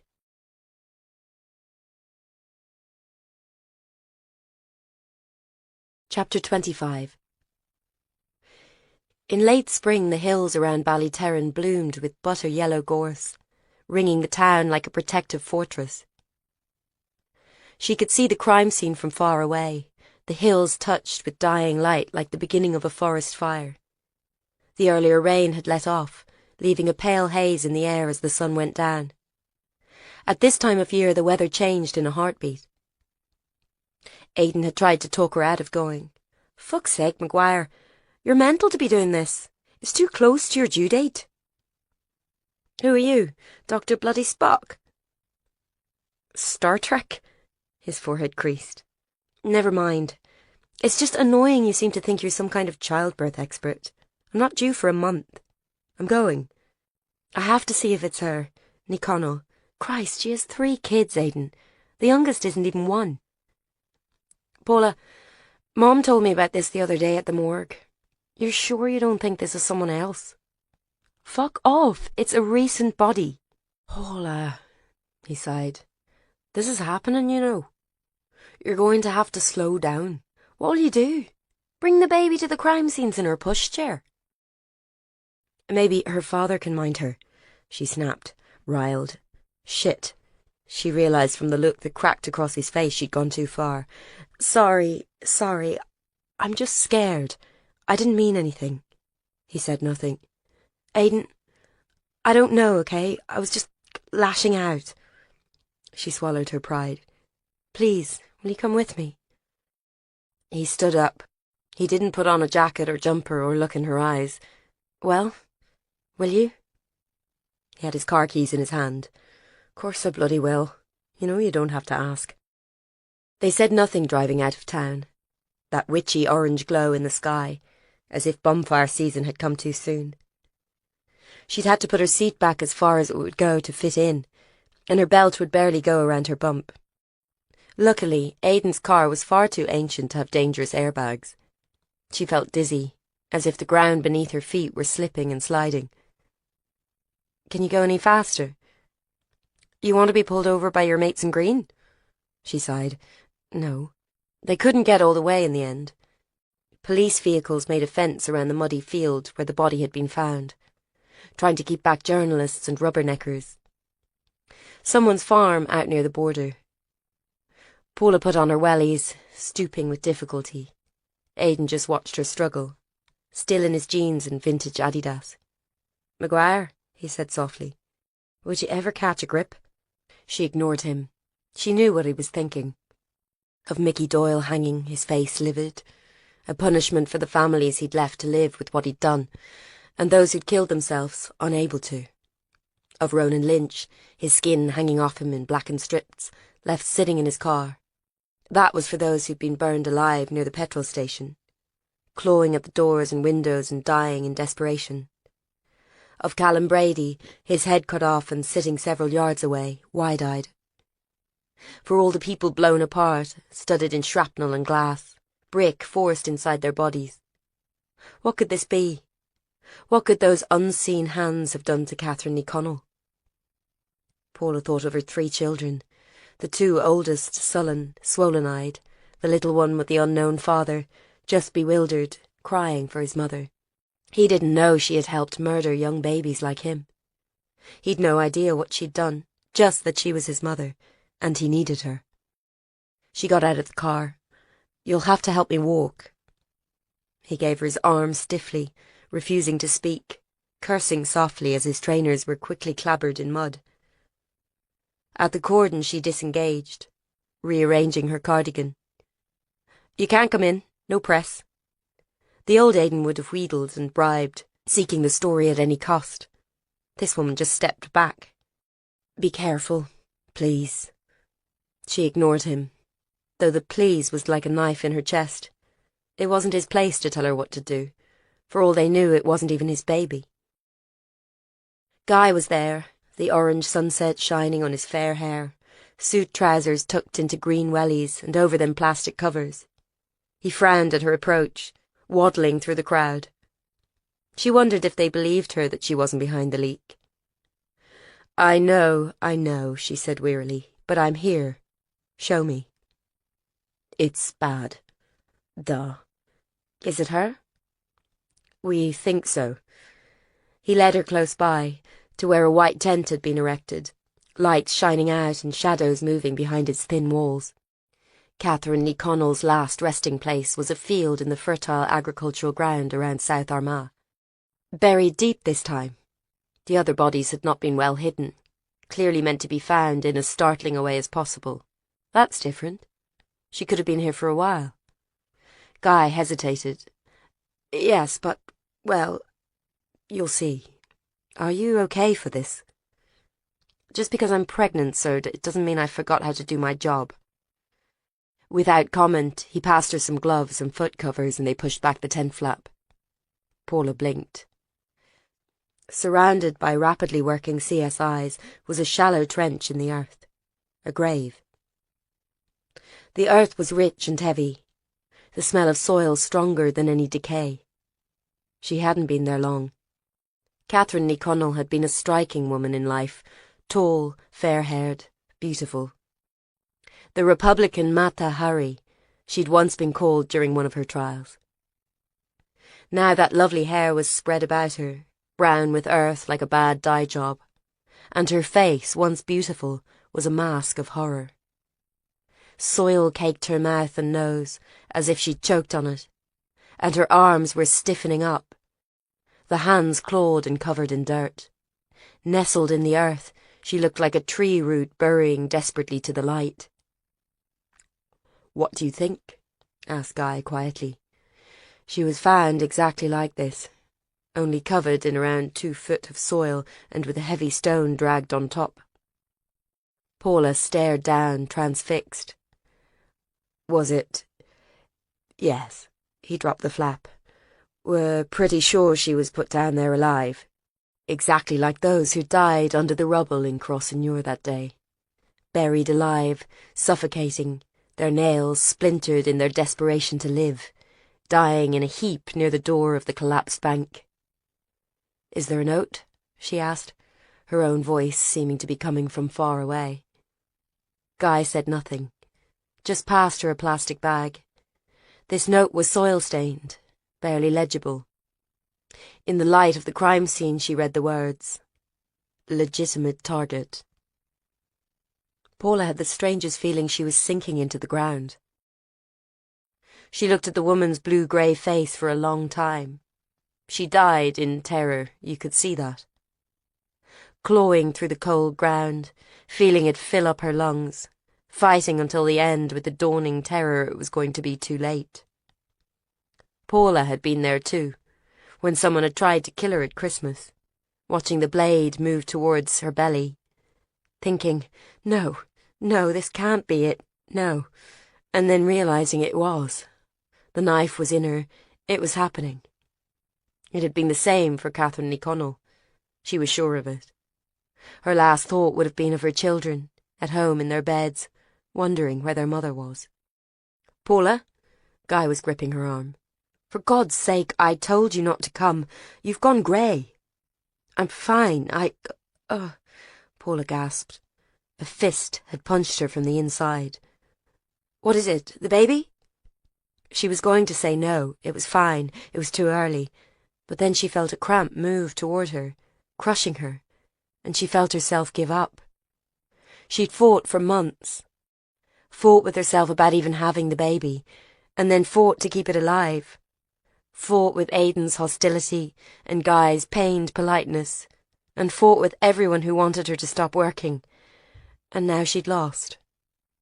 Her own body had won, as snakes began to coil and writhe in her, and a terrible fear took hold of her, a sense of slipping, of cogs and gears whirring into life. She could almost feel the child strain within her. How could Paula birth her into this? A grave, a crime scene. Help me, she gasped, groping for Guy's arm like a drowning woman. Get me away, please. Can you walk? She opened her mouth, shook her head, gave up. No. Guy picked her up with a small grunt, heaving up her legs and getting mud on his suit from her wellies. Come on. He put her arms round his neck, and as the pain took hold she made a mewling noise in her throat, like a stepped-on cat. Oh, fuck. Coming through! Guy whisked her past the cordon, panting with effort. He probably would have struggled even if she hadn't been pregnant. She was nearly as tall as him. He kept up a soothing monologue. My car's just there. I'll drive you to the hospital and it will be fine. It takes ages, especially a first baby. You've got hours yet, don't worry. My things, she gasped. I can't go, I don't have any things. We can call for them. I'll phone your dad. Will he know? She nodded helplessly. What did it matter if she had the wrong pyjamas? Guy was so good at this. He was good at it because he already had 2 children, with his wife. His wife he was still married to. She began to shake. Put me down. What?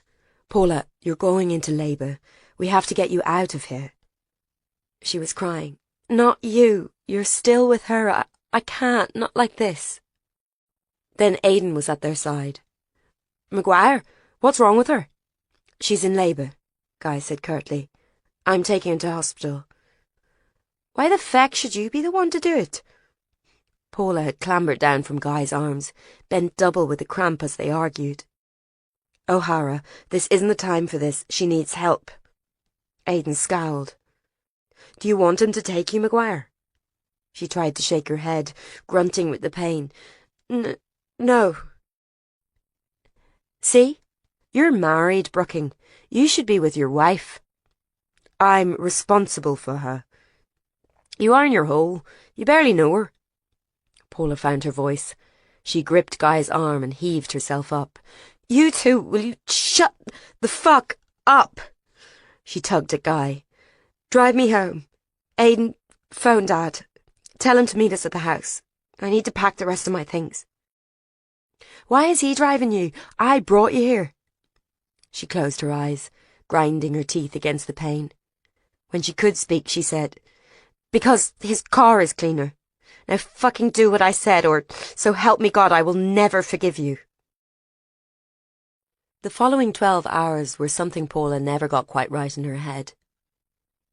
Time was out of joint. She'd look at the clock on the delivery room wall, and an age would pass, and she'd look again, it would be the same time. The contractions seemed to take an eternity. She counted through them. 1, 2, 3, 4, 5, 6. Clawing at her was the anxiety of Guy and Aidan. When they went to the house, her dad and Pat were there, throwing clothes in bags, and they'd never met Guy before, so she was aware of certain awkward introductions, while she sat on the sofa, gritting her teeth and counting through the pain. She overheard comments from Pat and Guy, who seemed to have appointed themselves childbirth experts. Really close together already, not due for another month. Then Pat must have run the hospital. They said bring her in if they're this close. Then she was in the car, retreating somewhere inside herself, bracing her hands against the dashboard and making a grunting noise like an animal, trying not to throw up in the footwell. It was Guy's car, so clean she couldn't see a speck on the carpet as she breathed in the smell of his air freshener. She'd have liked to stay there. Aidan was in the back, shouting directions, and Guy, irritated, saying he'd lived there for a year, he could find the bloody hospital. Then they were there, and Saoirse came, her face excited and scared, but her voice calm. It's too early, Paula tried to say. Why is she coming so early? We don't know yet, but we'll look after you. Then there were charts and murmurs and people's hands on her, in her even, and mutters about being 3 centimetres, and why wasn't she progressing, and she knew you had to get to 10, but it was too soon for this, surely. Guy and Aidan were there, and her last view was of them standing side by side as she plunged through double doors. There was the wheels of the bed squeaking, and a siren noise that must be for her. A pen was in her hand, and Saoirse's voice. You have to sign your consent, Paula. They need to give you a cesarean. But I don't want one. She wasn't sure if this came out or not. I know, but it's too late. You have to sign. She clutched Saoirse's hand, which was cool and strong. There was one thing she was clinging to, stopping her from being sucked under. Will you tell him? Guy, will you ask him to find her for me? Ask him to find out more. Saoirse's face a blank oval over her. Find who, Paula? Find Mum. Ask him to help me find her. Then the blinding overhead lights of the theatre. 4 lights blackening out on the edges, and a sharp pain in her hand and faces overhead. Masked faces dissolving. And finally, gladly, Paula gave up and disappeared. Extract from The Blood Price, The Mayday Bombing and Its Aftermath, by Maeve Cooley. Tarisha Press, 2011. After my encounter with the Ireland First fundraiser, I tried to seek out Catherine Ní Connell for a statement. I visited her house where she lives with her 3 children since her split from Lynch just before the trial. When I arrived, she was getting out of her car with bags of shopping and lifting the youngest, a very young baby, from his car seat. She was very beautiful, even dressed in a tracksuit with her fair hair pulled back. "Miss Ní Connell?" I asked. She jumped, as someone might who had a small child and death threats from the IRA. "What do you want?" I explained I was writing a book about the Mayday bombing, and wanted to get her point of view. She was immediately cagey. "I had nothing to do with that, as I've said. It was a tragedy, but not caused by Ireland First." I asked her why she'd gone on trial then, and she said something about persecution by a Diplock court. Totally inaccurate, as her trial had a jury and she was acquitted anyway. She said I should speak to Flaherty. "Martin's the one in charge. He'll tell you we weren't involved." I said I had spoken to him already. She became agitated at that. "Did he tell you about me? Did he say where I lived?" He hadn't, but I didn't answer this. "Have you anything to say to me, Miss Ní Connell? Anything to say to the victims and families of those killed?" She paused on her doorstep. She was covering the baby's head with her scarf, as if she didn't want me to see him, or him to see me. "I have nothing to say. Nothing. Just... It was never meant to happen. It wasn't meant to be the way it was. Not all those people."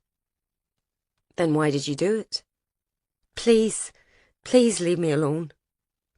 I stopped then, because I did not feel right accosting a woman with a baby, which was not, of course, a qualm she had herself when her actions led to the deaths of 16 people, including 2 infants and 3 children.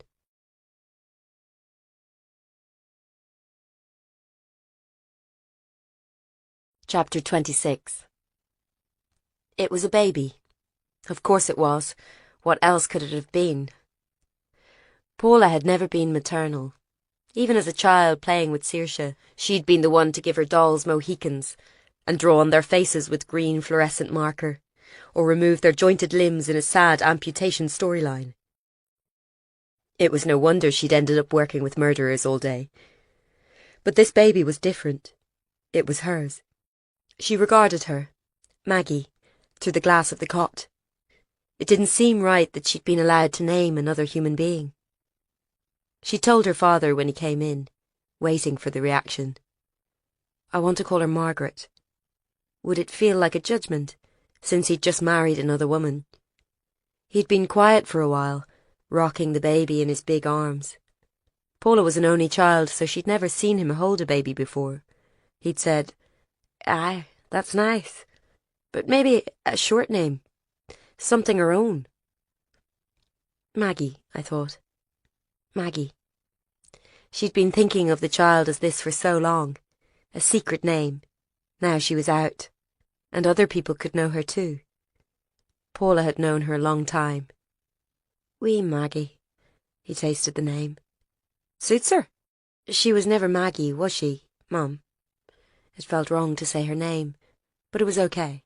No, just Margaret. Wee Maggie. Welcome, pet. The baby stretched her starfish fingers and blinked, making those little cat noises Paula had become accustomed to. She was so small, her skin red like a blister, born too soon. Now the baby was out, she still felt tied to her by every inch of skin. The pull was almost physically sore if someone took her away to be weighed or changed. "Can Pat come in?" asked PJ suddenly. Paula was startled. "Of course, you mean she's outside?" She thought, with things the way they are. Pat was Aidan's mother. That meant none of them knew if she was this baby's grandma, or its step-grandma, or both. Paula closed her eyes, feeling the slow seep of pain from various parts of her body.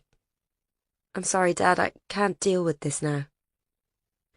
She'd been so focused on getting the baby out, surviving the horror stories of childbirth, and now Maggie was here, pink as a seashell, and Paula still had no idea who her father was. She'd researched it half-heartedly while pregnant, her belly pushing against the laptop. It was quite simple, apparently. You could buy tests in Boots. A little cotton bud in the cheek. It wouldn't even hurt Maggie. But Paula, arms already itching to take her back, press her against her face, knew she couldn't bear the idea. "She's only hours old. I don't want things done to her. She's herself. It doesn't matter who, you see." "She's mine," was what Paula meant. "I made her, and I gave birth to her." And right then it didn't seem very important which stupid encounter had resulted in this chubby little body squirming in her arms. PJ was embarrassed. Aye, plenty of time for that. Pat just wants to see her's all." "Will Pat mind? I mean, she's still her granny either way." It was the second risky thing she'd said, but he seemed pleased. "Would you tell her that, love? Would you say that she's her grandma? It would mean the world to Pat, it really would." "Of course." It wasn't as if Maggie had any others at the moment. Paula wondered fleetingly what Guy's mother was like. Was she even alive? She pictured a stern, cold Englishwoman, maybe with pearls and a Labrador, which was unfair, given that Paula had no idea what background Guy was from. His mother could just as easily be a Cockney pensioner with a blue rinse. All a world away from plump Irish Pat, bustling in the door, arms bursting with teddies and flowers and chocolates. The latter made Paula wince a little. She would now have to lose the several spare tyres, more than enough to meet road safety guidelines, which had settled around her midriff. Pat was well-meaning, but tiring. Paula forced herself to say, as casually as she could, "And here's Granny, Maggie," then ignore the misting in Pat's eyes as she held the child. "Maggie," she repeated. "It's a lovely name." Awkwardness was glossed over with goodwill. As much as they could, anyway. No one mentioned Aidan, but she could feel them searching the child's face, looking for a telltale dark eye there, a curve of the chin here, a Brooking or O'Hara. Neither. She was to be Maggie Maguire. Maggie deserved a little while to get used to the world before people began to label her. Paula herself could see nothing but a baby, dark blue eyes and a fuzz of red hair, as if she'd made Maggie entirely of herself. "Well, we'll let you rest," said PJ when the nurses came. No one mentioned Aidan, but surely he'd be there, somewhere. Surely they were both still there. Aidan would be in with Maeve, if nothing else. The thought threatened to pull her down into some complicated darkness, so she pushed it away. When they'd gone, she turned to the child almost as a conspirator. "Just us, pet." She realised she was looking forward to getting home, just the two of them, shutting the door. As Maggie had come so early, she had to be kept in for a few days. Later, Saoirse had come, which was nice but also tiring, because Paula hadn't tried for 5 years, right at the start of the queue for IVF before she was even 30. She hadn't tried at all. But why should she feel guilty? She realised she was holding herself tense when her friend arrived, laden down with flowers and toys. Overkill maybe to mask her own guilt at feeling jealous. "Hiya." "Hi." She struggled up. "Sorry, I'm a mess of stitches." Saoirse's eyes were riveted on the baby. "Oh, Paula, she's gorgeous. She's just gorgeous." She was, of course, but did all mothers think that? Her little nose, her dark lashes, the wise look already in her eyes. Do you want to hold her? Saoirse hesitated. I might hurt her. Ah, no, she's pretty sturdy, though she was so early. She passed the baby over, the light weight of her, so light it hardly seemed credible, with a pang. She'd sworn she wouldn't be one of those "once you've had one you'll understand" women. I've no idea what I'll do, she confided. I've to take her home in a few days. Imagine! I never even had a goldfish before. Saoirse said, almost to herself, I want one. I know you do, love.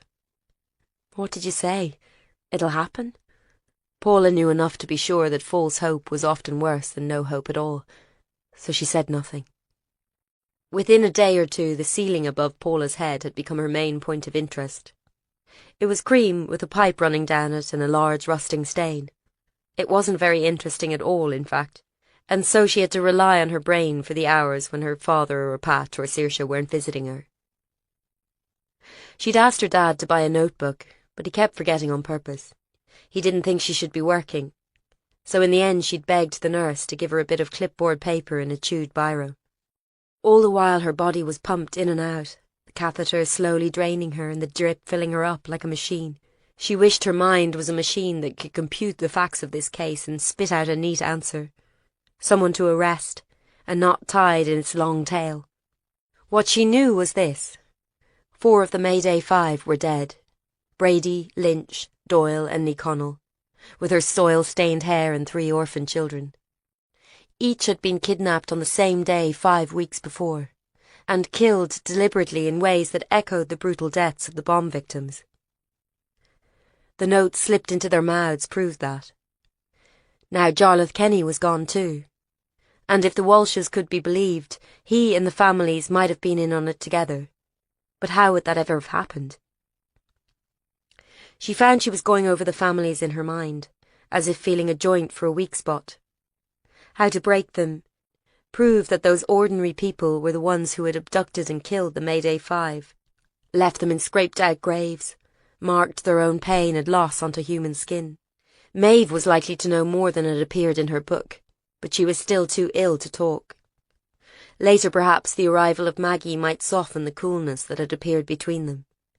Maggie. At the thought of her daughter, Paula's breasts began to ache. She pulled herself up to a sitting position, cursing her weak body. She didn't want to be stuck in this room, staring at the rust-coloured ceiling. She wanted to scoop up Maggie and run, go back to the office with the baby strapped to her, and work until this tangle of evidence was somehow combed out. The door opened, and she lay back down sharply. The nurses were always berating her for not taking convalescence seriously enough. It was PJ. Well, pet, I've brought you some grapes. Bloody grapes. She'd be able to stock her own fruit and veg stall with that lot. What's wrong? Are you sore? I'm bored out of my mind. Will they let me back to work soon? You've had a big operation, Paula. You're meant to take at least 3 months off. I know, and now I'm fine. I can't take 3 months off. I need to find out what happened. Why? It was an obvious question, but she suddenly couldn't think of the answer. Well, Flaherty's still missing. We could find him, and Kenny. PJ seated himself, rustling plastic bags. I doubt if their own mothers would mourn them. They're scum. Why upset yourself over that bunch? You should understand of all people. It shouldn't be like this anymore. People can't just dispense justice however they see fit. We have laws. We shouldn't have border justice, judge, jury and executioner in one. PJ looked surprised at her vehemence. Well, no, but it's happened now. It's most likely green on green killings. Sure, the loyalists were all bumping each other off in the early 90s and no one shed too many tears. It isn't right, she struggled to explain. I don't want to bring Maggie up somewhere like this. They should have been convicted properly. They tried. Everyone tried. Sometimes justice just isn't done. I know, it doesn't seem right. She spotted the national papers sticking out of one of his carrier bags. Catherine Lee Connell's face was clearly visible on the fold, her eyes staring boldly out. Closed forever now, her children left alone.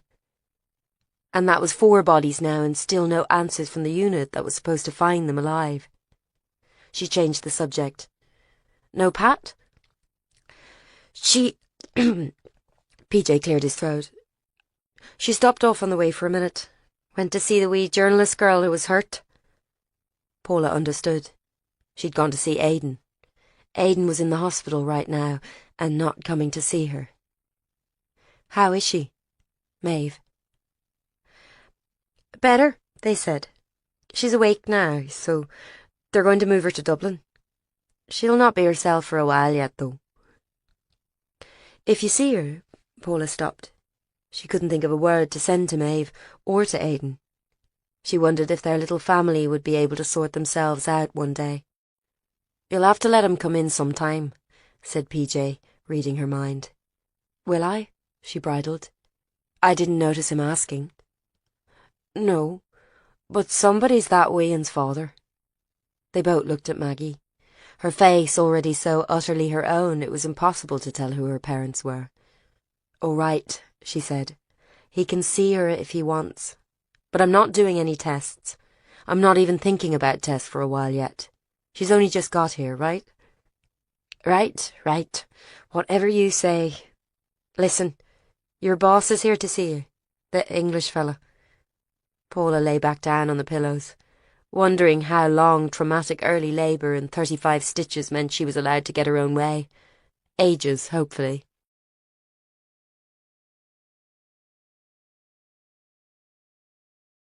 Kira. Look at the picture, Liam was saying. Go on, look at her. The man, Brady, was crying. So was one of the other ones, Lynch. Doyle was looking down at his chest. He might not have been awake. Earlier on there had been some hitting. Kira was standing near the back of the caves. She didn't know how she'd got there, but the stone was cold on her back through her sweater. There were other people in the dark. Anne and Dominic, of course, Lily. It was better not to look too closely.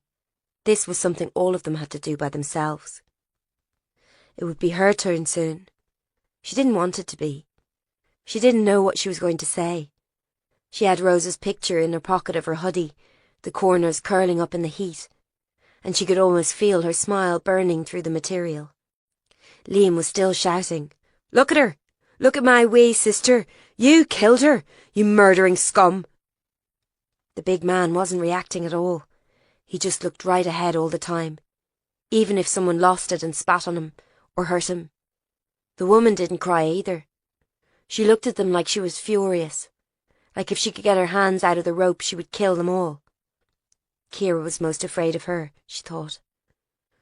Dominic was going over to Liam now, leading him away, the boy shaking and angry and almost crying himself. Bastards! The bastards! Anne was sitting at the table, writing everything down, her face just the same as it always was. The place smelled of damp and blood and a terrible stink from the bucket they went to the toilet in. Who wants to be next? Dominic asked, once Liam had slumped off to the side, the noise of his crying filling the place like a whimpering dog. Kira pressed herself harder against the wall of the caves. In her pocket, she stroked Rose's picture and tried to hear her voice, but there was nothing at all. Chapter 27. The hospital was a good place to talk secrets. Something about the hush of machines, the slow ebb and flow of life. I haven't got long, she said. I have to feed Maggie. Already her breasts were aching, ready for the next feed. As if she'd become nothing but a sophisticated milk delivery system. How is she? Guy's awkwardness made her look down at the sheets, their ragged threads, washed over and over to softness. She's fine. I can't talk about that yet, okay? Can you just give me time? All right. He drank his coffee from a cardboard cup. She was sure he'd bought it for something to do. She just had a glass of tepid water. God, she missed using caffeine as a crutch. So, do you remember what you asked before you went under? What you said to Saoirse? She nodded. It had come back to her in vague shreds. She recognised the voice he was using. It was his giving bad news to relatives one. She had a version of it herself. She clutched the glass, feeling beads of moisture inch down the outside. Well, I did some digging like you asked. Strictly off the record. He traced a pattern on the side of his coffee, scraping the cardboard sleeve. You know, I used to be in the army. I guessed. They'd never really spoken about this, but it was obvious in everything he did, even the way he held himself. It was only for a few years, but I have contacts, people who would have worked over here during the Troubles, army intelligence, so I asked about your mother, if they knew whether anyone ran her as an informer. Paula flinched at the word. She wasn't an informer. A tout, worst thing you could call a Catholic. That, coupled with her father's RUC job, would definitely have made her family what they'd call a legitimate target. It was the phrase they'd found in Catherine Ní Connell's mouth. She shivered. Okay, informing is a very loaded word, but Paula, this was 5 years before the peace process. There wasn't some mythical freedom struggle. The IRA had been bleeding Ireland to death for years at that point. You know what I mean. I asked around to see if anyone knew of her. And? Paula, are you sure you want to hear all this? She didn't look up. Tell me. Everything. My contact. He said there'd been rumours your mother was involved with someone at Special Branch in the town. Involved? She could tell from his voice he was blushing. Carrying on with was the phrase he used. Oh. So, because of that and her job at the solicitors, it was believed that Margaret was passing information to Special Branch about terror suspects. That was better. Call her Margaret. Keep her distant. Just a name in a file. Did they take her? She asked, under the gentle hush of the hospital. She wasn't the first person to hear bad news inside these walls. They could absorb it. Did they know if the IRA took her? Guy hesitated. He wasn't sure, but it was known that there were plans to kidnap her and her contact at Special Branch for interrogation. He didn't know any more after that. He was moved to Kosovo. Contact. Her lover, that meant. According to Guy's friend, her mother had been having an affair, passing on secrets from her work to him. Paula tried to fit this in with what she knew of her mother, homely and quiet, and failed utterly. I'm sorry, Guy said. It's not your fault. At least it's something. And it was, a bit of solid ground she could rest her feet on. If it's true, it was so long ago, and most of the files are classified. It fits, though. Her boss at the solicitors, Colin Macready, had heard some rumours too, and there was the man. The day before her mother's disappearance, October, dark and cold already, Paula had come home to find her mother in her dressing gown. That was strange enough. Even stranger, she'd been talking to someone at the back door. No one ever came there. Her mother had closed the door rapidly as Paula went in, asking her normal questions and telling her to not make toast as dinner was nearly ready, saying she'd come home sick from work. Going past the kitchen window, Paula had seen a man, an old-fashioned hat hiding his face. He'd gone down the narrow side passage and left. She couldn't bring herself to tell Guy this, give him this private little memory like a thorn in her flesh. It fits, she said again. Well, that's all I could find out. I hope it helps in some way. Paula took a drink of her water, now muggy and warm, and nodded, not trusting herself to speak. Was she wrong to pry open this box, long buried? Sometimes she thought it was better not to know. But she couldn't let it rest. Not now she'd opened it a crack. Thank you. It's okay. I want to help.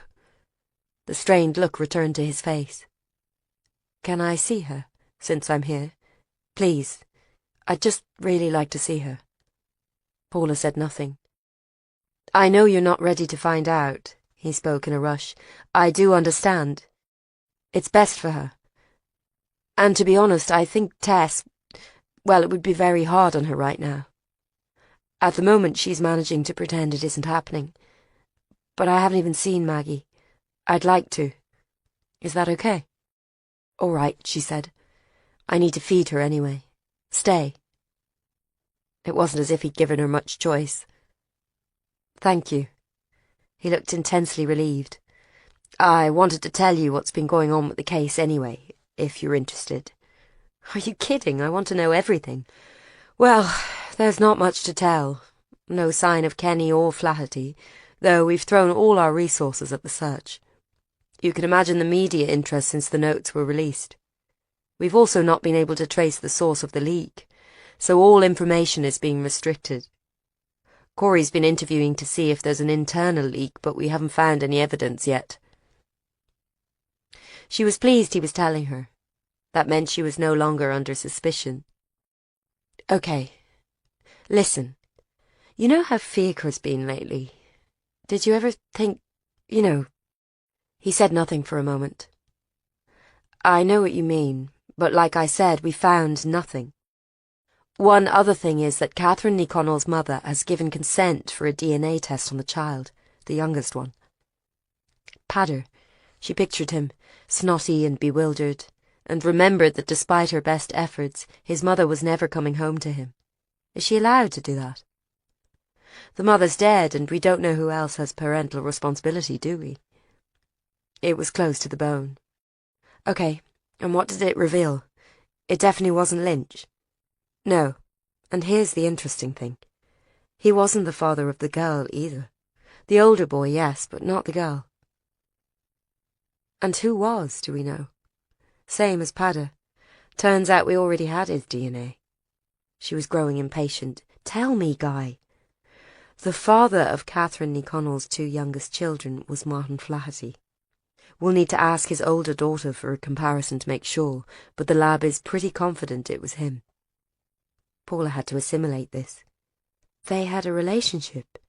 Ní Chonaill and Flaherty. He was 15 years older than her. Looks that way, and at the same time as she was with Lynch. I suppose that's why he called her a whore in court. The topic seemed to become too heavy, and she fell silent, fiddling with the drip. Well, thanks for telling me. The silence was broken by the nurse bustling in with Maggie in her cot. Here we are, here's Mummy. Paula froze for a second, then breathed in. It had to happen sometime, after all. She accepted the baby into her arms and tried to cut short the nurse's curious glances. Thanks. Could I just feed her by myself today? I'll call if we have trouble.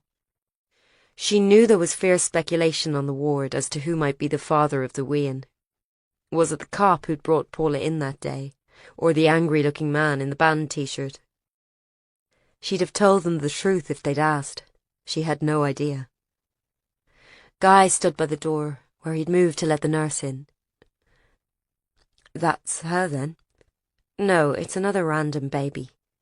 But there was no sting in her voice. I'll leave you.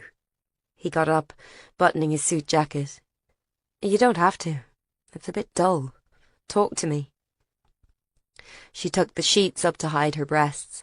Ridiculous. He'd already seen that and more besides, and gasped as Maggie latched on. Good girl. She's getting the hang of it. They struggle sometimes when they're premature. Guy watched her from the door. You don't mind? She asked, for form's sake. She didn't care if he minded. Of course not.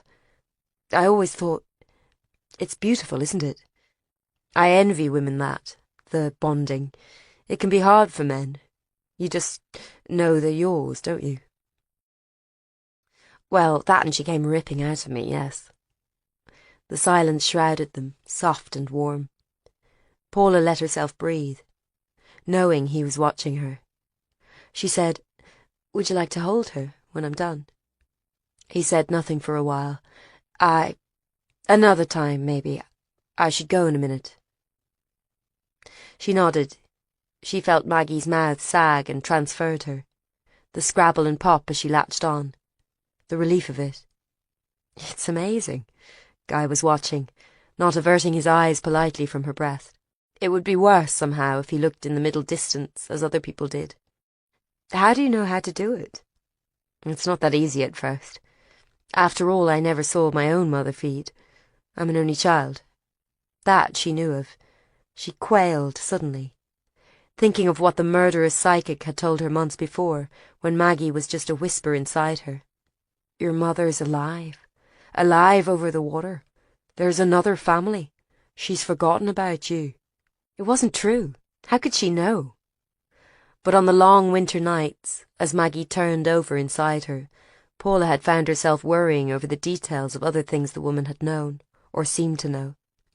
That she was having a baby, that it was a girl, that Guy might be the father.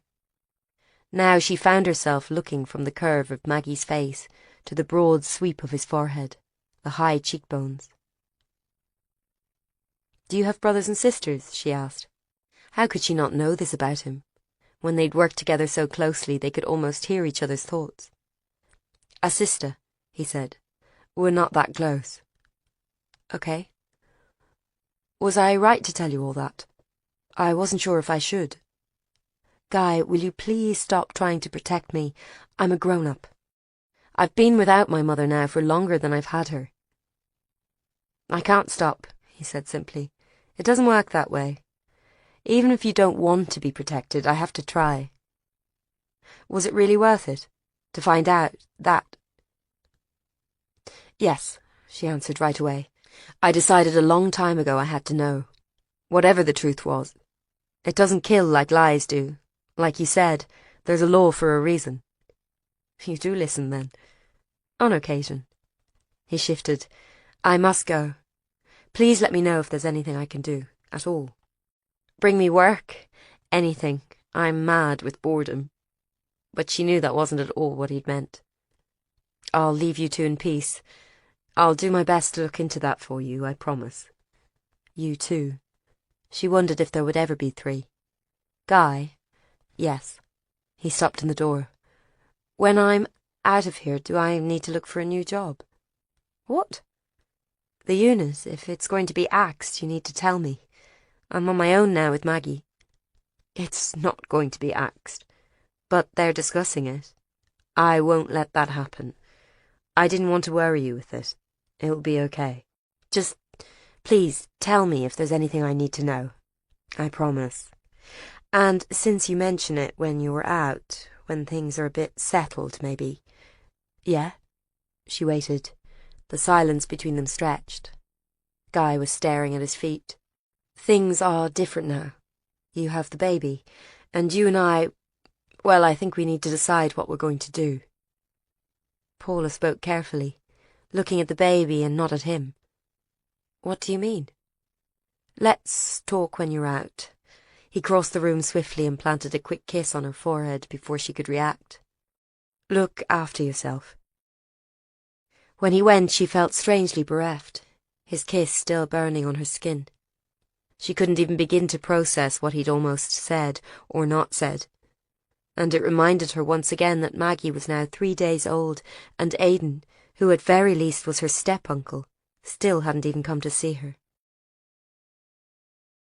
Extract from The Blood Price, The May Day Bombing and Its Aftermath by Maeve Cooley. Teresha Press, 2011. On the day of the verdict, Ní Chonaill was all in black, her lipstick like a scar across her face. Her lawyer asked if she could stay seated for it as her legs were painful, and this was agreed to. The men stood as if preparing to take a penalty shootout. The jury was, by its very nature, made up of ordinary people, 8 women and 4 men, almost all white, given the area. The youngest was 19, the oldest 70. The foreman was a middle-aged woman in a suit, by day a civil servant. She said they had reached a conclusion. The judge asked what it was. She hesitated. The judge asked again, a little tetchy. The families were all on their feet, except those too old to stand. She said, "Not guilty." For Brady, for Doyle, for Lynch, for Niconnell, and for Flaherty. She said not guilty 5 times in all. The evidence had not been enough. The flimsy case of the police and CPS, error-ridden and bungled even before the bomb stopped smoking, had not been strong enough. As she sat down, the forewoman looked up at the gallery, as if to say she was sorry. I don't think any of the families ever blamed the jury. They knew the case didn't hold. After all, they'd sat through every word. There was the sound of shouting as the prisoners were taken down to be let out. "Murdering scum! They should be strung up! It isn't right! It isn't right!" The person shouting these words was Dominic Martin. He was restrained by the bailiffs and the dock was opened and the prisoners stepped out, blinking as if they couldn't quite believe it themselves. None of them looked at each other. Doing my interviews for this book, I spoke to the solicitor for Niconnell, Gráinne Devine. She was defensive, giving me a string of legal arguments about due process and right to trial. In the end, I stopped asking why she defended people like the Mayday bombers, and simply asked how it made her feel. Standing up there with the eyes of the families boring into her. She thought about this for a moment. She's a young woman, stylish, assured. She said, "I feel like I'm doing my job. I feel like I'm lucky to live in a country where we have the right to be presumed innocent, no matter what the evidence looks like. And you can't really understand what that means until you've defended someone who looks guilty as sin." She said, "If I were ever to be on trial, on the other side of the dock, I'd want to know someone was defending me." And when she put it like that, I couldn't argue.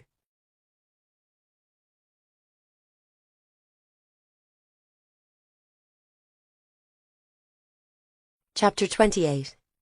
"You've a visitor, so you have," said the nurse. It was the young one, who wore a pink uniform and thick glasses and was very rough with her pillow-plumping technique. "Who?" After 5 days in hospital, Paula was getting fed up with visitors being sprung on her. She much preferred it the other way, arriving at people's doors to question them. The nurse tittered. A fella? Dead handsome. Aidan, she assumed. Girls always went silly around his air of tortured abstraction. Finally, the bastard. She was already planning out how to be, aloof, making it clear his behaviour was as usual not acceptable, and yet there was a quickening in her pulse at the idea of seeing him. But as she pulled herself up to sitting, she saw someone totally unexpected approach across the ward. Dominic Martin. He wore jeans and a short-sleeved navy shirt buttoned tight. He had a few days' stubble growing. Hi. She'd last seen him on the other side of the interview room glass. "Hello, Dr. McGuire." He was carrying a Pampers box. "I'm sorry to land in on you. I rang the office and they said you'd had your baby, a little girl. This is her?" Yeah."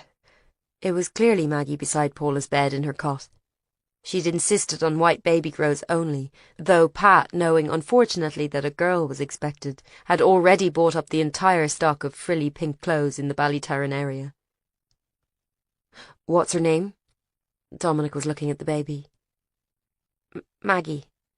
She wanted to say, "I named her for my mother. She's gone. She's probably dead." She wanted somehow to make a connection in their loss, but couldn't. He stood alone, and she was here with her brand new child. He seemed to realise he needed to explain his presence. "I hope you don't mind, but I had a lot of toys in the house for a baby girl. Some of them never got opened. They were birthday presents."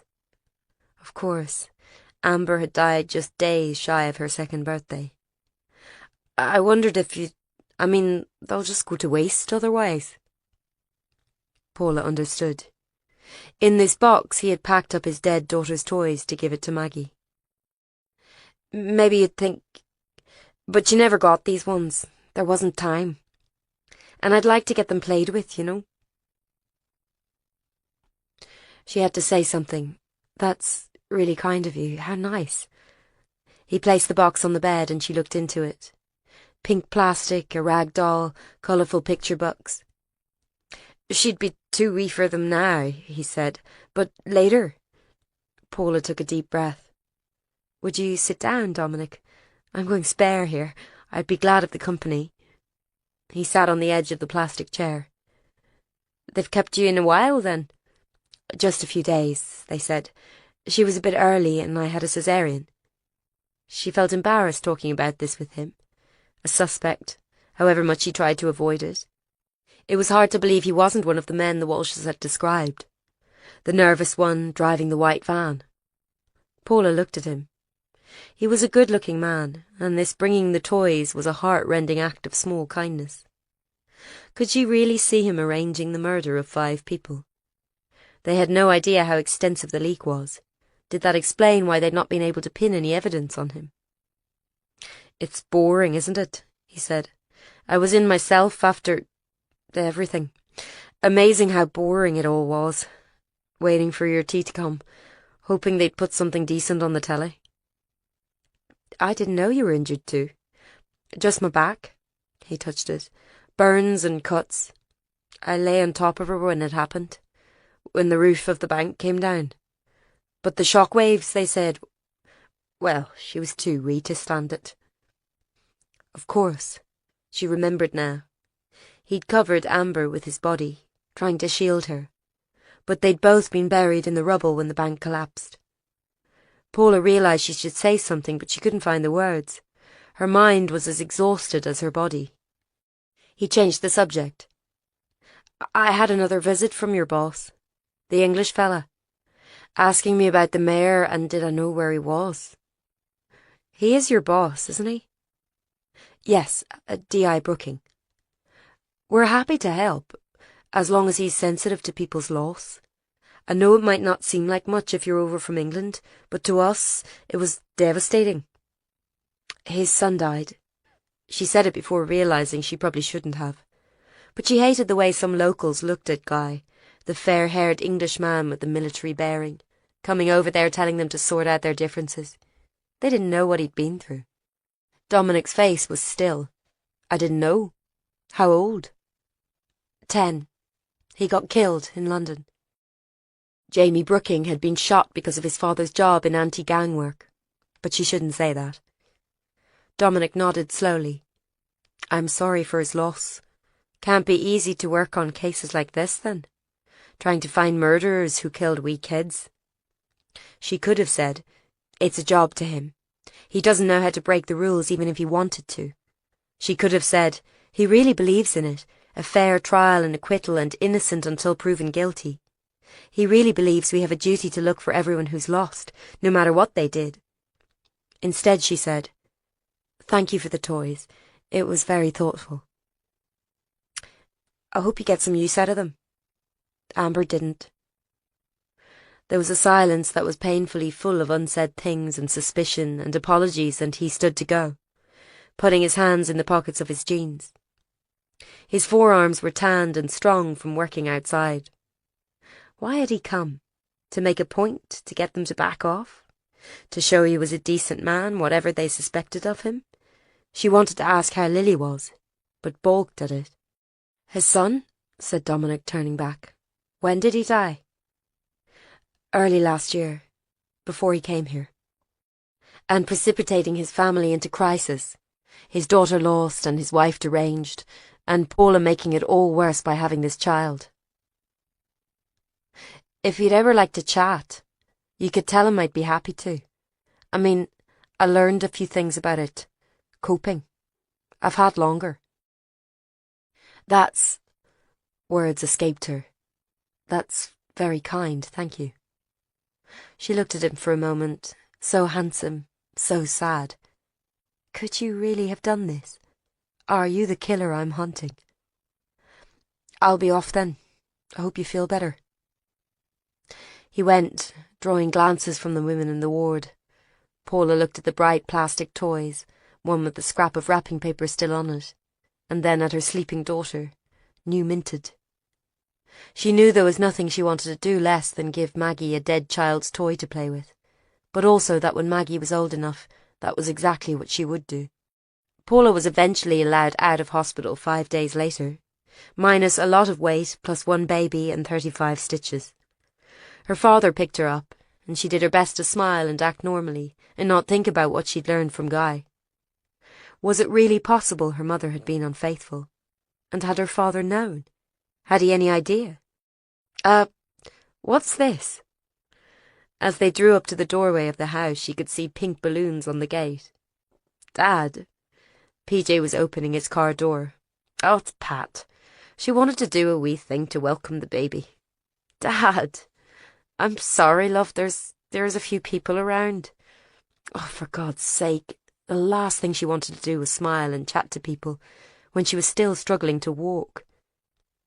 Pat was delighted to see her. There you are, both of you. Welcome home, pet. She cooed at Maggie in her sling. Paula was holding the baby in front of her like a human shield. You didn't have to do all this, Pat. Oh, it's no trouble, just a few friends and family.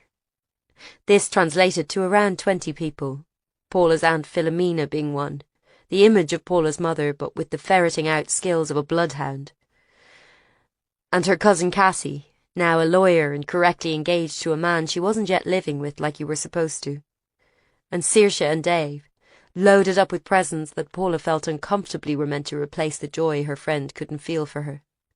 Avril in a pretty pink dress, fingers still bare, plus assorted mates of Pat's, who all wanted to devour baby Maggie.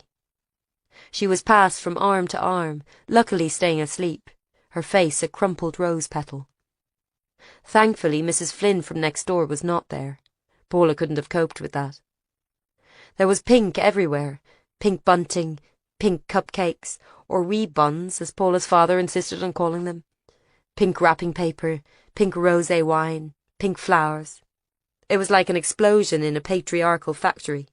Aside from the baby, all the talk, hushed in corners, was about the case and the 4 dead people turning up one by one. The case they still hadn't solved. While Maggie was being cuddled by Cassie and Auntie Philly. Who's a lovely girl? Ah, look, she has the family red hair and all. Paula followed Pat out into the kitchen, where she was putting flowers, pink, in a vase. You'll be glad to be home, love. She'd have been gladder if said home was not filled with people, but said nothing about that. Yeah, listen, Pat, I need to ask you something. About Mum.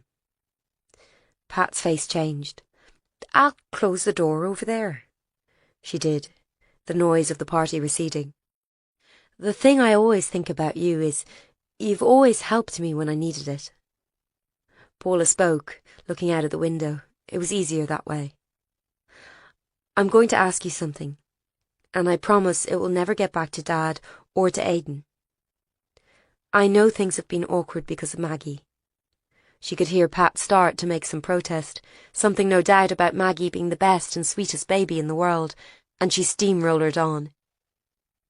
Sorry, I need to get through this. I've heard a few things now about Mum, and I think you'd have known best what she was up to that autumn she disappeared.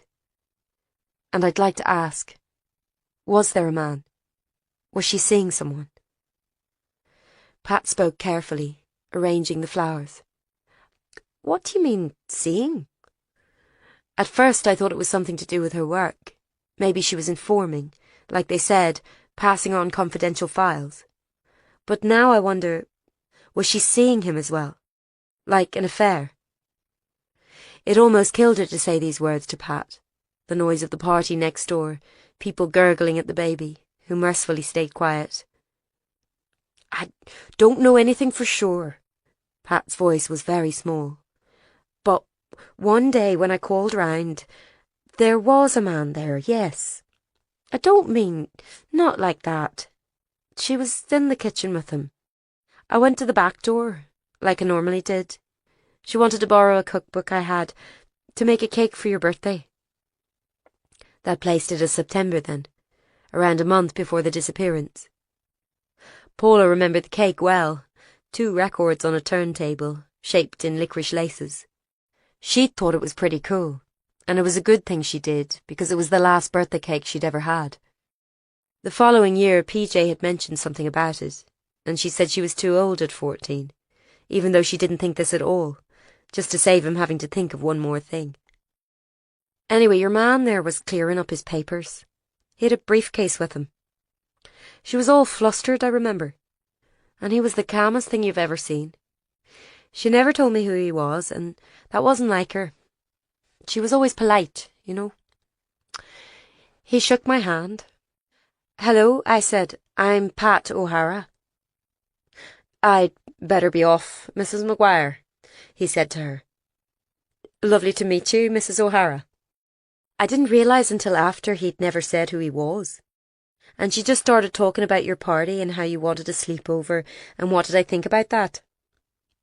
Paula's head was bowed. How little she'd known, consumed by teenage worries, such as would she be allowed to stay up to watch the X-Files that week, and would a boy ever talk to her? Even Aidan had totally ignored her back then, for all their mothers were best friends. Actually, he was still ignoring her now. No sign of him at the party, of course. Pat was biting her lip. "The thing is, Pet, I didn't mean to snoop. Honest, I didn't. But I saw his papers when he put them away, and there was an army crest on them. And the way he walked, and shook my hand all firm like, I think he was one of them. I worried about it after, that I'd shaken his hand, whether someone might find out. It was daft, but that's how things were then." "He was English?"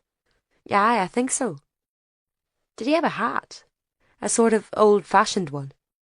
She could see Pat frown in the reflection of the window. "I think he did, now you mention it." The same man she'd seen at the door the day before it happened, when crucially Paula had come home to find her mother in her dressing gown at 4 p.m. "Okay," she said heavily. "I won't ask you any more. Thanks."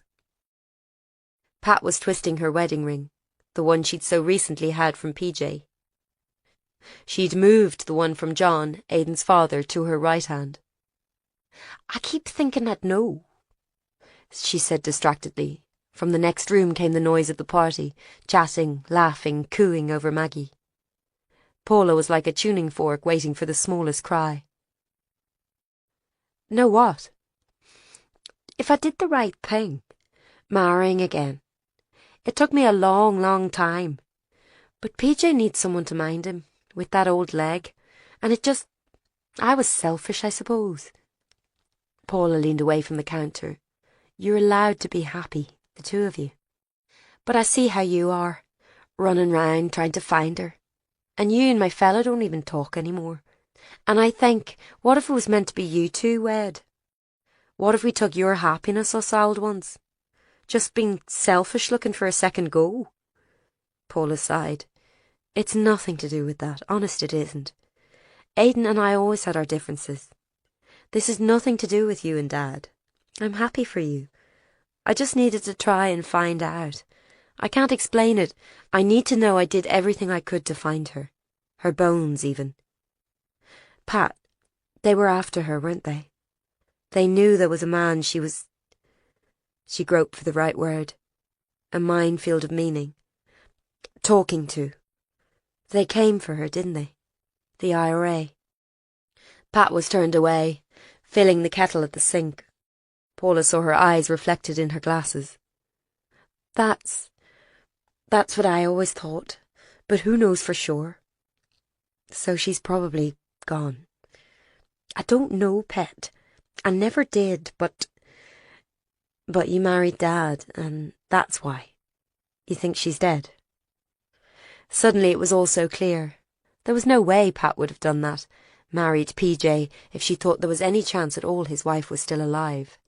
Pat, the good Catholic, who'd deny herself any happiness if she thought it was the right thing to do. Standing in the kitchen, looking at the pink cake, smelling the sugar-pink roses, it hit Paula like the world was slowing down and stopped. Pat and her father thought her mother was dead. Long dead. They'd thought so for a long time. There was no one but Paula who still had the hope to look. She pulled herself together. "Listen, I need to go out for an hour or so.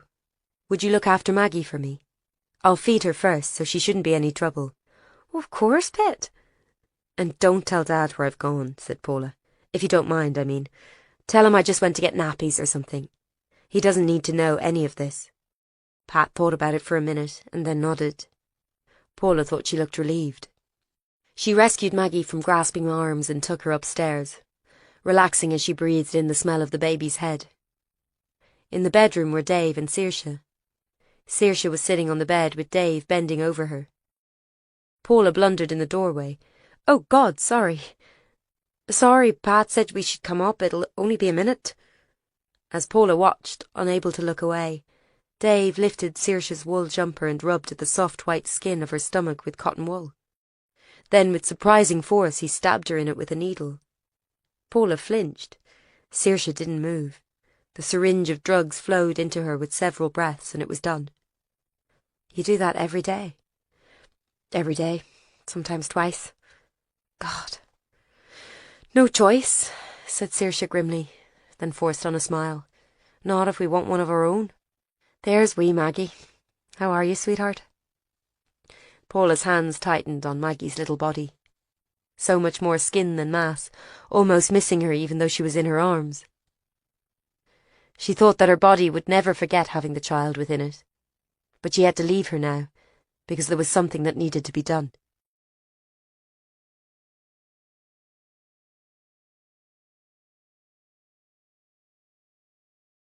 Ciara. Ciara was trying to spell the words out. They'd asked her to write the notes.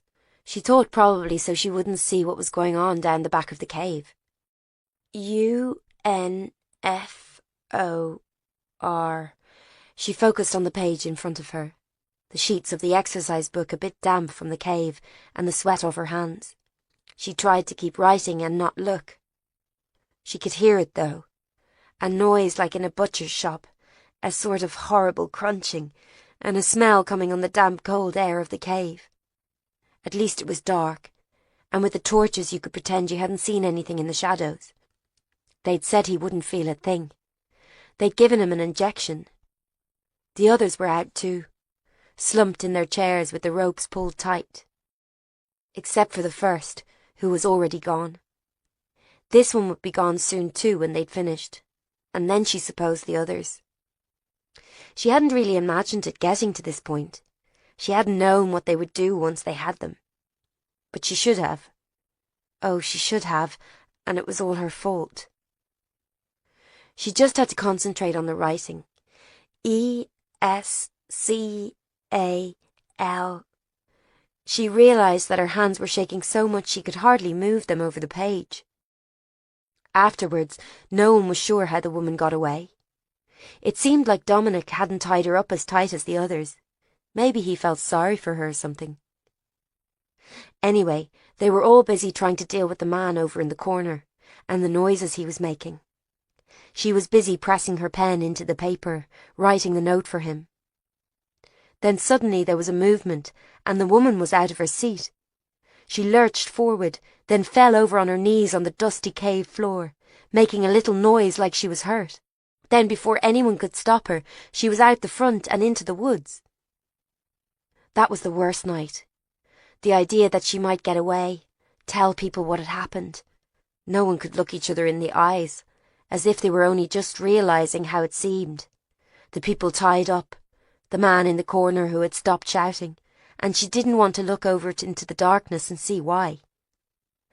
They spread out into the woods to find her, calling her name.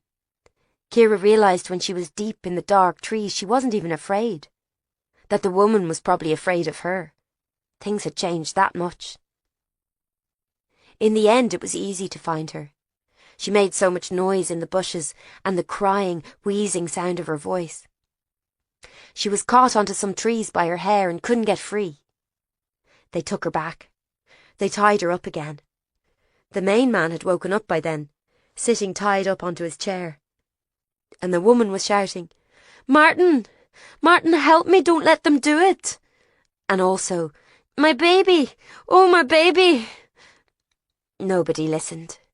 Ciara caught the man's eye for a second, and she had to look away, or she thought she might fall down herself. Chapter 29. Conlon was in his cell, a space about 3 meters across with small dirty windows. He was sitting on his single bed, writing in a notebook. Paula couldn't speak for a moment.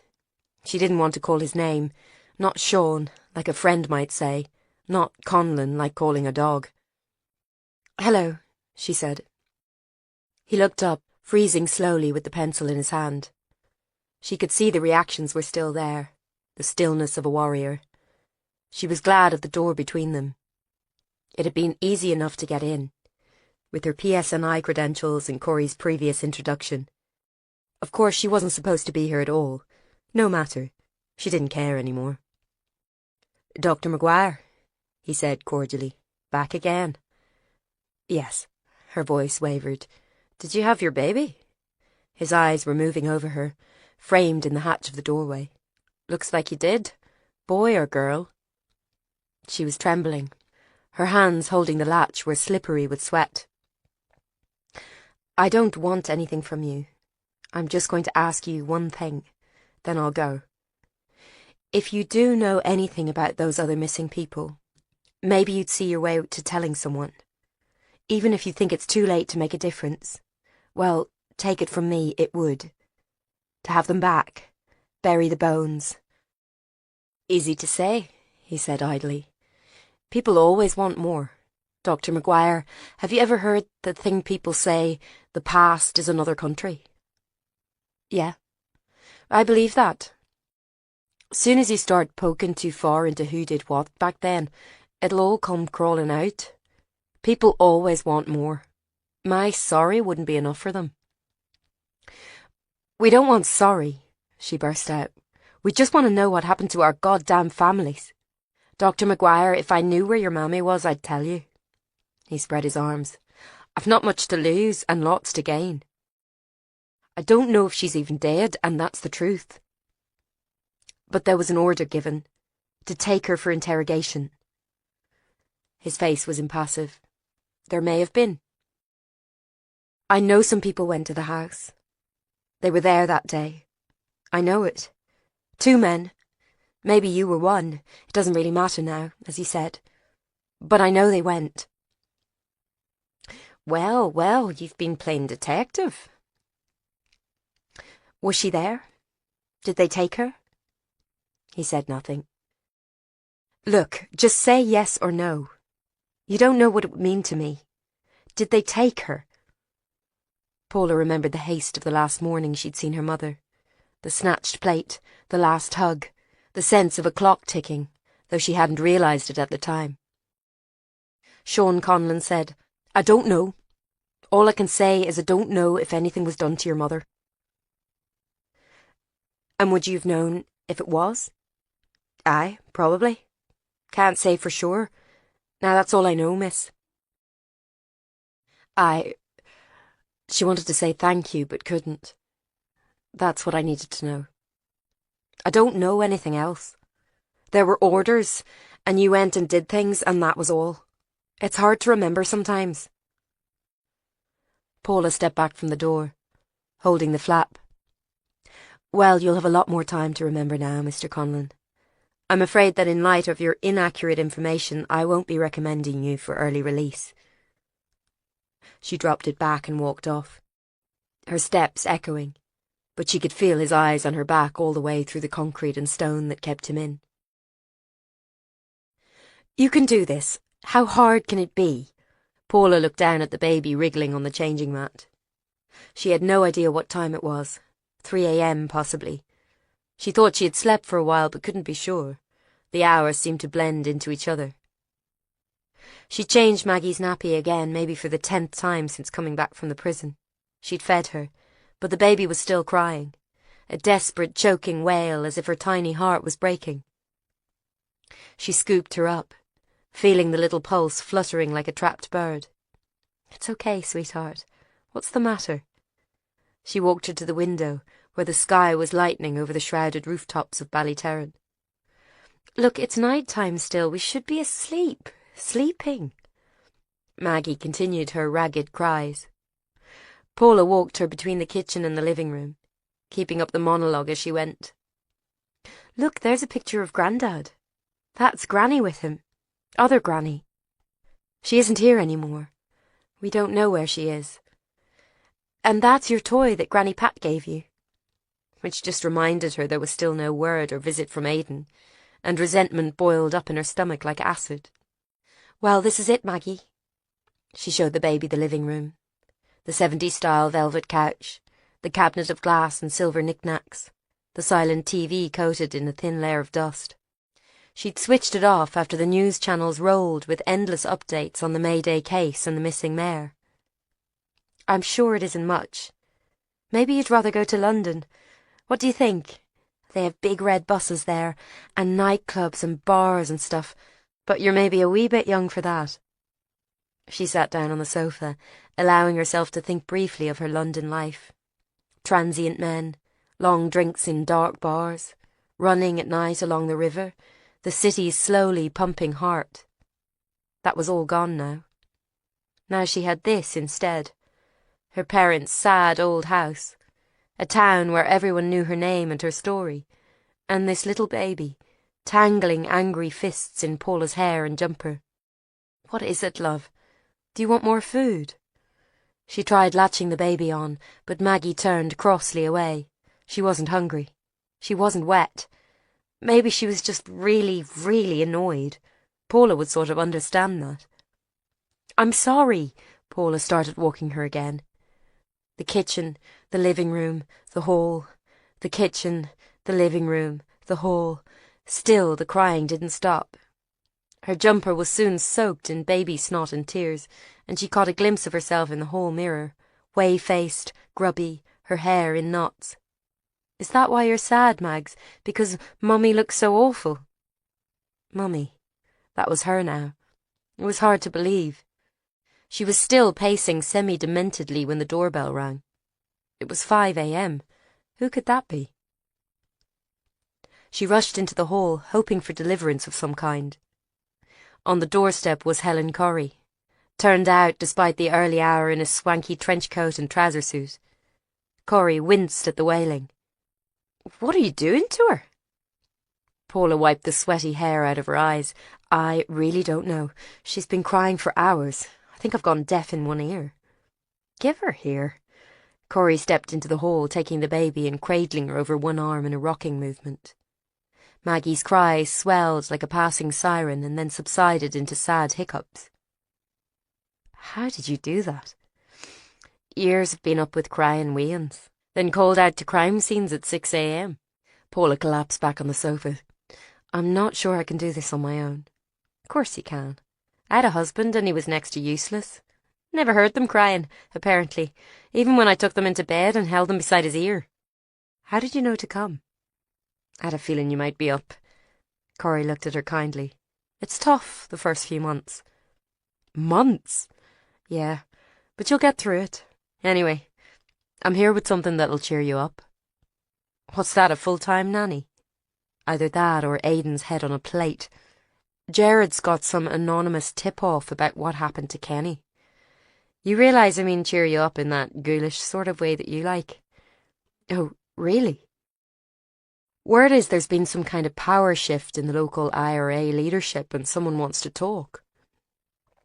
Paula's mind was racing, trying to put the pieces together, but then she sighed. I'm not supposed to be working. What's the point in telling me? I know you're not. But how would you like to do a few hours in the office? If I know you, it's doing your head in that you didn't get to clear your desk. She nursed the now sleeping baby. I'll mind this weeing while you nip out. Are you sure it's okay? Call it one of those keeping in touch days or something. We have to stick together, us working mothers, said Corrie, with a heavy tang of irony. Paula could have hugged her. Jared was in the car park as she pulled up. He was zipped up against the morning chill in a waterproof jacket. You're here, Maguire? Just pretend I'm not. What's going on? Dunno. Apparently someone knows what happened to Kenny and they're prepared to talk. Where are you off to now? You're not going to see them on your own. No, I'm not daft. I want to talk to my boys some more, have an idea about something I want to check. What's that? Well, I don't want to say because I might be wrong, but it would explain a lot about why we've not been able to get any solid evidence. Paula looked at him suspiciously. Where are you going? There's a pub on the Knockvarra estate where I sometimes meet them, he said, naming the dodgiest Republican enclave in town. You better not take the jeep then, said Paula. Yeah, he paused. How's your, baby and all that? Baby and all that is fine. Good luck with the terrorists. Republican soldiers, they prefer. Jared went, beeping open the Skoda. No doubt he imagined he was in some Ballyterran set version of The Wire. Catch you later. In the office all was quiet. It was too early for Avril or Fiacre to be in, and Bob was still on suspension anyway. Paula sat at her desk, but didn't turn her computer on. Her mind was full to bursting. First, there was the 4 dead terrorists and the other missing 2. Was it possible the leak was somewhere in their small team, so close-knit until recently? Then there was everything she'd found out about her mother. Sean Conlon said he didn't know if they'd taken her mother or not, but they'd certainly planned to. Did that mean she was dead after all? Mrs. Flynn had known something. She'd put it in her statement, and Bob had suppressed it, not to cover himself as she imagined, but to spare her and her father. What was the piece of knowledge it contained, that lost slip of paper? Paula sat on and found she was thinking of the man in the hat, the one her mother had been talking to at the back door that day. Something told her that to find out about him would be the trailing thread that unravelled the whole rotten fabric of the past. Sighing, she looked around her at the empty office. Dust hanging in a shaft of morning light. So many files, new cases, old cases, the long lost and the recently gone. The unit had been set up to try to find these people, bring home the ones who'd been missing for years, either alive or dead, and look for the ones who'd just disappeared before they too became lost for good. But had they done it? 4 of the Mayday 5 were dead, and the unit hadn't managed to find anything. For the first time, Paula found herself wondering what was the point of it at all. Why hadn't she stayed in London, with her safe, controlled life there, where every case wasn't as close to her as her own pumping blood? She sighed again. Reaching for her desk phone, she dialed a number and waited for the sound of his voice, rich and full. She said, "Hello, this is Paula Maguire here." "Dr. Maguire? Back to work so soon?" Lorcan Finney sounded guarded. "Not really, just sorting out a few things. Sorry, have I caught you at a bad time? I know it's early." She could hear the sounds of traffic behind him. "It's fine. I'm just out for a morning run." "Right. I was wondering, did you run that writing sample?" "Oh yes, the one you officially didn't give me. I did, but there was no match with the notes." "Really?" "No." She'd been so sure. "Well, okay, thank you anyway." "How's your wean?" "Oh, she's grand, yes." She wasn't comfortable talking about this with him. "So there's no more news from forensics?" "Nothing. The note from Ní Connell's mouth said legitimate target, as you know. That's a pretty standard phrase, so I don't think we'll get much from it." "Same paper and everything again? Same writing?" "Same." She sighed. "Well, I'm not supposed to be working anyway. Thanks for looking at it." "Take care, Dr. Maguire." She was pottering about collecting case files, enjoying the silence of the office with the morning sun slanting in, when the main phone began to ring. She picked it up. "MPRU? Paula? Is anyone there with you?" Fiacre was on the line, shouting, fear in his voice. "No, it's just me. What's wrong?" "Call the hospital, now. Tell them we're coming. Then get outside. I'm coming to pick you up." "Why, what's wrong?" She was reaching for her mobile. "Jared's been shot. His meeting, it was a set-up. We need to go and get him. I'm almost there." "Oh, okay." Paula rang the hospital, giving the details as quickly as she could. Her hands shook as she put her coat on, went outside. She found herself locking up the door. "For God's sake, Maguire, leave it!" Fiacre's Fiesta was already screeching into the car park, engine chugging. Fiacre ran the window down. "Get in!" Paula had barely shut the door when Fiacre sped off. Throwing her against the dashboard, she leant awkwardly on the tape deck. Christ, where are we going? To the estate. He was on his way to the pub. Someone took a shot at him. Fiacre was cutting up the morning traffic. How do you know? I was on the phone with him, heard it all happen. He knew it was bad. The estate was only minutes away and Fiacre rounded into it, turning the wheel wildly. He said he was running down the alley by the pub. Shit! There, slumped on the tarmac in a weed-grown alley between two council homes, was a familiar body. Gerard's eyes were shut and he wasn't moving, except for the blood seeping out from under him. As they drew up, there was a screech of tyres and a white van accelerated out of the side road, from which every resident seemed to have vanished. Get down! Fiacre was grabbing for her head, pushing her down. Shit, I think that was them. That was the shooter. Did you see anything? She'd had a momentary glimpse of a dirty white van, no number plate, the windows tinted out. Fiacre was scrabbling at the door. No! Shit! Come on! We have to grab him and get out of here. It's not safe.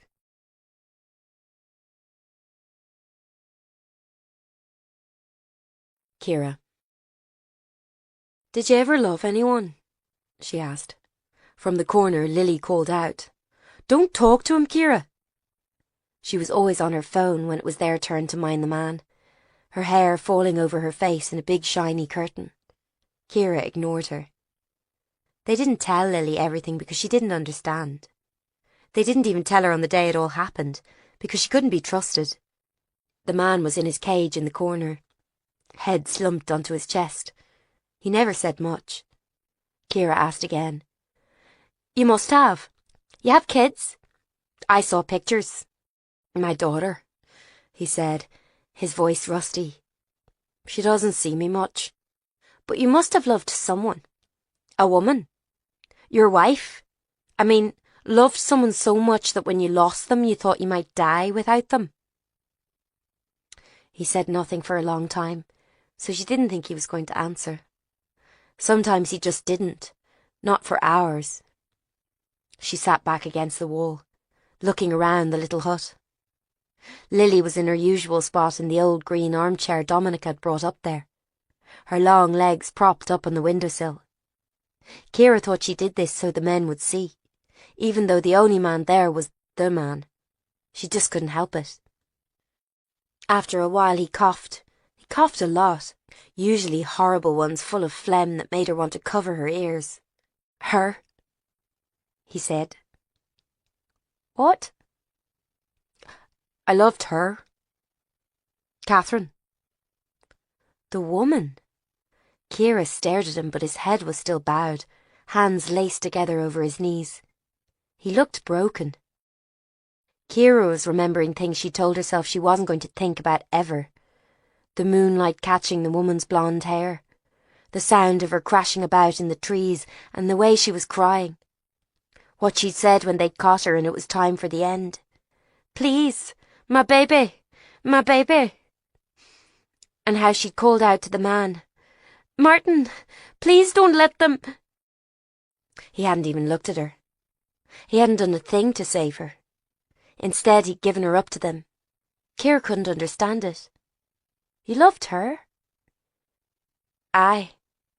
We met because what we believed in. She was with another man and she'd a child already. But she wanted me. She was younger. Too young. But she was beautiful. So beautiful. And I was weak. I loved her. Now she's dead because of it. He was talking to her like an adult. Or more likely as if he'd forgotten she was there. Rambling. His eyes didn't even seem to be looking at anything. We didn't mean it, he said, staring past her. It was never meant to go like that. All those people dead. Blood in the street. Those wee kids. It wasn't meant to be like that. Ciara leaned in towards his bars so she could smell the stink of his bucket on the corner. Why did you do it? She whispered. How could you?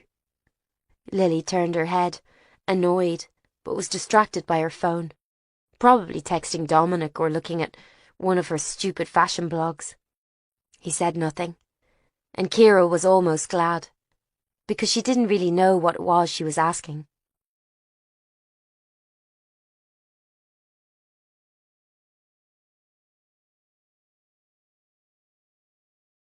Chapter 30.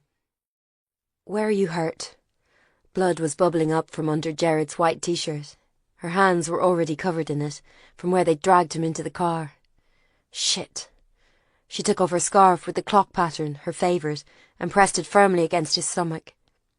His heart was racing so fast it was almost a blur, but at least that meant he was still alive. What happened? Why did they shoot him? Total fuck up, said Fiacre succinctly, running a red light on Marker Street. He went to meet the tipster on his own. I'd guess it was the local Ra, and they didn't take too kindly to him snooping around. He was being set up with this meat. For fuck's sake, I told him not to. He went on his own to meet an anonymous source. Ah, he's an idiot. Help him, will you? He's losing fuckloads of blood. In the back, Jared was filling most of the car seat. A smell of hot blood. His face was clammy and his breath came in pants. "It's okay," muttered Jared. "It's not too bad."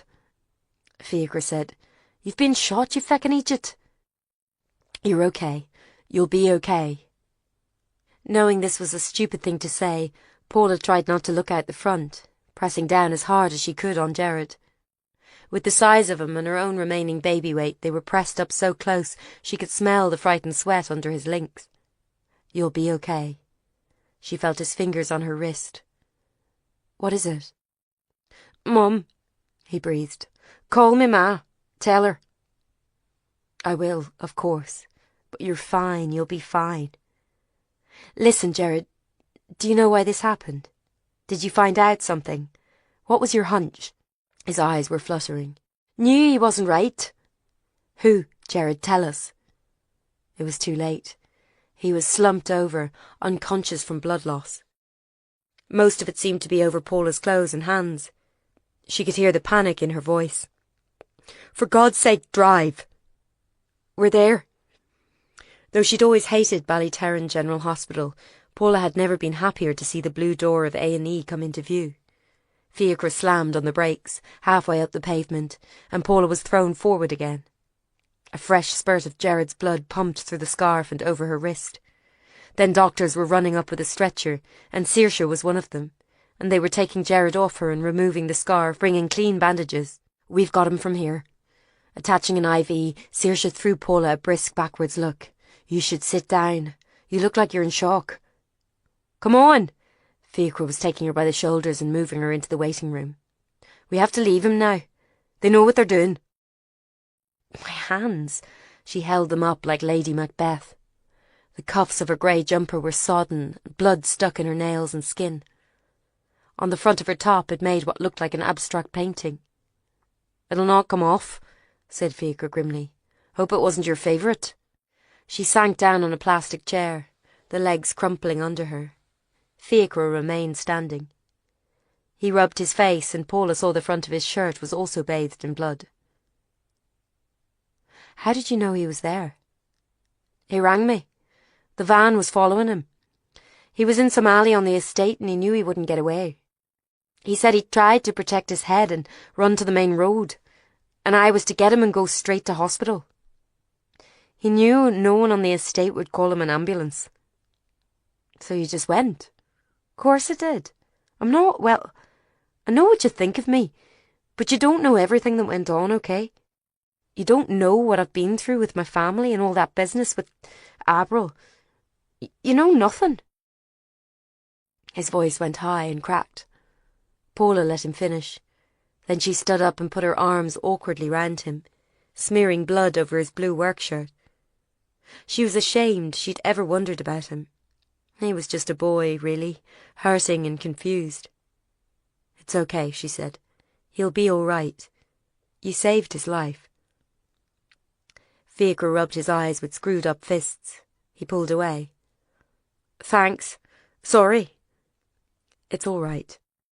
It was a long 10 minutes for Fiacre and Paula, waiting in the stark room with the posters on sexual health. Having just come to the end of a surprise, stupidity-induced pregnancy, that was the last thing Paula wanted to see. She'd rung the house several times, but there was no answer. Corey must have taken Maggie somewhere else.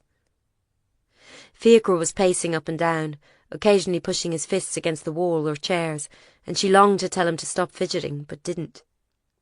He might start crying again. Eventually Corey came in, grim-faced. "Is he—" Fiacre stopped in his tracks. "He's all right," said Corey. "Bloody Egypt. This is a publicity nightmare." She saw their faces. Yes, I know. But Monaghan will be fine. Though he might have a bit of damage to the six-pack he's so fond of flaunting in the station changing room." "Where's Maggie?" asked Paula, feeling her heart beat slow a little. "Is she all right? I left her at your father's. She's grand. I'm more worried about you two. Honestly, Dr. McGuire, can you not stay out of trouble for even one day?" "What have we got to do with it?" Paula was bewildered. "You were seen picking him up, weren't you? DC Monaghan was sent an anonymous email claiming to have information about the case. Same person who emailed the Ballyterran Gazette with the leaked notes, it turns out. Was the email a string of numbers? The date of the bomb?" Corey glared at Paula and nodded. "Yes. And rather than bring it to me as further evidence of the leak, he went alone to meet them. Someone clearly wanted him out of the way. Maybe he was getting too close to the truth with those informers of his. And I've no doubt they saw you and know exactly who you are. DC Monaghan will be moved to a secure unit where they used to put injured soldiers. And you two better lie low. Why didn't you ring an ambulance?" "He called me," said Fiacre stubbornly. "He said the ambulance might not go down there. He was in big trouble, he said. The blood. He knew it was bad." "Yes, I can see." Corey wrinkled her nose. "You two look like extras from a horror film. I'd send you home to clean up, but I can't spare the officers to guard you right now." "It can't be that serious," said Paula, shocked. Another glare. "Do you really want to risk finding out, Dr. McGuire? You with a new baby at home?" "No," she muttered. "Right. So you'll stay here until I can have you escorted home." Fiacre and Paula spent the next hour as virtual prisoners in the waiting room. Corey and a uniformed officer stationed outside. Paula had read the same poster about gonorrhea about 100 times when she heard loud steps outside, running down the corridor. "Where is he?" "Miss Wright, you can't. I need to see him." Paula tried hard not to look at Fiacre as the sound of Avril's panicked voice reached them in the room. She got up, slowly, and looked out the glass panel of the door to see Corey remonstrating with Avril, whose face was shiny with tears. "You can't see him. He's in theatre." "Oh no! Oh no!" "His spleen is lacerated, but he can live without that, so let's not panic, all right?" More noisy sobs. Corey rolled her eyes at Paula through the glass, then opened the door and propelled Avril in with a gesture halfway between a pat and a shove. "There now. Dr. McGuire will have a wee chat with you. Sure, isn't that what she's good at?" Paula shot Corey an irritated glare and led Avril in. "What's the matter?" They said he got shot. Oh." "Come on, sit down. Calm yourself." The analyst, normally so neatly turned out, was dressed in jeans and a hoodie, on the back of which was printed Queen's University Girls Hockey 2005. Her shoulders were heaving. Paula reflected that comforting weeping women was becoming a large part of her job, though she could hardly talk after she'd made a holy show of herself the night Lynch's body had been found. "He'll be fine, Avril. Honest." "What happened? How did he get shot? Oh." She caught sight of Paula's stained jumper. "Is that blood?" Paula hastily folded her arms. "It's not as bad as it looks. They said he'd be okay." Avril shook her head, giving out more noisy mewling. Fiacre lurched over from his seat in the corner, looking as pale and miserable as she did. "They did say it'd be grand, honest." "You were with him?" It could almost have been an accusation. Now he rang me like. The van was chasing him and they must have known he had intel, so he said he'd run to the main road and I was to pick him up there. It was too late, but we got him here as fast as it could, honest. Avril wiped a shaky hand over her eyes. I wish I could see him. Last time I said some awful things. Said it was all his fault. Told him he was an arrogant you-know-what, getting involved with the IRA. And also, what happened with Alan. Fiacre took her hand clumsily. Well, so did I. I nearly took a swing at him and all. But when he got in diffs, he rang me. He may be an arrogant fecker, but he doesn't hold grudges. She continued to cry, her face screwed up, and Fiacre looked stricken. He slid to his knees in front of her. Here, I'm sorry, okay? I should never have said a word to Alan. What I did was awful, but sure I never thought. I was just in a mess over Aisling and her weighing. But it's no excuse. I'm sorry, Avril. You were a good friend to me and I blew it. Just because I wanted more. With an inarticulate noise, she grabbed him to her in a hug. Paula saw his eyes close and thought he still wanted more, whatever he might say. She went back to the door and tapped on the glass. Corey turned her head. Please let me out, she mouthed. Corey just smiled and shook her head. It made a change, Paula thought, grumpily sitting down again, when she and Guy were not the most emotionally messed up members of the team.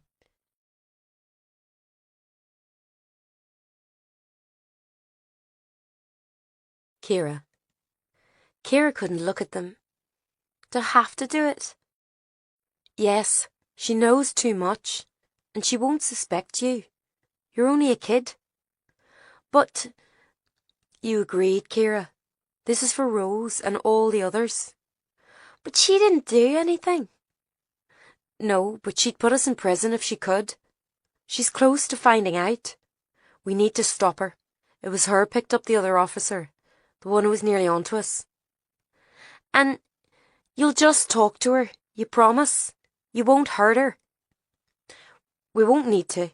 She hasn't done anything wrong, like you said. But we can just persuade her. She'll understand. They've hurt her too, the bad people. She has a little baby. We just want to talk to her. It has to be you, Kira, or else this whole thing, it'll be for nothing, and we'll go to prison while those people get away with it. But they didn't get away with it. They were dead. All of them except the last. She couldn't think what to do. Rose's voice had been fading since they killed the first man, since everything started to go wrong.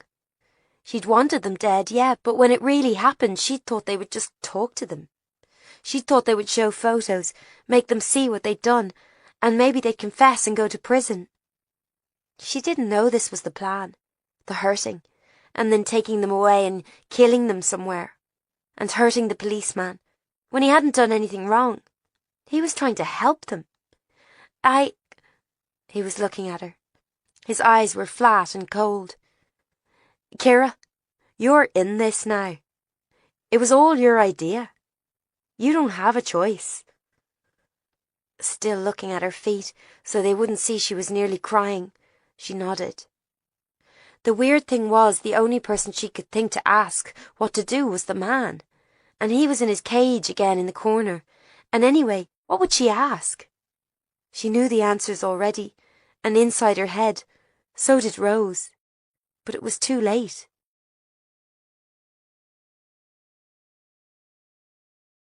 Chapter 31. Paula spent an awkward night with officers on her doorstep. Maggie sleeping fitfully and waking up to feed, then cry, then sleep, then repeat again. She had the baby nestled beside her in her single bed, thinking over what Corey had said. It was an exaggeration, surely. She wouldn't be targeted. Whoever was in the van couldn't have seen her in that split second. But she thought of Maeve and of Jared, both lying injured in hospital, and clasped Maggie so tight the baby squawked. Sorry, pet. Let's try to get some sleep. Let's put you in your cot.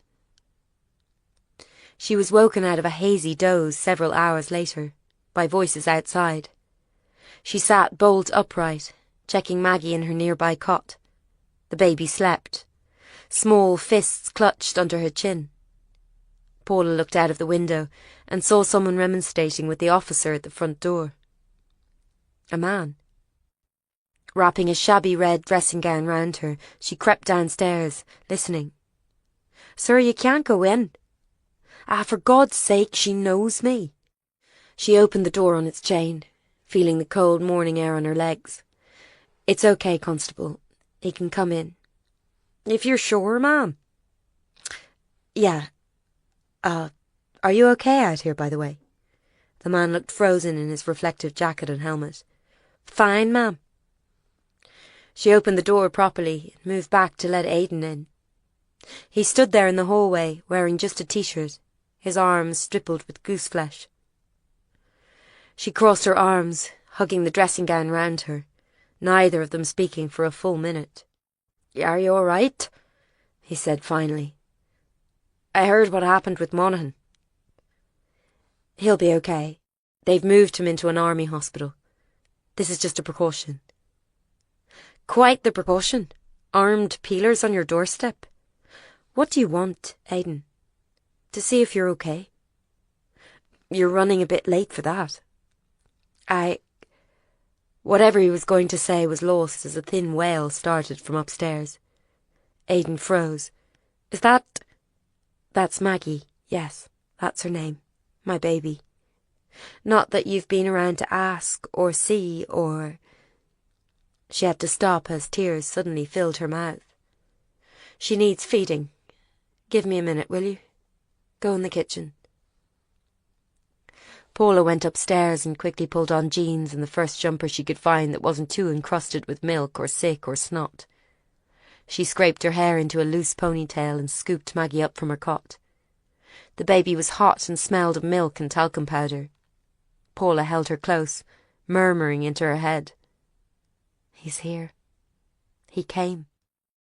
She couldn't put a name to what she felt. Anger and excitement and something even stronger. A need that was like a kick in the gut. God, she missed him. It was hard to admit in the cold light of dawn, her child in her arms. She had missed him. She needed him. Trouble was, he'd never had anything to give. She took the baby downstairs wrapped in a blanket, not looking Aidan in the eye. He was in the kitchen, leaning awkwardly against the counter. "Sit down if you want. I need to feed her." "Oh, should I—" "Just stay." She was too weary to explain. She pushed up her jumper. The pull of Maggie's mouth brought a gasp of relief, the little starfish hands grasping. This she could do. This was helping someone. Aidan was staring at the baby, half hidden by the blanket Paula had wrapped around them. Usually she didn't care if her breastfeeding bothered people, but this situation just felt too fraught to add anything else. "Red hair?" He nodded to the fuzz on Maggie's head, already gingery in the dull light of dawn. "Yep, hardly surprising." "What colour are her eyes?" "Well, blue, but most babies have blue eyes at first." "Oh." The weight of the unasked questions was suffocating. Maggie had finished, her mouth going slack as she fell back to sleep. Paula rearranged herself. "Do you want to hold her?" "Me?" "Well, yeah, that's what most people do when they come to see a newborn." He seemed paralysed. She stood up and walked a few paces to him, placing the baby in his arms, close enough to smell his skin. Maggie was asleep, lolling like a doll. Aidan stared at her. "She's so light."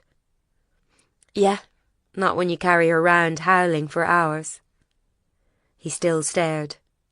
The only sound in the kitchen was the hum of the fridge, and traffic starting up in the road below. Maggie's soft breathing. Paula stood watching the two of them. Aidan spoke slowly. She looks just like you."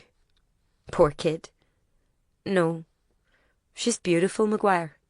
She's—" He tailed off, staring at the baby. Paula leaned against the counter, registering in some part of her brain that this was the exact place she'd last seen her mother, washing the dishes that morning. She hardly dared breathe in case she shattered the moment. "It's hard to take in," she said. "I've got a baby now. Me. I mean, it's daft." "Everything's changed, hasn't it?" "Yeah." Aidan kept looking at the baby rather than Paula. "So do we need to talk about that?" "What do you mean?" "Oh, Maguire, are you not sick of this? Falling out, making up, having all these stupid misunderstandings. I mean, we've known each other all our lives. Why is it still so hard?" "I don't know. I never meant it to be." "Me either. But it is, isn't it? And now she's here. What's that going to mean?" She might have said something then. Something. Anything. Forgiven him, scolded him, answered his question. But the piece was ended by her phone suddenly trilling on the counter. Aidan jumped slightly, holding the baby tighter to himself. Her blue eyes flew open, but she didn't cry. "Sorry, I'll just..." Paula answered the phone, listened to the unfamiliar voice on the other end for a minute, and hung up. She took a deep breath. "I have to go out. Will you watch her for me for an hour?" "You're leaving her?" "I have to." "You're her mother, Maguire." "Look, John Lennon's had another stroke. He's asked for me, apparently. He hasn't got long left. He's dying, Aidan." "Why you?" "Why not?" She was taking her coat down from the peg in the hallway. "Thanks to Flaherty and his lot, he has no one else. They're all dead. And he may well tell me what's going on." Aidan was shaking his head. "Pumping a dying man for information. Nice, Maguire." She stared at him coldly. "He asked for me, and this is my job." Aidan nodded to Maggie in his arms. "That's your job now. Not running off trying to find murderers. You have to stop, Paula. Stop running. You're out of road. Stop looking for your mother. Stop with this case. Think of Maggie." "You sanctimonious bastard," she said quietly. "You're a bloody dinosaur. This isn't the Dark Ages. I can have a child and not be tied to the house forever. How am I supposed to manage? I'm a single mother, or have you not noticed? Only through choice, Maguire. You've gotten exactly what you wanted, just like always." There was so much she could have said. Angry, bitter words that once flung out could never be taken back. Only the latest in a string of their rows. Paula picked up her bag, flipping her hair out from under the coat. "Will you mind her? I won't be long. She's just been fed, so she should sleep again." He said nothing. "Will you help me? Look, I'm so close. Gerard was probably shot because he was onto something. Kenny's gone. The families are involved, I'm sure of it. And I think maybe Flaherty knew. If you'd help me, then maybe I could..." He still wouldn't look at her. "No, you do whatever you want. You always do. Aidan, grow up. Will you look after Maggie for me? Of course I bloody will.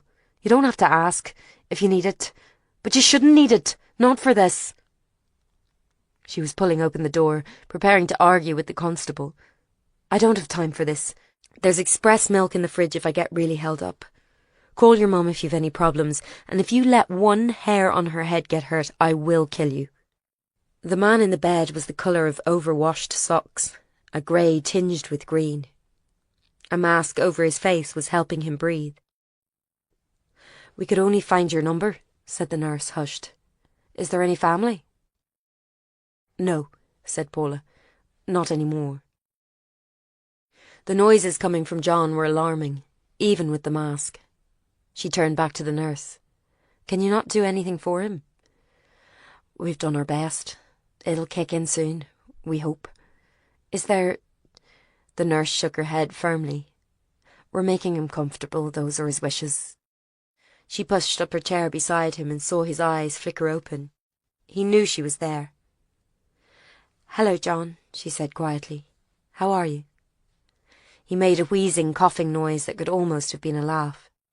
"I can see." She wanted to take his hand, gnarled and shaking on the hospital blanket. But he was a dignified man and he might not like it. She'd do him the courtesy of not showing pity. His hand reached up, scrabbling at the mask. Though she knew the nurse would shout at her, she helped him. His skin was cold and clammy. He slurred. "Yeah, I had your wee one." "Yes, a little girl, Maggie." "She's well?" "Yes, thank you. I think so." "You're working?" She knew what he was asking, heard the fuller's speech behind his hoarded handful of words. "Yes, I just have to see it through, John. I know it's hard, but I have to do the same for them as for anyone else." A storm of coughing shook him. Paula looked round anxiously. No nurse to be seen. "Tried to forgive them," said John hoarsely. "Tried to follow the Bible, but Danny and Mary—" "I know. You lost them all. And here he was dying alone, after a life lived to the letter of the law, the wife and son and grandchildren that should have been his all taken from him." His hand clutched hers suddenly. "Wanted to go to heaven, but I couldn't. Forgive them. Too much to ask. I despaired. Despaired of God. And Mary. A sin." She remembered the church's teaching that suicide was a mortal sin. It wasn't long since people who died that way had been buried outside the walls of the graveyard. "I don't believe that," Paula said. "I don't think a just God would punish someone further." Tears were leaking from his old eyes. "But that lot, these evil, evil people, they walked free. No punishment." "They've been punished now," said Paula quietly. 4 of them are dead, John. Even the woman. She won't be coming home to her children. The youngest is only a baby." He closed his eyes. His hand was cold in hers. "John," she said, "if you know something, please tell me now, before it's too late. If we can find Flaherty, even if we can just know what happened." "Already too late." His voice was exhausted, used up. "Was too late. Long ago." "I've got this problem," she said, almost whispering. "I'm no good at giving up. I can't give up trying to find my mother, whoever I hurt in the process, and I can't give up on this case. I need to know. I know it won't do any good, and maybe they deserved it. But John, there was a reason you left the group. You couldn't go along with their idea, could you?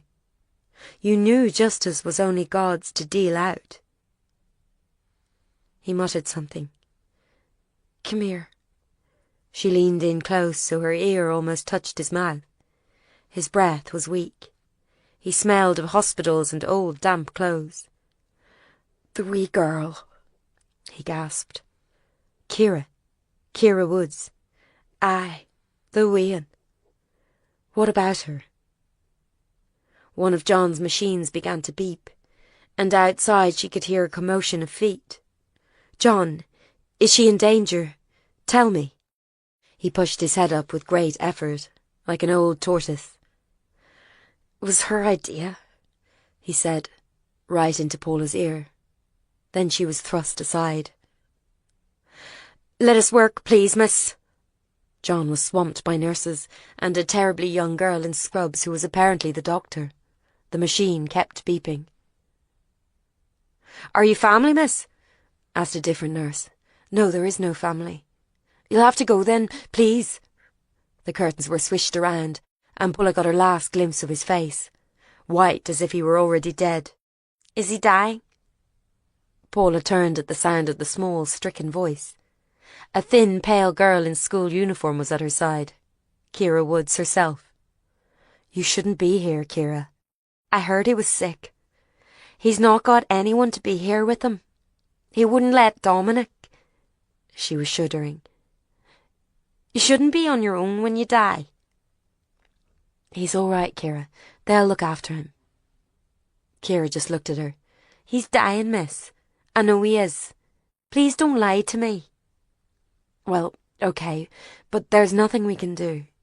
He's old. He's He'll be with his son and wife again. Maybe. Do you really believe that, miss?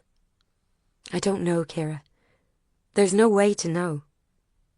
The girl was shaking. Paula looked at her watch. Come on, I'll wait with you. It wasn't long. They'd been in the waiting room for 10 minutes when the young doctor came, reading from her clipboard. I'm sorry, but he was very weak, and he did sign the DNR order. He wasn't in any pain. Kira was pale and composed. Did he die? Yes. I'm sorry. Are you his granddaughter? Kira tutted. He didn't have any. His son died in the bomb. The bomb? The doctor looked tired, confused. Kira sighed. Never mind. She looked at Paula and her eyes were hollow. Thanks for waiting with me, miss. It's all right. I think he's happier now. It's just, I feel sad for me. Paula had the car keys in her hand. She knew Maggie was waiting for her, needing a feed. She'd be starting her small snuffling noises, pulling at the top of whoever was holding her. Aidan, maybe still. She looked at the girl who was slumped in her chair, head down. Can I drop you somewhere, Kira? Do you not have school today? Yes, but I can't. I don't want to go home yet. Mammy, she shuddered. She's cross with me. Well, a friend's maybe. I can't leave you here on your own. I'd stay, but I really have to get back to my baby. She could all too easily picture herself, in her maroon school uniform, the same age, 13 or so, answering all their endless questions in the police station, sitting in this same hospital waiting for PJ to identify a body they'd found that might have been her mother. Did your mummy say anything to you? Did you see anyone near the house? At least she hadn't had to watch her mother die in front of her, covered in blood, as this girl had watched her sister Rose. She thought of what John had said. What did it mean it was all her idea?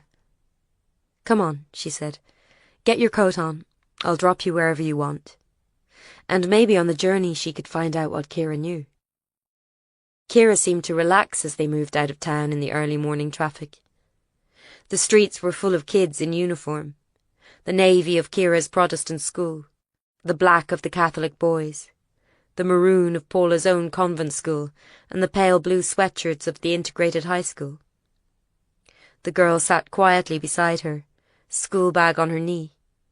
Where is it you want to go? Can we go out of town, miss? Like, in the country, in the hills. You have a friend there? Yeah, a few friends. OK. And you'll call your mother and tell her you're there? I already did. Earlier, I mean. OK, good. She found herself taking looks at the girl with her scars and slightly unnerving silences. She wasn't pretty, as Rose had been, but there was a steel core in there, a tough little nugget that hadn't shattered when her family did. Kira, John said something to me. There now. How's your little baby? Kira asked suddenly. She was still looking straight ahead. Oh, she's OK, thanks. Very little still. I'm not sure she even knows who I am. She glanced at the dashboard clock. She really had to get back. The traffic was awful. Kira was saying, I bet she does. People always know who their mum is. I did. Paula frowned. Your mother, but... Not her. I knew she wasn't really. She didn't love me. What do you mean, Kira? Kira looked at her in the car mirror.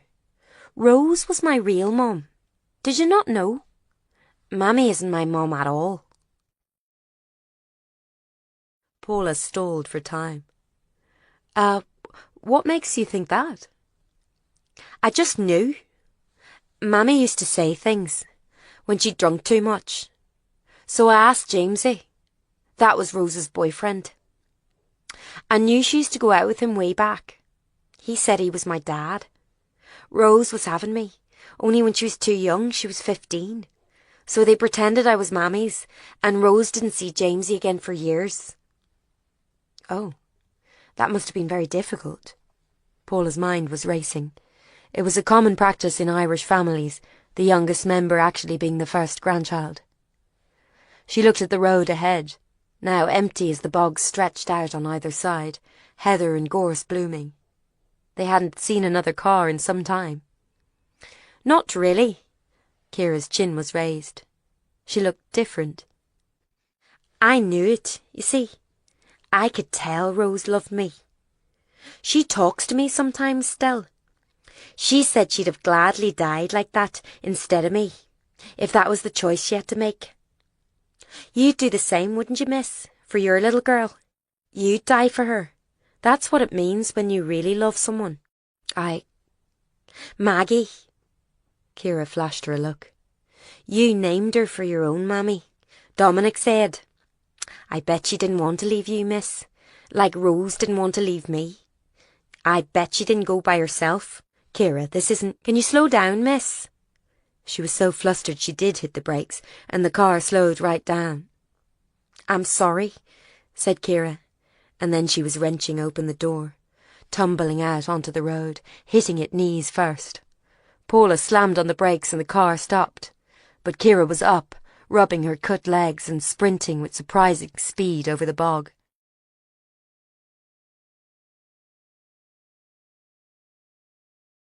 Ciara.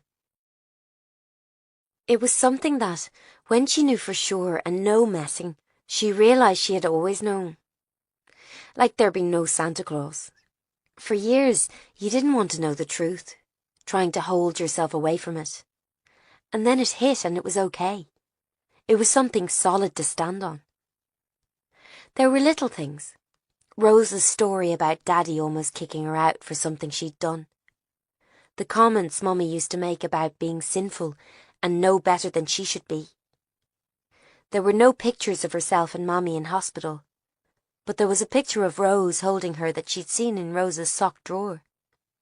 Rose looked fat and shiny, and Ciara had thought at the time this was why it was hidden. Then the time a neighbour calling in said he'd got his car fixed by that fella James who used to go with Rose, and that he'd done a good job. And everyone had gone quiet, and Ciara had remembered the strange meeting in the hotel. But she didn't really know it until the night of Rose's birthday, just before the last bomb anniversary. Rose had only turned 23 when the bomb happened. She'd have been 28 now, nearly 30. On her last birthday they'd gone out to a pizza restaurant in town, and Mommy had sighed that there was no boiled spuds, but Rose and Ciara had put on party hats and made each other laugh, and like always, it didn't matter how Mommy was. Mammy got drunk this year on Rose's birthday. Whiskey this time, mixed with Fanta. Ciara could smell it on her breath. I'd have thrown her a party. She'd have had wee ones, her own proper wee ones. She'd have been wed, making something of herself. Ciara had been trying to help. She did make something of herself. She had a boyfriend. I think she liked him. Mommy stared at her, her eyes bloodshot. Jamesy, you know, he fixes cars. I think she might have married him. This was after she'd seen Jamesy at the garage, after all the plans were in place, when it was too late to turn back or change what she'd done. The finger pointed. Where did you hear that name? I met him. The whiskey was dripping out of Mummy's glass. That dirty wee slut. She promised me you'd never meet him. She's not a slut. You take that back. And what would you know about it, having a baby at 15 years of age, so I could hardly hold my head up in church? Mammy started to cry. I'm sorry, Rosie. I was hard on you, but you sinned. Ciara was counting in her head and feeling odd, like sinking down into the bottom of the sea. Mammy, she gasped. Mammy. Mammy just stared at her. What's the point of you calling me that? I'm no more your mother than I am the dog's. Get out of my sight.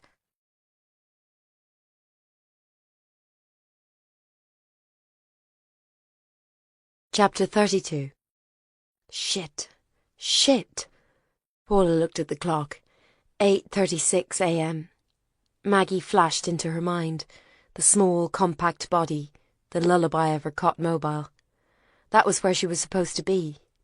Maggie might be still asleep, but she'd wake at some point, howling for the mother who wasn't there. Shit, she said again, parking the car up beside the road. She took off her seatbelt and set off after Kira. It wasn't easy. The birth had left her out of shape, and she could feel every step as she hurtled through the sticky bog. Bog cotton waved in the breeze, and the ground squelched underfoot. Step in the wrong place and she'd break her ankle, get stuck out here.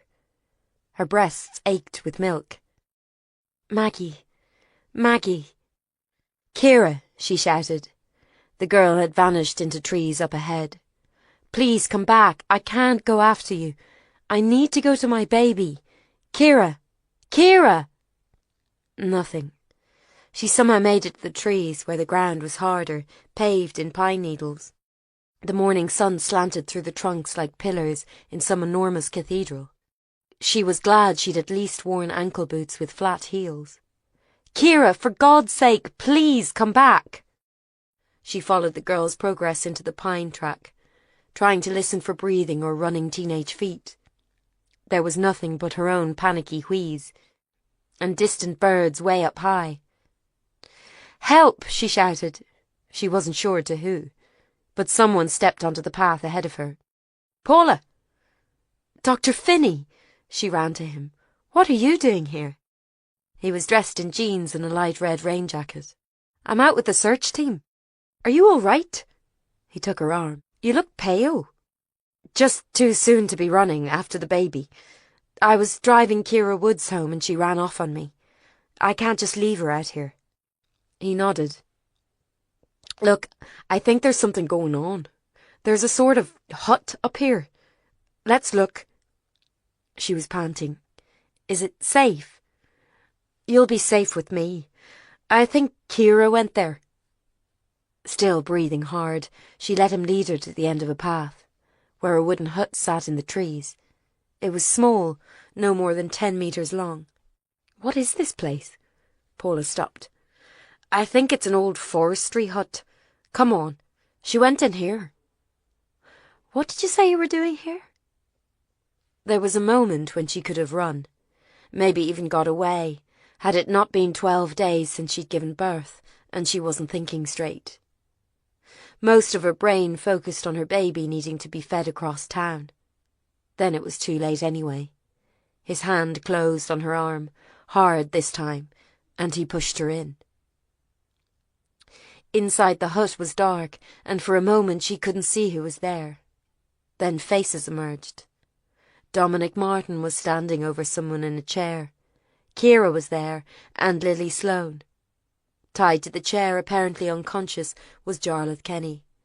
And in the corner, in a sort of makeshift cage created by bars set into the wall, was a very much alive man she recognised from pictures as Martin Flaherty. I'm sorry, Dr. McGuire. It's nothing personal. Lorcan had turned. For a long moment, maybe for 5 seconds, she genuinely didn't understand what had happened. There was a gun in his hand, pointed at her. Then it all fell into place, beautifully, horribly. The way they'd been led straight to the sea caves, but no one was there. The fact that Dominic Martin's van had, against all common sense, shown no traces linking it to the murders, yet his shoes, sent to London, had. The fact that Finney also drove a white van, which he'd been standing beside when she'd first met him. He had been tampering with the evidence. He was the leak. She remembered vividly handing him that scrap of paper with Kira's writing on it. But why you? He shifted the gun. One of the dead women, Lisa. Do you know her maiden name? Paula mentally leafed through the file she'd committed to memory. All the dead, their faces, their lives, their names. Lisa McShane, dead in the car park, her hands clasping forever onto the man she couldn't bear to let go. She was your sister. Lisa McShane was your sister. But how? No one knew. I'd been away in England for years, like you. We were separated when the terrorists disappeared our father. They tore my family apart, and then they killed Lisa too. Even now, they're destroying her. The things they say about her. So ugly, it isn't fair. I came home for the trial hoping I'd see some justice. Well, you know how that ended. So what choice did we have? Paula looked round at them. The man in the cage, sitting on the ground with his head bowed, unmoving. The teenage girl, blank-faced, and Dominic and Lily weeping. Ordinary people brought to this crazy place. So you lifted them. You went in the van with the Walshes and you... She looked at Dominic, who lowered his head. She looked at the gun in Finney's hand. You shot at the Walshes too, I take it. Not Kenny. He was already gone by then. Did you... Was it you who hurt Jared? Lorcan shifted on his feet. He'd worked out it was me. He was looking for proof. We couldn't let him get any closer. You put him in the hospital. You almost killed him. And now you've kidnapped me too. Dominic spoke. We haven't. There was no other way, Dr. McGuire. We know you saw John before he passed, and it was you picked up DC Monaghan. We knew you were getting close to us when you gave Kira's writing sample to Lorcan. So what happens now? You kill me. She gestured to Flaherty. I guess this was some kind of vengeance. You can't kill me. I've done nothing wrong. And I have a child at home. She turned to Dominic. You came to see me in hospital when I was holding my baby. Why did you do that? He lowered his head. I wanted to show you that we aren't bad people. We're the victims here. And what's your plan now you have me? You can let it go, Lorcan said. No one has to know. I've got Corey exactly where I want her, especially when she finds out the leak's been coming from her all along. What? Said Paula. Let's just say she isn't as careful of her BlackBerry as she should be when I'm distracting her. So look, we can pin it on Kenny. It's all set up. You kidnapped him too. Why? She looked at the unconscious mayor. A bubble of blood sat near his mouth. He was getting spooked. He was happy enough when we went to him and asked him if he could help us out when we lifted this lot and get them out of his way too. That was Kira. She persuaded him. No one could know I was involved. Then when you started figuring it out, he'd have shopped us. Didn't want to get his hands dirty. Now he could be an MP. But he had nothing to do with the Mayday bomb. Lorcan made an impatient gesture. He's just as bad. He's killed people, and not only is he free, we've elected him mayor of our town. It's a joke, it really is. He thought he could do whatever he liked and walk away. He's a liar and a hypocrite. You're no better than he is, said Paula steadily. You're a murderer too. Don't make things any worse than they are. Let me call someone and we can sort all this out. Shut up. What would you know about it? Plenty. My mother's been gone for 17 years, most likely killed by the IRA, though I don't think I'll ever know. And if you had them here? He pointed with the gun to where Flaherty sat behind bars, his head bowed. If you had the person who killed her, and no one would find out, are you telling me you wouldn't take your revenge? No, because we're not like them.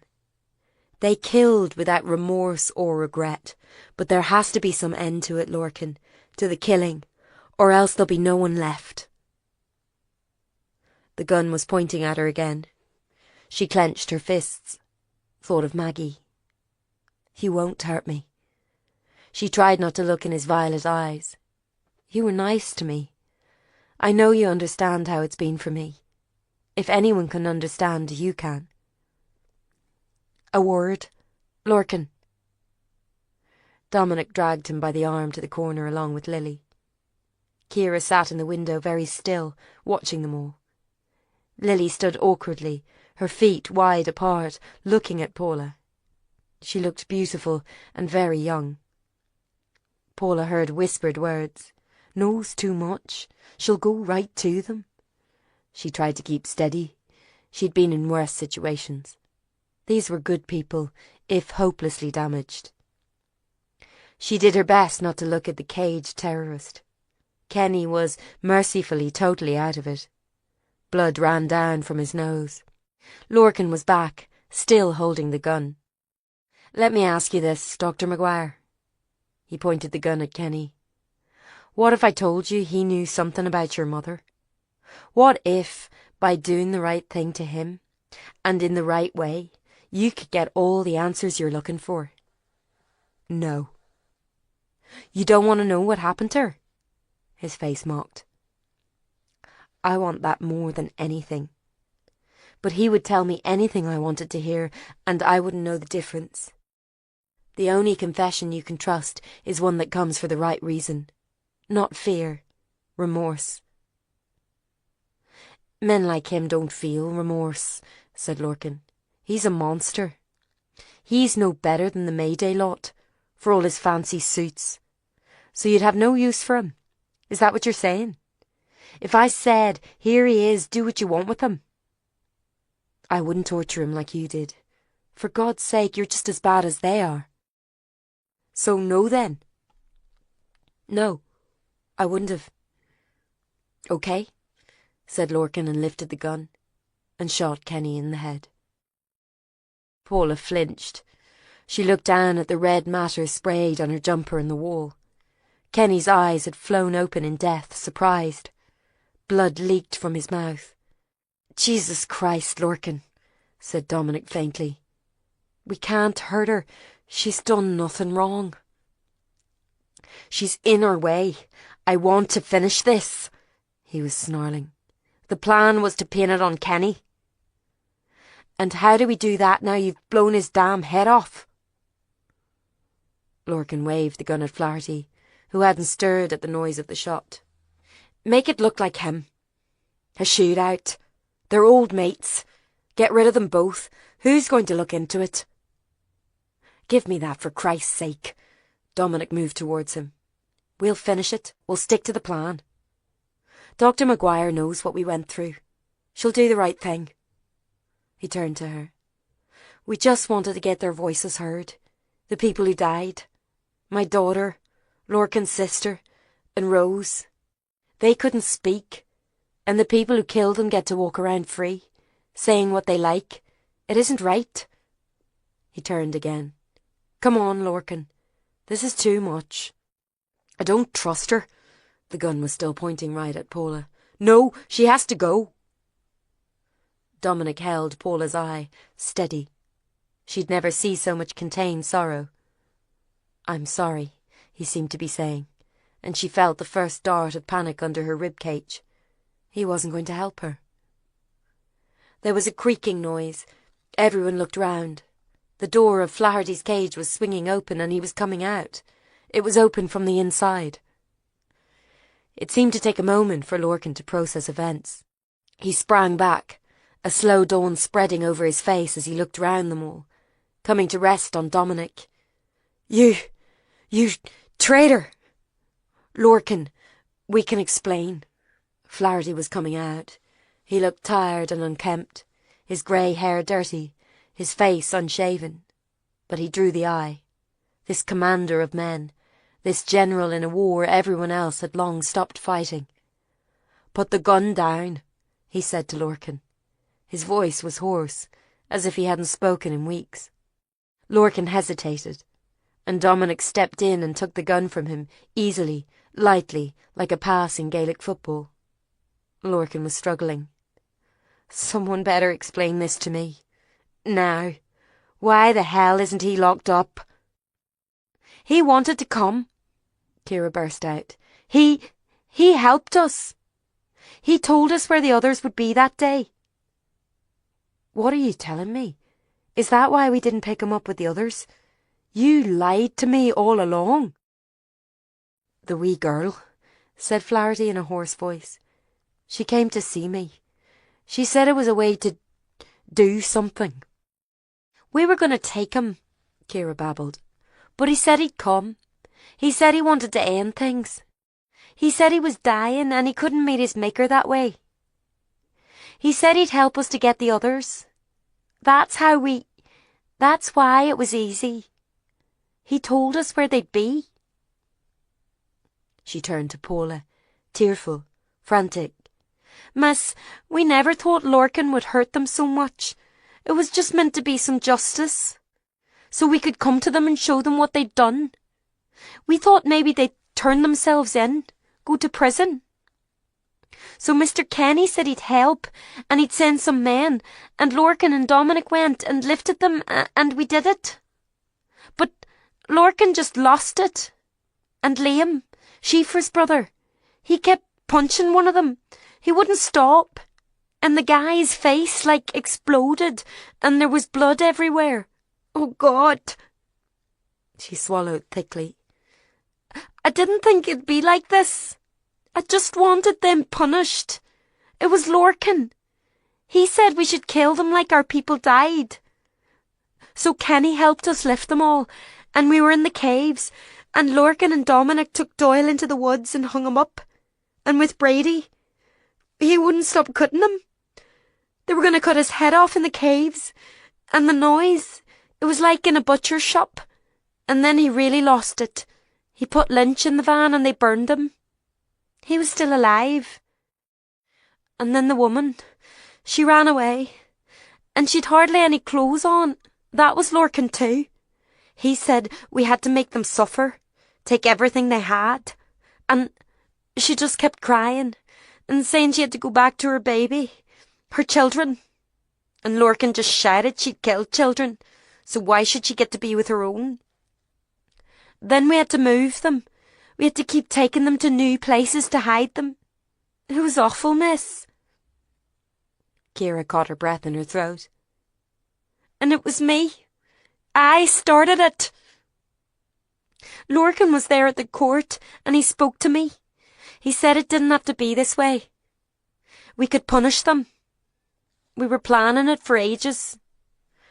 Then that journalist, her book came out, and they said there might be another trial, and Lorcan said we have to do it now, before it's too late, and I... Flaherty spoke again, wearily.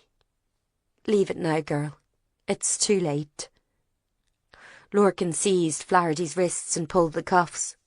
They fell away easily, clattering to the floor. All this time, Lorcan was in disbelief. Why didn't you fight back? I gave my word. The contempt sounded in Flaherty's voice. As did you. Not to take anyone who didn't deserve it. And you've brought this woman here all the same. You can say that. You. Aye. Because I know what it's like to have your soul burned out. You wanted to kill. Well, this is how it is, son. Every time you kill, you put the knife in yourself too.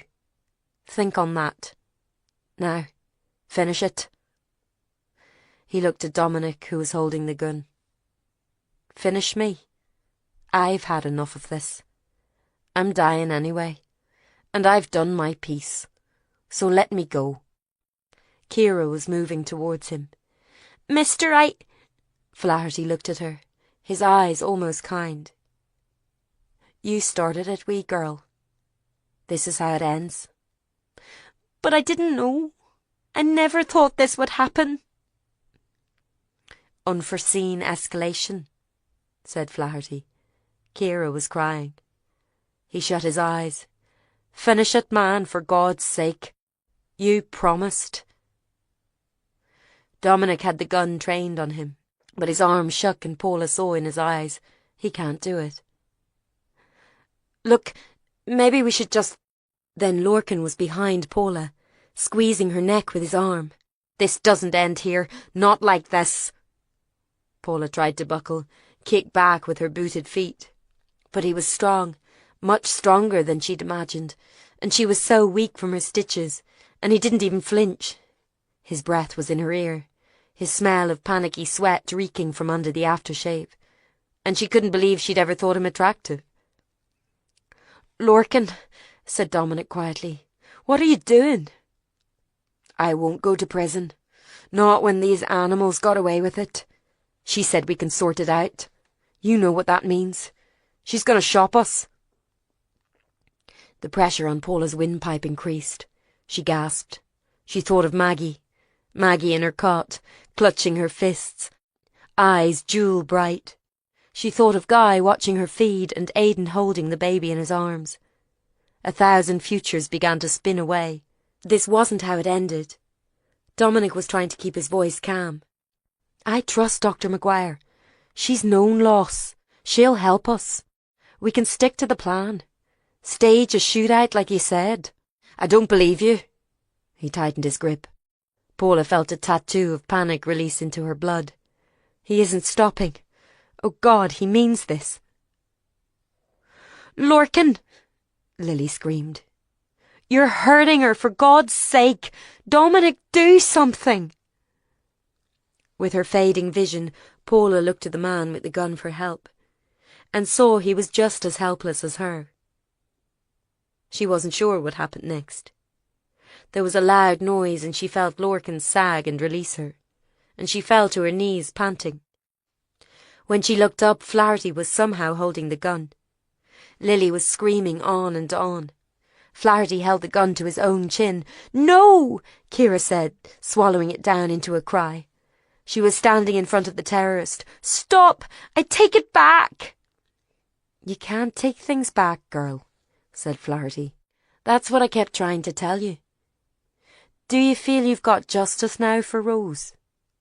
No, I didn't mean... This wasn't... God bless you, child. None of this was your fault. And he fired. The whole thing took seconds, the space in between heartbeats. She blinked and Lorcan was on the floor, slumped against her legs, clearly dead. Blood seeped from the perfect black hole in his forehead. Flaherty, the expert marksman, had not missed his target. Her throat was raw and bruised. Flaherty had fallen to the ground, and Kira was scrabbling at his bloody throat. I killed him! Her voice was empty with shock. I killed him! It was me! It was all my idea! Lily's screaming had become a background drone. Dominic was frozen. After what seemed like hours, he gave a shuddering sigh and took a phone from his pocket. He wiped blood from it. Flaherty's had sodden him, and handed it to Paula. It's up to you. I don't know anymore. I don't know what we're doing. Lorcan, he had you... All I could see was your baby. His hands were bloody, and when he raked them over his face, he looked as he had on the day of the bomb 5 years before, staggering up to find his child's dead body beneath him. He had you, and I did nothing. I couldn't shoot. It was a cheap phone, disposable. Paula looked at the number he'd keyed in. Dominic, I know. Do what you have to. He bent to Kira, who was also as covered in blood as she'd been after the bomb. She was cradling the dead terrorist in the same way she'd held her sister, her mother, on the day of the bombing, howling and wailing. Lily was the only one not blood-soaked, and she was keening, rocking herself in a corner. Dominic lifted Kira to her feet, half carrying her, and put out his hand to the other girl. It's over. Come on, Lily, love. It's over. She crept to him, dazed as a child. What will happen now? She averted her eyes from all 3 dead bodies. Dr. McGuire's going to ring someone to get us. Okay. Lily was shaking. Can we go home? I want to see my mom. Yes, pet. It's over. He met Paula's eyes over Lily's smooth head and nodded. She looked down at the phone. Plastic, cheap, the same as the one meant to trigger the bombs, setting off so many shock waves that they were still detonating. It seemed crazy that such a little button, pressed in the space of a heartbeat, could bring down a mountain, topple onto you, rebound back and keep on rolling until nothing stayed standing. She thought about what Guy had said, how you could lose your ability to judge, to say who was right and who was wrong. And that was why we had the law, so we didn't have to make these choices ourselves, in all our human weaknesses and pain. She looked at Flaherty. The terrorist's face seemed strangely at peace. From the way the gun had torn his mouth, he could almost have been smiling. "I'm sorry," she said. She wasn't sure who to, and she pressed the button.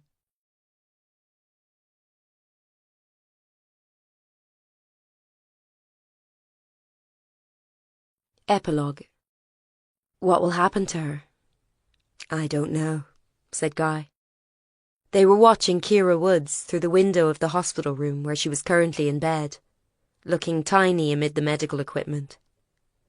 An officer was posted just inside the door. "I've sent for a juvenile liaison officer. She really planned the whole thing."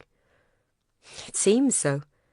She was the one convinced Kenny to help them, and Flaherty to bring the others in, make amends. Or at least what he thought amounted to that. I don't think she had any idea Finney was planning to kill them all. I don't think the other families knew what was going on, or at least not enough. Maybe they let it happen, turned a blind eye. "You were very lucky." She knew he was looking at her, but she couldn't bear his gaze. "I'm fine." "You need to get yourself checked out. Finney choked you, you said." "A bit. What will happen to Corey?"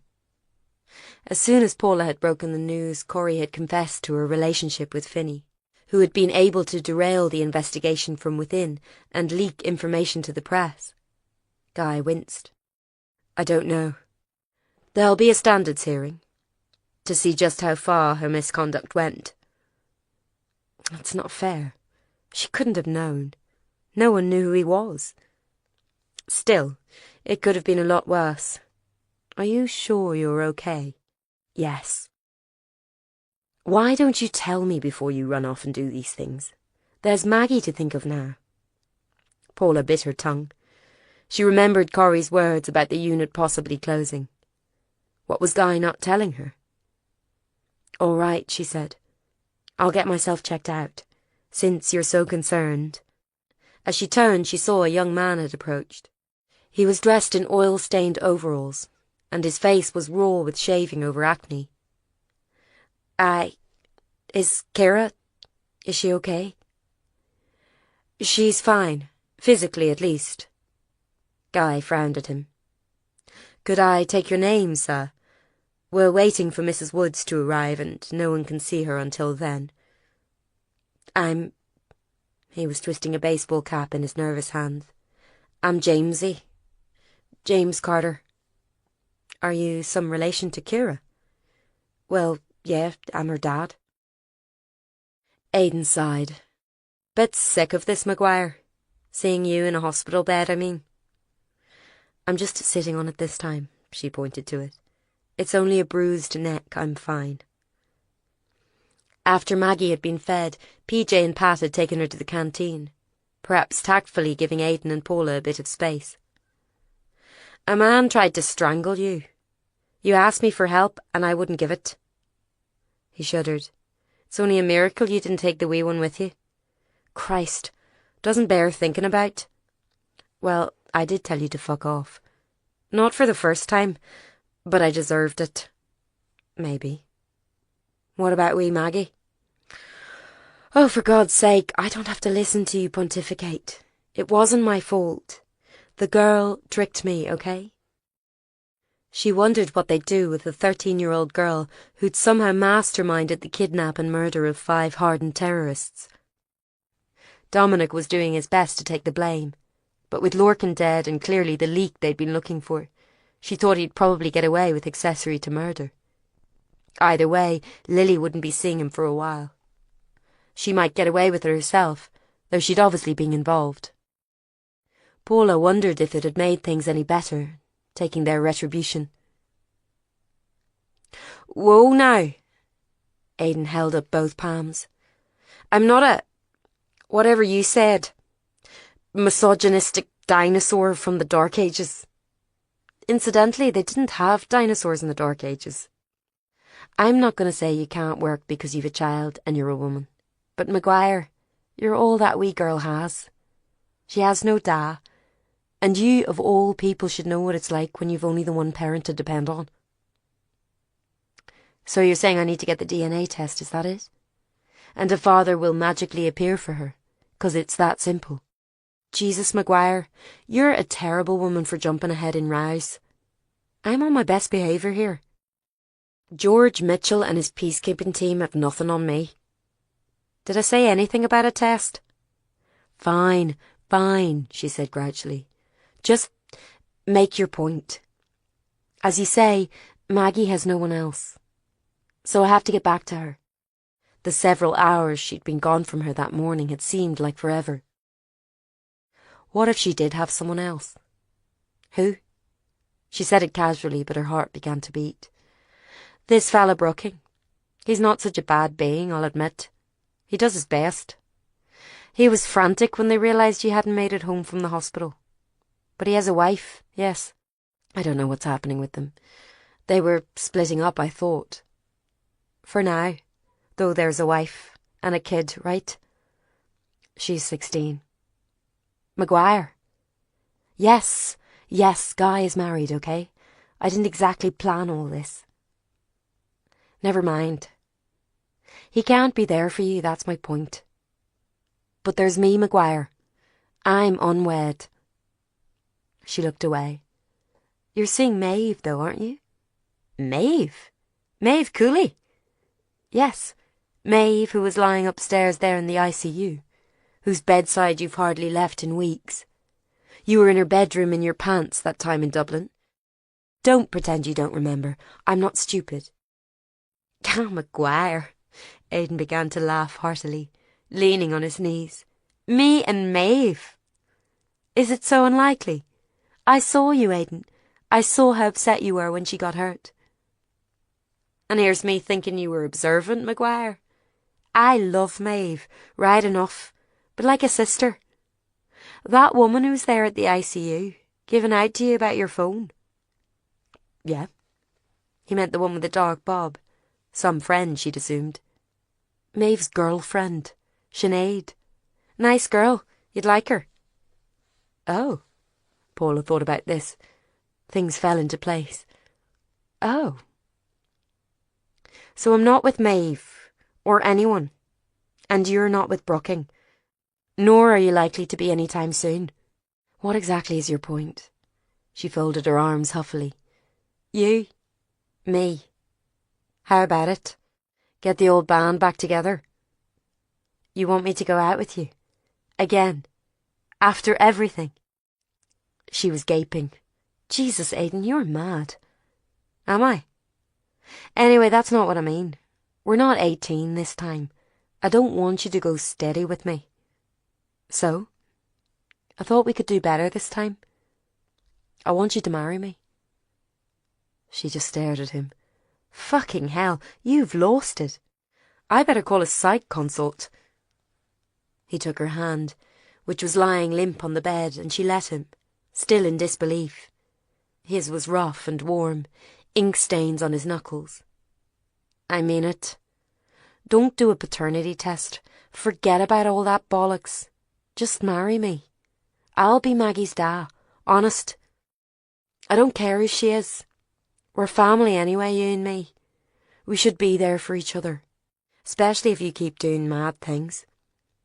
I want to be there for you, and for her.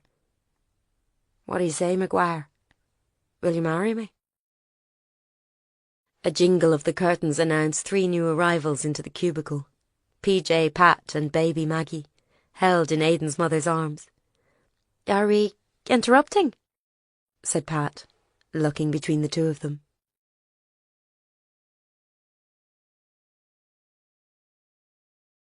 Kira. She was surprised by how little Rose's graveyard had changed over time. Someone else had been looking after it. Mammy, probably, though they hadn't talked about it. Someone had put daffodils in the jar, fresh and yellow, the colour of hope, and cut the grass. Otherwise it was all the same, the black granite stone, the wind through the trees, the quiet of the place. Kira walked a few steps and then dropped onto her knees. She'd get grass stains on her jeans, but she didn't care. "Hi," she said out loud. "I'm sorry I haven't been for a long time. I've been away." She didn't tell the truth, but she felt Rose would know anyway. Maybe she'd even been watching over Ciara in the young offender place, with all those angry girls, scars up their arms, bruises under their eyes. It had been a year now and Ciara was out, ready to get on with her life, whatever that meant. Lily was still in the women's prison, though she'd get out in another year. Dominic had been sent to jail for a long time, but Ciara thought in some weird way he was glad. There was no one outside he really wanted to see now his little girl was dead. Anne had managed to get off without prison, since she hadn't been there at the end. And Liam had been inside for 6 months. No one else had really known what they'd planned, or if they did, they were dead. So many other graves to visit after this. John, and the new memorial in town. And even Lorcan deserved a visit from someone, she thought, though no one else wanted to mention his name. She heard the breeze through the leaves, like a soft whisper, like a hand across her forehead. "I'm all right," she told Rose. "Mammy's better. And there's Jamesy. I've been spending time with him. I think that's what you wanted, isn't it? He says I should call him Dad." No answer. She had stopped expecting one, and maybe that was right. She stood up, resting her hand on the cool stone of the grave. Rose Sarah Woods, 1983 to 2006, beloved sister and daughter. Beloved mother it should read, but it didn't matter. Everyone important knew the truth. She knew, Jamesy knew, and Rose, wherever she was, Rose knew too. "Goodbye," said Ciara softly. "I hope that you're all right, and maybe I'll see you again." A bird sounded again in the tree, sweet and out of sight. Ciara smiled, and turned to go back to the car where Jamesy was waiting for her. She shut the gate to the graveyard with a squeak, and she didn't look back.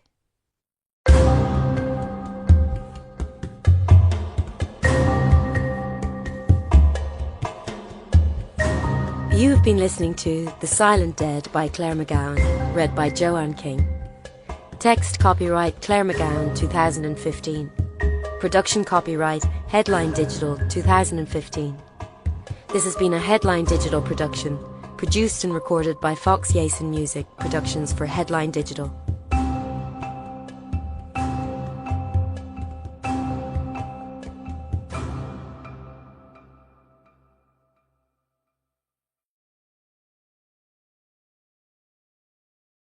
Audible hopes you've enjoyed this program.